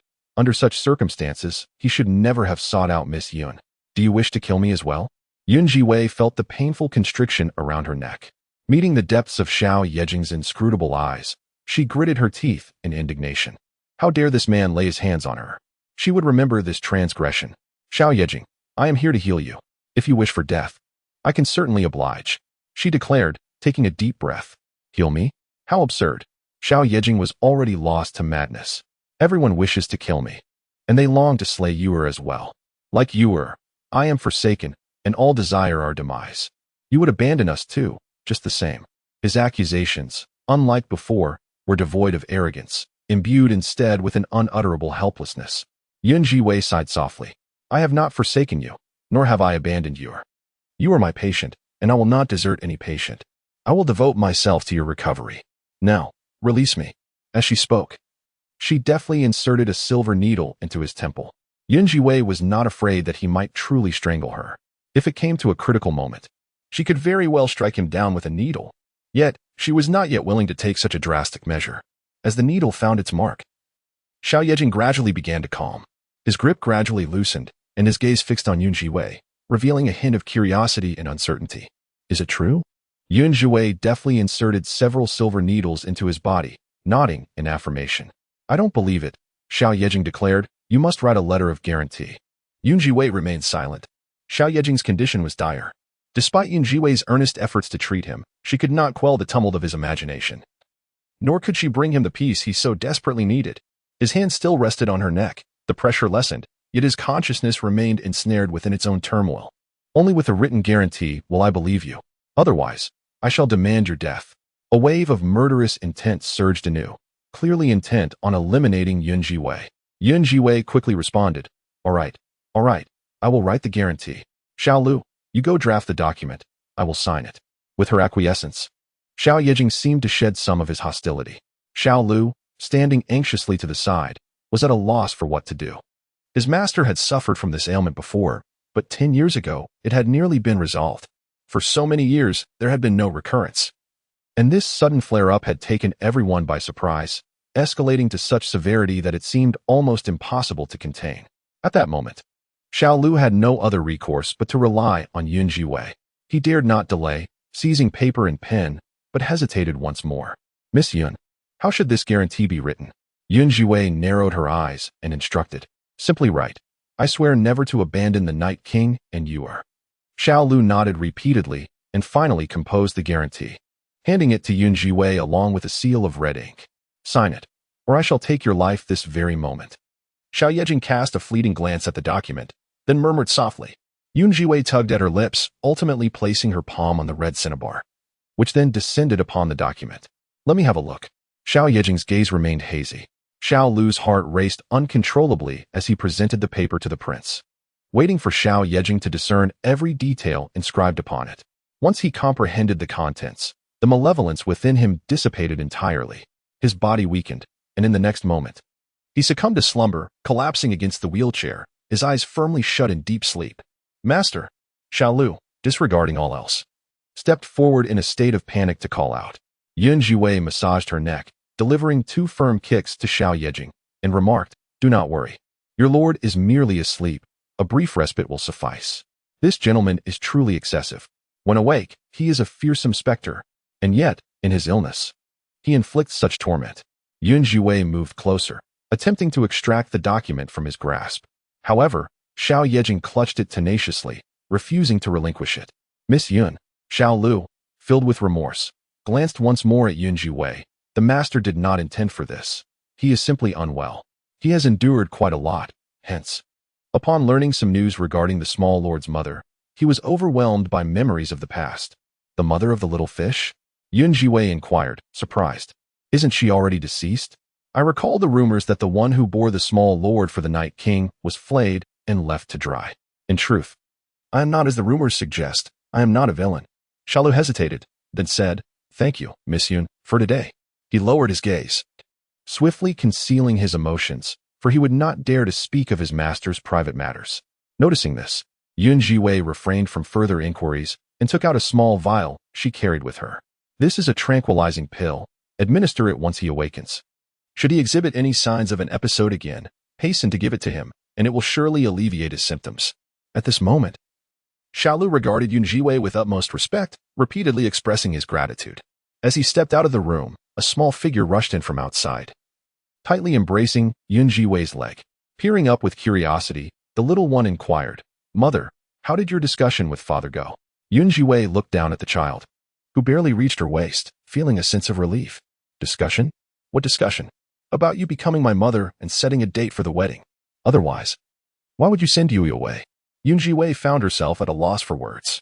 Recalling the unusual behavior of Xiao Yejing earlier due to the mention of the little fish's mother, she felt a wave of apprehension. "Little fish, I truly like you," she said earnestly. "What if, in the future, you call me godmother instead? In any case, That title mother must not be uttered again. The bright light in the little fish's eyes dimmed instantly. He gazed at Zhiwei, having already surmised some truths. It seemed that father and mother had yet to reach an agreement. "Mother, your thoughts seem a bit perilous," he remarked. Little fish seemed particularly pleased with his idea, his entire being brimming with joy. "After all, since father is unworthy of you, why not have mother secretly take me away? I have heard father mention that my sister Jia and her companion eloped, and are now living a blissful life together. Mother, what do you think?" Zhiwei gazed at the little one with a mixture of amusement and exasperation. She truly could not fathom how such peculiar thoughts could arise in a child of merely 3 years. If she were to actually run away with him, she feared the vengeful Night King would pursue her to the ends of the earth. With a sigh, Zhiwei shook her head. "Little fish, we cannot do that. Your father would be heartbroken." Little fish's eyelids drooped, his expression tinged with disappointment. "That's true. While father may be a bit fierce, a bit unhandsome, and a bit harsh, he is still a good father. I don't want to make him sad. What should we do, mother?" The little fellow furrowed his brow, his entire face resembling a small bun. Zhiwei gently ruffled his little head. Recalling the overwhelming sense of helplessness she had seen in Xiao Yejing earlier, the scars that marred his legs, and the feral howls that echoed like a trapped beast, her heart involuntarily quivered, and she let out a soft sigh. "Little fish, spend more time with your father. He is rather pitiable in his own way." Little fish looked up, puzzled, meeting Zhiwei's gaze. At that moment, she added, "I will come to see you in a couple of days. In the meantime, do keep your father company, and remember, do not mention me in front of him, understood?" Little fish nodded obediently, with her mother's earnest admonition. He certainly felt compelled to comply. Observing this remarkably sensible child, Zhiwei felt a warmth in her heart. As she pondered the recent events that transpired within the Night King's residence, an increasing chill crept down her spine. The regent, wielding immense power, harbored a tragic past unknown to others. The young lord had also been poisoned since childhood. Zhiwei was struck with the realization that the waters of the Night King's estate ran deep, far deeper than she had anticipated. She resolved that once she healed Xiao Yejing's leg, she would completely distance herself from the Night King's household, firmly severing all ties. However, just as she was nearing the Yun family home, a carriage came barreling towards her from a distance. Zhiwei quickly regained her composure, preparing to evade, when the carriage suddenly came to an abrupt halt. From within, a woman dressed as a nurse stepped out, squinting her eyes as she scrutinized Zhiwei. "Miss Yun, I did not expect to encounter you here." Zhiwei observed the flicker of malice in the woman's gaze. "You seek me, Miss Yun? The imperial concubine has specifically sent me to escort you to the palace for a discussion. I implore you to accompany me." The imperial concubine? The emperor's favored consort. And also Lin Guifei, the mother of Xiao Chifeng. Zhiwei could hardly fathom that Lin Guifei would summon her. "Miss Yun, what are you hesitating for? Do you not wish to reminisce with the concubine?" The nurse's voice had grown icy, tinged with barely concealed anger. Zhiwei's heart fluttered, and she promptly nodded. "How could I refuse? Rest assured, my dear, I shall accompany you forthwith." Within the imperial palace, a veil of fragrant smoke swirls about. Though it is the sweltering summer season, the quarters of the noble concubine remain refreshingly cool. The palace is adorned with large blocks of ice, serving to alleviate the heat, a testament to the favored status of the concubine.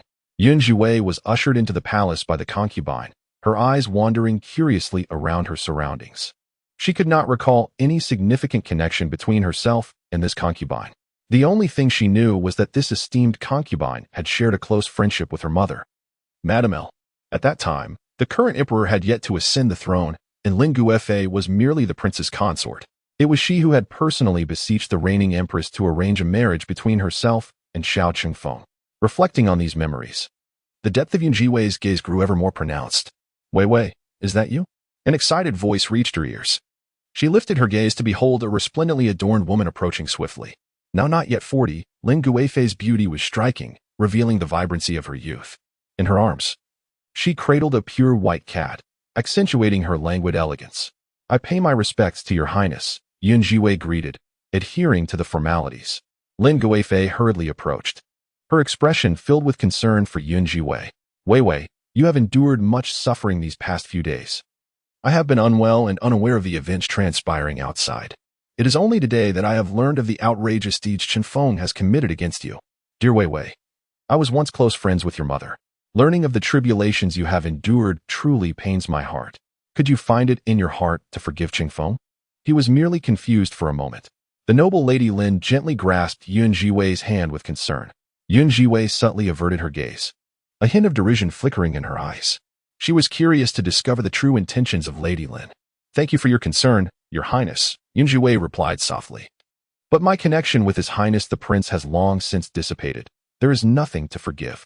Lady Lin observed the icy demeanor of Yun Zhiwei, her brow furrowing slightly.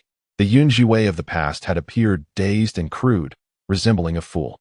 Yet the woman before her now exuded a clarity of vision and an indescribable air of authority. Lady Lin paused, her thoughts drifting to the recent events surrounding Xiao Qifeng, her gaze deepening with contemplation. Chapter 59. The uncharacteristic warmth of the noble lady. Dear Wei Wei, I am aware of the injustices you have faced, and it troubles me deeply. Your mother was my close confidant, and I promised her before her passing that I would look after you well. Lady Lin sighed once more. Thus, I shall take it upon myself to beseech His Majesty to expedite your wedding arrangements with him. The noble Lady Lin's enthusiasm was palpable. One might easily mistake her for genuinely cherishing a deep bond with Yun Zhiwei. Yet, Yun Zhiwei knew the truth.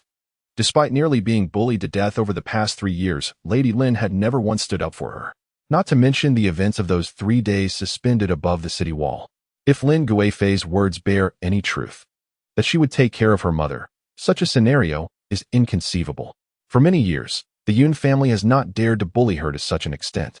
Lin Guifei, who has been indifferent towards her for years, suddenly displays enthusiasm. Yun Zhiwei understands that extraordinary circumstances often conceal ulterior motives. Lin Guifei, meanwhile, is scrutinizing Yun Zhiwei, her gaze flickering with a hint of calculation. Rest assured, from this moment on, regardless of the challenges you may face, I shall advocate for you, Lin Guifei declares, attempting to grasp Yun Zhiwei's hand. At that moment, Yun Zhiwei discreetly steps back. Your Highness, you jest. On that day beneath the city wall, the entire city knew that my engagement with the prince has been annulled. I implore you not to mention this matter again. Lin Guifei's expression momentarily stiffens, yet she recalls. I remember you once held great affection for him. Lin Guifei continues to speak. Yun Zhiwei lifts her chin, meeting Lin Guifei's gaze without fear. Your Highness, who hasn't he misjudged a few scoundrels? Xiao Qingfeng, my apologies, but I shall have no part in that. Lin Guifei's composure begins to crumble. 3 years ago, she ignored Yun Zhiwei solely because she deemed her a fool. But now, is there anything else, Your Highness? Yun Zhiwei wishes to curtail the conversation. Lin Guifei's demeanor shifts as she responds. I have heard that there seems to be a misunderstanding between your jade shop and Huafeng Workshop. Huafeng Workshop is backed by the prince and Lin Guifei's maternal family, the Lin clan. With the troubles at Huafeng Workshop, the Guifei has already caught wind of some rumors. This matter is undoubtedly intertwined with Yun Zhiwei. She initially sought to ease the tension here, yet unexpectedly, Yun Zhiwei sighed and remarked, Your Highness need not feel remorse. This matter has already been entrusted to the Dali Temple for resolution. Whatever the Dali Temple decides will be carried out. And you need not personally summon me to extend your apologies. Apologies? Lin Guifei's expression faltered, unable to conceal her dismay. I fear there may be some misunderstanding. If there is a misunderstanding, the Dali Temple will surely clarify it, will they not? At this moment, Yun Zhiwei was impervious to persuasion. All of Lin Guifei's schemes had crumbled. She could not have anticipated that Yun Zhiwei had transformed into an entirely different person. Realizing she had no leverage, Lin Guifei silently clenched her palm. Very well, Wei Wei, let us not dwell on these matters, as discussing them only sows discord. Regardless of how events unfold in the future, I shall not hold you accountable. Considering the bond between your mother and me from years past, I will always be in your favor. As she spoke, a maid entered. Your Highness, the refreshing mung bean soup from the kitchen is ready. Lin Guifei gazed at the 2 bowls of soup and gently suggested, Wei Wei, this weather is sweltering. You should join me in enjoying it. Yun Zhiwei glanced at the 2 bowls of mung bean soup. Thank you, Your Highness. I am not hot. After their brief exchange, Yun Zhiwei was convinced that Lin Guifei was no ally. Though unaware of her true intentions, Yun Zhiwei preferred to avoid unnecessary complications and decisively declined. Lin Guifei did not press the matter further. She stepped forward to fetch the mung bean soup and approached again. At that moment, she was abruptly tripped, causing the entire bowl of mung bean soup to spill over Yun Zhiwei's body. Wei Wei, oh dear, it was not my intention, exclaimed Lin Guifei in astonishment. Yun Zhiwei cast a glance at the stains on her attire, her eyes betraying a cold sharpness. She had anticipated the ill intentions of this imperial concubine, who had evidently been waiting for her arrival. Her curiosity piqued. She was eager to see what the concubine's true motives were. "Your Highness, it is of no consequence." Zhiwei replied with an air of indifference, offering reassurance. "Come, Wei, I shall escort you to change your clothes." Lin Guifei grasped Zhiwei's hand, leading her to a place to change. Zhiwei did not resist. Upon entering the inner chamber, Zhiwei was immediately struck by a faint yet peculiar scent wafting through the air. Naturally sensitive to the aromas of medicinal herbs, she discerned the unusual odor with clarity. A subtle, cruel smile tugged at her lips as she realized that the concubine harbored malicious intent. Indeed, the urgency was palpable. This was the poison known as grievous begonia, a chronic spring poison. Once afflicted, symptoms would not manifest for a short period, but would inevitably erupt after half an hour.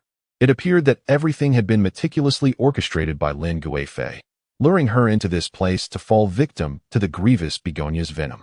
The Lin family had a long lineage in medicine, and Lin Zhengyan, who had previously slandered the Chunfeng Medical Hall, hailed from the same lineage. Lin Guifei herself had some knowledge of the healing arts. The grievous begonia was colorless and odorless, making it nearly imperceptible to the average person.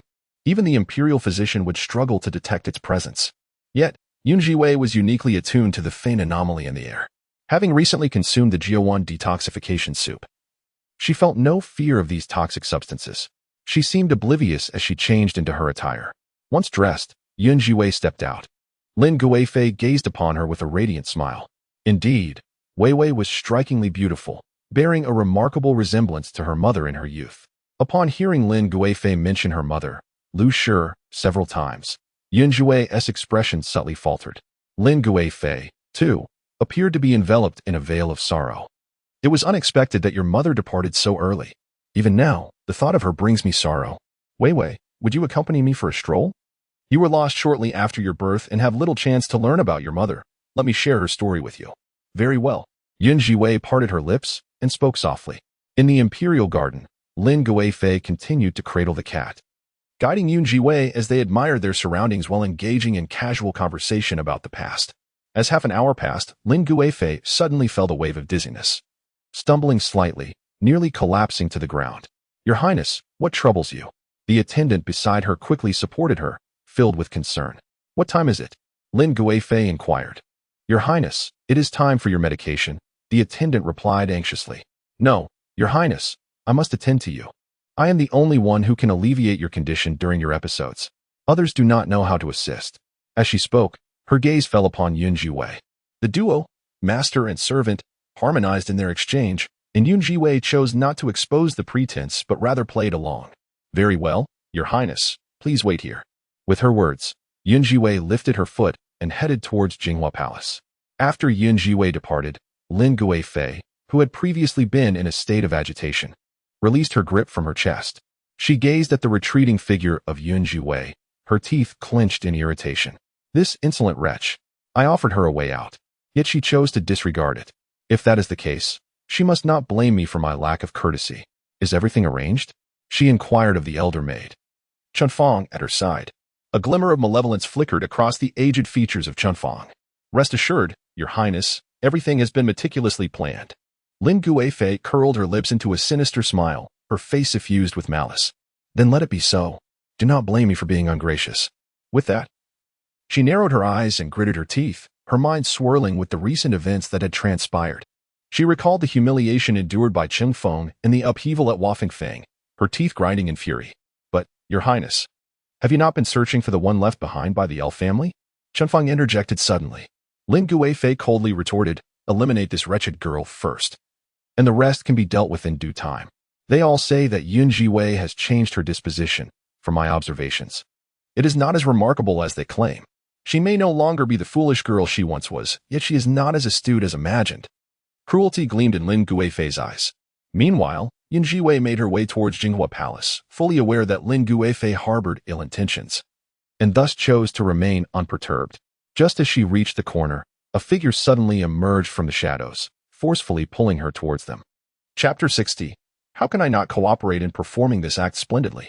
The strength of the newcomer was formidable, yanking Zhiwei forward with great force. Fortunately, Zhiwei's remarkable agility allowed her to swiftly rise to her feet as the intruder approached. With a leap as graceful as a swiftlet, she dashed behind the man. Upon recognizing him as a guard, she instantly surmised the intentions of the infamous Lin Guifei. She had ensnared her in a web of treachery and then sent a man to await her arrival. The scheming mind of Lin Guifei was unmistakable. The guard had already received orders to tarnish Zhiwei's reputation, and as he turned to seize her, she unexpectedly launched into action, executing a powerful shoulder throw that sent him sprawling. As the guard attempted to rise, Zhiwei delivered a swift kick to his lower back, demanding, "What do you intend to do?" The guard, clearly bewildered, realized he was merely following orders. As the gravity of the situation dawned upon him, he instinctively began to struggle to escape. However, Zhiwei swiftly struck an acupoint on the guard's body, rendering him immobile. "It is Lin Guifei who sent you, is it not?" she inquired, her expression a blend of mockery and amusement. The guard's eyes widened in terror. "Let me guess, Lin Guifei intends to ruin my reputation?" His face turned ashen. The cruelty etched upon Zhiwei's lips deepened. Her gaze fell upon a whistle hanging from the guard's neck, and in her cold eyes danced a flicker of mockery. "When the deed is done, will it be one blow of the whistle or two?" The guard looked at her as though he had seen a ghost. Zhiwei's tone shifted sharply. "If not, I shall ensure that you find no escape from your plight." A chilling voice, akin to that of a devil, sent shivers through the guard's entire being. "Of course, if you cooperate with me, I shall allow you to leave. I assure you. Otherwise, when Consort Lin arrives, your demise is inevitable." The guard was already drenched in cold sweat, yet at this moment, he dared not conceal the truth any longer. Trembling, he confessed, three times, "Please spare my life, for I am merely following orders." Zhiwei removed a whistle and blew 3 sharp notes. Then, she produced a pill and tossed it into the guard's mouth before unbinding his acupoints. "Go." This was a poison she had casually concocted during her idle hours at the Yun residence. With that, let him test the effects of the potion. The guard swallowed the drug, his eyes wide with terror as he hurriedly departed. Meanwhile, Zhiwei composedly gazed into the distance. She found a cool spot to sit and awaited patiently. "Consort Lin, since you are so intent on causing me trouble, how could I not cooperate with you to ensure this performance is executed flawlessly?" The time had nearly arrived. Consort Lin sat in a pavilion, waiting. As soon as she heard the distant sound of the whistle, a radiant smile blossomed on her stunning face. She knew the plan had succeeded. Today a scheme had been meticulously arranged. She had positioned a guard to intercept Zhiwei on her way to Jinghua Palace, ensuring that he would ruin her reputation within the palace. With Zhiwei already under the influence of the drug, her senses were dulled. Once the task was accomplished, the guard would blow 3 whistles to inform her. As she contemplated her impending victory, Consort Lin's brows lifted with uncontainable delight. "Zhiwei, you and your wretched mother deserve nothing less than death. You have caused my son to incur the emperor's wrath. It is truly unforgivable." Lady Lin rose to her feet, feeling a wave of exhilaration. "At last, my son shall have the opportunity to redeem himself." Outside the Jinghua Palace, Emperor Xiao Tianlin hurriedly made his way towards it. Just moments ago, a maid had come to inform him that Lady Lin had fallen ill. He set aside all his affairs and rushed over. Yet, as he approached the palace, he unexpectedly encountered Lady Lin. "Your Majesty." Lady Lin gazed in shock at the sudden appearance of the man, her face a canvas of panic. She clutched her heart, unable to stifle her cough, appearing both frantic and utterly helpless. "Your Grace, I have heard you are unwell again. Why are you here?" Xiao Tianlin's expression was filled with confusion. Lady Lin struggled to catch her breath. "I was merely taking Miss Yun for a stroll. Miss Yun has yet to return, so I came to look for her. But to my dismay, I heard. As Lady Lin spoke, her coughing intensified. She seemed on the verge of collapsing from the effort. "Miss Yun Zhiwei?" Xiao Tianlin's demeanor grew cold. In recent days, the name Zhiwei had become a resounding echo in everyone's ears. Xiao Tianlin was certainly no stranger to it. This incident had fostered a sense of dissatisfaction within him towards Xiao Qingfeng. After all, it was Xiao Qingfeng who had brought disgrace upon himself. A prince publicly rejected by a woman? Such humiliation is truly unparalleled. The emperor's dissatisfaction with Xiao Qingfeng only grew. Indeed, she had caused quite a commotion on the city wall. I heard whispers of her recent descent into madness, and out of concern, I made the journey to enlighten her. Little did I know that moments ago, news arrived proclaiming her audacity to engage in impropriety with the guards within the palace. Lin Guifei clenched her fists. evidently exerting tremendous effort to utter these words.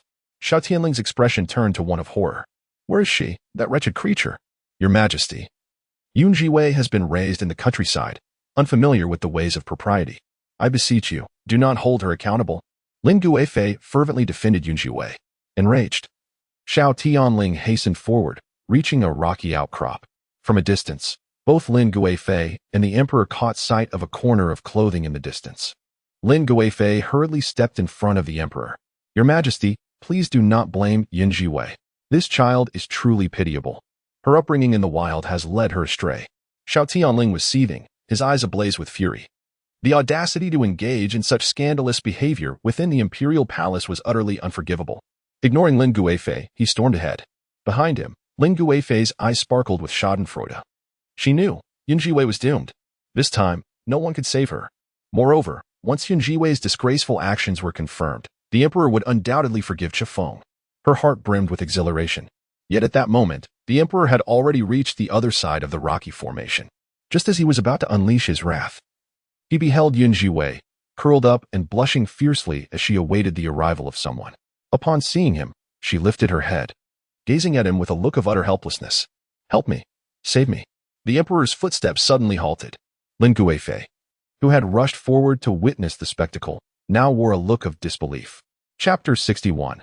Her garments were soaked with poison, and the spearhead pointed directly at the Guifei. Lin Guifei gazed incredulously at Zhiwei, her expression shifting imperceptibly. Her plans had been meticulously crafted, first ensnaring that wretched woman in the web of resentment, and then allowing a guard to tarnish her purity. Yet, the guard had clearly signaled that the deed was done. How could this be? Standing behind her, Lin Guifei's visage oscillated between shadows and light. Emperor Xiao Tianlin observed Zhiwei, only to find her countenance as pale as death, trembling as though gripped by an unspeakable terror. Your Majesty, help. Zhiwei's face was devoid of color, her appearance pitiful in the extreme. What had transpired? Xiao Tianlin furrowed his brow, his eyes filled with confusion. Lin Guifei had just claimed. Before he could voice his inquiries, Zhiwei hurried forward, her steps unsteady and her expression wretched. I was tasked by Her Highness to fetch medicine, but on my way, a rogue emerged, attempting to violate me. Fortunately, I threatened my own life, which frightened the scoundrel away. I implore your Majesty to seek justice for me. She could hardly believe that within the palace walls, someone would dare to act with such audacity. As Zhiwei's words fell, fury began to ignite in the depths of Xiao Tianlin's eyes. Such audacity! Who within the palace would dare to be so brazen? Just as Xiao Tianlin was about to speak further, Zhiwei's body began to quake violently. Suddenly, with a thud, she fainted. Just before losing consciousness, she was fervently pleading, I beseech the emperor to intercede on behalf of your servant daughter. Otherwise, I shall have no face to meet the world. Zhiwei fell into a faint, causing immediate chaos all around. The emperor stood still, his brow furrowed. Quickly, summon the imperial physician. The physician arrived shortly thereafter. Inside the pavilion, Zhiwei remained unresponsive. The physician, trembling, examined her. Lin Guifei, initially in a state of panic, found solace in the thought that the wraith begonia was colorless and odorless, making it undetectable to the physician. What has happened to Miss Yun? The emperor inquired, standing with his hands clasped behind his back. The physician's expression shifted, and he dared not lie. Your Majesty, Miss Yun, she has been poisoned. What? The emperor's countenance changed dramatically. Lin Guifei's face darkened as well. This was impossible. The wraith begonia would never be discovered by anyone. It was a secret remedy of the Lin family. In fact, she had used this very wraith begonia multiple times to secure her favor. This is poison. Someone seeks to take Miss Yun's life. She has ingested a deadly toxin. If struck by this poison, she will surely perish within the hour. The old minister has sealed her heart meridian. For now, Miss Yun's life is preserved. With each word from the physician, the emperor's expression grew increasingly somber. Xiao Tianlin was indifferent to Zhiwei's fate. However, to act with such cruelty within the palace was a blatant affront to imperial authority. At that very moment, Zhiwei slowly regained consciousness. The emperor, in a deep voice, demanded, Zhiwei, what has transpired? At this moment, Zhiwei appeared utterly terrified and trembled uncontrollably. I know nothing. She fervently shook her head. Observing her demeanor, the emperor's gaze turned icy. He had long been aware of the second miss of the Yun family's crude nature, deeming her a fool. Now, witnessing it firsthand, he found it to be true. Upon entering the palace, what have you encountered? Whom have you met? The poison, if ingested, would lead to a swift demise within the hour. It was evident that she had been poisoned within the palace walls. Zhiwei trembled in fear, murmuring for a long while, I do not know. I know nothing. I have forgotten. The emperor's eyes narrowed with intensity. He was about to inquire further when Zhiwei interjected. But I recall that villain spoke of humiliating me, and once you apprehend me, I would perish on the spot, creating an illusion of suicide driven by guilt. I implore your majesty to seek justice for me. Tears streamed down her face, her complexion devoid of color. Behind her, Consort Lin had already furrowed her brow. Sensing something amiss, the emperor's countenance was shrouded in ominous clouds. Investigate. How dare anyone wield such power within the palace? How utterly audacious. Consort Lin, standing behind him, felt her unease deepening. At that moment, a cat cradled by Mama Chunfang suddenly let out a startled cry, its small, snow-white body darting towards Zhiwei. Before she could react, the cat had landed on her. However, after only a couple of meows, it seemed to succumb to some poison, letting out a mournful cry before fainting away. The sudden spectacle truly astonished everyone. The emperor was rendered speechless. Consort Lin was taken aback. Meanwhile, Zhiwei cried out in terror, Your Majesty, how did this cat faint? Your Majesty, esteemed lady, this matter does not concern me. I did not touch the cat. It merely brushed against my garment. Zhiwei's expression was one of utter panic. She called out desperately, as if to prove her innocence. Xiao Tianlin, with a furrowed brow, eventually signaled the imperial physician to inspect her clothing. The physician complied and stepped forward. Upon examining the garment closely, his face turned ashen. Your Majesty, the dress worn by Miss Yun is saturated with poison. It is the poison on this very garment. Dark clouds gathered in the emperor's eyes. Behind him, Consort Lin's complexion drained of color. She had sensed something amiss. It turned out she was being awaited here. Suddenly, she lifted her gaze and, as expected, saw Zhiwei staring at her in sheer terror. The dress is poisoned. Your Highness, did you not give me this to wear? Consort, why would you put me in peril? Why? Tears brimmed in Zhiwei's eyes as she continued her accusations. This tactic she had learned from the Bai family and the Yun sisters, playing the innocent victim. Who couldn't do that? Indeed, as her accusations echoed, Consort Lin became increasingly agitated, her body swaying in distress. Nonsense! Why would I wish you harm? Your Majesty, I implore you to grant me justice. This dress was donned by me at the behest of Her Highness within the Jinghua Palace. I beseech you to investigate thoroughly. Lin Guifei was so furious that she could hardly catch her breath. You vile wretch, what nonsense are you spouting? How could I possibly harm you? You are slandering me. How dare you? Xiao Tianlin cast a glance at Lin Guifei. In recent days, so much had transpired outside, first Xiao Chifeng, then the Chunfeng Medical Hall, followed by Wafeng Feng. Each incident had reached his ears, and he had long harbored dissatisfaction towards the Lin family and Lin Guifei and her son, with yet another matter unfolding now. Anger surged within Xiao Tianlin as he glared at Lin Guifei, his eyes filled with indignation. Dr. Huang, accompany me to Jinghua Palace to uncover the truth. Xiao Tianlin, along with the doctor and a host of attendants, proceeded towards Jinghua Palace. Meanwhile, Lin Guifei seethed with rage, wishing she could strangle Zhiwei. Taking a deep breath, she venomously spat out a few words through clenched teeth. Zhiwei, wait for me. After uttering this threat, she hastened forward. At that moment, Zhiwei narrowed her eyes, a cunning glint evident within. You wish to harm me? Very well, let us see who fears whom. Chapter 62, Deposing the Guifei. Reducing her to the status of concubine Emperor Xiao Tianlin, accompanied by the doctor, entered Jinghua Palace directly. The atmosphere within was thick with trepidation. Everyone was too frightened to utter a sound. The doctor, under imperial command, first entered the side chamber where Zhiwei was changing clothes. This chamber was a private sanctuary within Jinghua Palace, designated for Lin Guifei's bathing and dressing, accessible only to a select few personal maids. Yet, upon stepping into the chamber, Dr. Huang's expression turned grave, and he hastily retreated. Your Majesty, we must leave this place at once. Do not enter. What has transpired? Following closely behind, Xiao Tianlin's gaze narrowed in confusion.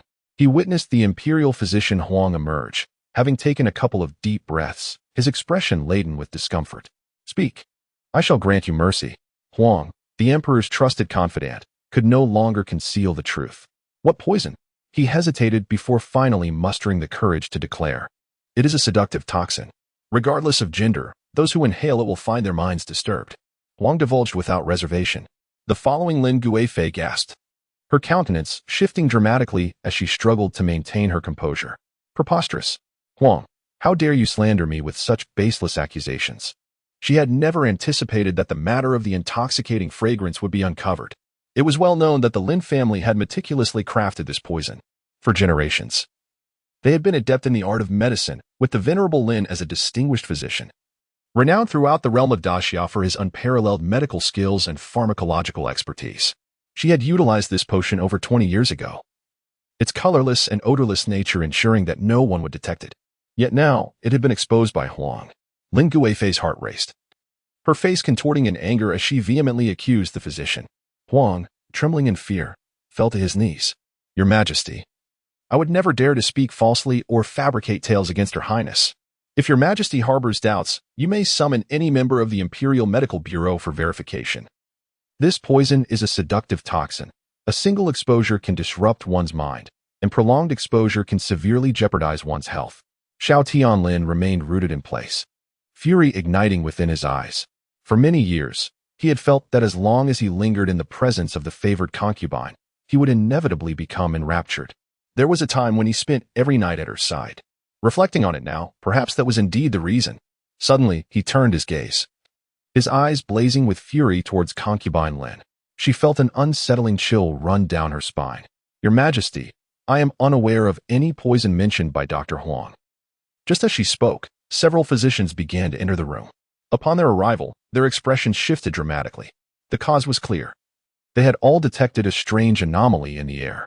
Following the scent, they advanced, eventually tracing it to the incense. As anticipated, it was indeed tainted with a potent allure poison. Your Majesty, I dare not speak recklessly. This incense is indeed problematic. With the conclusion of the physician's examinations, Dr. Huang proclaimed loudly, seemingly attempting to clear his name. Concubine Lin felt her strength wane, her body swaying precariously. Her beautiful eyes widened in terror, filled with disbelief. It was impossible. How could this be? This incense had never posed a problem over the years. How could anyone have discovered it? She wished to speak again, but Xiao Tianlin's gaze had already swept over sharply. Investigate. Investigate thoroughly. All the incense must be examined carefully. Concubine Lin inhaled sharply, her body nearly succumbing to weakness, struggling to remain upright. In the past, no one had paid heed to the incense. Yet today, the physicians present meticulously unearthed all the fragrances cherished by concubine Lin, scrutinizing them with great care. And indeed, the truth became evident. Among these fragrances, there exists a certain essence known as the grievous begonia. The grievous begonia is colorless and odorless. Had one not embarked on a deliberate investigation, it would remain utterly undetectable. After several physicians meticulously examined the matter, the emperor erupted in fury. Lin Guifei, you possess audacity beyond measure. At the emperor's wrath, all present trembled in fear and fell to their knees. Lin Guifei's complexion turned ashen as she desperately sought a pretext to refute the accusations. However, the fire in Xiao Tianling's eyes was unmistakable. Occupying such a high station, he loathed schemes above all else. He could never have anticipated that Lin Guifei would dare to plot against him. Your Majesty, I am unaware. I had no knowledge of this. It must be someone orchestrating against me. Upon uttering these words, her thoughts drifted to Zhiwei. This particular spice had eluded detection for many years, yet with Zhiwei's arrival, everything changed. She realized then why she had sensed something amiss. So it is, Your Majesty. It must be that wretched girl from the Yun family. It is she. It is Zhiwei. With a resounding crash, as she continued to shout, Xiao Tianling delivered a fierce slap. Silence. Lin Guifei, I am aware of your enmity towards Zhiwei. You intend to use me to eliminate her. Lin Running, you dare to conspire against me. He commanded, someone, take Lin Running away. Strip her of her title as Guifei. From this day forth, she shall be demoted to the rank of Fei and relocated to the Zhiwei Palace. The emperor was no fool. With but a moment's reflection, he discerned the underlying motive. It was clear that Lin Guifei had set a trap to frame Zhiwei, aiming to manipulate him into witnessing the obliteration of Zhiwei's innocence, thereby ensuring her complete ruin. However, today, the emperor found it utterly unbearable to apply such measures against him. Consort Lin had long since succumbed, her entire being drained of strength. She could never have fathomed that events would unfold in such a manner. Reduced to a mere consort and relocated to the Water Moon Palace, this was tantamount to being cast into the cold palace. Your Majesty, I beseech your mercy. I genuinely had no knowledge of this. She continued to scream with all her might. Yet, Xiao Tianlin regarded her with a cold gaze. It is no wonder Qing Feng has become increasingly outrageous. It appears he has a mother who is equally so. Consort Lin, from this day forth, you shall reflect upon your actions within the confines of the Water Moon Palace. Without my command, do not dare to step outside. Having uttered these words, Xiao Tianlin swiftly departed. Behind him, Lin Runing, who had been strategizing moments before, collapsed entirely to the ground, her face ashen, bearing the pallor of death. In the distance, within a cool pavilion, Zhiwei continued to rest. She squinted her eyes, feeling utterly content at this moment.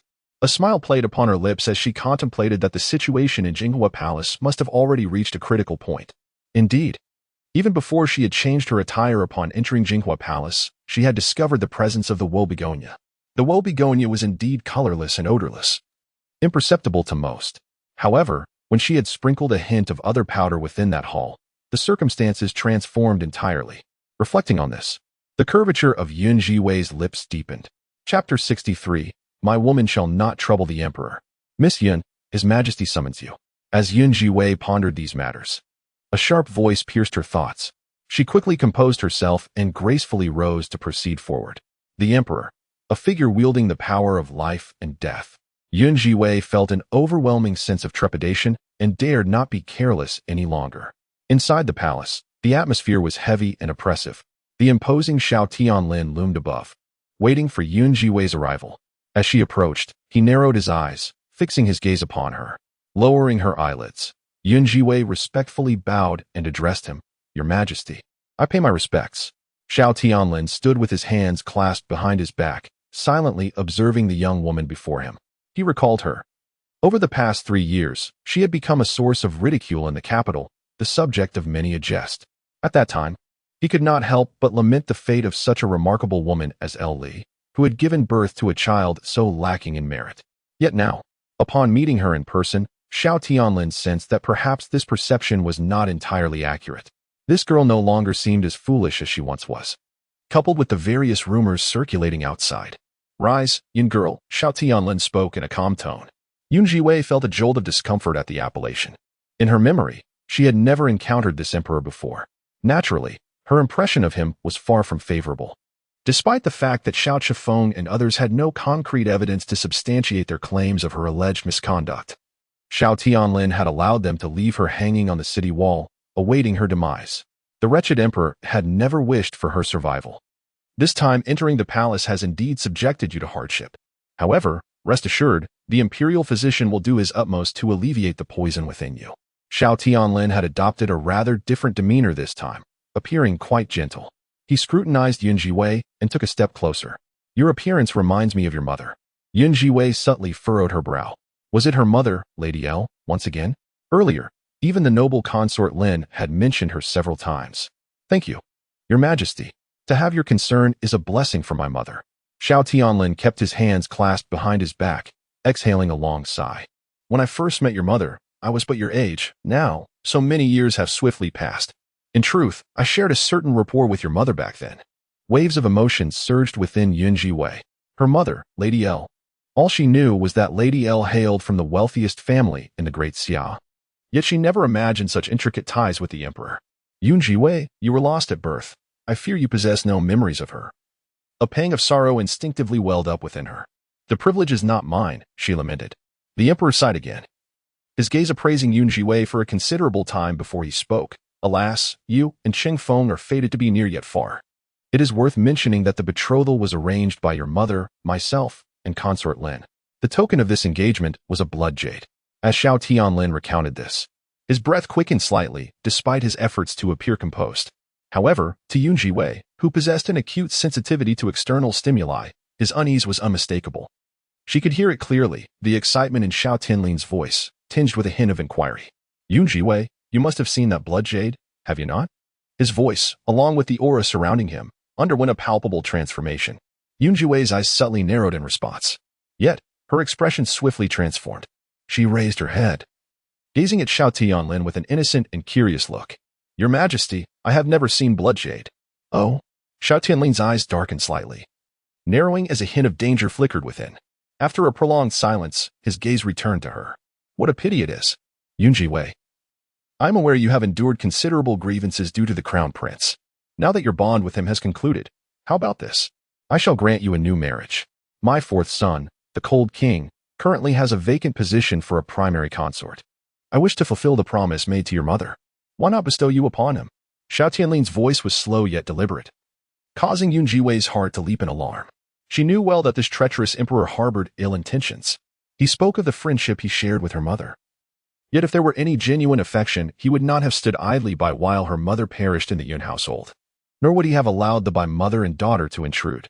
Furthermore, to bestow her upon the Cold King was nothing short of humiliation. Before Xiao Tianling's decree could be finalized, Zhiwei quickly interjected, I appreciate your majesty's kindness, but I do not wish to marry at this time. Zhiwei, are you defying the imperial edict?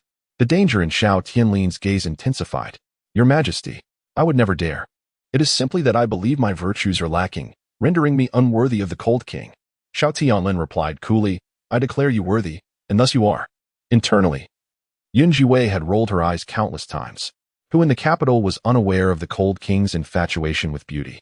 The line of concubines within his estate could stretch for hundreds of meters.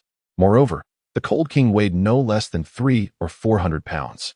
His corpulence was matched only by his lasciviousness, as he squandered his days amidst the flowers, refusing to return home. The entire city regarded him as a source of ridicule. This dog of an emperor, by bestowing such a marriage, clearly intended to push her into a fiery abyss. Summon the scribe. After making his decision, Xiao Tianling's gaze softened slightly. He suddenly lifted his head and called out to the outside. The chief eunuch, who attended him closely, respectfully approached from beyond. Xiao Tianlin declared, Draft an edict. The second daughter of the Yun family, Zhiwei, is virtuous and gentle, and is thus granted in marriage to the Cold King as his principal consort. Zhiwei, standing below, felt her heart plummet entirely. She could not fathom that Xiao Tianlin would truly take such an action. She looked up at him, only to find an enigmatic smile playing upon his lips. Your Majesty. Zhiwei parted her lips, already contemplating her countermeasures. Zhiwei, perhaps you should ponder more carefully where the bloodshed lies. If you can recall it, I might be able to annul this marriage. After all, that bloodshed serves as a token between you and your mother. The return of the token shall nullify the betrothal. Zhiwei's heart sank further with each passing moment. She genuinely could not remember this so-called bloodshed. Yet, at that moment, she was resolutely convinced that the bloodshed was no ordinary object. Otherwise, how could this dog of an emperor be so intent on acquiring it? Zhiwei lowered her eyelids, preparing to continue the verbal sparring. Just then, the sound of wheels scraping against the ground reached her ears. From afar, a calm and indifferent voice echoed, Imperial brother, there is no need for you to concern yourself with the lifelong affairs of my woman. Chapter 64. She had not seen much of the world, timid and shy under the blazing sun. A chilling voice echoed outside, instantly causing the temperature to plummet. Inside the hall, Xiao Tianling's voice abruptly ceased. Raising his gaze, he beheld a figure slowly emerging from outside, seated in a wheelchair. Jing, you have arrived. Xiao Tianlin remarked with a smile, his voice barely above a whisper. Xiao Jing maneuvered the wheelchair inward, his face concealed by a mask, revealing only his piercing eyes and thin, cool lips. He narrowed his eyes slightly as he surveyed the interior. Within his dark pupils lingered an enigmatic haze of irreverence. His gaze swept through the room, passing over Zhiwei before landing on Xiao Tianlin. He could not recall what had transpired during his previous episode. Upon awakening, he had only drowsily glimpsed a document. At that moment, he was pondering the implications when he was informed by a palace spy that Zhiwei had been summoned into the imperial palace by Consort Lin and even granted an audience with the emperor himself. A wave of unease washed over Xiao Jing. He understood the emperor's temperament all too well. The emperor was sensitive and suspicious. Zhiwei, that reckless woman, might act impulsively, potentially provoking the emperor's wrath. If that were to happen, she might not survive the day. Without a moment's hesitation, he hastened to the palace. Sure enough, upon his arrival, he overheard the announcement of the emperor's intention to bestow a marriage. The sunlight bathed Xiao Jing, casting a faint glow around him, creating an almost ethereal aura. Xiao Tianlin quickly approached. Jing, what brings you here? You just mentioned. Furrowed his brows, thinking he must have misheard. hesitating to inquire further. Is my royal brother truly intending to bestow marriage upon this woman? Cast a sidelong glance at and reiterated, indeed. Nodded, acknowledging that Miss, at present, lacked a suitable match, while the fourth brother was in need of a legitimate consort. Therefore, does my royal brother not understand that she is my beloved? Raised his gaze once more, an undercurrent of mockery glimmering in his eyes. This time, comprehended distinctly, rendered momentarily speechless. Before he could utter another word, he observed, turning to face. What are you still dawdling for? Do I need to personally summon you? His tone remained characteristically imperious. Yet, at that moment, inexplicably released a sigh of relief. My lord, I am coming. I am coming. Your Majesty, I sincerely apologize. It is not that I wish to defy your command. It is simply that. Appeared rather anxious as she addressed the emperor. Once she positioned herself behind. He coldly remarked, do you intend to seek another husband behind my back? Retorted. Replied, my lord, I would not dare. Scoffed. Unwilling to entertain further justifications from. He then turned his gaze to the expression of, which oscillated between various emotions. The latter reclined in his wheelchair, exuding an aura of extreme languor. My royal brother, this is my woman, and you wish to bestow her upon another. Do you truly consider me non-existent? At that moment, stood frozen, his heart brimming with indescribable astonishment. He had indeed heard the rumors circulating about the Night King and Zhiwei, yet he had never paid them any heed. Mere gossip, unworthy of trust. Xiao Tianlin, being the elder brother of Xiao Yejing, possessed the most profound understanding of the latter's character. Xiao Yejing was known for his brutal temperament and emotional detachment. Not to mention women, he had never held even his own kin close to his heart. But now Xiao Yejing had audaciously confessed to having a connection with a woman. To openly declare her as his woman? When his gaze met the depths of Xiao Yejing's eyes, Xiao Tianlin instinctively felt a chill run down his spine. Xiao Yejing suppressed the myriad of astonishment within. Ah Jing, are you truly serious? Could it be that my elder brother believes I jest? Xiao Yejing inquired playfully. Does my elder brother think I am one to make light of such matters? Xiao Tianlin, after a brief moment of surprise, managed to suppress all his other emotions. He lifted his head and burst into laughter. It appears this is all a misunderstanding. A complete misunderstanding. Zhiwei, my dear child. Since you and Jing have already pledged your lives to one another, why did you not inform me sooner? I nearly made a grave error in matchmaking. As his laughter echoed, the atmosphere within the hall lightened considerably. Zhiwei too felt a sigh of relief. Yet, deep down, she understood that this capricious emperor would never bestow her hand to the cold king. Having grown up in the countryside, she had little exposure to the grander world. Was naive and timid. How could she possibly articulate such matters? Before Zhiwei could utter another word, Xiao Yejing took the initiative to respond. Sire, it was my oversight that caused the disturbance today. As your future sister-in-law, I trust that you will not hold it against her. Xiao Yejing delicately toyed with the jade ring on his finger and continued in a hushed tone. Xiao Tianlin nodded. Naturally, that is to be expected. Each of Xiao Yejing's statements seemed to convey a deep respect for Xiao Tianlin. Yet, with every word that fell from his lips, Xiao Tianlin found himself at a loss for retort, unable to counter the sentiments expressed. Meanwhile, Zhiwei, trailing behind, gazed at the unfolding scene, lost in contemplation. The world spoke of Xiao Yejing's immense influence, even instilling fear in the emperor himself. It appeared that the rumors held true. She felt a wave of relief wash over her. It seemed she had indeed attached herself to the right ally. Your Majesty, I take my leave, Zhiwei declared, as she urged Xiao Yejing to depart. Once their figures had receded from view, the emperor, who lingered in the background, fixed his gaze upon them, his eyes swirling with a myriad of emotions. After a brief moment, a thought crossed his mind, and he exhaled a sigh of relief, shaking his head with a light chuckle. By now, evening was approaching. After such tumult, the daylight had begun to wane. Zhiwei guided Xiao Yejing towards the palace gates, while Xiao Lu, waiting outside, followed closely behind, careful not to utter a word. After a prolonged silence, Xiao Yejing finally spoke. Zhiwei, if this king had not arrived in time, would you have married the cold king? His frigid tone was laced with a hint of malice. That is certainly impossible.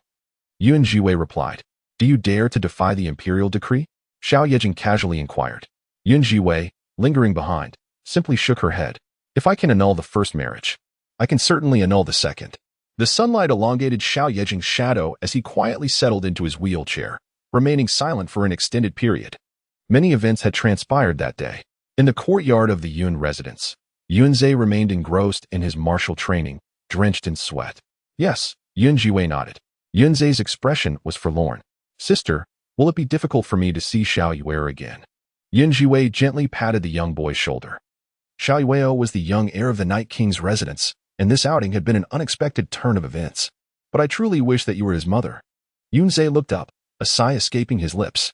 Though the little fellow was barely over 3 years old, Yunzhe felt an irresistible bond drawing him towards him, as if there were an invisible thread connecting them. It was as if they genuinely seemed like a family. All right, do not dwell on it, Zhiwei reassured him, though her heart felt a void. She lifted her chin to comfort Yunzhe. We will encounter one another again in the capital. All right, Yunzhe nodded, picking up a branch to practice his moves. Sister, watch my technique and see if it's any good. With that, he resumed his training with the branch. Since Zhiwei praised him as a martial arts prodigy, Yunzhe has been putting in extraordinary effort. Observing her brother's movements, Zhiwei felt a deep sense of satisfaction. Indeed, without a master to guide you, you have managed to exhibit such form. Given time, once you find a capable mentor, you will surely soar to great heights. As she spoke, a subtle frown creased her brow. Master Longhua had promised to visit today along with the medicine sage Jin Feng, yet they had missed their appointment. It seemed she would need to seek them out again at a later time. Yunzhe looked up, his face alight with an indescribable excitement. Zhiwei, however, gazed thoughtfully at the branches above. Rest early tonight. Tomorrow morning, I shall accompany you to the market to select a few fitting weapons. Yunzhe responded eagerly, all right. The next morning, around midday, Zhiwei had already taken Yunzhe to the market, heading towards the sword pavilion. Along the way, Yunzhe appeared somewhat anxious. The sword pavilion is an establishment under the renowned Tianxia First Tower, selling a variety of weaponry. However, ordinary citizens are not permitted to enter. The pavilion has strict regulations, allowing only martial artists the privilege to purchase swords. At this moment, Zhiwei led Yunzhe towards the sword pavilion, and his heart brimmed with anticipation. Sister, will I truly be qualified to buy a sword at the pavilion? Even now, Yunzhe felt a tinge of unreality, as if caught in a dream. In this era that values martial prowess over scholarly pursuits, becoming a martial artist is a dream held by many. He cautiously inquired, his breath almost suspended in disbelief. Zhiwei chuckled softly at Yunzhe. Ace, I would never deceive you. But the things here are so expensive. Yunzhe expressed his concern.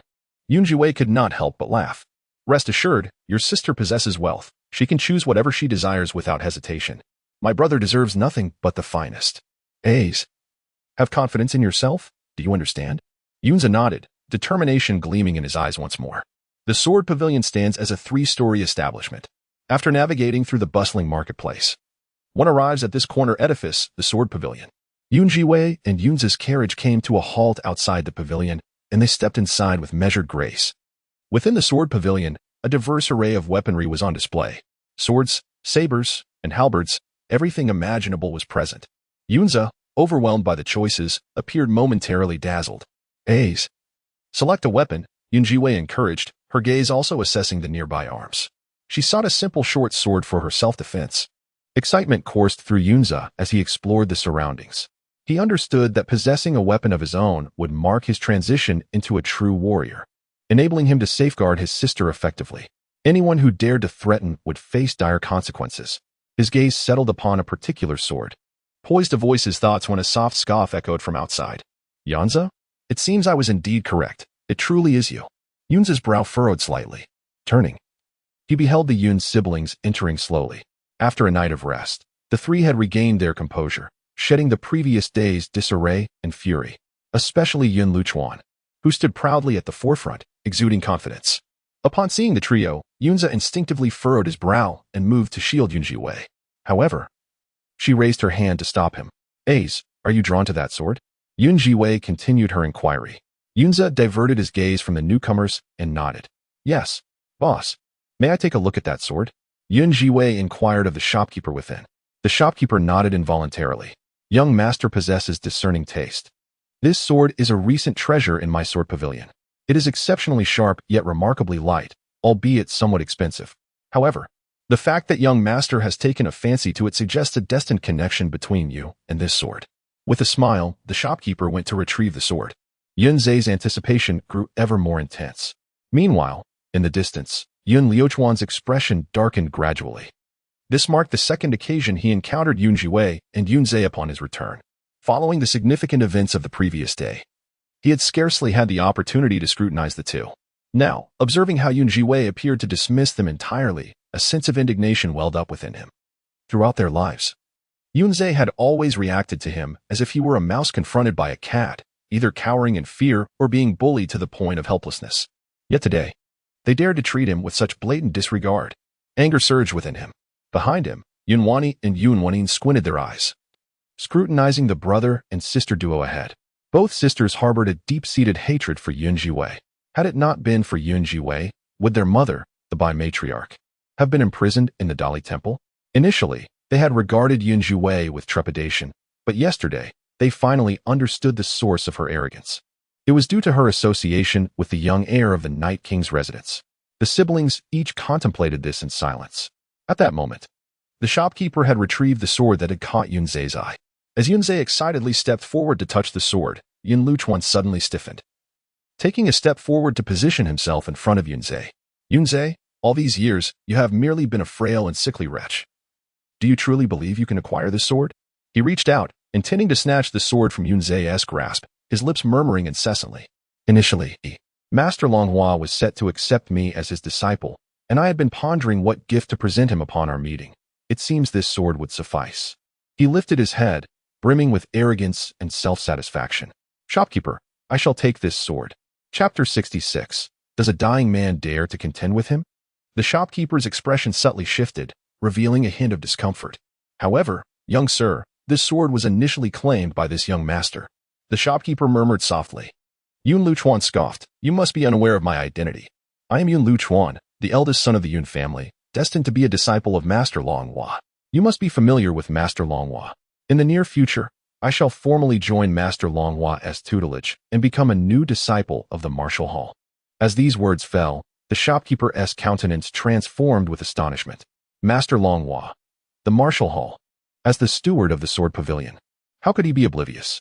In the entire Great Xiao, all martial artists take pride in entering that martial hall. Hearing Yun Liuchuan's declaration, the shopkeeper's expression turned grave. Yet, young Master Yun, the shopkeeper found himself in a quandary. Just as he hesitated, Yun Luchuan was already reaching for the sword. Unexpectedly, as he was about to grasp it, a silver needle suddenly descended from Zhiwei, striking unerringly into Yun Liuchuan's arm. Clang! Yun Liuchuan's hand trembled, causing the sword to slip from his grasp and fall to the ground. Yun Luchuan, do you not see? You seem unworthy of this blade. Zhiwei stood nearby, her stunning visage growing increasingly frosty. Just moments ago, Yun Luchuan had proudly proclaimed the names of Master Longhua in the Martial Hall, successfully drawing the attention of numerous passers-by. A crowd gathered, their eyes fixed upon the unfolding scene, eager to witness the spectacle. As the commotion escalated, more onlookers arrived, adopting a voyeuristic stance. Some recognized the figures involved, murmuring, "Aren't they from the Yun family?" It was indeed amusing. Just days prior, the second Miss Yun had plastered notices throughout the city, declaring that a certain concubine of the Yun family was to be legitimized. Guess what? Came a voice from the crowd, laced with laughter. Curiosity piqued among the spectators. The speaker, with an air of mystery, claimed, "I have a relative working for the Dali Temple, and they say that concubine has been taken there." This revelation sparked murmurs of astonishment throughout the crowd. What exactly had transpired? The Yun family was indeed the center of much turmoil. While the concubine had borne 3 exceptional children, it was surprising that they still could not be included in the family genealogy. Good news seldom travels far, but misfortune spreads like wildfire. Despite the Yun family's efforts to conceal the events of the previous day, rumors about them had already taken flight. The 3 siblings of the Yun family stood amidst the throng, acutely aware of the gossip swirling around them, their expressions darkening one by one. Yun Luchuan abruptly turned his gaze, his eyes filled with a venomous glare that seemed as if he wished to devour Zhiwei whole. Zhiwei, you are obstructing me. Zhiwei stood aside, embodying an aura of serenity and grace. The essence she exuded seemed utterly incongruous with the situation before her. Calmly, she gazed at Yun Luchuan. Yun Luchuan, do you not comprehend the principle of precedence in all matters? Yet you dare to attempt entry into the martial hall? Are you not concerned about bringing disgrace upon it? Yun Luchuan trembled with indignation. You vile creature, Zhiwei, you are merely envious of my ambition to enter the martial hall. That is why you bring along your useless, good-for-nothing brother to oppose me. Useless, good-for-nothing brother. A perilous glint deepened in Yun Zhiwei's eyes. Just as Yun Luchuan was about to speak again, she suddenly darted forward. Though Yun Luchuan was already a martial artist with considerable prowess, he had not anticipated Yun Zhiwei's abrupt assault. The woman before him moved with such agility, akin to a fierce gust of wind, hurtling toward him. By the time he regained his composure to counterattack, Yun Zhiwei had seized his shoulder and executed a powerful shoulder throw. Bang! The young man, tall and sturdy, was unceremoniously thrown to the ground by Yun Zhiwei. She stood nearby, a mocking smile gracing her lips as she looked down at him. Who is the useless one now? With your current state, do you truly believe you are worthy of entering the martial hall? Her scathing taunts fell mercilessly. On the ground, Yun Luchuan's face flushed a deep crimson with rage. Yun Zhe stood behind Yun Zhiwei, his face equally flushed with excitement. As Yun Luchuan, seething with fury, staggered to his feet, he opened his mouth to unleash a torrent of curses, only to be met by Yun Zhiwei's icy gaze, which silenced him entirely. At this moment, Yun Wani, accompanied by her entourage, finally gazed ahead and spoke slowly. Second sister, it is all a misunderstanding. The truth is, Luchuan is about to be accepted as a disciple by Master Long Hua and is about to embark on his journey in the martial academy. Our purpose in coming here is not merely to present a gift to Master Long Hua, but also to find a suitable sword for Luchuan. To my surprise, second sister, you and the younger brother also share an interest in this sword. Yun Wani's voice was gentle, and as her words resonated, they seemed to quell the restlessness within everyone present. All eyes turned to Yun Wani, filled with profound respect and curiosity. It must be acknowledged that although the three children were born of concubines and could not be included in the family genealogy, it was undeniable that Miss Yun Wani was the most exceptional among them. She had entered the Qingfeng Valley and become a disciple of the revered Granny Qingfeng. Miss Yun was indeed a rare gem within the realm of Great Xia. As her voice fell, the previously noisy surroundings gradually quieted. Yun Zhiwei's gaze rested upon Yun Wani, and she couldn't help but raise an eyebrow. This elder sister was engaging in her usual banter. So, Yun Zhiwei decided to follow the thread of her words. I recall that the sword pavilion has its rules. Merely possessing silver is insufficient, and one cannot simply take a sword away. It must also meet the requirements of its master, correct? With a demeanor that was both gentle and understanding, Yun Wani continued. Upon hearing this, the expressions of those watching Yun Zhiwei and Yun Zhe shifted noticeably. Who among them was unaware that the legitimate daughter and son of the Yun family were both regarded as inept? As for the legitimate son, Yun Zhe, he was deemed utterly useless. In the entire city, who does not know that Yun Zhe is a frail wretch, likely to meet his demise within a few short years? Yet, these two audacious souls dare to challenge the sword pavilion, even vying for a sword against the soon-to-be disciple of the martial hall, Yun Luchuan. Is this not an intentional provocation? A murmur of astonishment rippled through the crowd. Yun Wani feigned concern, while Yun Luchuan stood tall, casting a disdainful glance towards Yun Zhiwei and Yun Zhe. However, a smile played at the corners of Yun Zhiwei's lips as she stepped forward slowly. Is that so? Does it meet the requirements of the sword master? Pray tell, esteemed shopkeeper, what prerequisites must one fulfill to purchase this sword? The shopkeeper, still in shock, realized the gravity of her inquiry and hastily replied. This sword, known as the Jinghong sword, was crafted by the very hand of the master of the first tower of the world. The requirements for the sword master are not stringent. It hinges on the concept of fate. However, those who wish to acquire a sword from the pavilion must first undergo its trials, he explained, taking a moment to catch his breath. Upon hearing this, the onlookers were filled with murmurs of disbelief. Indeed, the sword pavilion is as audacious as they come. What could be done? After all, it belongs to the first tower of the world. Such arrogance. Those wishing to procure a sword must endure the 2 trials of the pavilion. Otherwise, no amount of wealth would suffice. As the shopkeeper's words faded, Yun Luchuan cast a scornful glance at Yun Zhiwei and Yun Zhe, a smirk laden with ridicule gracing his lips. How could he be unaware that Yun Zhe was nearing death? From the moment of his birth, his mother had poisoned him. Calculating the timeline, Yun Zhe likely would not survive even another year or 2. How could a dying man dare to contend with him? It was simply ludicrous. Yet, as his words fell, Yun Zhiwei suddenly struck fiercely, delivering a resounding slap to his face. The unexpected blow staggered Yun Luchuan, nearly causing him to collapse to the ground. With great effort, he steadied himself, his countenance darkened, shrouded in an aura of impending violence. Yun Zhiwei, how dare you strike me repeatedly? Chapter 67, A Sword That Breaks Stone.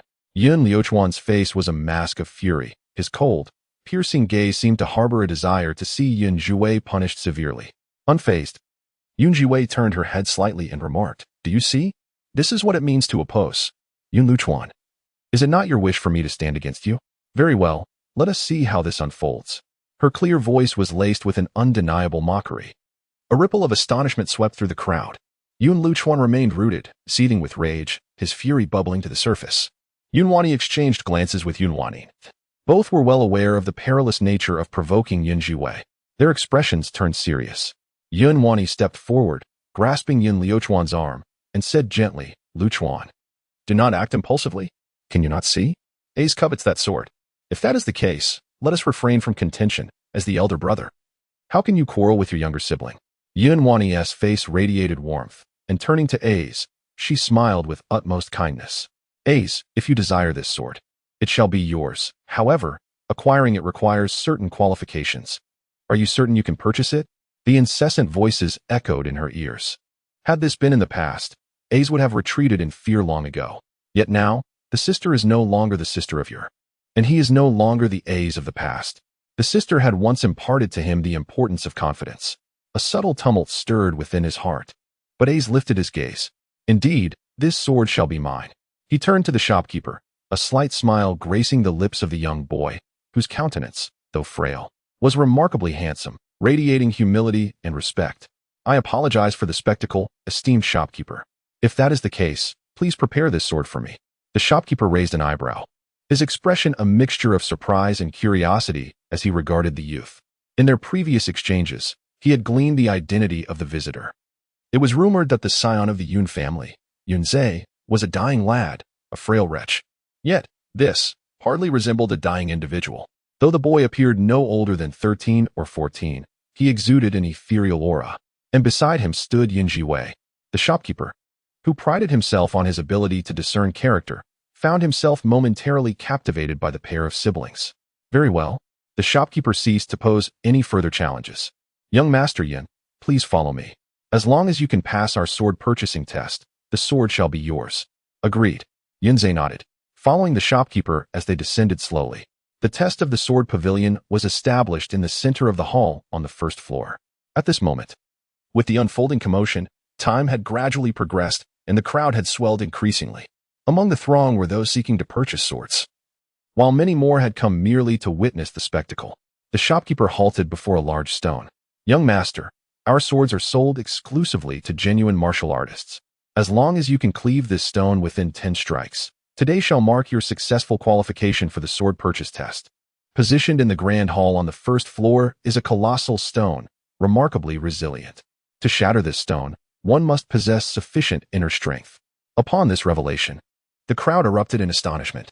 Yun Liuchuan, who had previously worn a face of fury, now raised an eyebrow, observing the scene before him with keen interest. Even he could not ascertain whether he could indeed sever the stone with a single strike. Yunzhe stood to the side, gazing at the stone, seemingly hesitant. Yun Zhiwei squinted at the stone, her mind drifting to the inner energy that had been coursing through Ace in recent days. A sense of clarity swiftly emerged within her.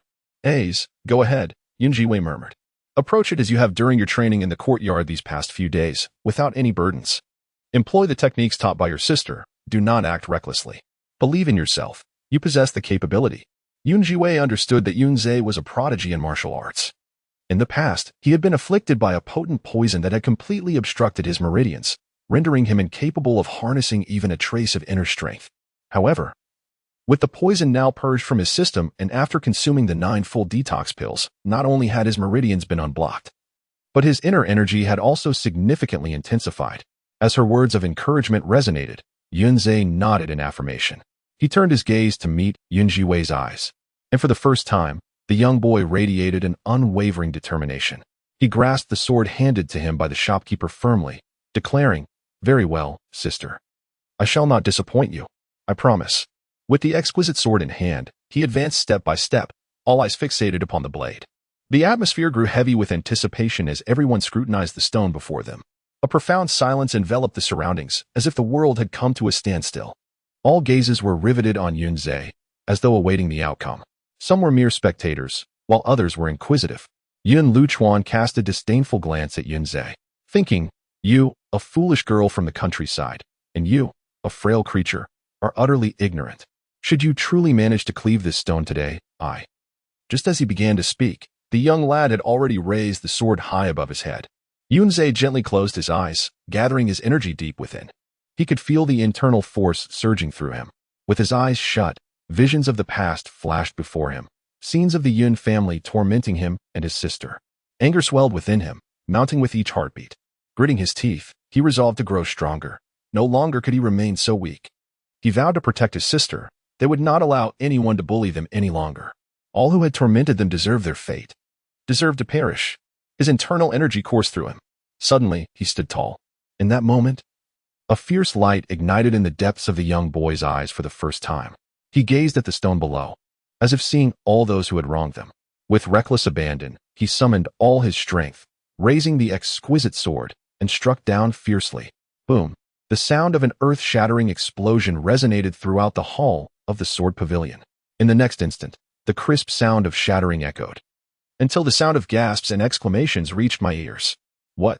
It shattered? This colossal stone truly shattered. The onlookers gazed in disbelief at the scene before them. All of Yun Luchuan's intended words fell silent, as he stared in astonishment at the broken stone. Shock was evident on every face. The shopkeeper, too, looked in bewilderment at the massive rock. He was acutely aware of its formidable strength.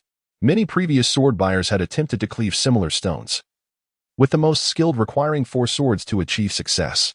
Yet this youth shattered the stone with a single strike.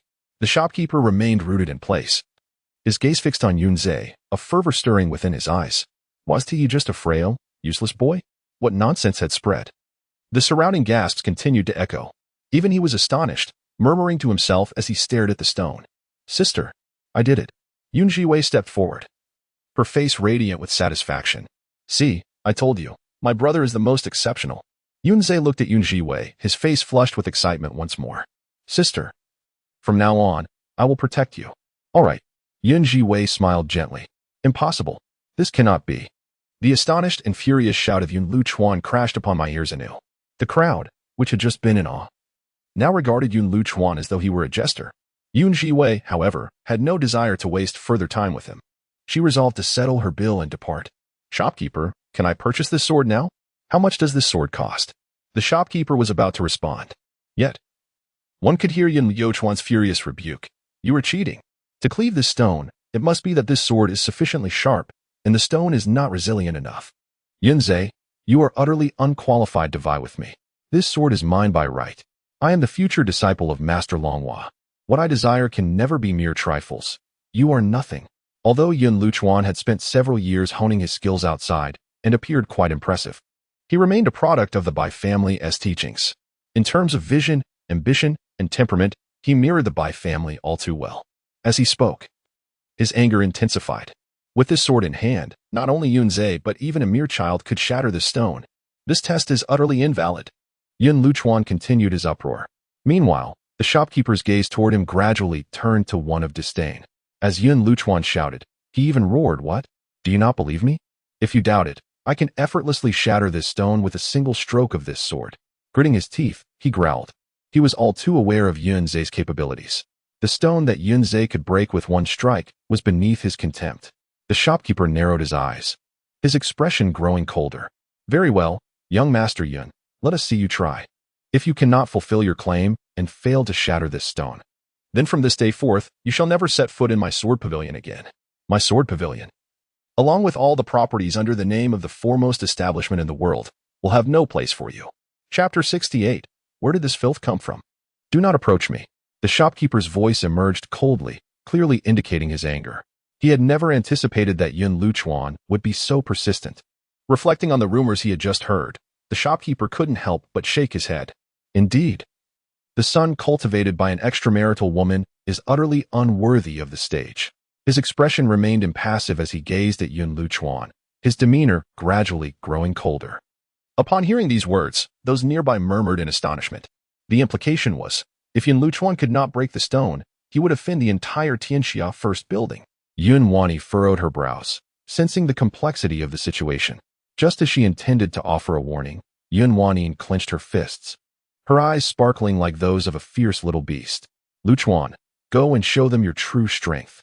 Yun Wanning sneered, casting a disdainful glance at Yun Zhiwei and Yun Zhe. She could hardly wait to see Yun Zhe's reputation tarnished. They were merely a pair of useless siblings. Yet they repeatedly opposed them. It was utterly laughable. The wave of unease within Yun Luchuan was instantly dispelled. He lifted his head and gazed forward leisurely. I am about to enter the martial hall and become a disciple of Master Longhua. How could I possibly fall short against such a frail waist? He declared, raising the exquisite Jinghong sword. The sword was remarkably crafted, its blade so light that it felt almost weightless in hand. Yet, despite its delicate appearance, Yun Luchuan could discern at a glance that it was no ordinary item. This was a treasure of the highest quality. Yun Luchuan gripped his sword tightly, channeling all his strength into his palms, and struck down with great force. The onlookers widened their eyes, eagerly anticipating the moment when the stone would shatter into dust. However, bang! The first sword fell. The stone remained utterly inert. Even under the immense impact, Yun Luchuan felt a painful jolt in his hand. His entire body staggered backward several steps. Upon closer inspection, he found the massive rock unmoved, only bearing a shallow mark on its surface. How could this be?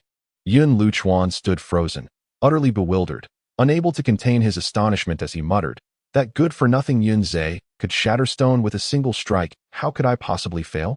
Around him, a wave of astonishment spread through the crowd. Those who had anticipated a miracle erupted into laughter. Moments earlier, they had believed in the confidence of the young Master Yun, thinking he possessed genuine skill. It turned out, it was all mere bluster, ha ha ha. They had seen arrogance before, but never such unbridled hubris. It was truly an eye-opening experience. Mocking jeers assailed Yun Luchuan as he remained rooted in place, his expression shifting between anger and despair.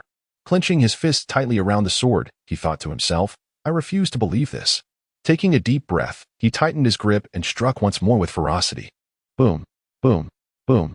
It took 5 successive strikes before he finally cleaved the stone apart. After completing this arduous task, he staggered backward, his body feeling utterly drained of energy. The shopkeeper approached, standing before Yun Luchuan. Young Master Yun, please grant us the sword. As you can see, young Master Yunza is indeed deserving. As for you, our agreement has been breached. You have failed. Henceforth, our sword pavilion shall no longer welcome you. I kindly ask you to leave. The steward stood before them, his demeanor as frigid as ice, his voice resonating with an unmistakable chill. Yun Zichuan inhaled sharply, sensing the steward's intent to seize the sword from his grasp. Panic surged within him, for he understood that should he depart from the sword pavilion today, it would signify his utter defeat. From that moment forward, the entirety of the capital would come to know that he was inferior to Yunza. As he watched the steward advance to claim the sword, Yun Luchuan took a step back. You must consider carefully. This sword is intended as a gift from Master Longhua. Is he someone you can afford to offend? The steward's brow furrowed slightly, poised to respond, when suddenly a robust voice rang out from outside. Who is it? Who intends to present a sword to me? From beyond the crowd, the voice carried an impressive force, resonating with authority. A figure clad in azure appeared like a gust of wind, soaring above the throngs, ultimately landing in the center. All eyes instinctively turned to the newcomer, and as they discerned his identity, the crowd erupted in fervor. Yun Zhiwei, who had been quietly observing the spectacle, felt her brow twitch slightly, a glimmer of amusement sparking in her eyes. Just yesterday, she lamented missing Master Longhua. Little did she expect to encounter him here today. As Yun Zhiwei stepped forward, preparing to speak, Yun Luchuan, who had just moments ago been threatening the steward, underwent a complete transformation in demeanor. He gazed at the newcomer, abruptly recognizing the revered figure of Master Longhua. His spirit surged with exhilaration as he looked ahead, his face alight with immense surprise. Master Longhua, I never imagined I would encounter you here today. Master Longhua squinted, surveying his surroundings. Originally, due to an unfortunate turn of events the previous day, he had been unable to accept a disciple. Today, he had purposefully planned to visit the Yun family, contemplating a suitable gift for his young apprentice, and had intentionally passed by the sword pavilion to select one. Little did he anticipate such a fortuitous encounter with them. Yun Luchuan approached, his face brimming with excitement. Master Longhua, have you come to accept a disciple? Longhua cast a glance at Yun Luchuan, his eyes devoid of any excess emotion. The thought of Yun Luchuan's audacious words from the previous day, calling him an old fossil and proclaiming that once he was gone, Yun Luchuan would ascend to become the foremost disciple of the martial hall, ignited a flicker of indignation within him. However, due to his esteemed position. He chose not to dwell on Yun Liuchuan's insolence. Instead, he stepped back, recognizing that the sword pavilion was particularly lively today. The steward of the sword pavilion respectfully bowed to Master Longhua. Master Longhua, what brings you here today? The sword pavilion, backed by the illustrious first tower of the world, could be considered a significant asset of the regent king, Yuan.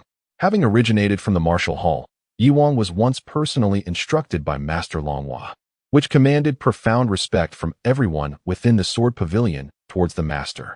Longhua adjusted his beard, reflecting on his intention to select a gift for the disciple he was about to accept, realizing that his timing was indeed fortuitous. The steward's expression froze, and the surrounding crowd was equally taken aback. Indeed, just moments ago, Yun Liuchuan fervently expressed his desire to become a disciple of Master Longhua. Could it truly be so? His heart raced with anticipation, and his eyes sparkled with immense excitement. He believed Master Longhua was about to accept him as a pupil. At that very moment, he could think of nothing else, charging forward with determination, eager to present his grievances. Master, your disciple does not require your gifts. However, today, I am prepared to personally select a present for you, but I was interrupted by these two. He implored passionately. He understood that once he was accepted by Master Longhua, once he stepped into the martial hall, no one would dare to mock him or point fingers at him anymore. As for whether he could enter the family lineage, it mattered not. Yun Liuchuan called out fervently. Master Longhua, however, furrowed his brow, gazing at the eager man before him. Are you speaking to me? Longhua indicated towards Yun Liuchuan, then gestured to himself. Yun Liuchuan's smile suddenly faltered. Master, I am Yun Liuchuan, the one you are about to take as your disciple. As he attempted to continue, Master Longhua interrupted him with a dismissive snort, cutting him off mercilessly. What is this? Do I know you? How is it that any random individual now dares to claim kinship with me? Yun Liuchuan, the shopkeeper, the onlookers. Yun Liuchuan's expression fluctuated between despair and indignation, yet he clenched his teeth resolutely. However, Master, did you not send a letter a few days ago, expressing your intention to accept me as your disciple? Longhua gazed deeply. Indeed, Yun Liuchuan, overwhelmed with excitement, could not help but clutch tightly at Master Longhua's sleeve. Master, do you not recognize me? Master Longhua lowered his head, his expression darkening. Begone. Do not dare to touch me with that filthy hand. Where did such dirt come from? Do not approach me. Chapter 69. Your implication is that I will possess considerable wealth in the future? With fury surging within him, Master Longhua's voice resonated, unleashing a wave of internal energy that forcefully sent Yun Liuchuan tumbling away. Yun Liuchuan fell to the ground, his face ashen. Yun Huanin and Yun Huani were equally astonished by the scene before them. Wasn't he supposed to accept a disciple? Why, just as Yun Liuchuan's eyes brimmed with resentment, he slowly turned to gaze at Yun Zhiwei and the figure behind her, Yun Zhe. Miss Yun, I had intended to seek you at the Yun residence, yet unexpectedly encountered you here. Yun Zhiwei nodded at Master Longhua. Master Longhua, what a coincidence. Have you been feeling unwell lately? If so, that is acceptable. Master Longhua, perhaps you wish to fulfill the promise we made? Yun Zhiwei raised an eyebrow and inquired once more. Master Longhua could not help but chuckle heartily. He appreciated this girl's straightforward nature. She spoke her mind without pretense. As a member of the martial hall, he had encountered a myriad of personalities over the years. In this world, too many individuals preferred to engage in convoluted exchanges and insincere pleasantries. Master Longhua found such interactions exhausting. The contrast between Yun Zhiwei's temperament and the surrounding atmosphere brought him a sense of ease. Naturally, there is no need for Miss Yun to worry. Yesterday, Yun Zhiwei felt a tinge of regret that Master Longhua could not arrive in time to receive Yun Zhe. However, today a spectacle is even grander than yesterday's. With the thought that Yun Zhe will now step into the martial arts hall with dignity, Yun Zhiwei let out a long sigh of relief. As if a burden had been lifted from his heart, the two continued their conversation, while on one side, Yun Wan's siblings stared at Yun Zhiwei in disbelief, as if they had seen a ghost. They were utterly perplexed as to when Yun Zhiwei had formed a connection with Master Longhua, and why they were engaged in such lively discourse. Master Longhua, Yun Liuchuan muttered to himself almost instinctively. Yet, Longhua disregarded him entirely, gliding past him to stand before Yun Zhe. He squinted slightly, his gaze upon Yun Zhe radiating unmasked admiration. Young Master Yun, is this stone the one you just cleaved? Earlier, as he approached, he had faintly heard the sound of shattering stones. Longhua looked at Yun Zhe with a beaming smile. entirely unbothered by the impatience he had shown towards Yun Luchuan moments before. Stunned, Yunzhe widened his eyes in curiosity at Master Longhua. Just a few days ago, this man had seemingly visited his sister's courtyard, but at that time, he had been preoccupied with his martial training and paid little attention to anything else. For a moment, Yunzhe was taken aback. Having been bullied for 13 years, he had grown accustomed to being timid and cowardly. Yet after this incident, he felt as though he had undergone a transformation. Standing tall, he stepped forward, a radiant smile gracing his face. "It is I." "Indeed, quite so." Master Longhua scrutinized Yunza. The young master, with meticulous attention before extending his hand, inviting him to reveal his strength. In response, Yunza presented his palm. Master Longhua mirrored the gesture. Their hands aligned, as if to sense the inner force pulsating within Yunza.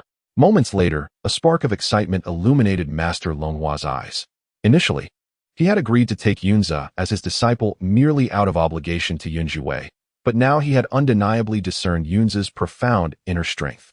Overwhelmed with elation, Master Longhua had long sought a promising pupil to nurture, and it seemed he had finally found one. "Young Master Yun, would you consent to become my disciple and embark on this journey into the martial hall with me?" Unable to contain his excitement any longer, Master Longhua posed the question softly. At this moment, Yun Liuchuan's expression shifted dramatically, his fear forgotten. "Master, you intended to accept me as your disciple. I am your rightful apprentice." He nearly screamed in a fit of hysteria. The once arrogant figure now appeared disheveled and fierce, his eyes wide with rage, presenting a comically absurd sight. Master Longhua furrowed his brow, his enthusiasm waning. "When did I ever declare that I would take you as my disciple?" he retorted, his voice laced with irritation. "Yun Luchuan, do not dare impede my decision to accept a disciple. Leave my presence at once, or I shall not hesitate to be unkind." A chilling aura emanated from him. Master Longhua was not only a teacher at the martial hall, but also one of the most formidable figures in the capital. As his power surged forth, the surrounding atmospheric pressure shifted dramatically. Yun Luchuan, initially reluctant to speak further, found all words abruptly halted upon sensing that icy aura. "Will you leave on your own, or shall I assist you?" Master Longhua's haunting voice echoed once more. A tumultuous wave of blood surged within Yun Liuchuan's chest, and he yearned to voice a retort. Yet, at this moment, he could utter not a single word, his face flushed with indignation as he begrudgingly departed. It was only after the three siblings of the Yun family had retreated that the sword pavilion erupted in raucous laughter. In recent days, tales of the Yun family's eldest son had circulated widely, hailed as a master of martial arts, yet it turned out to be nothing of the sort. Ha ha! Today we have finally witnessed the truth. This individual is utterly shameless, truly unparalleled. The laughter resonated endlessly. Meanwhile, Master Longhua paid little heed to the clamor outside. Turning to Yunzhe, his expression shifted, taking on a distinctly obsequious demeanor. At that moment, a surge of fervor coursed through Yunzhe's chest. The martial hall. Across the vast expanse of the great Xia, from the elderly to the very young, none were unaware of the significance of the martial hall. To gain entry into the martial hall was a symbol of honor. However, amidst his exhilaration, Yunzhe felt a twinge of hesitation. He understood that once he stepped into the martial hall, the likelihood of seeing his sister daily would become a distant memory. The martial hall was fraught with vigilance. It would be arduous to meet even once a year. "Sister, if I go, it is likely I shall find it difficult to see you again." Yun Zhiwei gazed fondly at her younger brother, a long sigh escaping her lips. "Ace, do not fret. Go forth boldly with Master Longhua." However, Yunzhe remained apprehensive. Master Longhua, sensing his hesitation, grew impatient. He recalled the promise made to Yun Zhiwei. It was imperative that Yunzhe be admitted into the martial hall. "Young Master Yun, should you choose to become my disciple, I vow to impart all my knowledge and skills to you. Given time, with your innate talent, you shall undoubtedly become one of the foremost masters in the realm of Daxia." Yunzhe's eyes sparkled with excitement. Master Longhua continued, "Are you familiar with the two young generals from the Zhun Marquette? They too hail from the martial hall. If you strive diligently, you will serve your country well, and perhaps one day attain the rank of general." Yunzhe's enthusiasm intensified. He was well aware of the Zhun Marquette, an esteemed house of great power and wealth, where one stands above many. "Are you suggesting that I, too, shall amass considerable wealth in the future?" Master Longhua's smile grew even brighter. "That is assured." In that moment, Yunzhe cast aside all doubts. "Very well, I shall go." Sister, await my return. One day, I will earn a fortune and build you a grander residence. You may do as you please within its walls." The young man lifted his chin, his fists clenched, his entire countenance radiating exuberance. Upon witnessing this, Zhiwei's voice faltered. Very well.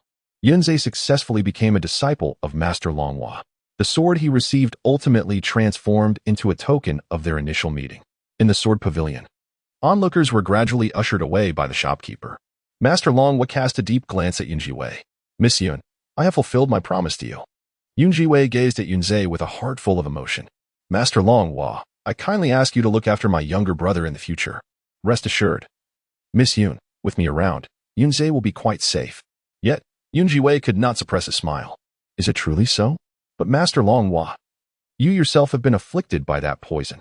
Master Longhua's expression abruptly shifted. The thought of the poison caused his brow to furrow, his demeanor betraying a grave concern.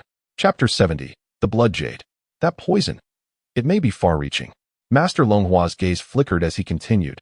"Miss Yun, do not worry. This was merely an accident. Zhe is under my protection at the Martial Hall, and I will safeguard his safety with my life." With these words from Master Longhua, Zhiwei felt a profound sense of relief. "Very well, I shall trouble you then, Master Longhua." In the Yun family's rear courtyard, Zhe was packing his belongings, his eyes already reddened.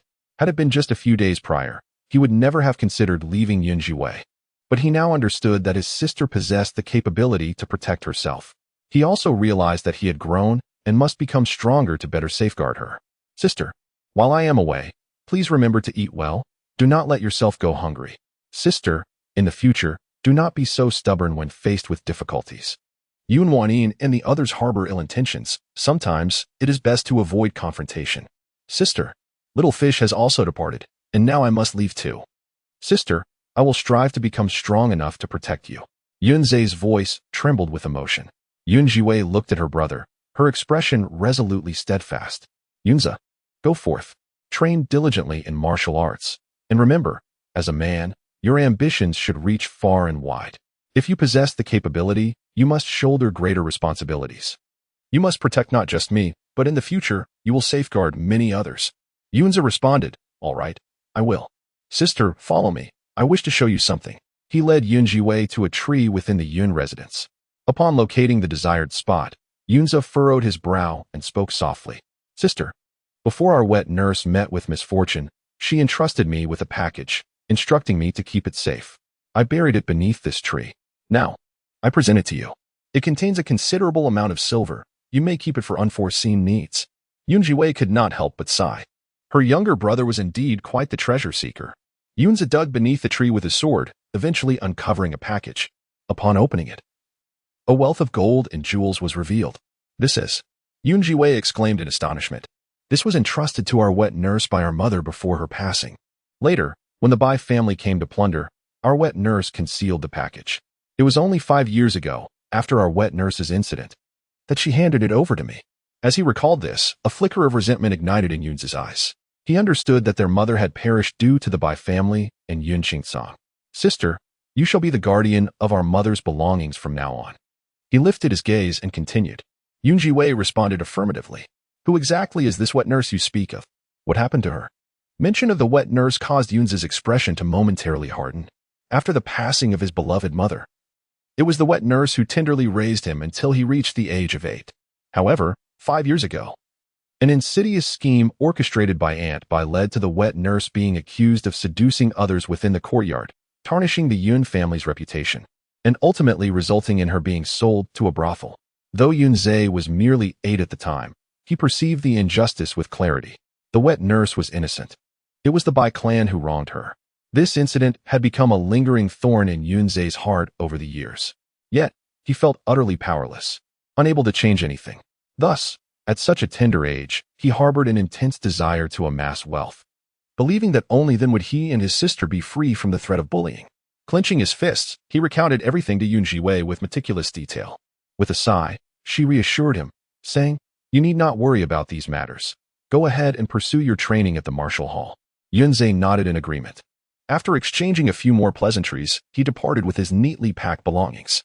In the courtyard, a profound silence fell, devoid of the playful chatter of the little fish or Zhe. Zhiwei felt an emptiness envelop her heart since being brought down from the city walls. Although there had been some commotion, it ultimately remained lively. In her boredom, she began to sift through the package left by her mother. However, as her gaze landed on a particular spot, her breath caught in her throat. At the very bottom of the package, sunlight streamed down, illuminating a glimmering, dark red gem. Zhiwei's eyes narrowed in concentration as she reached in to investigate further. To her astonishment, it was a piece of blood jade. Unable to suppress her astonishment, she murmured, "Blood jade." In the palace, the emperor had relentlessly sought to coerce her into marrying the corpulent Prince Han as a means of leverage. The blood-red jade pendant, translucent and exquisite, lay in Zhiwei's palm, sending a shiver of cold through her. This was a piece of superior jade, remarkable in both hue and quality. Yet it was merely that. As Zhiwei examined it more closely, she found no anomalies. Apart from the somewhat rare patterns on the blood jade, nothing else stood out. She could not fathom why the emperor, with his status, had not encountered countless treasures, yet remained fixated on this blood jade. Unless, of course, this blood jade held some extraordinary significance or concealed a secret. With a slight furrow in her brow, Zhiwei resolved to dwell no longer on it and tucked the jade away. Her thoughts then drifted to the wet nurse sold to the brothel by the Bai family. Chilling her gaze, Dian Shui Yuan, the largest brothel in the capital. Following the information provided by Zhiwei made her way there. She had already disguised herself thoroughly. At this moment, she donned a loose black robe and a matching black hat. Recent events had been overwhelming, with numerous individuals keeping a watchful eye on her. After the perilous incident in the palace yesterday and recalling the warnings from Hong Er about being pursued for 4 years, Zhiwei resolutely decided to act discreetly, refraining from revealing her true identity. Inside Dian Shui Yuan, a constant stream of patrons filled the space. The melodic laughter of women, the soft sounds of stringed instruments, and the clinking of cups echoed around her. Zhiwei stepped inside, where the matron of the establishment had already come to greet her. Clad in her black robe, she was indistinguishable in gender, her true face concealed. Yet, even so, the demeanor she exuded was unmistakable and could not be feigned. The matron's gaze fixed upon Zhiwei, her eyes curving into a smile. "Is it your first visit, young master? Do you have a particular lady in mind?" Zhiwei cast a sweeping glance around the establishment. "I am here to find someone," she replied, her voice ringing clear. Instantly, the matron's expression shifted, her impatience evident as she waved her hand dismissively, as if to expel Zhiwei from her presence. She had encountered countless women who created a scene in search of a husband at the brothel. "A woman, you say? Begone. The dainty Emerald Pavilion does not entertain female patrons. 5 years ago, by Ruru, a woman from the Yun family, sold someone to your establishment. Where is that person now?" Zhiwei inquired, peering through the black veil of her hat at the matron. "I have come to redeem her." Chapter 71. Will you accompany me, or remain here? With her words, the matron was taken aback. She regarded the figure draped in black, adorned with a hat, with a cold smile. "You seek her? Little girl, do you believe that the dainty Emerald Pavilion operates as a market where one can freely buy and sell?" The matron's plump face was a visage of disarray, her makeup crumbling. Her already narrowed eyes squinted further as she scrutinized Zhiwei. Despite the loose robe concealing her true appearance, the delicate, pale wrists and the melodious voice spoke volumes. A woman of discerning judgment, the matron could readily ascertain that this was a rare beauty. "You may remain here, and I shall exchange her." The matron's smile blossomed, her eyes shimmering with boundless allure. She gazed at Zhiwei, as though beholding vast mountains of gold and silver. Through the veil of the black hood, Zhiwei could distinctly sense the searing and unfriendly gaze approaching from the front. "Is there truly no way to redeem myself?" Her voice rose slightly. The madam twisted her handkerchief, her laughter growing increasingly unrestrained. "Certainly. As I said, as long as you remain calm, let me see if your face is as lovely as your hands." The proprietor extended her hand, intent on lifting Zhiwei's veil. The eyelids of Zhiwei flickered slightly. Just as the madam was about to make contact, she ruthlessly seized the madam's wrist, yanking it fiercely, and forcefully threw her to the ground. The madam cried out in pain, startled. "Ah!" Zhiwei grasped her arm, leaning in slightly. Her tone carried a hint of wickedness. "Come, feel free to give it a try. Let us see whose speed is swifter." That chilling voice resonated like a specter, causing the madam to tremble violently. The madam looked at the girl in the black hood, quaking in fear. The madam, in pain, shouted, "I mean the person sent by Madame Yun years ago is in the back courtyard, responsible for the laundry. Beneath the veil, a mist clouded Zhiwei's eyes. Abruptly, she released the madam and strode towards the back courtyard. The back courtyard of the Zhiwei garden lay in disarray. Several elderly women were engaged in washing clothes. Behind them stood a few burly men wielding long sticks. The women dared not slacken their efforts. Any hint of hesitation would invite a beating. The few women stood in stark contrast to the maidens of the Zhiwei courtyard. Their faces bore the marks of age, their figures emaciated, resembling haggard crones, each one laden with injuries. Upon Zhiwei's arrival at this place, she gasped at the sight of those before her. She stepped forward, intent on locating A's wet nurse from years past. However, a furious roar echoed from behind her. "Seize her! That wretched little creature has come to cause trouble at my Zhiwei courtyard. Capture her!" Zhiwei's step faltered, turning to face the source of the commotion. She beheld the furious brothel keeper standing not far away, flanked by several burly men. The brothel keeper's face flushed with anger, her eyes wide with rage. Baring her teeth as she gazed intently ahead. "Seize her!" A line of thugs rushed toward her, intent on capturing Zhiwei. Beneath her bamboo hat, her eyes grew increasingly frigid. Yet, she had long since committed to memory the techniques that had flickered through her mind. Whenever she found a moment of respite, she practiced martial arts with A's. After days of training, she felt as though she had fully integrated the movements. As the burly men encircled her, at the brothel keeper's command, they charged forward. Zhiwei's gaze turned icy. Just as they were about to reach her, she suddenly sprang into action. Her movements were swift, akin to a dragon weaving through the throng. Unbeknownst to them, a vial had appeared in her hand. A fine powder dispersed, carried by the gentle breeze, settling upon all those present. The once menacing group, intent on advancing, halted abruptly, cries escaping their lips. In that moment, the skin of each one appeared to rot away. No one dared take another step forward. The brothel madam stood frozen in place, her heart trembling at the unfolding scene. "You insolent girl! How dare you wreak havoc in my establishment?" Zhiwei found herself at the center of the crowd, narrowing her eyes as she surveyed her surroundings. Ultimately fixing her gaze on the madam. You. The madam's face drained of color and fury. At that moment, amidst a group of trembling elderly women behind her, a frail, gray-haired woman suddenly lifted her head, her eyes wide with shock. "Mississippi." Zhiwei cast a sidelong glance at the silver-haired woman. Meanwhile, an increasing number of thugs converged upon the scene, effectively sealing it off. The madam's chest heaved with rage, her countenance darkening. "To cause a ruckus in my establishment. You reckless girl. Attack. We must capture her. Once we have her, I demand she entertain guests tonight." A horde of individuals surged forward, intent on seizing her. Zhiwei furrowed her brow, preparing for a fierce battle. Just then, an amused voice rang out from beyond the crowd. "I didn't expect this courtyard to be so lively." Upon hearing this, the madam paused. Not far away, a remarkably stout man ambled toward them. His stature was imposing, yet his form was obscured by layers of flesh, rendering his true appearance nearly unrecognizable. All that was discernible was his smile. The madam's distorted expression softened at the sight of him. "Ah, it's King Han. Your Highness, the Cold King. You have arrived. I apologize for disturbing you. This insolent girl has caused a ruckus in my jade green pavilion, but rest assured, it will be resolved swiftly. Within my establishment, there are countless capable individuals, and we shall not be bested by a mere wretched girl." The madam greeted him with fervor. Zhiwei stood her ground, raising an eyebrow. "The Cold King? The legendary 300-pound waist of a prince, Xiao Hanyu." Zhiwei surveyed him in astonishment. At that moment, Xiao Hanyu seemed to appraise her as well. For an instant, she thought she glimpsed a glimmer of brilliance flicker in his eyes. However, it vanished as quickly as it appeared. He squinted again, a hint of nonchalance and recklessness playing upon his features. Was he masquerading as an assassin? "This prince has a penchant for. Leave it to me to handle this." The madam was taken aback. Then, the Cold King lifted his gaze, fixing it upon Zhiwei with an imposing demeanor.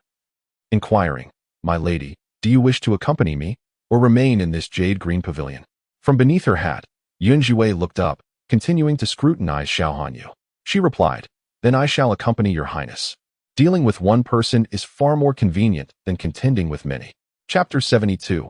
Compared to a woman, your Highness, you are in greater need of someone to rescue you. However, before we depart, I must take someone with me. Zhiwei turned to the group of women behind her and added. Xiao Hanyu regarded Zhiwei, narrowing his eyes once more, his already rotund face now squinting. appeared exceedingly comical at that moment. Well spoken. I find myself quite fond of your type, my dear. As long as your requests are reasonable, I shall gladly fulfill them. Xiao Hanyu took a step back, then turned to leave. Zhiwei stepped forward, approaching one of the women. Come with me. The woman was taken aback, her gaze fixed on the newcomer. Although she was unaware of the person's identity, she hesitantly nodded. All right. The madam and her group of burly thugs stood in their path, still obstructing their way. Zhiwei turned her head slightly, a smile playing on her lips. What is this? Are you unwilling to heed even the command of His Highness, the Cold King? Your Highness, you see. Xiao Hanyu's eyes, now mere slits, scanned the crowd, a flicker of anger igniting within them. Do you all wish to defy my orders? Despite Xiao Hanyu's poor reputation, his status remained intact. Though ridiculed in whispers, he was undeniably the fourth son of the current monarch, the true Cold King. At that moment, his thunderous voice rang out, and the madam dared not show any sign of disrespect. A rather unpleasant smile spread across her face. Your Highness jest, how could we ever contravene your will? Since you have taken a liking to this young lady, please take her with you. Xiao Hanyu nodded impassively. The group that had been blocking Zhiwei finally parted. As she followed Xiao Hanyu to depart, the madam gritted her teeth, suppressing her bleeding heart, and said, Your Highness, do visit us again when you have the time. The Cold King waved his hand, expressing his acquiescence. After speaking, he shifted his substantial form and slowly made his way into the distance. Zhiwei followed closely behind him, exiting the jade green courtyard. The Cold King's carriage awaited outside, where two guards stood respectfully at attention. As the Cold King approached the carriage, he seemed ready to ascend. Zhiwei quickly interjected. I am grateful for your assistance, Your Highness. I shall remember your kindness today and will repay it when the opportunity arises. You are thanking me? Xiao Hanyu could not help but halt his steps, turning around with a curious gaze fixed upon Zhiwei. Throughout his life, he had encountered numerous individuals. Due to his corpulence in childhood, he had endured countless disdainful glances. Everyone had looked down upon and scorned him. Now, at the age of 20, he was already infamous. This led him to a state of self-abandonment, spending his days indulging in frivolous pleasures. His decision to take Zhiwei away was merely a whim. He found this intriguing young woman to be quite captivating. Were it not for the prince, I would have undoubtedly faced considerable trouble today, Zhiwei remarked earnestly. I had merely intended to rescue someone from within, not expecting the jade green courtyard to be so tyrannical. Xiao Hanyu narrowed his eyes once more, scrutinizing Zhiwei intently. After making his observation, he stepped forward. At that moment, Zhiwei's gaze was fixed upon Xiao Hanyu, examining him closely. From the very first glance, she had realized this portly prince was extraordinarily overweight. He was enveloped in layers of flesh, his steps unsteady. Moreover, as he walked, his hands seemed to tremble uncontrollably. Has the prince always been this corpulent? Zhiwei inquired with a furrowed brow. Xiao Hanyu, initially intrigued by Zhiwei, felt his expression darken at her words. The roundness of his face clouded over, reminiscent of an impending storm. What are you saying? You dare to call me fat? Such audacity. As the fourth son of the emperor, Xiao Hanyu's greatest affliction in life was his obesity. Not a single concubine he had taken into his residence would dare utter a word about his weight in his presence. Yet this audacious woman, wearing a conical hat, had the temerity to do so. She was simply insufferable. Xiao Hanyu's eyes, squeezed into slits by the excess flesh, simmered with wrath. The two guards by his side moved forward swiftly, as if to apprehend Zhiwei. The frail woman trailing behind Zhiwei was already overwhelmed with fear, hastily seeking refuge behind her. Nevertheless, Zhiwei's gaze remained fixed upon the cold prince.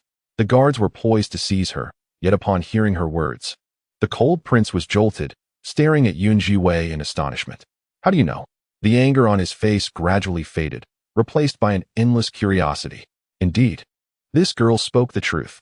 Throughout the capital, no one refrained from mocking his obesity, deriding his self-indulgence, ridiculing his lack of ambition, and scornfully commenting on his extravagant lifestyle. Even the emperor has utterly lost faith in him, declaring him devoid of self-control and a disgrace to the royal family. He is deemed unworthy of the princely title. From an early age, the emperor dismissed him as a candidate for the heir apparent, and within the court, he has been regarded merely as a subject of ridicule. Yet, who understands the depths of his sorrow? At the tender age of 5, he was intelligent and charming, earning the admiration of all who crossed his path, even winning the emperor's favor. However, after that age, something inexplicable occurred, and his physique began to expand uncontrollably. In a desperate attempt to manage his weight, He trained rigorously, even enduring 3 days and nights without a drop of water, all to no avail. He could only helplessly witness his body grow heavier, now weighing over 300 pounds. Each time he ventured out, he could feel the mocking gazes of those around him. Initially, the cold prince suffered from insomnia. As soon as he closed his eyes, he would hear the echoes of derision and the emperor's countless reprimands filled with disappointment. Over time, he seemed to have grown accustomed to this torment. Yet, this young lady before him articulated his anguish with precision. "Who are you? How do you know these things?" Xiao Hanyu gazed at Zhiwei in astonishment, his narrowed eyes seemingly attempting to penetrate her very essence. "Once your ailment is cured, my lord, you shall shed the excess weight and return to a semblance of normalcy." Xiao Hanyu stood opposite her, continuing to scrutinize Zhiwei. After a prolonged moment, he finally nodded. "So, it is for this reason that you dared to accompany me so boldly?" "Indeed," she affirmed. Within Zhiwei's voice resided an indescribable confidence. "I believe, rather than a woman. What you, my lord, truly require is someone capable of rescuing you." Xiao Hanyu's breath quickened slightly as he continued to gaze intently at Zhiwei. "Why should I trust you?" In response, Zhiwei boldly discarded her cloak, revealing a face adorned with a smile. "Surely, my lord, you must recognize me. If not, you may easily seek me at the Yun residence." Gazing upon her countenance, Xiao Hanyu found himself momentarily stunned. Chapter 73. He had long since grown to despise his own body. Beneath the cloak lay an extraordinarily radiant face, with the toxins within her body beginning to dissipate. Zhiwei's complexion had transformed significantly. She was no longer the withered figure of yesteryear. Her visage had become strikingly plump and vibrant. Her skin was as white as snow, and her eyes resembled autumn waters. Even without a trace of makeup, she exuded an ethereal beauty. Yet, what astonished Xiao Hanyu was not her beauty, but rather, he recognized her. Over the past 3 years, the entire capital had known of a useless good-for-nothing in the Yun family. The reputation of that inept individual was even on par with his own as the infamous prince. 3 years ago, he had even taken the time to glimpse the face of the person equally notorious as himself. Xiao Hanyu had not made a mistake. The person before him was indeed that same infamous figure. Locking eyes with her clear, piercing gaze, he could no longer contain his laughter. "So it is you, Zhiwei. It is truly you. I have long heard tales of your exploits. Initially, I thought them mere rumors. It appears I have underestimated you." Conversely, Xiao Hanyu's gaze roamed over Zhiwei, a smirk playing upon his lips, laden with unspoken mockery. "If you cannot do it, then prepare to serve as my concubine," he threatened without reservation. Observing such a demeanor from Xiao Hanyu, Zhiwei could not help but sigh once more. She recalled the emperor's intention to bestow her in marriage to Xiao Hanyu as a means of humiliation. A sense of pity washed over her for this prince. "Your Highness, in light of our fateful connection, I assure you that I shall not allow such a scenario to unfold. You need not worry. However, until our plans come to fruition, I kindly ask you to keep this matter confidential," she implored. Xiao Hanyu raised an eyebrow. "I shall grant you this promise," he declared, only to suddenly lean in closer, lowering his voice with a teasing lilt. "I heard that you publicly rejected the crown prince's proposal. What a pity. I missed witnessing that spectacle." Zhiwei could not suppress a slight smile. "Remember, I am not like the crown prince. He fears to act recklessly for fear of incurring our father's wrath. Yet I am unafraid. My reputation is already tarnished. I do not mind sullying it further.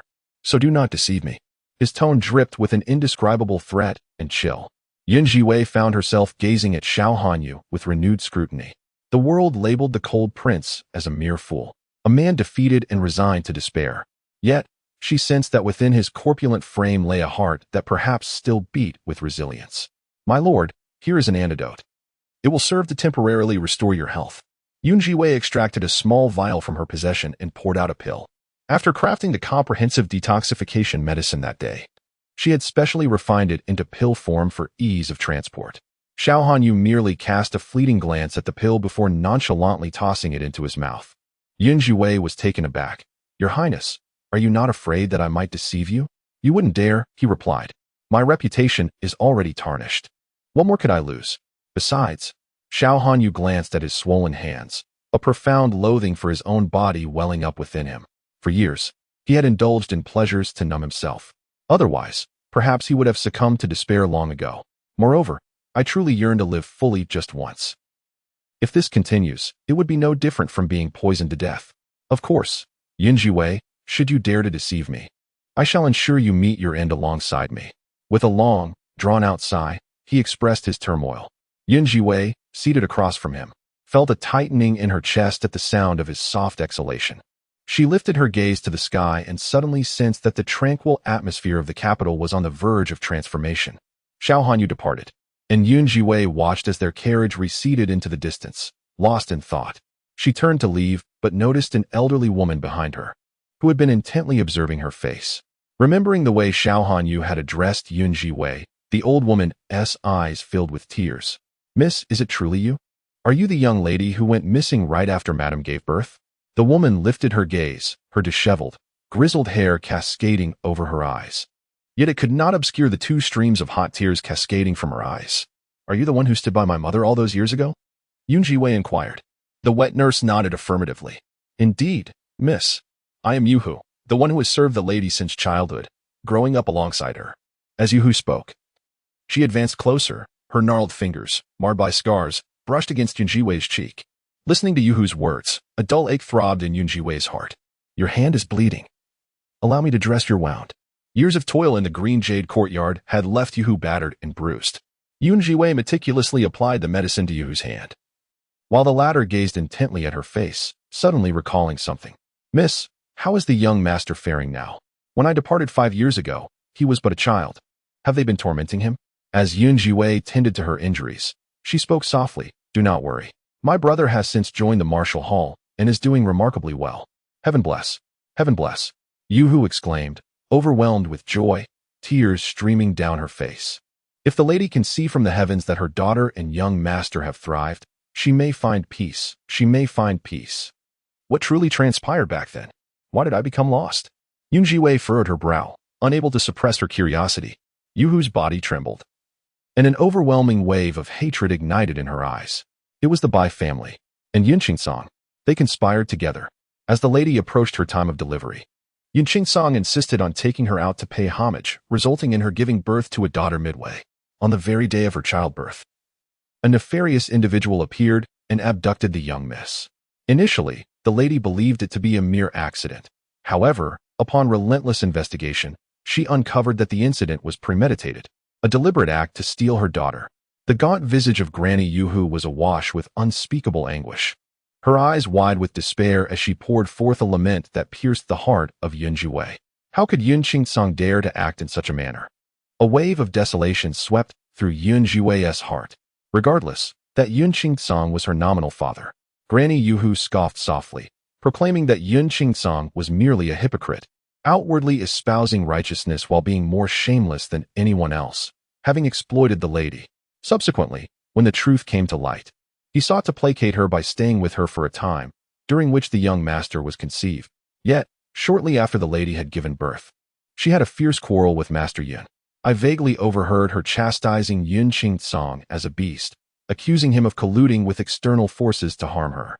Soon after, she was driven to her grave by their actions. Tears streaming down her face, Granny Yuhu was filled with resentment, her expression one of fierce indignation, as if she longed to exact vengeance upon them. Fearing I might unearth more secrets, they sold me into this verdant estate, subjecting me to years of torment, leaving me with no means of escape.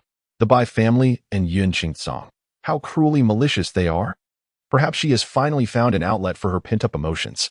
In this moment, Granny Yuhu let out a painful howl, coughing violently in her fury. Zhiwei, her heart heavy, gently patted her back. "It is all in the past, dear Nanny, it is all in the past." Granny Yuhu lifted her head, gazing at Zhiwei's face, which bore a striking resemblance to the late Lady L, tears streaming down her cheeks. How wonderful it would be if the lady were still here. Zhiwei sighed softly, and after a moment's contemplation, she asked, "Nanny, do you know of a blood jade?" Granny Yuhu, however, appeared lost in thought and shook her head. "I am not well versed in many of the lady's matters. My memory fails me. Miss, is there something troubling you?" Zhiwei sighed again, then shook her head. "It is nothing. From today onwards, you shall assist at the jade shop. You can rest easy there. As for all that transpired in the past, I shall uncover the truth." Beneath the sunlight, a glimmer of light flickered in Zhiwei's eyes. Granny Yuhu, witnessing this side of her, could only weep and laugh simultaneously. At this moment, she truly bore a heavy heart. She had long suspected that her abduction was somehow linked to Yun Qingcang. Now, having learned this directly from Granny Yuhu, Yun Zhiwei felt an overwhelming sense of desolation. Even a tiger would not harm its own cub. Yet, how could Yun Qingcang, a biological father, stoop so low? Truly, he is less than a beast. Just as she stepped through the door, Yun Zhiwei's thoughts were interrupted by laughter from a distance. She raised her gaze, only to see Yun Qingcang supporting Bai Ruru as she sat on a nearby chair. Bai Ruru's 3 children stood nearby, their faces alight with excitement, seemingly engaged in lively conversation. Yun Zhiwei's footsteps involuntarily faltered. When she raised her gaze to the individual before her, a subtle furrow creased her brow. She felt no curiosity regarding Bai's swift exit from the Dali Temple. Was Bai Yinyang truly released so soon? A flicker of emotion passed over her face as she observed Bai's provocation. Yun Zhiwei deliberately remarked. Bai's expression momentarily stiffened, but soon transformed into a radiant smile, her countenance aglow. Previously, I was confused, and I acknowledge my missteps. However, I have deeply reflected upon my errors. After all, we are family. Will you forgive me, dear? Bai said, taking several steps forward, her lovely face adorned with a charming smile. Though she had been detained in the Dali Temple for a few days, it was evident that Bai had not suffered. Presumably, Yun Qingcang and His Highness the Prince had already given instructions, allowing Bai to enjoy a tranquil stay. Yet, as she gazed upon that face, it appeared even more enchanting than before. Unfazed, Yun Zhiwei took 2 steps back. You jest, but I assure you, we are not truly family. My surname is Yun, and yours is Bai, is it not? How, then, can we be considered related? Her voice was sharp and devoid of emotion. Bai's movements hesitated slightly. Master. Bai suddenly turned her head, casting a somewhat aggrieved glance at Yun Qingcang beside her. At last, Yun Qingcang lifted his gaze, his distant eyes settling upon Yun Zhiwei. Once, he harbored trepidation towards Yun Zhiwei due to the presence of a young lord who accompanied her, and Yun Qingcang suspected a profound connection between Yun Zhiwei, the young lord, and the Night King's estate.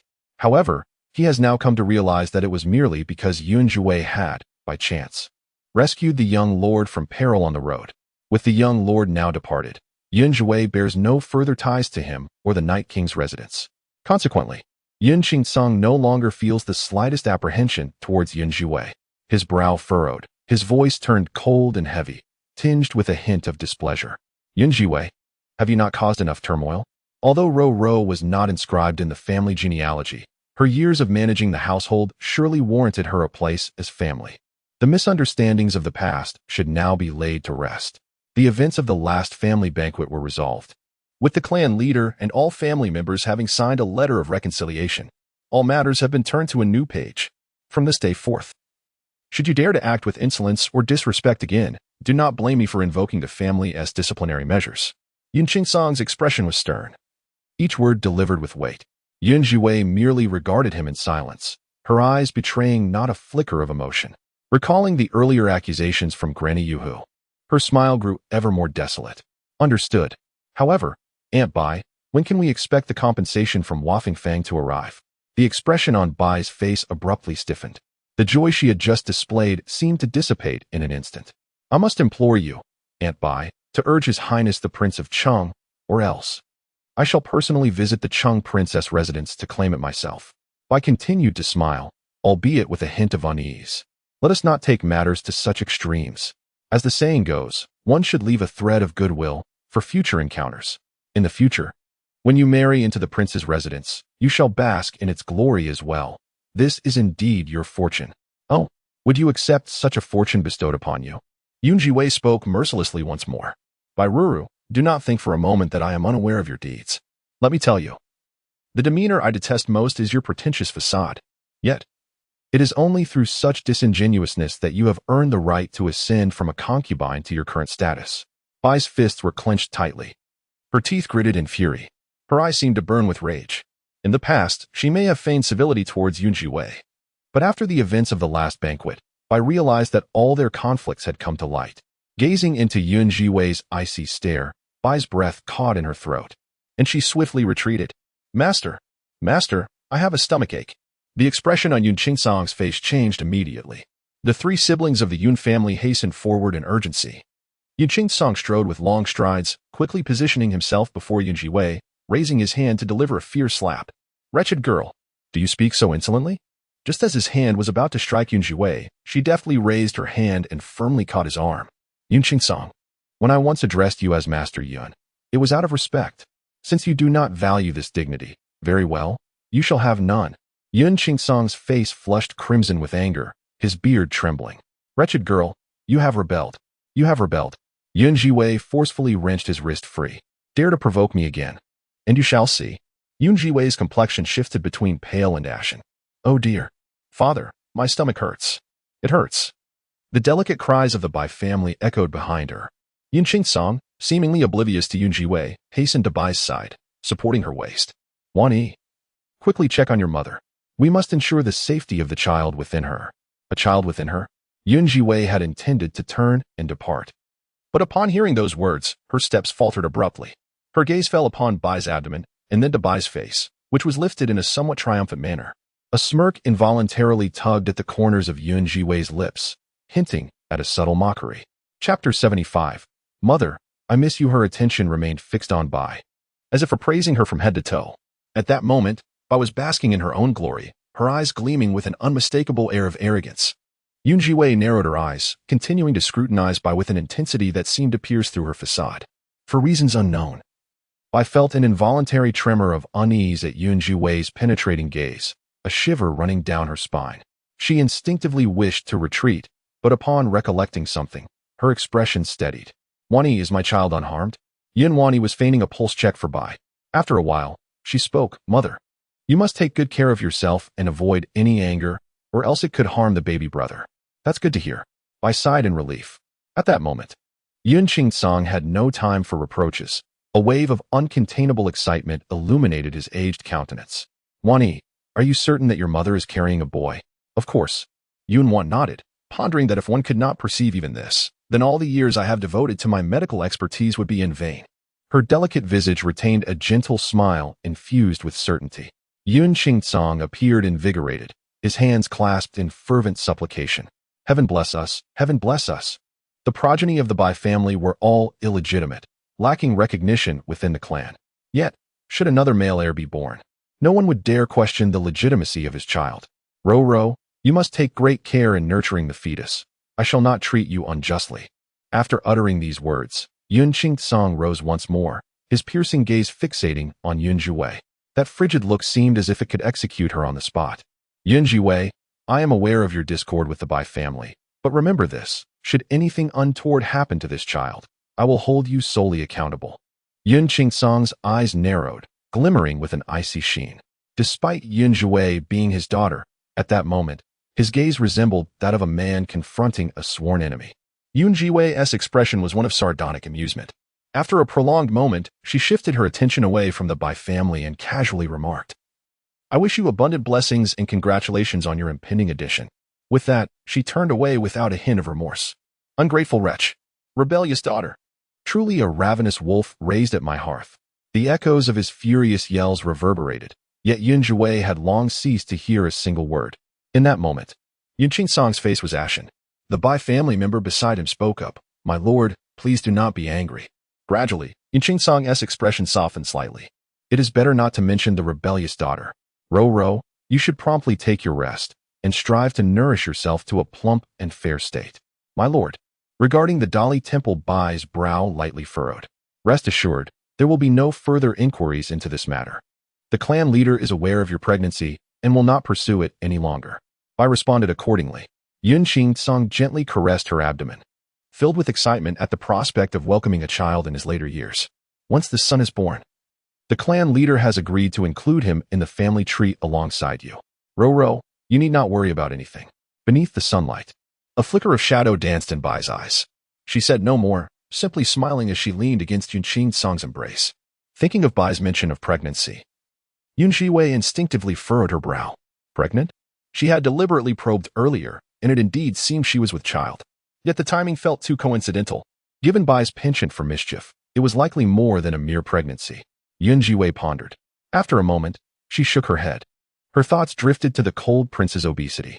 Recalling the ailments she had uncovered, she closed her eyes and began to peruse the ancient medical texts in her mind. Ultimately, her thoughts settled on a particular point. Zhiwei suddenly opened her eyes. Having previously acquired a substantial amount of medicinal herbs, she began to search through them, aligning them with the cold prince's symptoms to concoct a remedy. As the sun dipped below the horizon, darkness gradually enveloped the sky. When Zhiwei stepped out of her small room, the surroundings had already succumbed to twilight. The moonlight hung in the air, cascading down, and the spacious courtyard lay shrouded in an eerie silence. Zhiwei surveyed her surroundings, finding no trace of A's or Xiaoyer. The emptiness of the courtyard momentarily disoriented her. In the past 3 years, this place had been devoid of any maidservants. Now, with both Xiaoyer and A's gone, there was no one else around. As Zhiwei scanned the area, she resolved to concoct some medicinal potions for her protection. Just then, a rustling sound pierced the stillness of the air, drawing her attention. Her heart momentarily halted. She lowered her eyelids, her instincts alerting her to the potential danger, ready to strike at any moment. Suddenly, a clear and melodious voice rang out from behind her. "Mother!" A small figure clad in moonlight blue, resembling a tiny snowball, collided fiercely into Zhiwei's embrace. Looking down in surprise, she recognized the little one in her arms. "Xiaoye?" she exclaimed, astonished at the sight of the energetic child. Xiaoye nestled her small head against Zhiwei, then lifted it, her dark, sparkling eyes brimming with the soft glow of moonlight. "Mother, I missed you so much. It's been 2 days. Why haven't you come to find me?" "Boo-hoo. Mother, are you going to forget me?" Xiaoye's large eyes shimmered, on the verge of tears. Unable to stifle a laugh, Zhiwei replied, "Xiaoye, you sneaked out again? Aren't you afraid of your father's punishment?" Xiaoye crossed her small arms defiantly, embodying the essence of a little adult. "Humph, I'm not afraid at all." Zhiwei responded, "Oh, the last time you encountered your father, you were as petrified as one would be in the presence of a tiger." Just as Xiaoye was about to speak, a deep voice resonated from behind. "Who are you calling a tiger?" Beneath the tranquil moonlight, that languid voice sounded particularly profound, akin to the distant chimes of ancient bells, almost reverberating into one's very soul. Zhiwei paused, turning to see a man donning a ghostly mask, slowly advancing under Xiaolu's guidance, illuminated by the silvery glow of the moon. The moonlight accentuated his figure, rendering him almost ethereal. Although Zhiwei had encountered Xiao Yejing numerous times, the sight of him now sent a chilling shiver through her. She could not help but tremble slightly. "Father, what brings you here?" Zhiwei's voice was subdued, almost a whisper. Xiao Yejing replied nonchalantly. "Xiaoye missed you and cried out, insisting on coming to find you.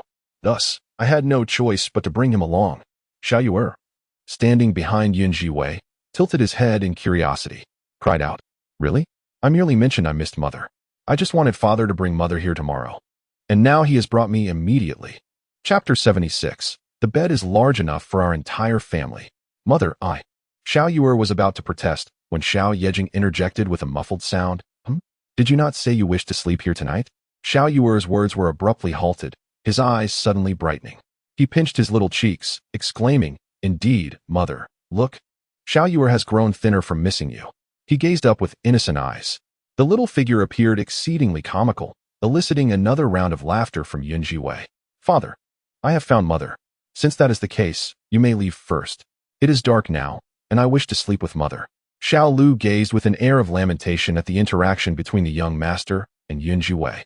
He noticed that ever since Zhiwei's sudden arrival, the young master's demeanor had indeed transformed significantly. He looked on with heartfelt satisfaction at the bond between the young master and Zhiwei. At present, Xiaolu held an increasing admiration for Zhiwei. "Very well, my lord, allow me to escort you," he said, preparing to lead Xiao Yejing away. Suddenly, Xiao Yejing exclaimed, "When did I say I was leaving?" Xiaolu halted, bewildered. "My lord?" he stammered, unable to comprehend the words he had just heard. "You mean, MM?" Xiao Yejing narrowed his eyes, responding with another question. Beneath the mask, a dangerous glimmer flickered in his phoenix-like gaze. Xiaolu felt his heart race. He stared incredulously at Zhiwei and Xiao Yejing. After a prolonged moment, a smile broke forth on his face. "Yes, my lord. I understand. I shall take my leave at once. I would never disturb your good fortune." Xiaolu's martial prowess was considerable. In a flash, he became a gust of wind, darting through the courtyard and soaring above the Yun residence, eventually vanishing from sight.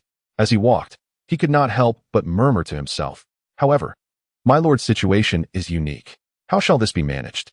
As Xiaolu departed, Zhiwei remained rooted in place, gazing in astonishment at Xiao Yejing.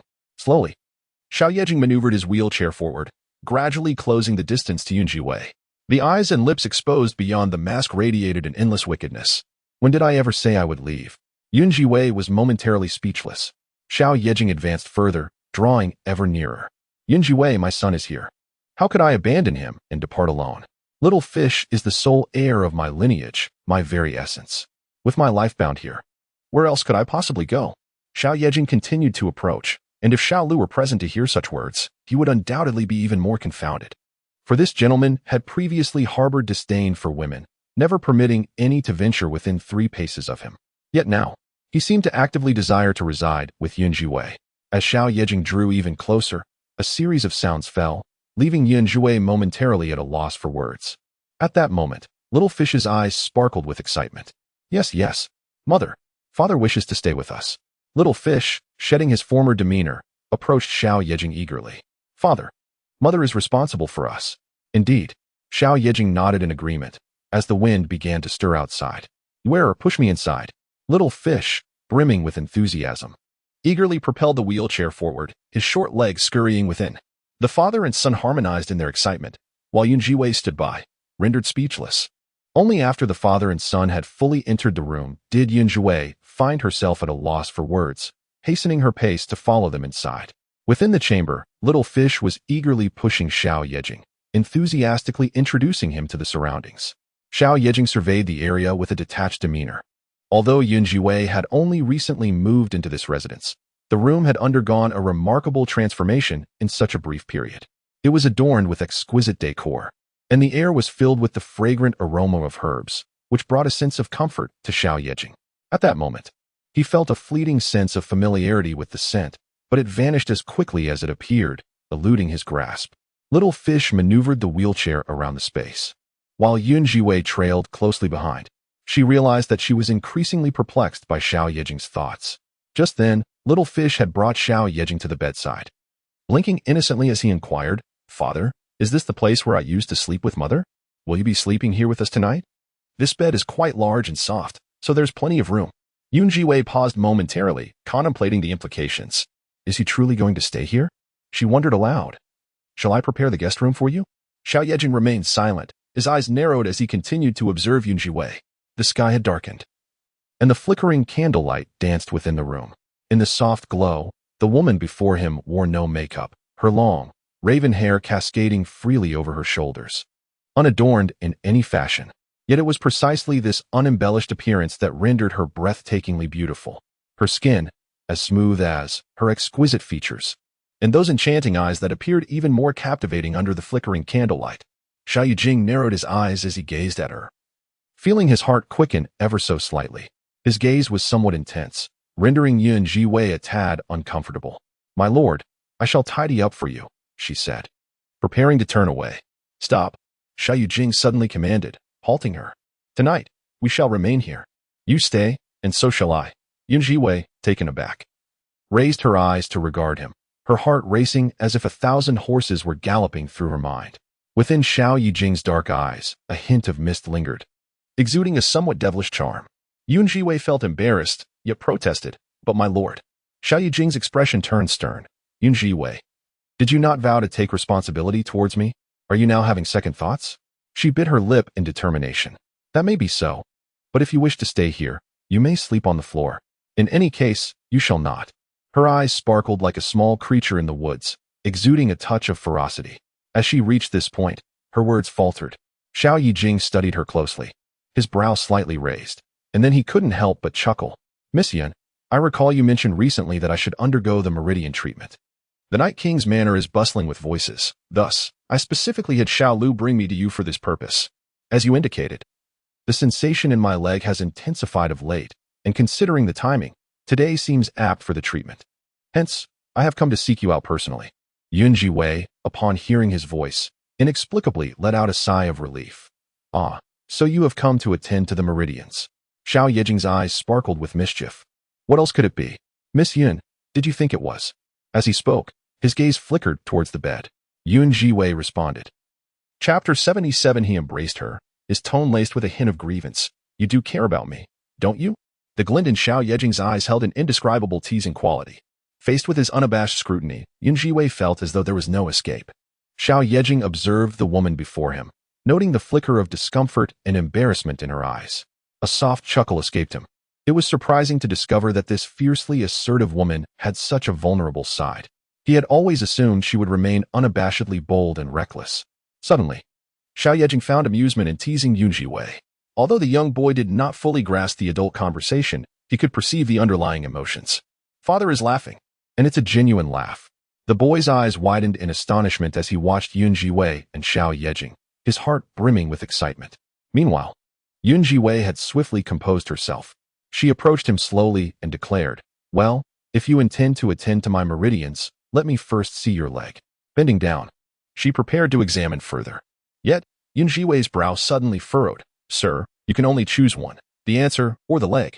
She raised her head, her eyes unmistakably ablaze with indignation. She was acutely aware that Xiao Yejing was intentionally toying with her.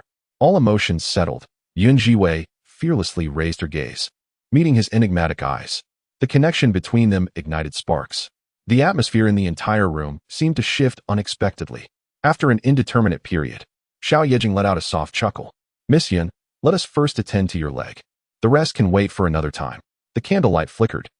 A few days prior, Zhiwei had already prepared the materials and medicines necessary for treating Xiao Yejing's legs.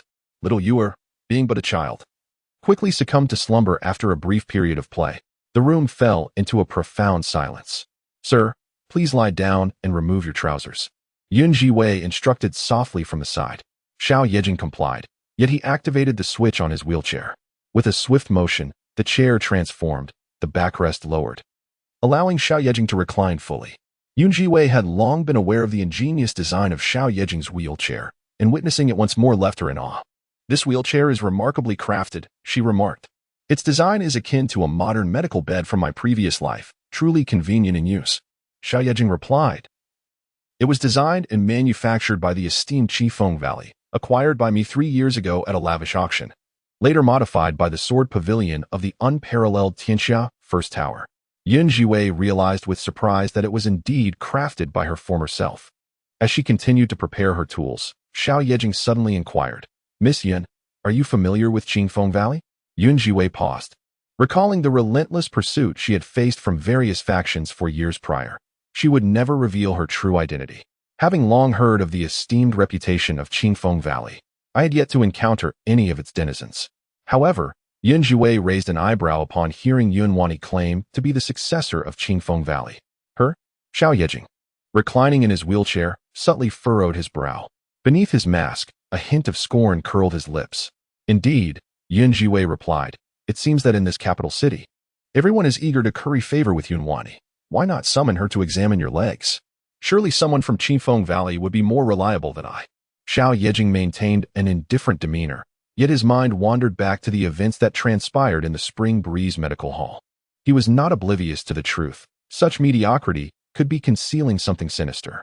Moreover, only a woman of extraordinary skill may examine this prince's body. The women who may dare to do so face a perilous fate. As Zhiwei prepared to apply her silver needles to Xiao Yejing's legs, she involuntarily shivered upon hearing his words. At that moment, Xiao Yejing slightly opened his eyes and remarked, "Of course, you are the exception, provided you succeed in your treatment." Zhiwei thought to herself, cursing the man inwardly. Lowering her gaze, she inserted the silver needle into his leg, applying a bit more pressure this time. Xiao Yejing distinctly felt a sharp pang radiate through his leg. He opened his eyes wider, amusement dancing in his gaze as he observed the woman before him, seemingly fierce and combative. Despite her displeasure, Zhiwei understood the gravity of her task. Thus, she steeled her resolve, casting aside all distractions from her mind. At this moment, the lower legs of Xiao Yejing were already adorned with dozens of silver needles, each meticulously placed with precision in depth and position. Even the slightest deviation would compromise their efficacy. As time passed, Zhiwei observed Xiao Yejing's expression, and after a long while, she finally inquired softly, "Master, do you not feel anything?"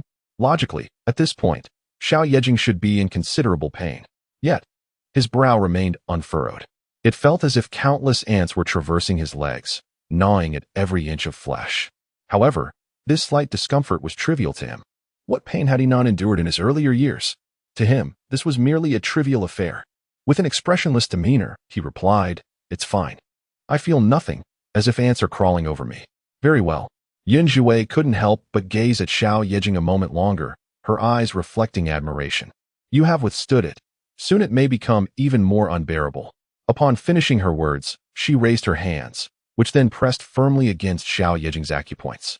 Her grip was powerful, seemingly able to precisely grasp the tendons in his legs, pulling them with relentless force again and again. Crack, crack. A series of crisp sounds echoed as tendons were forcibly engaged. Each exertion of strength was so intense that it felt as if his soul were being torn apart. This time, the severe pain engulfed his entire being, leaving Xiao Yejing in a daze. A throbbing pain surged through his head, and his eyes seemed to bleed light with each passing moment. As he appeared on the verge of madness, Zhiwei felt an unsettling foreboding in her heart. She raised her palm and tossed a pill into his mouth, then firmly held his hands in place. Zhiwei understood that he might be experiencing another episode. She had witnessed Xiao Yejing's condition before, and she dared not be negligent now. Grasping his hands tightly, she continuously stimulated the acupoints on his palms while softly murmuring, "Do not be afraid. The past is behind us. It is all gone. It was but an illusion." Her soothing words fell upon Xiao Yejing's mind like gentle raindrops, gradually dispelling the crimson haze that clouded his thoughts. The blood-red light in his mind began to dissipate slowly. After an indeterminate time, Xiao Yejing opened his eyes, revealing a glimmer of clarity, though still shrouded in a thin veil of mist. He raised his gaze to meet Zhiwei's concerned eyes. Unable to restrain himself any longer, he instinctively reached out, grasping her arm and pulling her into his embrace. His voice was hoarse, imbued with an indescribable sense of grievance. "I know you still care for me, do you not?" Chapter 78. You must take responsibility for my later years. Zhiwei had encountered Xiao Yejing numerous times before, each instance marked by his dominance, indifference, or bloodthirstiness. Yet, this time, she genuinely sensed a flicker of vulnerability within him. He clung to her tightly, resembling a child in need of comfort, devoid of any trace of his former bloodlust. Observing him in such a state, Zhiwei could not help but sigh. She had gleaned some understanding of his past through the words of Xiao Lu. Although the specifics remain shrouded in mystery, one can surmise that this gentleman must have endured considerable misfortune in the past. Zhiwei attempted to extricate herself from the man's embrace. However, his strength was overwhelming, compelling her to contemplate using her needles to loosen his grip. Yet, she found herself utterly immobilized. In a moment of resignation, Zhiwei sighed, soothingly akin to comforting a child. "Rest assured, I genuinely care for you." In the depths of Xiao Yejing's misted gaze, a faint smile began to emerge. His voice retained a rough timbre, and although his face was obscured by a mask, the warmth emanating from his eyes and the subtle curve of his lips suggested that, in this moment, he resembled a child savoring a sweet treat. "I knew it. How delightful." Gradually, the force of his embrace waned, allowing Zhiwei to finally break free. Without hesitation, she deftly plunged her silver needle into his acupoint with precision and resolve. Xiao Yejing promptly closed his eyes, drifting into a peaceful slumber. A sigh of relief escaped Zhiwei as she turned her attention to the other leg, meticulously reconnecting his meridians. By the time she completed her task, she was drenched in sweat, while Xiao Yejing lay with his eyes shut, seemingly unconscious. The flickering candlelight cast an eerie glow upon the cold mask adorning the man's face, exuding an indescribable chill. As Zhiwei gazed at this man, whose eyes were tightly shut, yet bore a somewhat frightening aspect due to the mask, her curiosity was piqued. What could Xiao Yejing truly look like? Why did he wear a mask perpetually? With furrowed brows, Zhiwei slowly raised her hand, intending to lift the mask. However, upon her fingertips grazing its surface, she could only let out a soft sigh. "Alas, Xiao Yejing, your leg tendons have been adequately treated. After a month's recovery, you shall be entirely healed. Henceforth, there shall be no further entanglements between us." Zhiwei, having spoken, turned to retrieve a thin blanket to drape over the man. Although the treatment for Xiao Yejing appeared simple, it had nearly exhausted her entire strength and mental fortitude. Overcome by weariness, she leaned against the side of the little fish and succumbed to slumber. That night was indeed tranquil. At dawn, as the first light of day broke, Xiao Yejing opened his eyes. He pressed the switch on his wheelchair, and the backrest immediately rose. His gaze fell upon the two figures, a large and a small one, on the distant bed, and his brow slightly furrowed. It was at that moment he became acutely aware of the excruciating pain in his legs. The intense discomfort caused his brow to furrow further, while his eyes brimmed with indescribable astonishment. He could feel normal pain in his legs. Tentatively, he attempted to move them and was astonished to discover that amidst the agony, he could slightly shift his feet. This revelation filled Xiao Yejing's heart with shock. These legs, which had sought countless renowned physicians across the world for the past 3 years, had found no remedy. Yet this girl. Xiao Yejing raised his gaze, scrutinizing the slumbering figure of the woman beside him. Zhiwei, perhaps truly fatigued, had slept soundly throughout the night. It was only when she sensed the intense heat of his gaze upon her that she finally stirred from her slumber. Upon opening her eyes, she found the masked man studying her intently, and in that instant, Zhiwei was completely awakened. As Xiao Yejing struggled to move his legs, Zhiwei swiftly rose to her feet. "My lord, you mustn't move recklessly just yet. Although your meridians have been reconnected, it will take at least a month for you to fully recover and walk normally." The expression on Xiao Yejing's face grew increasingly astonished. He swallowed hard. Zhiwei. The morning light streamed through the window, illuminating the woman's face. Her unadorned features appeared even more radiant under the sun's gentle embrace. Zhiwei's smile sparkled with pride. "See, I told you I had a way to heal your legs, didn't I?" The woman before him seemed to radiate an ethereal glow, enveloped in immense self-assurance. A ripple stirred in the stagnant waters of Xiao Yejing's heart.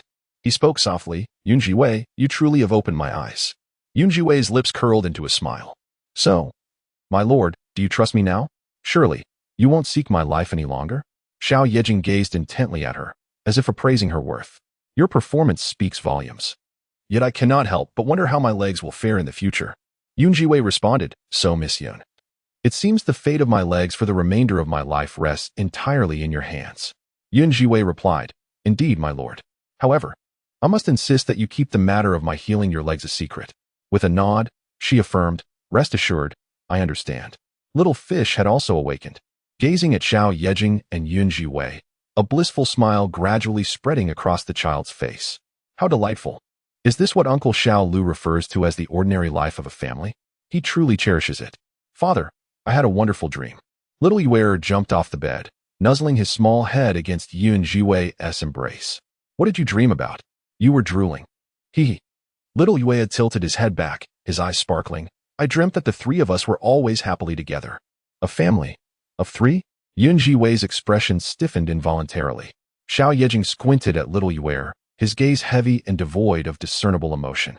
Yet, within the depths of his heart, an unusual thought lingered. If Little Yue were destined to have a mother, perhaps this woman is not so bad after all. "Grandfather, please don't listen to Little Yue's nonsense," Zhiwei quickly interjected, fearing the wrath of this formidable figure. To her surprise, Xiao Yejing merely turned his wheelchair with indifference. Saying little, he pressed the switch on the wheelchair and then extended his long arm to lift Little Yue, placing him on the small seat beside the wheelchair. Little Yue's face flushed, somewhat reluctant. "But father," Xiao Yejing replied, "I will take you again tonight." Instantly, Little Yue's face brightened. "All right, mother, I will come to see you again tonight." As his words fell, Xiao Yejing signaled something. In an instant, Xiao Lu appeared out of nowhere to escort Xiao Yejing away. Left behind, Zhiwei gazed at their departing figures, feeling a whirlwind of emotions in the breeze. Xiao Lu had taken the father and son away from the Yun family, heading straight for the Night King's manor. Throughout the journey, Xiao Yejing's demeanor was remarkably buoyant. Even his eyes glimmered with traces of mirth. Xiao Lu, at the helm of the carriage, felt an overwhelming sense of elation. How splendid! His lifelong affair has finally found a resolution. Yet, upon arriving at the Night King's residence, Xiao Ba hurriedly approached, his expression laden with an indescribable gravity. "What troubles you?" Xiao Yejing inquired casually. Lowering his gaze, Xiao Ba exhaled deeply. "Master, we have discovered the whereabouts of the woman in possession of that jade pendant." Xiao Yejing's countenance abruptly froze, a tempest brewing within his eyes. "Who is it? Where can she be found?" Chapter 79. The one who possesses this jade pendant hails from the Yun family. Rage surged forth. The atmosphere around them turned instantly frigid. Xiao Ba stood before him, trembling. Just as he was about to respond, Xiao Yejing abruptly instructed Xiao Lu, "Take Yuer outside." Once Xiao Lu had taken the young lord away, Xiao Ba continued. "Young Master Lu sent word that someone once encountered this jade pendant. The person vaguely recollects that the bearer of the pendant entered the Yun family. As Xiaoba spoke, he felt a cold sweat trickle down his back. Xiao Yejing's hand stilled abruptly. He narrowed his eyes. Which Yun family are you referring to? Xiaoba, what other Yun family could it be? It is the Duke of Yun's residence. As soon as the words left his lips, Xiaoba sensed an overwhelming pressure bearing down upon him. The intensity of the atmosphere felt as though it could obliterate him into fine dust. Master. Xiaoba felt as if he were sitting on pins and needles, fully aware of the master's deep-seated animosity towards that woman. Sensing the murderous intent emanating from his master, Xiaoba felt a wave of trepidation. He hesitantly remarked, could it be that the one from the Yun family, Yun Wani, claims to be a member of Qingfeng Valley? Xiao Yejing inhaled deeply. Despite the mask completely concealing his visage, the storm brewing in his cold, piercing gaze was unmistakable. He had never regarded that entity known as Yun Wani with any seriousness, even if she proclaimed herself the heir of Qingfeng Valley. A man of his experience could effortlessly discern that Yun Wani was but a shallow pretender.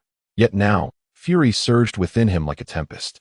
He ground his teeth and commanded, bring Yun Wani to me. At the Yun residence, following the recent upheaval, the Bai family had significantly quieted down. A mere handful of incidents had sufficiently drained the vitality of Bai and her children, though Bai seethed with resentment, she no longer dared to act on her own accord. Fearful of reckless decisions. Mother. Early in the day, several of Bai's children visited her. Yun Luchuan, standing among them, bore an expression darkened to its utmost. I went to the martial hall yesterday, but Master Longhua refused to see me. Indeed, you were right, mother. That Yun Zhiwei is nothing but a vixen. A harbinger of calamity. Had it not been for her, how could Master Longhua have forsaken me in favor of Yun Zhe? Recalling this matter ignited a tremor of indignation within Yun Luchuan, his teeth chattering in fury. Bai, seated in her chair, reflected on the many events that had transpired. Yet, with her current pregnancy, Yin Qingsong had grown exceedingly attentive towards her, showering her with all manner of fine gifts. She gazed around, feeling quite at ease. However, upon hearing the name Yun Zhiwei, her body instinctively trembled slightly. Master Longhua shared a close relationship with the regent, and it seemed that he had only accepted Yun Zhe out of consideration for the regent. Luchuan, you need not worry. Your capabilities are evident. Even without Master Longhua, you could still find a mentor among other masters and gain entry into the martial hall, Bai reassured her son. She squinted at Yun Luchuan, her eyes filled with admiration. Is that truly the case? Yun Luchuan raised his gaze. Indeed, Bai nodded. Not to mention, your sister has already become a direct disciple of the esteemed Master Qingfeng. In time, the entire Qingfeng Valley will be hers. Luchuan, do not fear, your mother believes in your strength. As Bai spoke, she turned her eyes to the figure of Yun Wani behind her. Tell me, can you leverage your connections in Qingfeng Valley to help Luchuan find a new master and enter the martial hall? Regardless, Chinner must not be outdone by that little wretch Yun Zhe. Yun Wani, who had been preparing medicine for Bai, was momentarily taken aback by this statement. A fleeting, peculiar emotion crossed her eyes, but it quickly vanished. Do not worry, mother. I have been in close contact with the people from the Duke of Jiannan's residence lately. I will recommend my brother to them when the opportunity arises.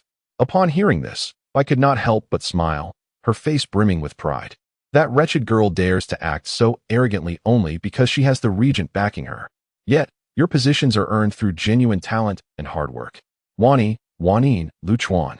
There is no need for you to be anxious. As soon as that wretched woman is scorned by the regent, her downfall will be inevitable. And she shall never rise again. Bai gripped her fists tightly, her beautiful eyes shimmering with a venomous glare akin to that of a viper. The expression on her face was one of intense loathing, as if she wished nothing more than for Yun Zhiwei to perish. Yun Wani and her siblings exchanged glances, each pondering the implications of the moment. Just then, a commotion echoed from outside. Two maidservants hurried in, their faces betraying an indescribable panic. Madam, miss, something terrible has happened. Bai raised her gaze, questioning the source of their distress. The people from the Night King's residence have arrived. It is the regent's guard. Young Master Xiaoba. He has specifically summoned the eldest young lady to the Night King's residence. In an instant, the hearts of the four individuals in the room raced. What did you say? What did you say? Bai and Yun Wani exclaimed almost in unison. The maidservant, flustered, replied. Young Master Xiaoba is waiting in the front hall. Bai abruptly rose from her chair, disregarding the possibility of her pregnancy. Her breathing quickened as she turned and tightly grasped Yun Wani's hand. Wani, did you hear? The Night King calls for you. In that moment, Yun Wani felt a wave of disorientation. She harbored a favorable impression of the Night King. He was a figure of considerable stature and respect, revered as the god of war throughout the Great Xia. Despite having lost his legs, his esteemed position remained unchallenged, and none dared question his authority. She knew that if she could become the princess of the Night King's residence, her future would be immensely esteemed. Yunwani had once dreamt of marrying into the Night King's household. If she succeeded, her status would rival that of the queen. However, during the last family banquet, the Night King had openly ridiculed her, causing Yunwani's previously restless heart to cool completely. But now, the Night King had summoned her again. Mother. Yunwani lifted her gaze, her eyes brimming with indescribable excitement. Could it truly be the Night King calling for me? The maid below nodded earnestly, yes. Excellent news. Wani. The anxious Madame Bai exclaimed, I told you, the Night King may be limping, but his eyes are sharp. How could he possibly take a liking to a worthless country girl? That Zhiwei is not worthy to carry your shoes. Indeed. The Night King has taken notice of you. Wani, hurry and prepare yourself. You must win the Night King's heart, as long as you can secure him. That wretched Zhiwei will lose her support entirely. No one will dare to back her again. Madame Bai's fervent words struck a chord deep within Yunwani. For the past few days, she had been mired in self-doubt. She simply could not comprehend what made that wretched Zhiwei so appealing to the Night King. The Night King's cold indifference towards her during their last encounter remained vividly etched in her memory. Until now. As she listened to the Night King's invitation and the words of Bai, Yunwani felt her gloomy disposition, which had persisted for several days, finally lift. Mother. You are right. No matter what, I cannot be overshadowed by that vile woman. Wani, quickly prepare yourself well. Do not let the Night King down. Responding promptly, Yunwani hurriedly descended to get ready. She adorned herself meticulously, donning a simple yet elegant dress, shrouded in thin gauze that subtly revealed her fair skin. Her delicate waist, accentuated by the dress's cut, emphasized her slender figure. With her inky black hair and exquisite features, every aspect of her makeup was impeccably executed, rendering her ethereal. Mother. Bai gazed at her daughter, who bore a striking resemblance to her, her eyes reflecting increasing satisfaction. Wani, I believe the Night King will surely be captivated by you. Yunwani lifted her gaze, a blush blooming upon her cheeks. Go now. Do not keep the Night King and young Master Xiao waiting. In the front hall. Xiaoba waited impatiently for Yunwani's arrival, growing increasingly anxious. The master had instructed him to bring Yunwani forth. Observing her continued absence, he stood up and made his way outside, intending to fetch her. Young Master Xiao, I must trouble you to make a personal trip. A gentle voice interjected before he could exit. Xiao Ba's expression remained impassive. Miss Yun, please accompany me. Young Master Xiao, does the Night King seek my presence for something? Xiao Ba's gaze turned exceedingly cold. Miss Yun, do not ask what should not be asked. Yunwani opened her mouth, hesitating to speak. She wished to inquire further. Yet at that moment, Xiao Ba had already seized her arm without mercy. With a surge of internal energy, he swept her through the sky, heading outside, eliciting a series of startled exclamations from Yunwani. Miss Yun, you have truly lingered far too long. My lord must be growing anxious waiting for you. Do you not recognize your fault? His cold voice and frigid tone struck fiercely at Yunwani's heart. At this moment, she was already terrified to the point of losing her composure. Her meticulously arranged hair had become disheveled, rendering her somewhat disheveled in appearance. Before she could ask more, Xiao Ba had already driven the carriage swiftly towards the gates of the Night King's residence. The carriage came to a halt at the Night King's estate, and Xiao Ba yanked Yunwani down from the carriage, guiding her into the premises. Throughout the journey, Yunwani felt dizzy, unable to gather her thoughts. Once inside, Xiao Ba released her. A voice, as frigid as a glacier, pierced the air. You are from the Qingfeng Valley? In that moment, she sensed a chilling gaze fixated upon her, as if it aimed to dissect her. The overwhelming aura enveloped her, sending a shiver through her body. She dared not raise her head. Yet, her heart raced uncontrollably. Perhaps the rumors were utterly unfounded. This regent, far from being indifferent to women, seemed to care for her deeply, igniting a surge of excitement within her. Xiao Yejing squinted his icy gaze, casually surveying her. Then, with a subtle motion of his palm, he produced a jade pendant. Have you ever seen this? Yunwani raised her eyes and was taken aback to behold a luminous jade pendant, intricately carved with the image of a phoenix, showcasing exquisite craftsmanship. However, Yunwani merely furrowed her brow slightly. Master, is something the matter? She inquired, blinking her eyes. Her cheeks flushing slightly, her voice trembling involuntarily. She recalled that last time, Zhiwei had addressed the Night King as master, and he had seemed quite pleased. Thus, Yuanwani intentionally chose to address him similarly. Her cheeks reddened, and her eyes appeared somewhat dazed. She was aware that in such a state, she would be most alluring, certain to capture the regent king's favor. Yet, before she could utter another word, bang! Xiao Yejing abruptly pressed the switch on his wheelchair, and a rod shot forth, striking Yuanwani forcefully, causing her to stumble and fall to the ground. A chilling voice descended from above. Who gave you the audacity to call this king in such a manner? Yuanwani winced in pain, tears quickly welling in her eyes as she gazed at Xiao Yejing in disbelief. After all, Zhiwei had addressed him in the same way. Why could she not? My lord, I was merely following Zhiwei's example.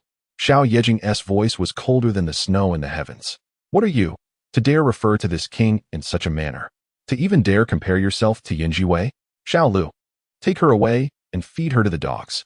Yuanwani was already petrified, her face as pale as death. My lord, please spare me.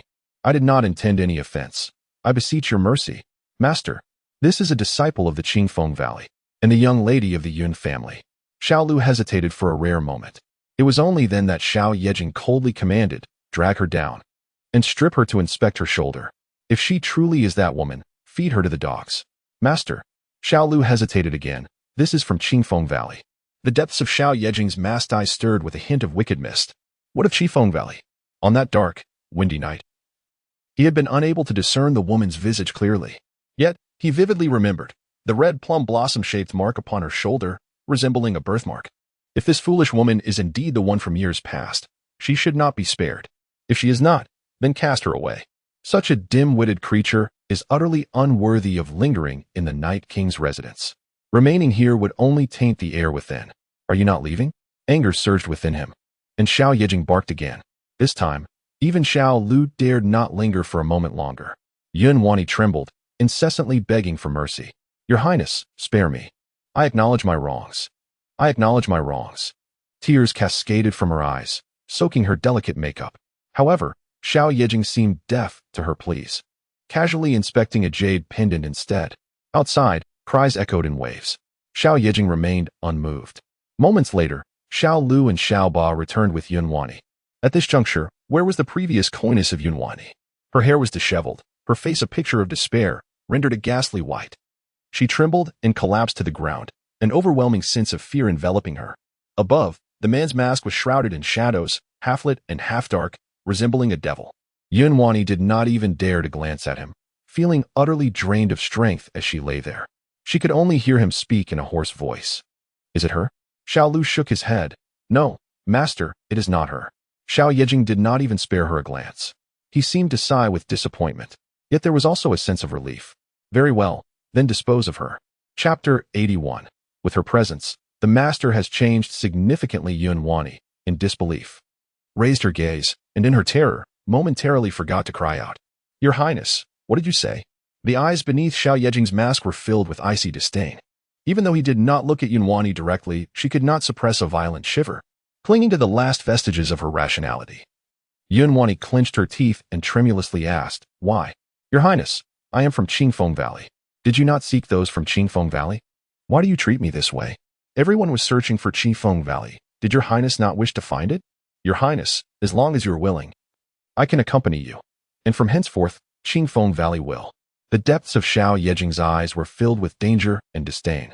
And before Yuanwani could finish her words, he could no longer restrain himself from interrupting her. Oh, Qingfeng Valley, you say? It seems that a place capable of producing disciples like you is not as enigmatic as the world claims. Yuanwani's voice fell abruptly silent. She raised her gaze, only to meet the cold, abyss-like eyes of Xiao Yejing once more. However, if you could inform this prince of the precise whereabouts of Qingfeng Valley, perhaps I might grant you some dignity. Yuanwani's face instantly paled. Yet, Xiao Yejing did not spare her a glance. Xiao Lu, Xiao Ba, do not let her obstruct my sight any longer.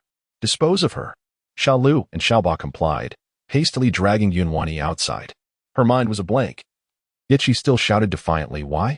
Why, Your Highness, do you choose to favor that country bumpkin, Yunji, over me? Why? Her voice gradually faded away until it vanished completely. Within the courtyard, upon hearing the name Yunji, Xiao Yejing's fingertips, which had been tapping against the armrest of his wheelchair, paused imperceptibly. Unbeknownst to him, A hint of unprecedented gentleness tugged at the corner of his lips. Yunwani had been cast out. The vast Night King's manner returned to his state of tranquility. Xiao Lu and Xiao Ba lingered near Xiao Yejing, their expressions tinged with solemnity. Master, it seems we have erred again. Xiao Yejing narrowed his eyes. After a long moment, he shook his head. It matters not, Master. Xiao Lu and Xiao Ba suddenly looked up, exchanging glances. Xiao Yejing maneuvered his wheelchair, gradually turning away.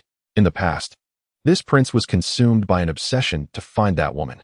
Yet now, this prince has come to realize that the woman holds no significance in his life. Presently, he has far more pressing matters and individuals deserving of his attention. As for that woman, should she be found, she shall be vanquished. If not, so be it. This prince shall no longer make a concerted effort to seek her out. As he spoke, the visage of Zhiwei flickered in his mind, and the curve of Xiao Yejing's lips deepened. Xiao Lu, gather delightful treats and delicacies. Tonight, we shall pack them and depart together. Xiao Lu and Xiao Ba trailed behind, gazing at Xiao Yejing's silhouette as though they had witnessed a ghost. After years of following their master, never had his voice sounded so gentle as it did now. In the past, he was perpetually enveloped in an aura of coldness and the sanguinary scent of slaughter. But now, Xiao Lu and Xiao Ba could no longer contain their joy, their eyes brimming with laughter. Indeed, Master, be sure to bring plenty, and we shall ensure Miss Yun is thoroughly pleased, Xiao Ba exclaimed. Xiao Yejing's wheelchair came to a brief halt, his brows knitting together. Did this prince mention anything about bringing gifts for Yin Zhiwei? Xiao Ba chuckled. Well, it would suffice to bring something for your subordinate as well. Xiao Yejing snorted. Then hurry and prepare. With that, his gaze swept around the Night King's residence. The estate was adorned with rugged rockeries, devoid of the presence of flowers and trees. After a moment of contemplation, he added, let us plant some flowers and trees in the courtyard. I believe the phoenix flower and the begonia would be splendid. Let us fill this courtyard with them. That woman had voiced her sentiments more than once about the oppressive monotony that pervaded the Night King's residence. It is conceivable that if the phoenix trees and crabapple trees were planted, she would surely feel immense joy upon her return. Xiao Yejing mused, a subtle smile unconsciously gracing his lips beneath the mask, his eyes shimmering with a hint of yearning. Behind him, Xiao Lu and Xiao Ba were nearly overwhelmed with emotion, their eyes glistening with unshed tears as they watched Xiao Yejing's silhouette fade into the distance. Did you see that, old six? It seems our master has changed considerably, Xiao Lu remarked, his gaze filled with wonder. In the past, their master despised all colors, declaring that everything beautiful in the world was merely an illusion, a source of malice. Yet now, his disposition has transformed. This is indeed a positive development. The two continued to express their sentiments, reflecting on the situation. Perhaps that Miss Yun truly came to rescue him. At last, he could be saved. As nightfall gradually approached, Yun Zhiwei found herself unburdened by the absence of Xiao Yu and A's in the Yun household. Moreover, with the regent's leg nearly healed, her lingering concerns had dissipated. That evening, she simply tidied her belongings and made her way to the Spring Breeze Medical Hall. Previously, she had heard much about Qifeng Valley from Honger, yet she had not found the opportunity to delve deeper into it. She had intended to find a moment to converse with Honger meaningfully. However, just moments ago, she received a letter from the Spring Breeze Medical Hall, inviting her for an important discussion that evening. Without hesitation, Yun Zhiwei resolved to go, for she was burdened by numerous uncertainties regarding her own identity. Moreover, there lies that blood jade. Yun Zhiwei clutched the blood jade tightly, making her way toward the Spring Breeze Medical Hall. To avoid unnecessary turmoil today, she had deliberately donned a dark cloak. The black attire concealed her figure, while the broad hat and veil obscured her face, rendering her identity almost unrecognizable. With an air of urgency, she moved swiftly through the night sky, her body soaring with grace. After several days of practice, the internal energy within her had completely fused with her physical form, allowing her to adeptly wield her internal power and martial skills. The night was tranquil as she glided alone through the vastness, reaching the Spring Breeze Medical Hall, which had long since closed for the night. Inside, only a solitary candle flickered. Yun Zhiwei leaped gracefully above the medical hall, and just as she entered, a voice filled with surprise rang out. My lady, you have finally returned. At the sound, Yun Zhiwei looked up to see Honger standing nearby, her eyes sparkling with anticipation. As Yun Zhiwei raised her gaze, intending to respond, Honger, with tears glistening in her eyes, rushed forward. Oh, my lady, your heart is truly ruthless. I waited here for so long, yet you did not come. I almost thought you would abandon me again. Chapter 82. Wei must be interested in those herbs. With tear-filled eyes, Hunger gazed at Zhiwei, appearing utterly forlorn. Zhiwei shook her head, apologizing. I am sorry. Miss Hunger, there have been too many matters to attend to lately, and I neglected this place. Will my lady truly not leave us again and suddenly disappear? Hunger inquired. Seeking reassurance, Zhiwei could not help but chuckle. It seemed that several years ago, she had mysteriously vanished without a trace. Surely not. Zhiwei was filled with curiosity regarding her own identity. She even entertained the notion that perhaps she had traversed through time, losing all her previous memories for years prior. Hunger, do you have any belongings I left behind? I wish to see them, Zhiwei murmured, narrowing her eyes. Of course, master, follow me, Hunger replied, leading the way. She guided Zhiwei to a certain spot and pressed a hidden mechanism. Suddenly, a secret chamber revealed itself behind a wall. Before Zhiwei could investigate, Hunger ushered her inside. As Zhiwei stepped into the chamber and beheld its contents, she gasped in astonishment. This secret room bore an uncanny resemblance to her laboratory from her previous life, with its layout mirroring it by 50%. Although the arrangement was modest, it was fully equipped with all the essentials. Zhiwei stood within, her feet seemingly rooted to the spot. In her shock, she surveyed her surroundings and could not help but inquire this. What is this? Hunger glanced around before turning her gaze back to Zhiwei. Her eyes filled with unspoken reverence. Master, have you truly forgotten this place? Back when you were at Qifeng Valley, you arranged your room in this manner, declaring it your laboratory. A few years ago, when we moved to this Chunfeng Medical Hall, you established a simple research room here as well. At that moment, Zhiwei's heart raced with anticipation. After a brief pause, she inquired with a heavy heart, where is Qifeng Valley? Moreover, when did I commence the arrangement of the research chamber? Hunger is aware that Zhiwei has no recollection of her past. Upon hearing this inquiry, tears seemed to well up in Hunger's eyes once more. My poor master, have you truly forgotten everything? You once stated that at the age of 6, you embarked on the transformation of your research room, and after 3 long years, the renovation was finally completed. Zhiwei's mind momentarily faltered. She gathered her thoughts and turned her gaze anew. Hunger, did I leave behind anything else from that time? Hunger guided Zhiwei forward and then pointed to a stack of papers. The sheets had long since yellowed and hardened, clearly indicating they had been preserved for many years.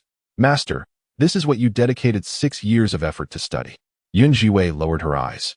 And what she beheld upon those pages was a record of the formidable challenges she had tirelessly pursued in her previous life in Huaxia. In that instant, Zhiwei's fist instinctively clenched. She had definitively confirmed she was indeed the true Zhiwei. However, for years prior, she had forgotten all her memories, mistakenly believing she had merely traversed through time.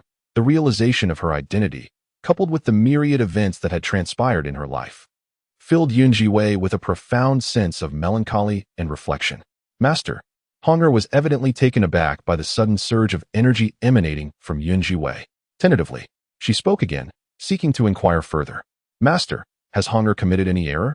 Zhiwei lowered her eyelids, suppressing all her emotions, and shook her head. Read. In your letter you mentioned there was something of great importance to share with me. What is it? You have been searching for a particular herb for the past 4 years, and now it has finally emerged into the world, Red replied earnestly. What herb? Zhiwei inquired. Her curiosity piqued. Dragon Spirit Herb, Red declared. Years ago, you began your quest for the Dragon Spirit Herb, and the entire Qifeng Valley has been in pursuit of it for you. It has now been found. The mere mention of the Dragon Spirit Herb caused Zhiwei's heart to race instinctively. In her previous life, she too had sought after this elusive herb. The Dragon Spirit Herb derives its name from the serpentine shapes of the trees it grows upon, resembling dragons. If she were to obtain this herb, she could concoct more potent and advanced medicines. In an era devoid of antibiotics, it could serve as a substitute, capable of remedying numerous stubborn ailments. A glimmer of fervor ignited in her eyes. Where is it? Red had anticipated Zhiwei's keen interest. Seeing her excitement, Red could not help but smile. My lady, it seems that even if you have forgotten many things, your true essence remains unchanged. I will forever admire you. The girl who had moments ago been tearful now radiated with fervent enthusiasm. Zhiwei could not suppress a smile. Speak plainly. Red nodded. In the underground black market of the City of Desperation, news has spread that the herb has reappeared, and it will be auctioned tomorrow night at midnight. Zhiwei murmured softly upon hearing this. The underground black market, at midnight tomorrow. Very well, I understand. Hunger, accompany me. Hunger responded, her eyes gleaming with fervor. Excellent. Zhiwei swiftly prepared and then headed straight to the underground black market with Hunger. As the name suggests, the underground black market is a place shrouded in secrecy. It has existed for many years, hidden away from the light of day. This enigmatic location lies within the treacherous territory of the outlaw city, situated at the crossroads of several nations, unbound by the jurisdiction of any state, making it exceedingly perilous. Anyone who possesses a treasure and can pass through the market's scrutiny may auction it here.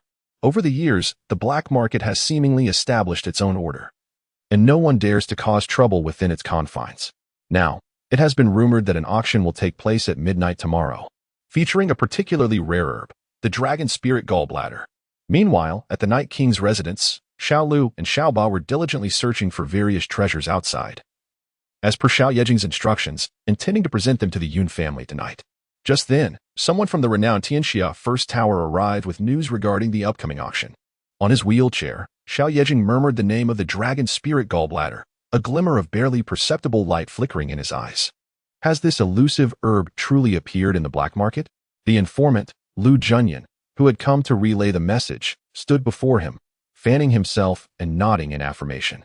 Indeed, this is indeed a rare treasure. Even the gentle breeze granny once searched far and wide for it.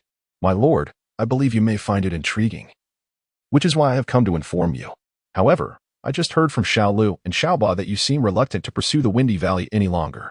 If that is the case, as Lu Junyan sighed and prepared to speak again, Xiao Yejing's brow twitched. In the black market? Take me there.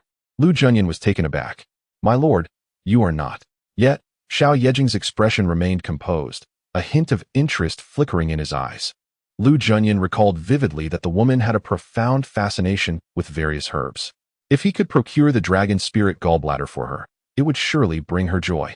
With that thought, a subtle smile graced Xiao Yejing's lips. In these past 4 years, did she give birth? An unprecedented warmth radiated from Xiao Yejing. Lu Junyan stood across from him, incredulous, rubbing his eyes as if witnessing a ghost. My lord. He was about to speak when Xiao Yejing interjected, Xiao Lu. Xiao Ba, do not rush to search for anything just yet. Wait until we find the dragon spirit gallbladder and bring it all at once. Only then will she be happy.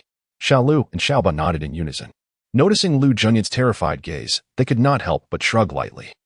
They had long grown accustomed to such peculiarities. Xiao Lu gently patted Lu Junyan's shoulder. Just wait. The current my lord is not the same as the one from before. Luo Junyan. Yet, that is the city of desperation. A fleeting concern flickered in Xiao Lu's eyes. If the master could indeed set aside his burdens and venture forth, it may not be such a bad thing after all. The sudden appearance of the dragon spirit gallbladder in the black market stirred up a tempest of excitement. Not only were Zhiwei and Xiao Yejing involved, but forces from all corners were resolutely striving to reach the black market. At this moment, within the Prince Qing's residence, Yun Wanyin and Xiao Chifeng basked in the afterglow of their intimacy. The grand hall was imbued with the fragrance of post-lovemaking bliss.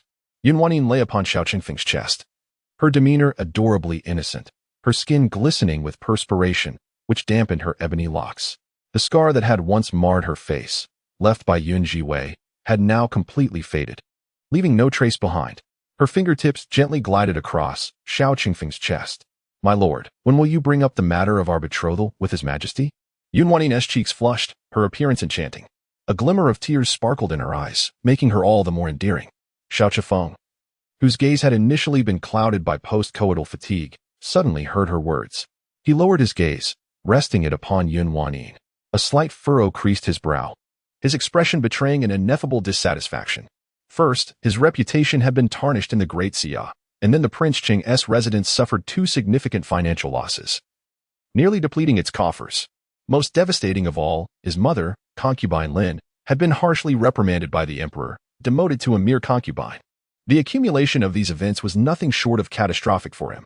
Xiao Chifeng could distinctly sense that, in recent days, his father's attitude towards him had grown increasingly discontented. The emperor has 4 sons, and he initially considered the eldest to be the most worthy candidate for the crown prince. However, following a series of events, the sentiments of the courtiers shifted dramatically, with many who once supported him now turning against him. Contemplating this, Xiao Chifeng felt a profound sense of frustration and restlessness envelop him. Additionally, With the Bai family imprisoned in the Dali Temple and the 4 members of the Bai family not being included in the Yun family genealogy, Xiao Qingfeng's discontent towards Bai and Yun Wanyin grew increasingly palpable. Why the urgency? Are you afraid that I shall not grant you a title? His voice darkened significantly. Yun Wanyin's figure trembled slightly as she discerned the displeasure underlying the crown prince's tone. Nevertheless, she quickly adorned her face with a radiant smile. Your Highness, Wanyin is well aware of your sincere intentions. However, my sister informed me today that a dragon spirit gland has surfaced in the underground black market. If acquired, my sister could even concoct an elixir of immortality. She mentioned that once the elixir is prepared, she would reserve 2 for my dowry, provided that I manage to marry this year. Yun Wanyin appeared to casually mention this, yet her brief utterance sent ripples through Xiao Qingfeng's heart. What did you say? He propped himself up, turning his gaze towards Yun Wanyin, incredulous. Dragon spirit gland? Elixir of immortality? Yun Wanyin blinked innocently, her demeanor seemingly untainted. Indeed. Your Highness must have heard of it. It is a miraculous herb that blooms once every 1,000 years, bears fruit every 1,000 years, and matures after another 1,000. If utilized properly, it can cure all ailments known to mankind. The elder sister is the heir of the Valley of Gentle Breezes, destined to unleash the full potential of this medicinal elixir. Several years ago, the dragon spirit tree bore 3 dragon spirit fruits, which were subsequently harvested. Talented individuals from across the realm have been in search of the dragon spirit core, and at long last, it has emerged. The elder sister intends to venture to the black market in the City of Doom to participate in the auction. She has declared that, should she obtain the dragon spirit core, she will undoubtedly be able to concoct the elixir of immortality. Yun Wanyin's voice remained soft, yet it resonated in Xiao Qingfeng's ears like a thunderclap. In this moment, Xiao Qingfeng could scarcely attend to anything else. His breath became increasingly rapid, and the brilliance in his eyes intensified. When is the auction? Xiao Qingfeng inquired. Yun Wanyin narrowed her eyes and truthfully replied, it is set for tomorrow night at midnight. Your Highness, my sister and the others are preparing to depart for the black market shortly. Would you care to join us for the excitement? Absolutely. I shall accompany you. Xiao Qingfeng responded immediately. As his words fell, the smile on Yun Wanyin's face deepened, and she discreetly exhaled in relief. Today, she had come at the behest of her mother and sister, with the express purpose of ensuring Xiao Qingfeng's participation. Given their current status, they would be unable to enter the City of Doom, let alone the black market. Only the wealthy or noble could gain entry. They were merely the offspring of an external branch of the Yun family, who had not even secured a place in the family tree, making their entry exceedingly difficult. Although the elder sister could gain access due to her status as the heir of the Valley of Gentle Breezes, she had stated that the valley has rules, forbidding the use of its identity for any external endeavors. Otherwise, they would be expelled from the Valley of Gentle Breezes. Thus, mother and sister cautioned her that, come what may, she must persuade His Highness, the Crown Prince, to accompany them.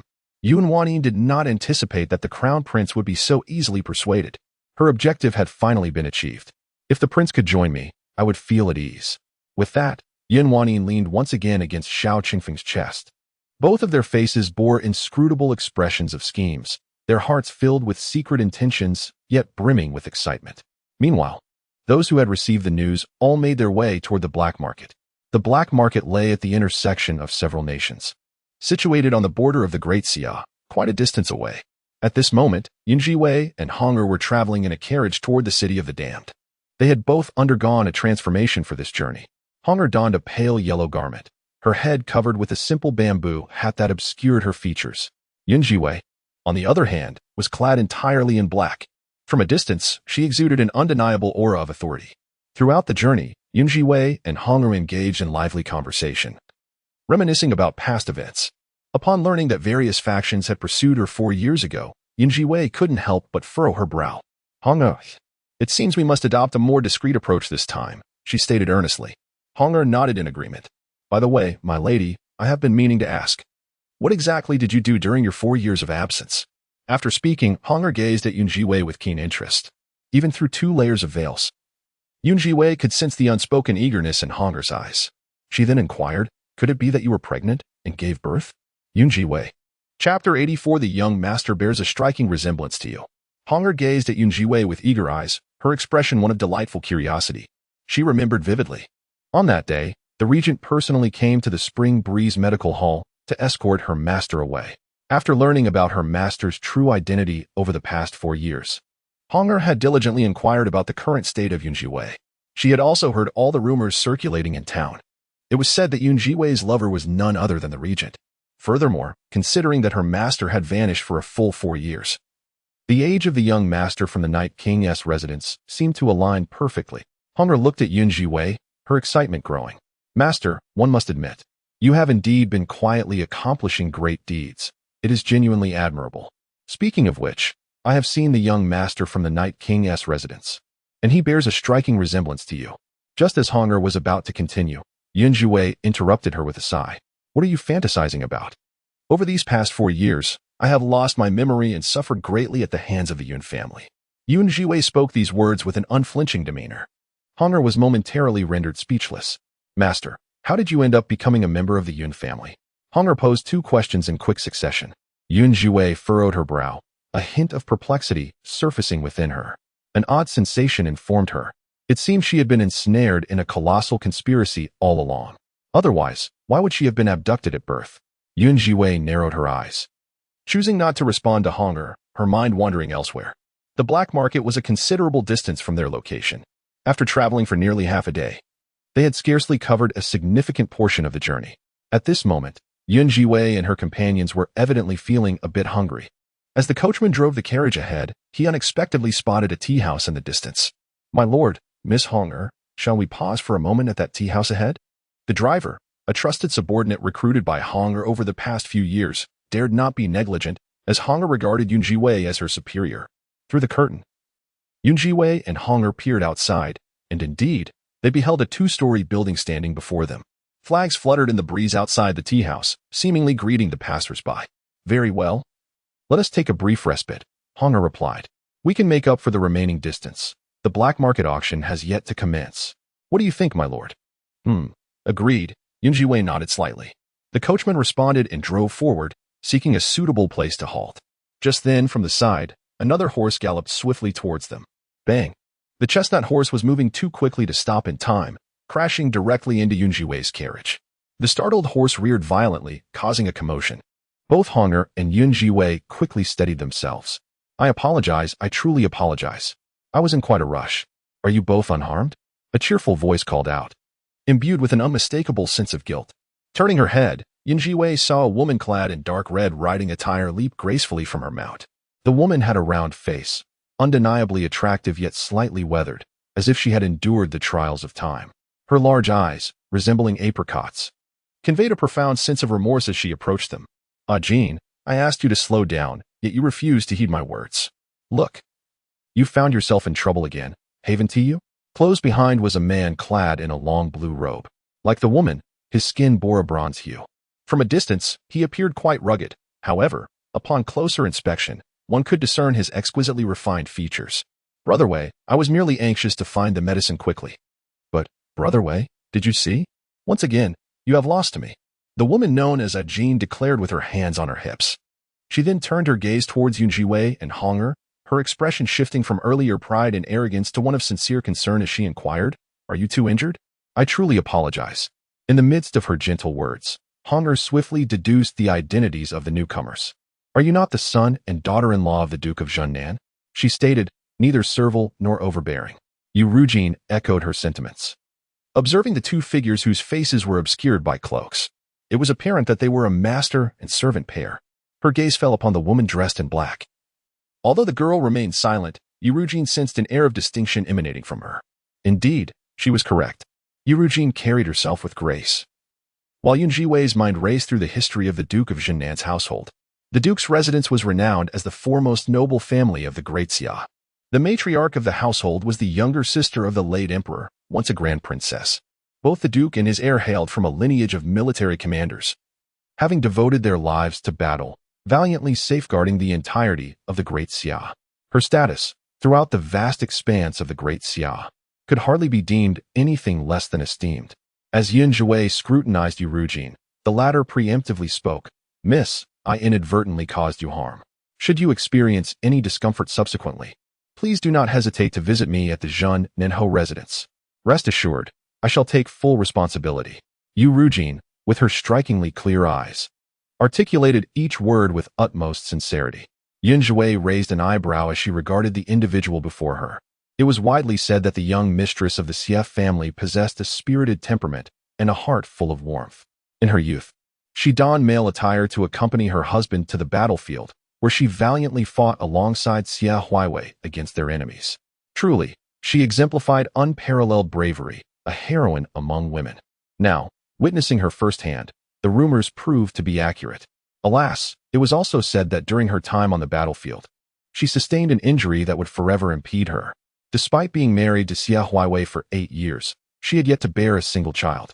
Compounding this, Zhiwei was resolute in his devotion, vowing to love only her for all eternity.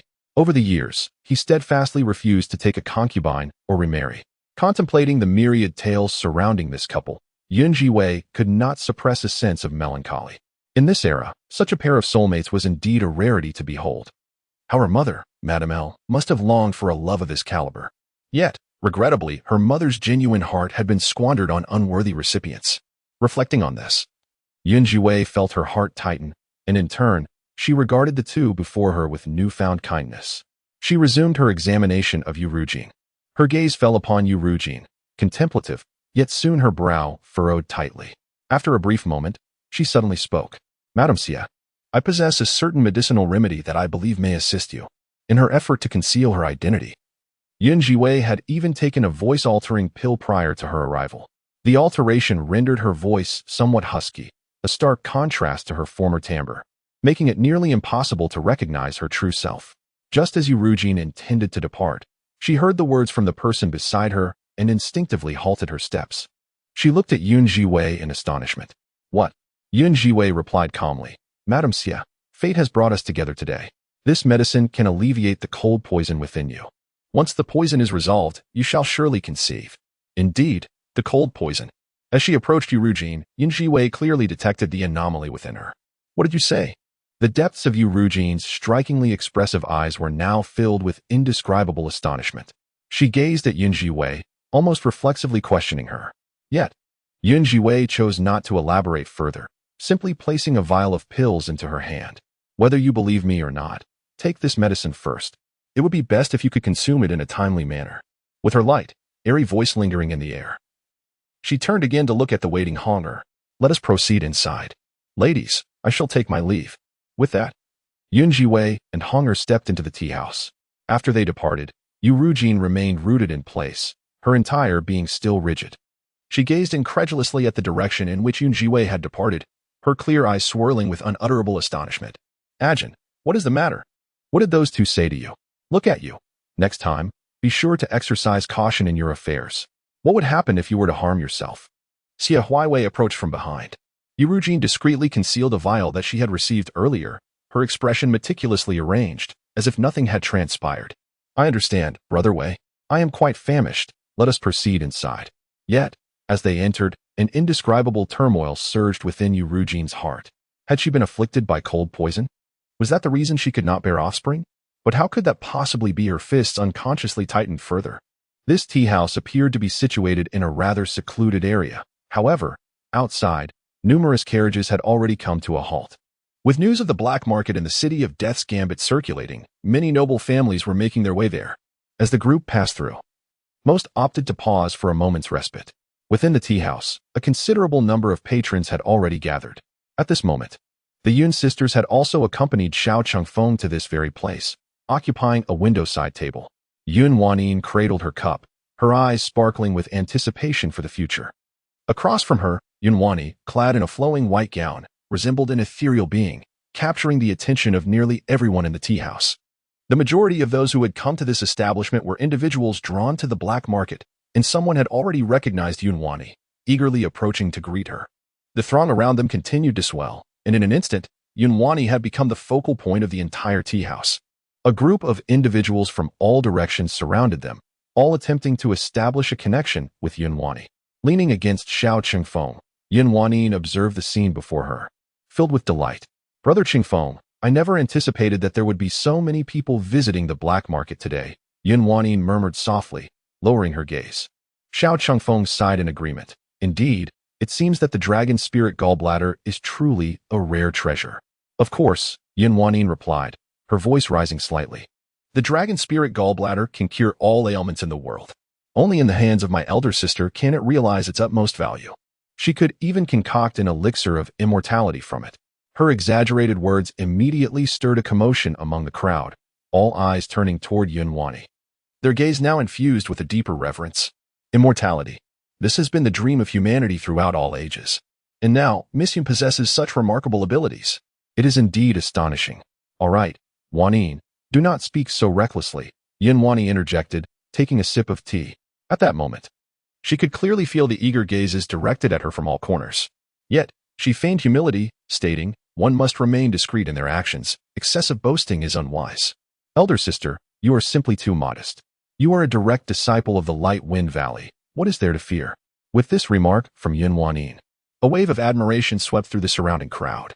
Yunwani said little more, but a hint of uncontainable pride gleamed in her eyes. Indeed, Miss Yun is the heir of the Gale Valley. Who would have thought that today she would also venture into the black market? It seems that we may have the opportunity to witness her grace today. A group of people engaged in lively discussions. Zhiwei and Honger happened to step in from outside, both overhearing the fervent chatter from afar. In that fleeting moment, they turned their gazes towards the gathering. A shared glance between them revealed a flicker of amusement in their eyes, even through their veils. Unexpectedly, fate had intertwined their paths once more. And it appeared that this outing would not be as dull as anticipated. Chapter 85, The Higher One Stands. The harder one falls. Xiao Chifeng and his companions were seated by the window. Zhiwei, wishing to sever any ties with them, chose to settle on the opposite side. Once they were seated, Honger peered through her veil, her gaze fixated on another group in the distance. Upon spotting Xiao Chifeng, a memory surged forth of that day in the Spring Breeze Medical Hall when she was duped out of 200,000 taels. Recalling the exquisite expression on Xiao Qingfeng's face, Honger lowered her voice. My lady, to my knowledge, after the incident at the Spring Breeze Medical Hall and Huafeng Workshop, the household has been thoroughly drained. Could it be that he intends to purchase the dragon spirit gallbladder? Zhiwei shook her head and replied softly. He is likely here to support Yunwani and the others. Given their status, they should not have the qualifications to step into the black market. Throughout this journey, Zhiwei had gained considerable insight into the black market and the City of Outlaws. The City of Outlaws is an area overlooked by all nations, fraught with peril. Though it may appear free-spirited, only those deemed worthy are permitted to enter in order to maintain order and prevent chaos. Thus, it seems that only by involving Xiao Changfeng will it be feasible. Honger squinted her eyes, casting a glance at the group surrounding Yunwani. Truly a sight for sore eyes, these individuals, so blindly adoring this imbecile from Zhiwei. After expressing her discontent, Honger continued, Master, shall we simply allow this fool to act with impunity under the name of Qingfeng Valley? Her actions are nothing short of tarnishing our esteemed reputation. Zhiwei gently traced the rim of her cup with her fingertips, then lifted a corner of her veil to sip the tea in one swift motion. There is no need for haste. As the adage goes, the higher one climbs, the greater the fall. Since Yunwani dares to flaunt the name of Qingfeng Valley and deceive others, she shall inevitably face the repercussions when her deceit is unveiled. Honger regarded Zhiwei, hesitating to speak further. Yet, Zhiwei merely shook her head, for she harbored other plans. As Honger mentioned, for years prior, she had been relentlessly pursued by various factions, utterly unsure of where to seek refuge from those who hunted her. Now, with Yunwani willingly masquerading as a member of Qingfeng Valley and pretending to be a disciple of the esteemed Qingfeng Granny, she had unwittingly become a new target. Zhiwei was convinced that the very individuals who had pursued her 4 years ago would inevitably resurface. It was merely a matter of time. Yunwani would serve as her bait. She was eager to discover who was truly behind her relentless pursuit. Do not worry, Zhiwei's voice remained remarkably tranquil. As long as everything remains concealed. Simultaneously, Honger's eyes reflected an indescribable reverence. This was precisely the sentiment, from childhood to the present. Since the moment 8 years ago when her master took her in, he has always exuded an air of strategic brilliance, despite being merely a 10-year-old child at the time. However, Honger has always perceived her master as an enigmatic figure. Countless times, she felt that her master was akin to a divine presence. In the distance, a group of individuals continued to extol Yunwani. Zhiwei cast no further glance at Honger. Meanwhile, Xiao Qingfeng and his companions had also taken notice of the two figures adorned with wide-brimmed hats. To their astonishment, they realized that these two emanated an aura that starkly contrasted with the others present. Their faces veiled, they radiated an indescribable mystique. Brother Qingfeng. Those two individuals are quite peculiar. Yun Wanyin involuntarily cast a glance ahead. He shook his head, signaling that they should not concern themselves with them. Soon, we shall proceed to the black market. Miss Wanyi, tonight rests upon your shoulders, he added. Yun Wanyi nodded, reassuring him. As they sipped their tea, having rested sufficiently, they were about to rise and depart when a robust figure gradually emerged from outside. At the instant the newcomer appeared, the previously boisterous tea house fell into a hushed silence. Almost everyone instinctively turned their gaze towards the figure stepping in from the outside. Oh my, who is that? Someone in the crowd couldn't help but exclaim with a chuckle upon seeing the newcomer. Is it possible that His Highness, the Cold King, wishes to venture to the black market as well? Within the tea house, the patrons today were all either affluent or of noble descent. Xiao Hanyu was the emperor's least favored son. Several years prior, the emperor had furiously proclaimed to the world that regardless of Xiao Hanyu's actions, he would no longer concern himself with the matter. In other words, the emperor had long since abandoned the rotund prince. Thus, even though Xiao Hanyu held the esteemed title of prince, he was met with derision from those present in the tea house today. Indeed, Xiao Hanyu was intent on visiting the black market, having received word that a plethora of exquisite items would be auctioned, particularly a dragon spirit gallbladder, which had already attracted widespread pursuit. Initially, he had no interest in the dragon spirit gallbladder, yet thoughts of Yun Zhiwei crossed his mind. Ever since that day when Yun Zhiwei had given him a pill, Xiao Hanyu experienced an unprecedented sense of lightness in his body. Over the past decade, his physique had grown increasingly burdensome, along with a gradual dullness of his mind.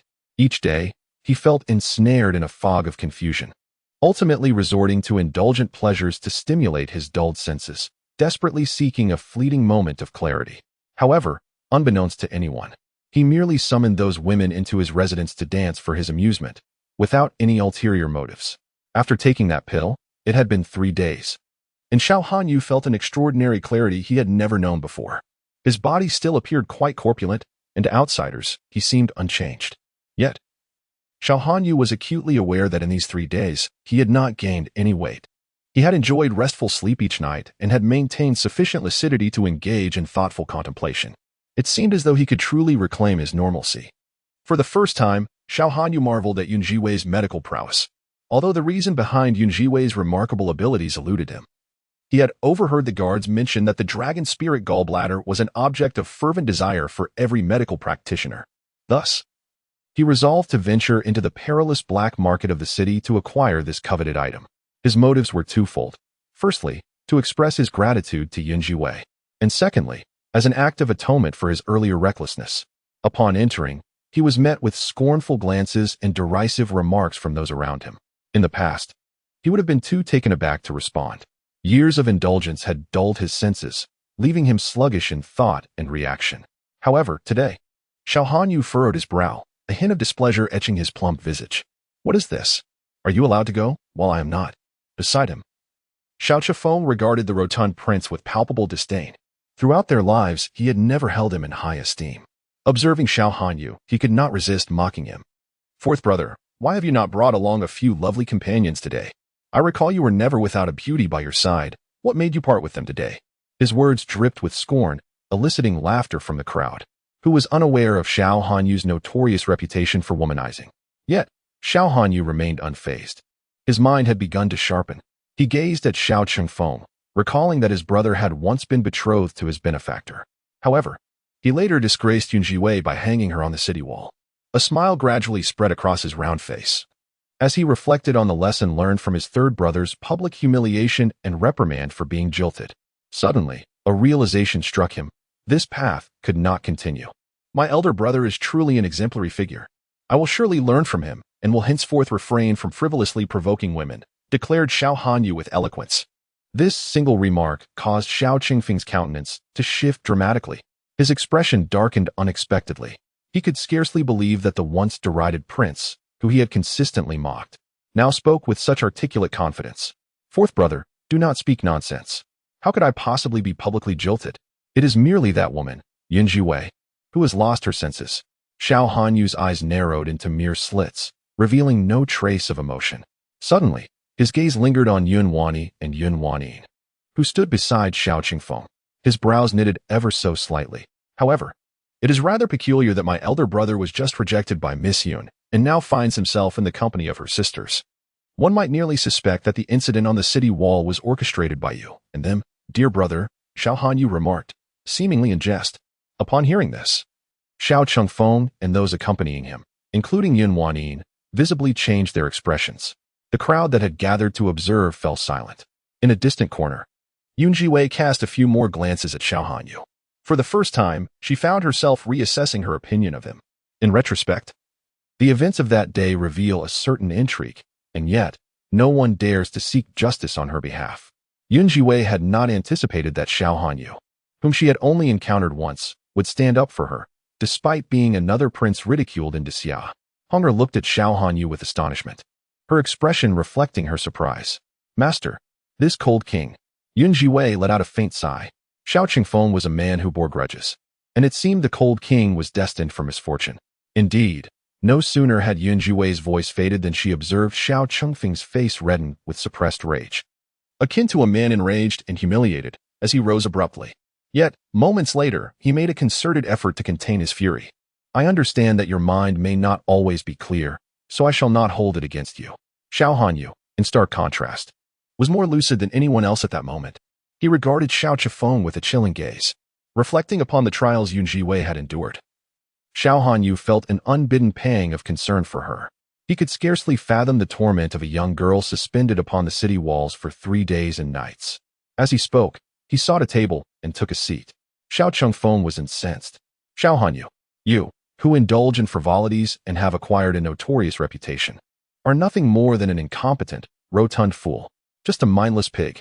And now, you dare to reprimand me? This time, he disregarded all else, standing and striding towards Xiao Hanyu. However, before he could approach, 2 chopsticks suddenly shot out from a corner, striking mercilessly at Xiao Qingfeng's knees. Yun Zhiwei, initially reluctant to intervene and merely wishing to observe the unfolding drama, recalled that Xiao Hanyu, burdened by his weight for years, had been unable to practice martial arts. Should Xiao Chengfeng truly initiate a physical confrontation, it was likely that the cold king would be no match for him. Given Xiao Hanyu's several instances of defending her, she could not remain an idle spectator any longer. Thud! The chopsticks fell, striking directly at Xiao Qingfeng's acupoint. He felt a sudden numbness in his legs, rendering him utterly immobile, and he collapsed to the ground, landing in a most undignified manner. Xiao Hanyu gazed in astonishment at the figure sprawled on the ground, turning his attention to the person clad in a black robe and wearing a black conical hat. His eyes instantly brightened. While others may not recognize Yun Zhiwei, Xiao Hanyu certainly did. This appearance was identical to that which he had witnessed in the Dui Chui courtyard previously. Instinctively, he was about to exclaim, but he was interrupted by a voice that had been deliberately altered. Oh, it seems that His Highness the Cheng Wang is aware of his misstep and wishes to apologize to His Highness the Han Wang. The hoarse voice echoed from a distant corner. Xiao Chifeng lifted his gaze, feeling a prickling sensation at the back of his neck upon hearing the mocking tone. He furiously looked up. Who dares to disrupt my affairs? Yun Zhiwei leaned back in her chair, her hoarse voice carrying an eerie charm. Your Highness the Cheng Wang. Just now you repeatedly derided the Han Wang as being utterly worthless, labeling him a fool. Are you not afraid of chilling His Highness the Han Wang's heart? Do you not know that the current emperor places the utmost importance on brotherly bonds by publicly humiliating him in such a manner? Are you not signaling to the emperor that you hold brotherhood in utter disregard? Xiao Chengfeng, who had just been seething with rage, suddenly froze at her words. What she said was undeniably true. Although the entire city mocked the Han Wang, Xiao Hanyu was still his brother. Their father valued brotherly affection above all else, cherishing familial ties. If he were to learn of this incident, the consequences would be dire. The emperor was already profoundly displeased with him. He could not help but draw a sharp breath. Cold sweat immediately broke out on his back. At that moment, the voice before him echoed ominously once more. And you dare to insult His Highness, the cold prince, by calling him a pig? Who among us does not know that the cold prince is the emperor's own son? By disparaging him, you are simultaneously slandering the emperor as well. Upon hearing these words, the surrounding crowd erupted in an uproar. Xiao Qingfeng's eyes brimmed with rage as he turned to glance at Yun Zhiwei, filled with an overwhelming desire to silence the instigator of this turmoil. Yet, the cacophony of discussions had already commenced around them. Indeed, the actions of His Highness the Prince of Cheng were utterly inappropriate. How could he so brazenly insult the cold prince? If the emperor were to learn of this, retribution would surely follow. Xiao Chengfeng clenched his fists, forcefully suppressing all his anger. He was about to speak when the figure cloaked in a straw hat interjected.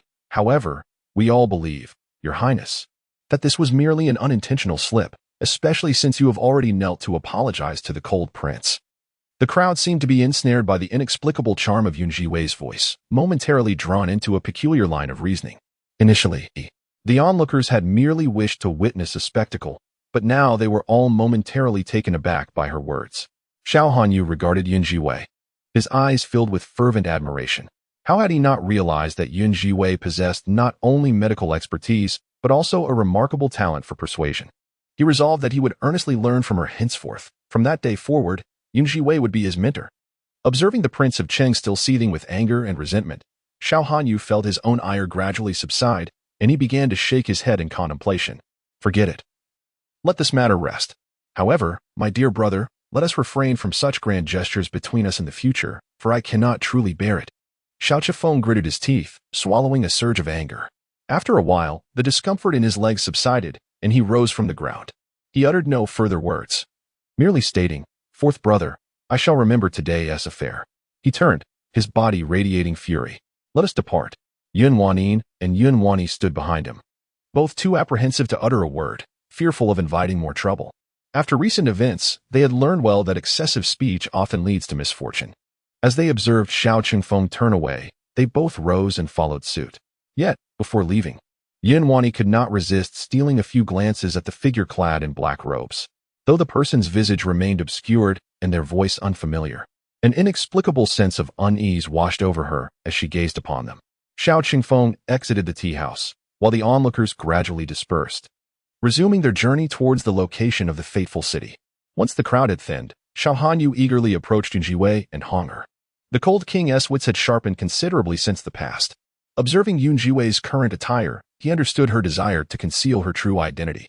Ah, my lady, you have once again aided me. He leaned closer to Zhiwei and reassured her, rest assured, since you are unwilling to reveal your identity, I shall absolutely keep it a secret. Having witnessed Xiao Hanyu's defense of her earlier, Zhiwei felt a newfound warmth towards him. Very well, it's settled then. With her affirmation, Xiao Hanyu's face broke into a radiant smile. Miss, are you also heading to the black market? If not, shall we go together?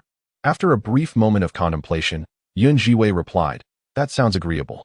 She had been pondering her approach upon arriving in the city of desperation, whether to reveal her true identity as the legitimate daughter of the Yun family, or to present herself as a representative of the Spring Breeze Medical Hall under the auspices of the Qingfeng Valley, where Honger resided. However, it seemed that such considerations were now unnecessary. Beneath her veil, a subtle smile began to grace her lips. Then we shall accompany the Cold King today. The Cold King beamed with delight at this prospect. Inside the carriage, the Cold King leaned against one side, his mind swirling with countless questions. Yet he could not muster a single word to voice them. After a considerable pause, he tentatively remarked, it seems I truly haven't gained any weight in these past 3 days, and my mind feels remarkably clearer, as if I've transformed into a different person. Zhiwei casually responded, I mentioned that I would help you return to a normal state. As long as you follow my instructions and adhere to the regimen I prescribe, you will soon regain a weight typical of an ordinary person. The Cold King's expression shifted to one of astonishment, his eyes sparkling with uncontainable excitement. Miss, I have made my decision. From this day forth, you shall be my leader. Zhiwei, taken aback, mused, speaking of which, leader, what exactly is your background? Xiao Hanyu inquired with a mysterious air. I can't shake the feeling that your background is quite extraordinary. Zhiwei couldn't help but chuckle. The world often mocked this Cold King, not only for his pig-like physique but also for his perceived lack of intelligence. Little did they know, he was the embodiment of the adage of fool may appear wise. She shook her head with a smile and said, Your Highness, it is imperative that you remember my following words clearly. You must follow my advice to restore your health.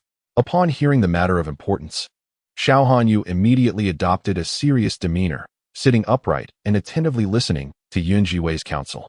As the carriage continued its journey, they soon found themselves arriving at the notorious city of desperation. The black market was nestled within its confines. This city of desperation was a border town, strategically located at the heart of the 4 nations, each guarded by a formidable military presence. Every individual entering the city was subjected to rigorous inspections and registrations. At this moment, Zhiwei and Hunger followed closely behind Xiao Hanyu, gaining entry without hindrance. Upon entering the city of desperation, the imposing stature of Xiao Hanyu drew the attention of many onlookers. Fortunately, Zhiwei had grown accustomed to such gazes and paid them no mind. As Xiao Hanyu strode ahead, he surveyed the surroundings with a sense of wonder, reflecting on the unexpected transformation of the city. Zhiwei also took in the sights. Noting the bustling activity within the town, vendors shouted their wares from both sides of the road, and everything appeared to be orderly and thriving. Curiosity piqued. Zhiwei furrowed her brow and asked, "What is the origin of such a peculiar name for this city of desperation?" At this moment, even Xiao Hanyu could not help but express his lamentation.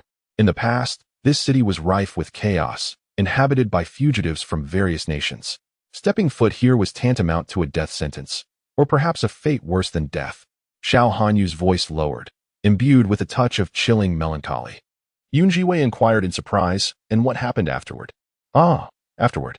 Xiao Hanyu's tone shifted, infused with reverence. "It was my little royal uncle who pacified this place. Under his governance, this den of outlaws has been transformed into what it is today, completely unrecognizable." "Are you referring to the Night King?" Zhiwei pressed further. Xiao Hanyu hesitated, choosing not to elaborate. Zhiwei recalled the earlier distress of Xiao Yejing, her brow furrowing in contemplation. "Isn't the Night King a member of the royal family? How could he end up in a den of outlaws? However, my dear, your interest in my little royal uncle is quite profound. Could it be that the rumors hold truth? Are you to become my future royal aunt?" Xiao Hanyu's gaze suddenly locked onto Zhiwei, astonishment evident in his eyes. Chapter 87. The light boat has passed through 10,000 mountains. He was well aware of his little royal uncle's disposition. His uncle had never shown interest in women, let alone take a woman as a consort. Yet now, if that woman were someone as enigmatic as the formidable figure before him, Xiao Hanyu mused that perhaps it would not be entirely inconceivable. A woman worthy of his little royal uncle might just be this inscrutable leader. Although Xiao Hanyu's eyes narrowed into mere slits, they could not conceal the intense curiosity flickering within. Zhiwei could no longer suppress her laughter, shaking her head with a smile. "Not at all. I am merely curious." Xiao Hanyu's expression bore a hint of disappointment, yet he could not help but reiterate his warnings. "However, my dear friend, you must remember not to inquire about my little royal uncle's affairs with anyone. His past is undoubtedly a closely guarded secret. The mention of the term desperate city is something my little royal uncle detests above all else." Zhiwei's eyes narrowed slightly in contemplation.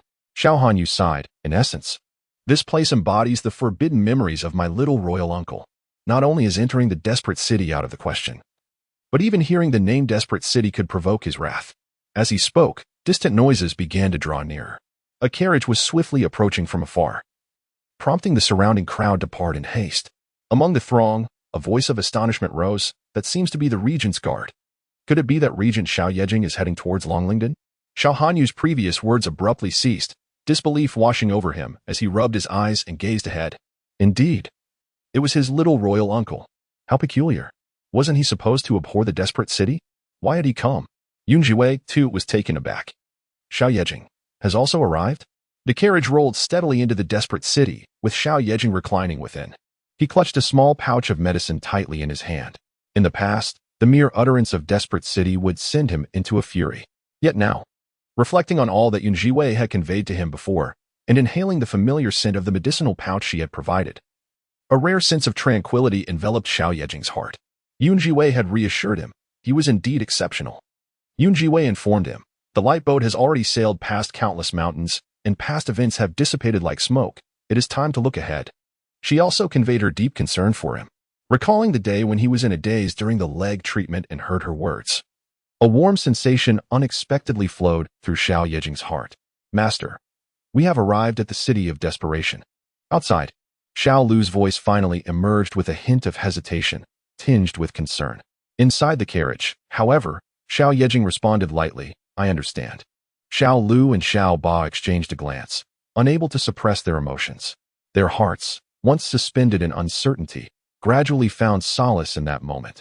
They would never interfere with the master's decisions. Thus, when he resolved to come to the city of desperation, despite their worries, they dared not speak further. But now, seeing that the master had not succumbed to illness upon arriving in the city for the first time, both Xiao Lu and Xiao Ba were filled with astonishment. "Master, what shall we do next?" Xiao Yejing tightened his grip on the medicine pouch, his brows subtly shifting. We shall head directly to the black market. Tonight, I must acquire the dragon spirit gallbladder. Xiaolu nodded. Yes. The black market is located in the heart of the city of desperation.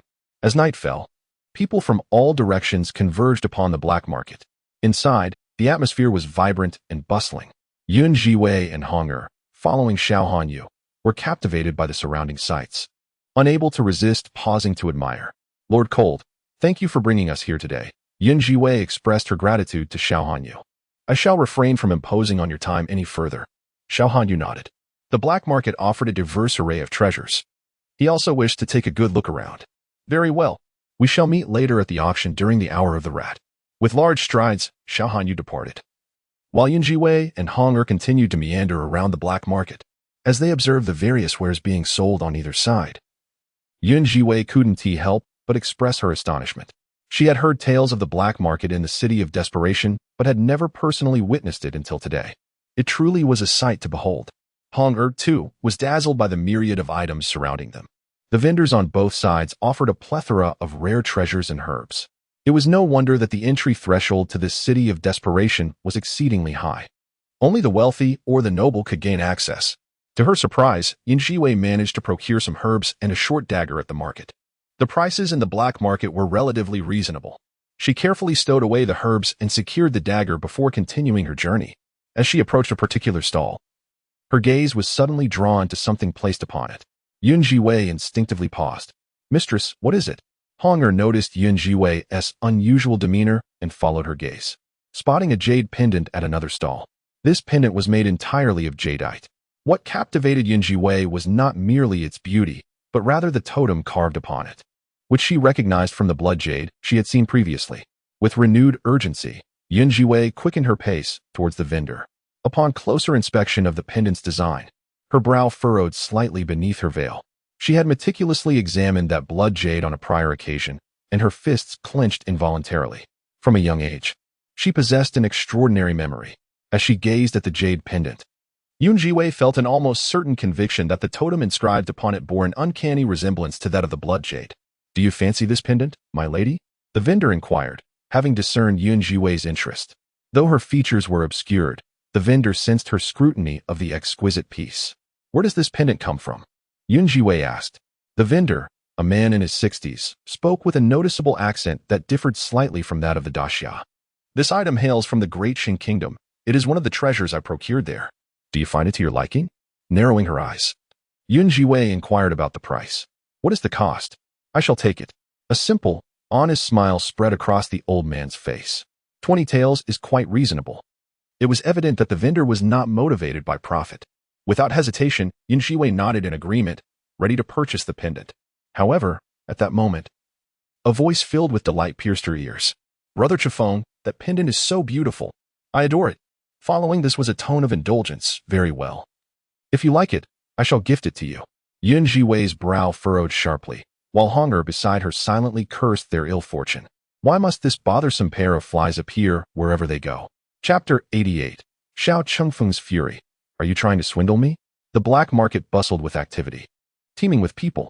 As Xiao Chengfeng and his companions arrived, they soon spotted two familiar figures standing before a stall. He instantly recognized them as the very individuals who had attempted to thwart them at the halfway tea house. At that moment, the crowd was dense, and with the matter being related to the Cold King, Xiao Chengfeng dared not act rashly. Observing the two individuals from a distance, the pent-up fury within him finally erupted.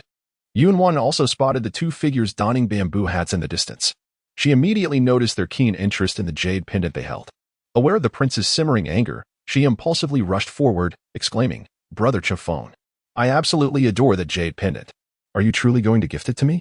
Turning her gaze, a wave of unspoken shyness washed over her. Xiao Chengfeng raised his head and strode purposefully towards the stall. Just as he reached the vendor, he saw Yun Zhiwei about to conclude a transaction. I shall take that jade pendant, he declared. The elderly man furrowed his brow, seemingly troubled. I apologize, but this pendant was the young lady's choice first. 200 taels, I insist, Xiao Chengfeng replied, his expression unwavering as he continued in a cold tone. From a distance, he had clearly heard that the pendant was merely priced at 20 taels of silver. The vendor paused, his demeanor reflecting utmost distress as he turned to Zhiwei. Miss, what do you think? With her face veiled, her expression was indiscernible. Yet, from her tone, one could still perceive a hint of mockery. Is His Highness attempting to seize what others cherish? Xiao Qingfeng's gaze turned icy. You are well aware of my status, yet you dare to oppose me repeatedly? He narrowed his eyes, attempting to discern the identity of the veiled figure before him. He was indeed eager to discover who possessed such audacity. Your Highness, are you not aware of the principle of precedence? Xiao Qingfeng narrowed his eyes, preparing to seize the opportunity. What? Do you intend to contest with me? The highest bidder prevails. Surely you comprehend this principle? Beneath her veil, Zhiwei's eyes shimmered with an unusual glimmer as she continued to scrutinize Xiao Qingfeng. Then, she spoke softly, I would never dare to contest with your Highness for possessions. However, you are correct, the highest bidder prevails. In that case, my good sir, I shall take this jade pendant for 1,000 taels. The vendor's eyes widened in astonishment as he gazed at Zhiwei. Just as he was about to speak, Xiao Qingfeng's expression darkened progressively. He had been thoroughly vexed in recent days, realizing that seemingly anyone could trample upon him. 1,500 taels, he gritted his teeth, feeling a surge of indignation, determined to acquire the jade pendant. Zhiwei cast a glance at Xiao Qingfeng, her eyes brimming with scorn. She had long discerned that although he appeared physically capable, he was, in fact, rather foolish. This man was prone to impulsivity and overly competitive, once provoked. He would act irrationally without regard for consequences. The thought of having been engaged to such a brash individual made Zhiwei feel utterly nauseated. Nonetheless, she continued with a smirk, 3,000 taels, Your Highness, let us not prolong this contest any further. Of course, if Your Highness is willing to lavish a fortune for a mere smile, I am more than willing to indulge. After all, I had long heard that His Highness, the Prince of Cheng, was exceedingly wealthy, having once compensated the Chunfeng Medical Hall with a staggering 200,000 taels of silver. A hint of laughter laced Zhiwei's voice. Even through the veil, at that moment, Xiao Qingfeng felt the searing disdain emanating from her. For reasons unknown, he seemed to envision Zhiwei, the very woman he despised to the utmost. A surge of rage surged from his chest, ascending to the crown of his head. Xiao Qingfeng glared furiously. 4,000 taels. Zhiwei maintained her calm demeanor. 8,000. Xiao Qingfeng retorted, 10,000. Initially, this was merely a modest stall at the fringes of the black market, with passers-by seldom lingering for long. However, as their farce unfolded, an ever-growing crowd began to gather. Intrigued by the spectacle of Xiao Qingfeng's contention, the stall owner, an elderly man, was bewildered by such an uproar. Yet, before he could utter a word, Zhiwei smiled gently and remarked, 15,000. Her gaze lingered intentionally on Wanning. Your Highness, do you wish to proceed? Or will you continue to vie for a smile from the fair maiden? Wanning had not anticipated that matters would escalate to this point. 15,000 taels for a jade pendant originally valued at merely 20. It was nothing short of a blatant exploitation. The prince. Just as she was about to speak, Zhiwei shook her head and sighed. However, I have long heard that His Highness the Crown Prince harbors deep affections for the young lady of the Yun family. Your Highness, since this young lady has expressed her fondness, I believe you will not easily relent. Otherwise, it would portray you as rather petty. Each of her words struck like a hammer upon Xiao Qingfeng's heart. Clenching his fists, his eyes blazed with anger. Wanning, do not fret. I shall certainly acquire this jade pendant for you. 16,000. Zhiwei raised an eyebrow. 20,000. Xiao Qingfeng gritted his teeth. 22,000. Your Highness. Wanning exclaimed in shock, reminding him that this pendant was originally valued at merely 20 taels. Beside her, Wanning furrowed her brow, sensing something amiss. The crowd surrounding them began to murmur among themselves. What is the crown prince doing? I initially thought it was a treasure, only to discover it's just a trinket worth 20 taels. Is he truly wealthy, or simply foolish? Bidding 100 times the price for something so trivial seems utterly absurd. To lavishly spend for love.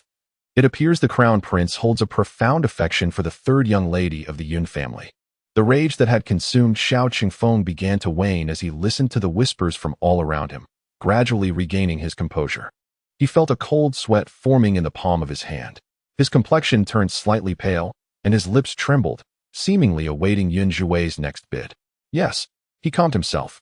He turned to Zhiwei, unwilling to continue the dispute with her. Just at that moment, the figure wearing a conical hat stepped back and clasped his hands towards Xiao Qingfeng. I am truly in awe. The bond between His Highness and Miss Yun is profoundly touching. Such an affection could move the heavens. I have never encountered someone as deeply devoted as you, Your Highness. Since you insist on gifting this jade pendant to Miss Yun, how could I possibly deprive someone of their cherished desire? Otherwise, it would only portray me as excessively cold-hearted. Yun Zhiwei smiled radiantly, her voice lightening with an elevated tone. 22,000, Your Highness, this jade pendant belongs to you. Boom. A thunderclap resounded in Xiao Chengfeng's mind. In that fleeting moment, his thoughts went blank. Wretched woman, are you trying to deceive this prince? Chapter 89. This slap was purely because I found you displeasing. With a roar, he gazed ahead, a hint of crimson flashing in his eyes. These past few days had been utterly disheartening for him. It felt as though everyone and everything was conspiring against him. To his astonishment, even in this lawless city's black market, the situation remained unchanged. As he looked at the figure in the conical hat, he could almost see Yun Zhiwei, and in fury, he shouted, "Do you dare to trick this prince into paying such an exorbitant price for a worthless item? I assure you, that is not going to happen." Xiao Chengfeng bellowed and stood up, turning to leave. "Wanin, we are departing." Yun Zhiwei's gaze sharpened, seeing Xiao Chengfeng turning to walk away. She suddenly sprang up. Her speed was swift, her form agile, akin to a streak of black lightning as she descended before Xiao Chengfeng, effectively blocking his path. Xiao Chengfeng frowned, his eyes brimming with impatience. "Do you dare obstruct this prince?" A tempest brewed within him, his gaze dark enough to swallow the very essence of life. Yun Zhiwei, however, regarded the figure before her through her veil, her eyes filled with disdain. Fear, not in the slightest. Her voice, laced with amusement, whispered, "Your Highness, do you not realize, this is the city of desperation, the black market. In the black market, one must adhere to its rules. Since you have bid so handsomely for this item, you have acknowledged its worth. It is hardly a matter of simply discarding it." Xiao Chengfeng narrowed his eyes, scrutinizing the figure clad in black, his brow furrowing in annoyance. "I am the third prince of the great Xia. You have repeatedly opposed me and questioned my authority. Do you not fear my retribution?" Yun Zhiwei's expression hardened. "Oh, it seems I comprehend now. Royalty may indeed act capriciously, defying the order of the realm." Upon uttering these words, she surveyed her surroundings. "Is this not the case, everyone? It appears that those of noble birth possess such privileges." Her declaration sparked an uproar among the crowd. Xiao Chengfeng's countenance darkened further with each passing moment. Recently, his father had already expressed considerable dissatisfaction over numerous matters. This woman dared to cast such aspersions upon him. If word of this reached his father, the consequences would be dire. He clenched his fists, gritting his teeth. "Wretched woman, how dare you?" Before him, Yun Zhiwei's eyes shimmered with intensity. Just as he was about to speak again, Yun Zhiwei felt a gust of wind beneath her feet, propelling her forward once more. A fierce energy surged in her palm. Bang! Xiao Chengfeng, it seems the royal family has failed to educate you on how to behave. Allow me to impart a lesson on manners. This punch descended with no mercy, leaving Xiao Chengfeng dizzy and disoriented. He staggered, barely managing to steady himself. Enraged, he charged towards Yun Zhiwei, fury boiling within him. "You vile woman, you!" Full of wrath, he advanced. However, this time, before he could come any closer, Yun Zhiwei surged forward again and delivered a resounding slap to his face. Slap. This strike serves as a lesson for your vile words. Xiao Chengfeng, enough is enough. You have insulted me thrice. You deserve this punishment. Slap. This blow is the price of your arrogance. Do you think being a prince grants you the liberty to act recklessly? The law holds all accountable, regardless of status. Even the current emperor sets an example. And what about you? Slap. This is simply because I find you utterly displeasing. 3 resounding slaps, each infused with power, left Xiao Chengfeng's cheeks swollen and his lips bleeding. The onlookers fell into a hushed silence. Xiao Chengfeng's eyes blazed with fury, yet, confronted with the fierce aura emanating from the woman before him, he found himself compelled to retreat, silenced and unable to utter another word. Yunwanin and Yunwani, witnessing the scene, instinctively stepped back, too frightened to breathe. Seeing Xiao Chengfeng humbled, Yun Zhiwei felt an immediate sense of relief. If circumstances allowed, she would have loved to render this fool powerless. Alas, he is still a prince. If one oversteps their bounds, they will only invite trouble upon themselves. She turned her gaze towards the vendor, an elderly man. "Old sir, since you've already sold your jade pendant for over 20,000, you should hand it over to him." The old man was thoroughly bewildered by the unfolding situation. After years in the black market, He had never witnessed such a scene. Never had he seen anyone act recklessly in this realm. Upon hearing Zhiwei's words, he dared not hesitate and picked up the jade pendant, approaching Xiao Qingfeng. Is it truly the Prince of Daxia? Please take this pendant with care. Xiao Qingfeng was already seething with rage, and now, as he beheld the pendant before him, it felt as if it burned in his hands. The thought that this worthless trinket could fetch such a hefty sum filled him with disdain. Prince, it appears you have yet to awaken to the reality of your situation. A mocking voice, dripping with arrogance, reached his ears. Xiao Qingfeng looked up, only to see a woman clad in black, poised and ready for a confrontation. He inhaled sharply, a chill running down his spine. His teeth clenched, nearly grinding against one another. Yet, today he found himself outmatched. Arriving at this black market, he had brought no guards with him. The onlookers surrounding them were merely enjoying the spectacle, none willing to intervene. Left with no options, Xiao Qingfeng's expression darkened. Since I have won this, I shall not deny it. Then let us exchange the payment for the item. Zhiwei spoke calmly from the side. Xiao Qingfeng's complexion grew even graver. Your Highness. Yunwanning, standing nearby, also appeared pale. Never did they anticipate that their initial intention to trouble the woman in black would escalate to such a degree. Yet, that woman was undeniably formidable. They were simply no match for her, utterly powerless. Xiao Qingfeng squeezed out a few words through clenched teeth. Wanyin. Fetch the silver notes. Yunwanning's heart trembled with trepidation. However, the prince had commanded it, leaving her no choice but to comply. Reluctantly, she retrieved over 20,000 silver notes. The stall owner appeared as if he were in a dream. Even as he received the notes, he seemed to float above the clouds. The transaction was completed. The stall owner stepped back, retreating behind his stall, holding the jade pendant. Xiao Qingfeng felt as though his heart were bleeding. At that moment, Zhiwei gazed at them with a mocking expression. Prince Chung, allow me to congratulate you on fulfilling your desires. Your affection for Miss Yun is truly moving. You are indeed a role model. Today, we have witnessed the unwavering bond between you two. I wish you a love that lasts through the ages, united forever. Oh, Prince Ching, were you not going to present the token of your affection to Miss Yun? Zhiwei said with a low chuckle, her words dripping with uncontainable delight. Xiao Qingfeng was engulfed in fury. Despite his resentment, he dared not utter a word. Your Highness. Yunwanning stammered, attempting to speak again. Xiao Qingfeng turned, glaring at her with rage. It was all this wretched woman's ill-conceived idea. Had she not deliberately sought to compete with that woman for the jade pendant? Trying to thwart her, would he have suffered such humiliation and loss today? The prince. Yunwanning was taken aback by Xiao Qingfeng's cold and distant gaze, her body trembling involuntarily as she murmured in a tone laced with grievance, her voice tinged with the onset of tears. A fierce blaze of fury surged within Xiao Qingfeng's eyes as he threw the jade pendant into Yunwanning's hands and coldly remarked, Aren't you leaving yet? Not wishing to further embarrass himself in this place, he strode away decisively. Yunwanning and Yunwanni, not daring to linger, hurriedly followed in his wake. Meanwhile, Zhiwei watched their receding figures, her face veiled yet brimming with mirth. My lord, did you not desire that jade pendant? Hong inquired, though her heart was lightened. A frown creased her brow at the thought of the pendant being taken away, her tone tinged with reluctance. Zhiwei's smile deepened. Chapter 90. The master is truly cunning in the bustling marketplace. Xiao Qingfeng walked briskly ahead. Behind him, Yunwanning and Yunwanni followed closely, matching his pace. Brother Qingfeng. Yunwanning called out softly from behind, nearly on the verge of tears. Brother Qingfeng, please wait for me. Time passed, and finally, Xiao Qingfeng turned around. His eyes narrowed coldly as he regarded the woman trailing behind him. His gaze was devoid of warmth, a stark contrast to the tenderness of the past. What a splendid idea you had it not been for Yunwanning's suggestion to seize the jade pendant. Would we have descended to this state? Tears of frustration welled in Yunwanning's eyes. Brother Qingfeng, I merely wish to alleviate your burdens. To teach that wretched person a lesson. Brother Qingfeng, next time. Enough. Xiao Qingfeng's abrupt interjection cut Yunwanning off sharply. He belatedly recalled that every incident of late was somehow connected to the Yun family. It seemed that whenever matters involved them, misfortune would inevitably follow. At that moment, the esteemed prince spoke. Yunwanni, indifferent to the relationship between Yunwanning and the prince, felt that these affairs were of no concern to her. Yet, Yunwanning was indeed her sister.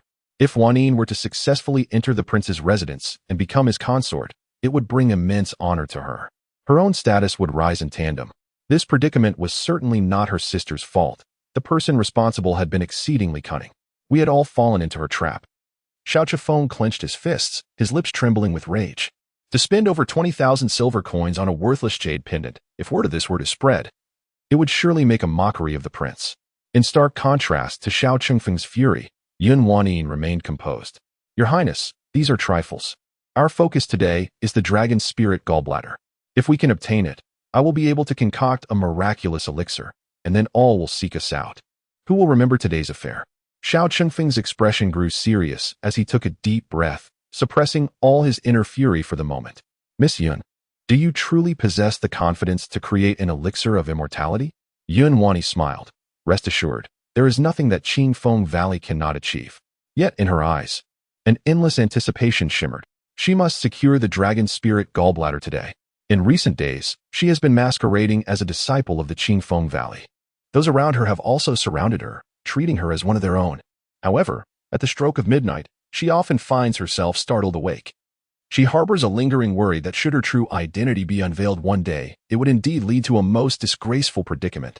Yun Wanyi understands that she must swiftly and genuinely integrate herself into the Qingfeng Valley. To achieve this, the dragon spirit gallbladder could serve as an excellent stepping stone. If she can acquire the dragon spirit gallbladder, she is convinced that Granny Qingfeng would be more than willing to accept her. As these thoughts occupied her mind, her heart raced with increasing urgency. The trio continued their journey when suddenly, a figure rushed towards them from a distance, colliding forcefully with Yun Wanyi. She stumbled, her already troubled mood flaring as she shouted, "Who is it? Apologies, apologies. Please forgive me, young lady," the newcomer replied, their face a picture of contrition. The individual appeared unremarkable, lacking any striking features. Yun Wanyi was poised to unleash her frustration, yet, overwhelmed by the throngs of people around, she refrained from attracting any further attention. Leave. Once the individual had departed, Yun Wanyi hurriedly approached. Brother Qingfeng, please do not be angry. Wanyin only wishes the best for you. I assure you, I will never act on my own accord again. Xiao Chifeng looked down, meeting Yun Wanyin's earnest expression. A fleeting flicker of impatience crossed his eyes. Were it not for her connection to a sister of the Qingfeng Valley, he might have long since discarded this foolish girl. However, in the face of Yun Wanyi, Xiao Chifeng ultimately suppressed all the emotions that lay deep within his heart. He let out a soft sigh. Wanyi, I do not blame you. I understand that everything you have done is for my sake. It is just that the other party is exceedingly cunning, leading me into her trap. Brother Qingfeng. Yun Wanyi, with tear-filled eyes, lifted her gaze to look at Xiao Chifeng. At that moment, he recalled the significance of the jade pendant. Show it to me, he commanded. Earlier, he had been too preoccupied with arguing with that woman in black to examine the pendant closely. Despite the displeasure simmering within, he felt compelled to scrutinize it. For after all, that trinket had cost him over 20,000 taels of silver. Over 20,000, a sum equivalent to the annual expenses of the entire Wangfu. Seeing that Xiao Chifeng no longer held her accountable, Yun Wanyi felt an immediate sense of relief. I knew you would understand my intentions, Brother Chifeng. As she spoke, she reached to touch her waist. After Xiao Chifeng had gifted her the jade pendant, she had carelessly put it away. Yet now, as she searched, her expression froze. What is it? Xiao Chifeng finally sensed something amiss, his brow furrowing involuntarily. Yun Wanyi's complexion turned pale as she continued to probe her waist. After a long moment, her expression shifted entirely. Brother Qingfeng, the pendant, it's gone. What did you say? Xiao Qingfeng's head shot up. Disbelief etched across his features. It must have been that person who bumped into me. He must have stolen the pendant. Yun Wanyi exclaimed in shock. Xiao Qingfeng's countenance was shrouded in the deepest gloom. At that moment, his blood surged tumultuously within him, and he nearly expelled a mouthful of old blood. Although he had never held the jade pendant in high regard, it was still a tangible treasure he had purchased for over 20,000 silver coins. Now, alas, both his money and his possession had vanished. Staggering backward, his face turned ashen. Meanwhile, Zhiwei, accompanied by Hong'er, proceeded forward. Upon reaching a corner, a seemingly ordinary individual appeared. Thank you, she said, accepting the jade pendant from the man's hand. A faint smile gracing her lips as she handed over 100 taels of silver. Do not mention it, my lady. To be candid, we despise those who disregard the rules in this black market, and teaching them a lesson is indeed beneficial. The man counted the silver, his grin less than genuine. My lady, should you require anything else in the future, feel free to seek me out. Very well, Zhiwei replied in a hushed voice. After the man departed, she examined the jade pendant closely. The flickering lights illuminated the pendant, which reflected a mesmerizing brilliance. As she scrutinized it, she confirmed that the design mirrored that of the blood jade pattern perfectly. Hong, witnessing her master's actions, was left utterly speechless. Master, did you just steal the jade pendant? Wouldn't Xiao Chifeng be furious? Zhiwei studied the pendant for a while longer before putting it away. Narrowing her eyes, she mused. Xiao Chifeng provoked me first. Sparing his life is already the greatest mercy I can bestow upon him. Hong couldn't help but give a thumbs up to Zhiwei. Truly, my master is remarkably astute. Zhiwei glanced sideways at Hong, a subtle smile playing on her lips. Just then, Hong pointed ahead. Master, the auction house is right in front. The dragon spirit ginseng is about to be auctioned. Chapter 91. The City of Desperation. This is my domain inside the auction house. A throng of people surged. It was nearly midnight, and individuals from all corners had gathered here. As Zhiwei and Hong entered, the hall was already bustling with attendees. The venue sparkled with brilliance. Even at this late hour, it was as bright as day. The crowd was diverse, with people from various nations eagerly awaiting something. At that moment, the auction was showcasing a few trinkets, and one could occasionally hear enthusiastic shouts from the front. Zhiwei and Hong remained silent amidst the crowd, simply biding their time. Like them, many others were also waiting. It appeared that numerous individuals had come today specifically for the dragon spirit ginseng. Hong squinted her eyes, surveying the surroundings, and lowered her voice. Zhiwei nodded in agreement. The dragon spirit ginseng is indeed a remarkable treasure. It is said to counteract all poisons. Just as Zhiwei was about to speak, a man dressed in red, holding a folding fan, approached with a smile and remarked, "It blooms for 1,000 years, bears fruit for 1,000 years, and matures over 1,000 years. To witness the next dragon spirit ginseng, one must wait a considerable time." The sudden voice caused both Zhiwei and Hong to raise their eyebrows in surprise. Yet, there stood the man in red, smiling as he gazed upon them. In today's auction hall, Zhiwei and her servant, Hong, donned wide-brimmed hats, undeniably drawing the attention of onlookers, though their faces remained obscured. The air of distinction surrounding them revealed that they were not ordinary individuals. Were they also here for the dragon spirit gallbladder? The man in red regarded Zhiwei and Hong with a smile, as if attempting to peer through their veils. Zhiwei subtly nodded in affirmation. Indeed. However, it was a pity. The man in red appraised Zhiwei from head to toe with a smile, declaring that this item was destined to belong to another today. Zhiwei, surprised, raised her eyes to meet those of the man in red just as a melodious voice rang out from behind him. A woman in a pale yellow dress glided through the crowd, approaching them. "Brother, what are you doing here? I searched high and low for you." The man in red waved his fan dismissively, replying, "Oh, nothing much. I merely encountered two rather intriguing individuals and wished to observe them a little longer." When Renmo, after speaking, cast two more lingering glances at Zhiwei and Hong. He had witnessed the earlier scene outside the vendor's stall distinctly. This young lady had deceived the crown prince of the Great Xia of over 20,000 silver coins, only to steal a jade pendant afterward. This young lady indeed piqued his interest. But, alas, when Renmo raised an eyebrow and his beautiful peach blossom eyes brimmed with regret, it was fated that today, this young lady would leave empty-handed. The man in red was soon called away by the young woman behind him. Zhiwei watched his retreating figure, her brow slightly furrowing in contemplation. Who is this person?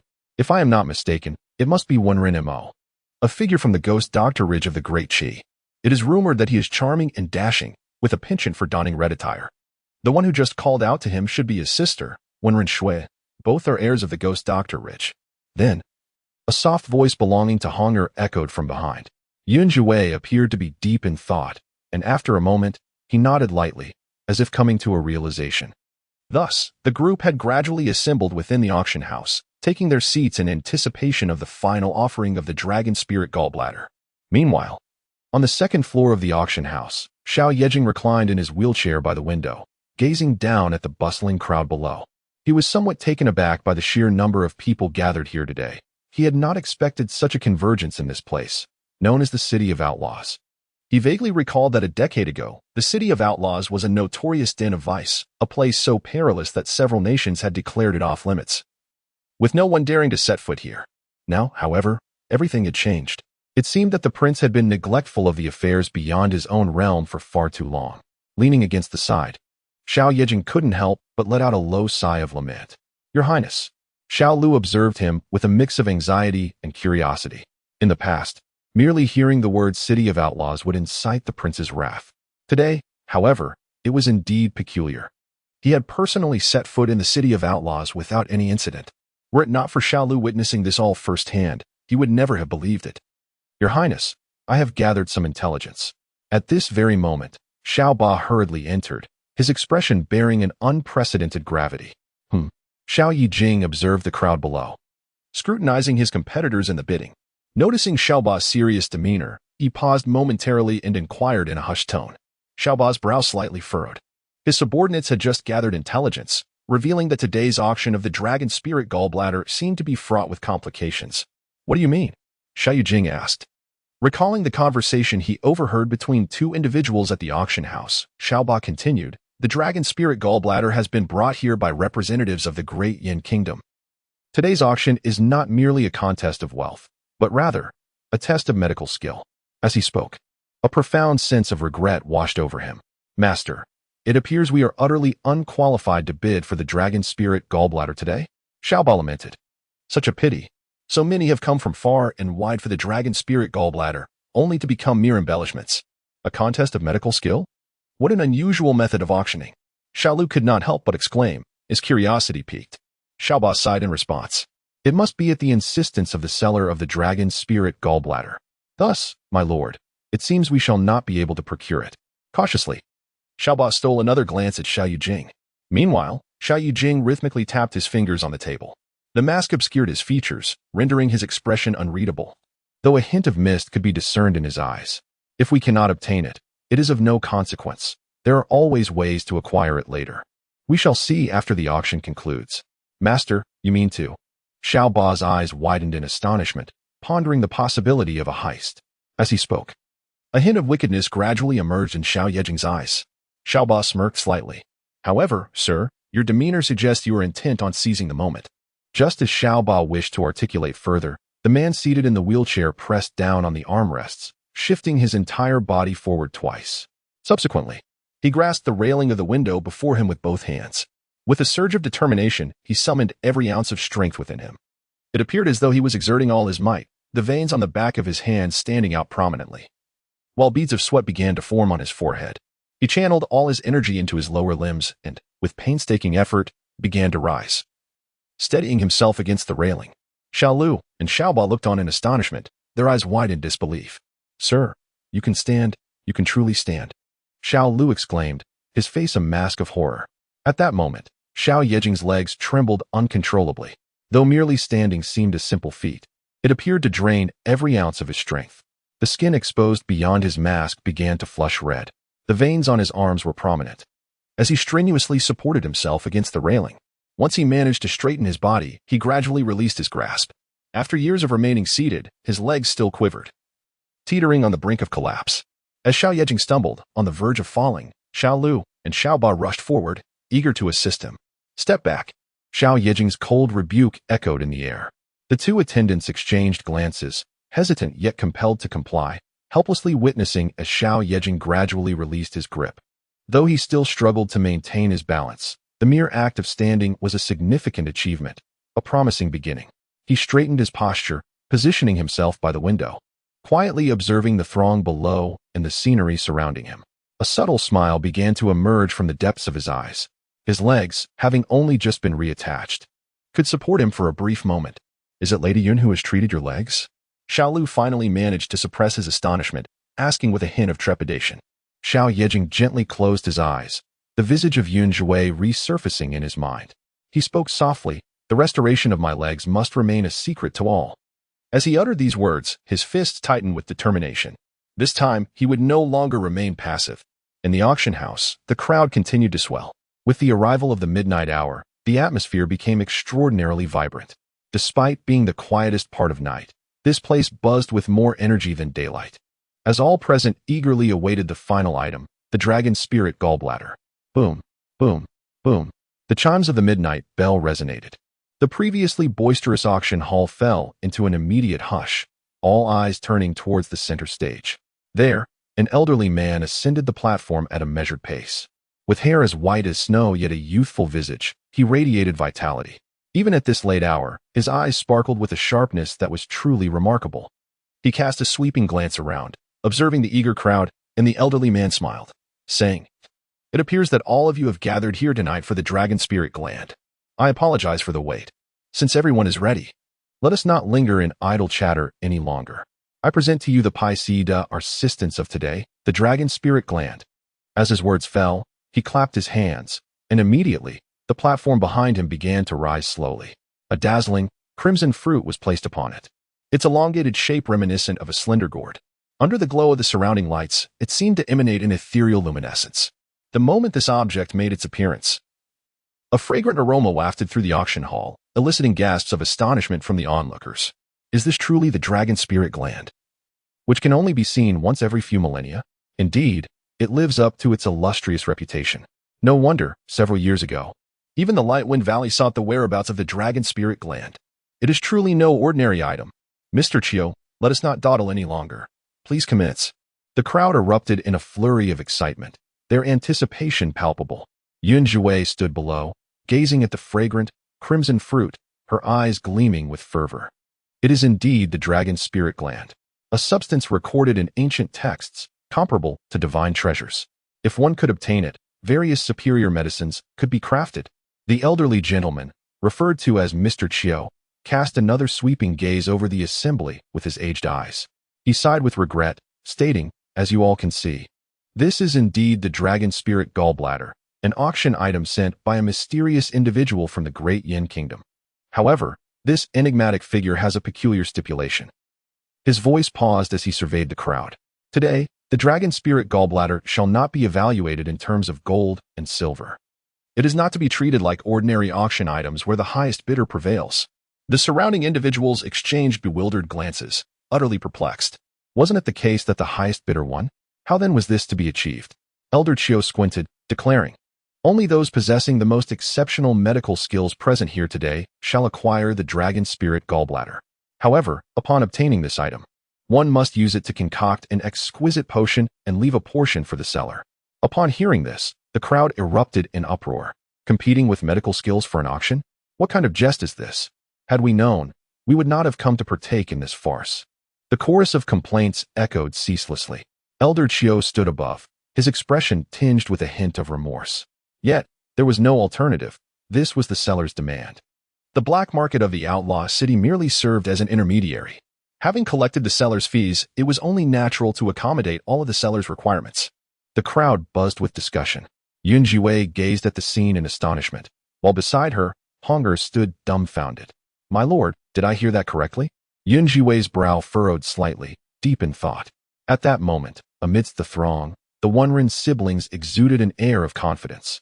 "Sister, did you see that? I received word earlier that the seller of the dragon spirit gallbladder desires nothing but to find the most skilled healer. Today, this dragon spirit gallbladder is destined to be ours." Behind them, Wonrin Zhiwei was strikingly beautiful, her dark eyes shimmering like precious gems, exuding an air of vigor.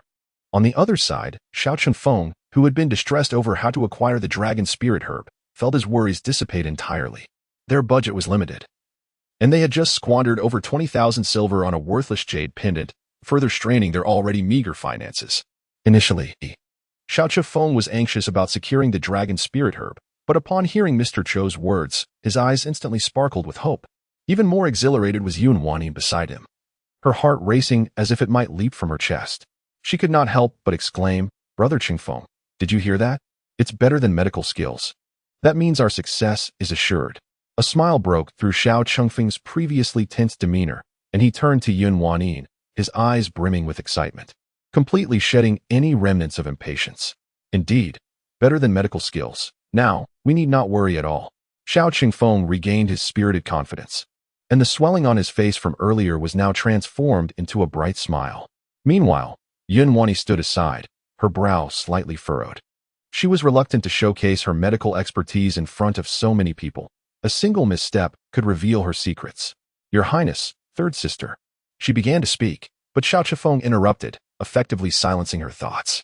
"Miss Yun, it appears we have indeed come to the right place in this black market.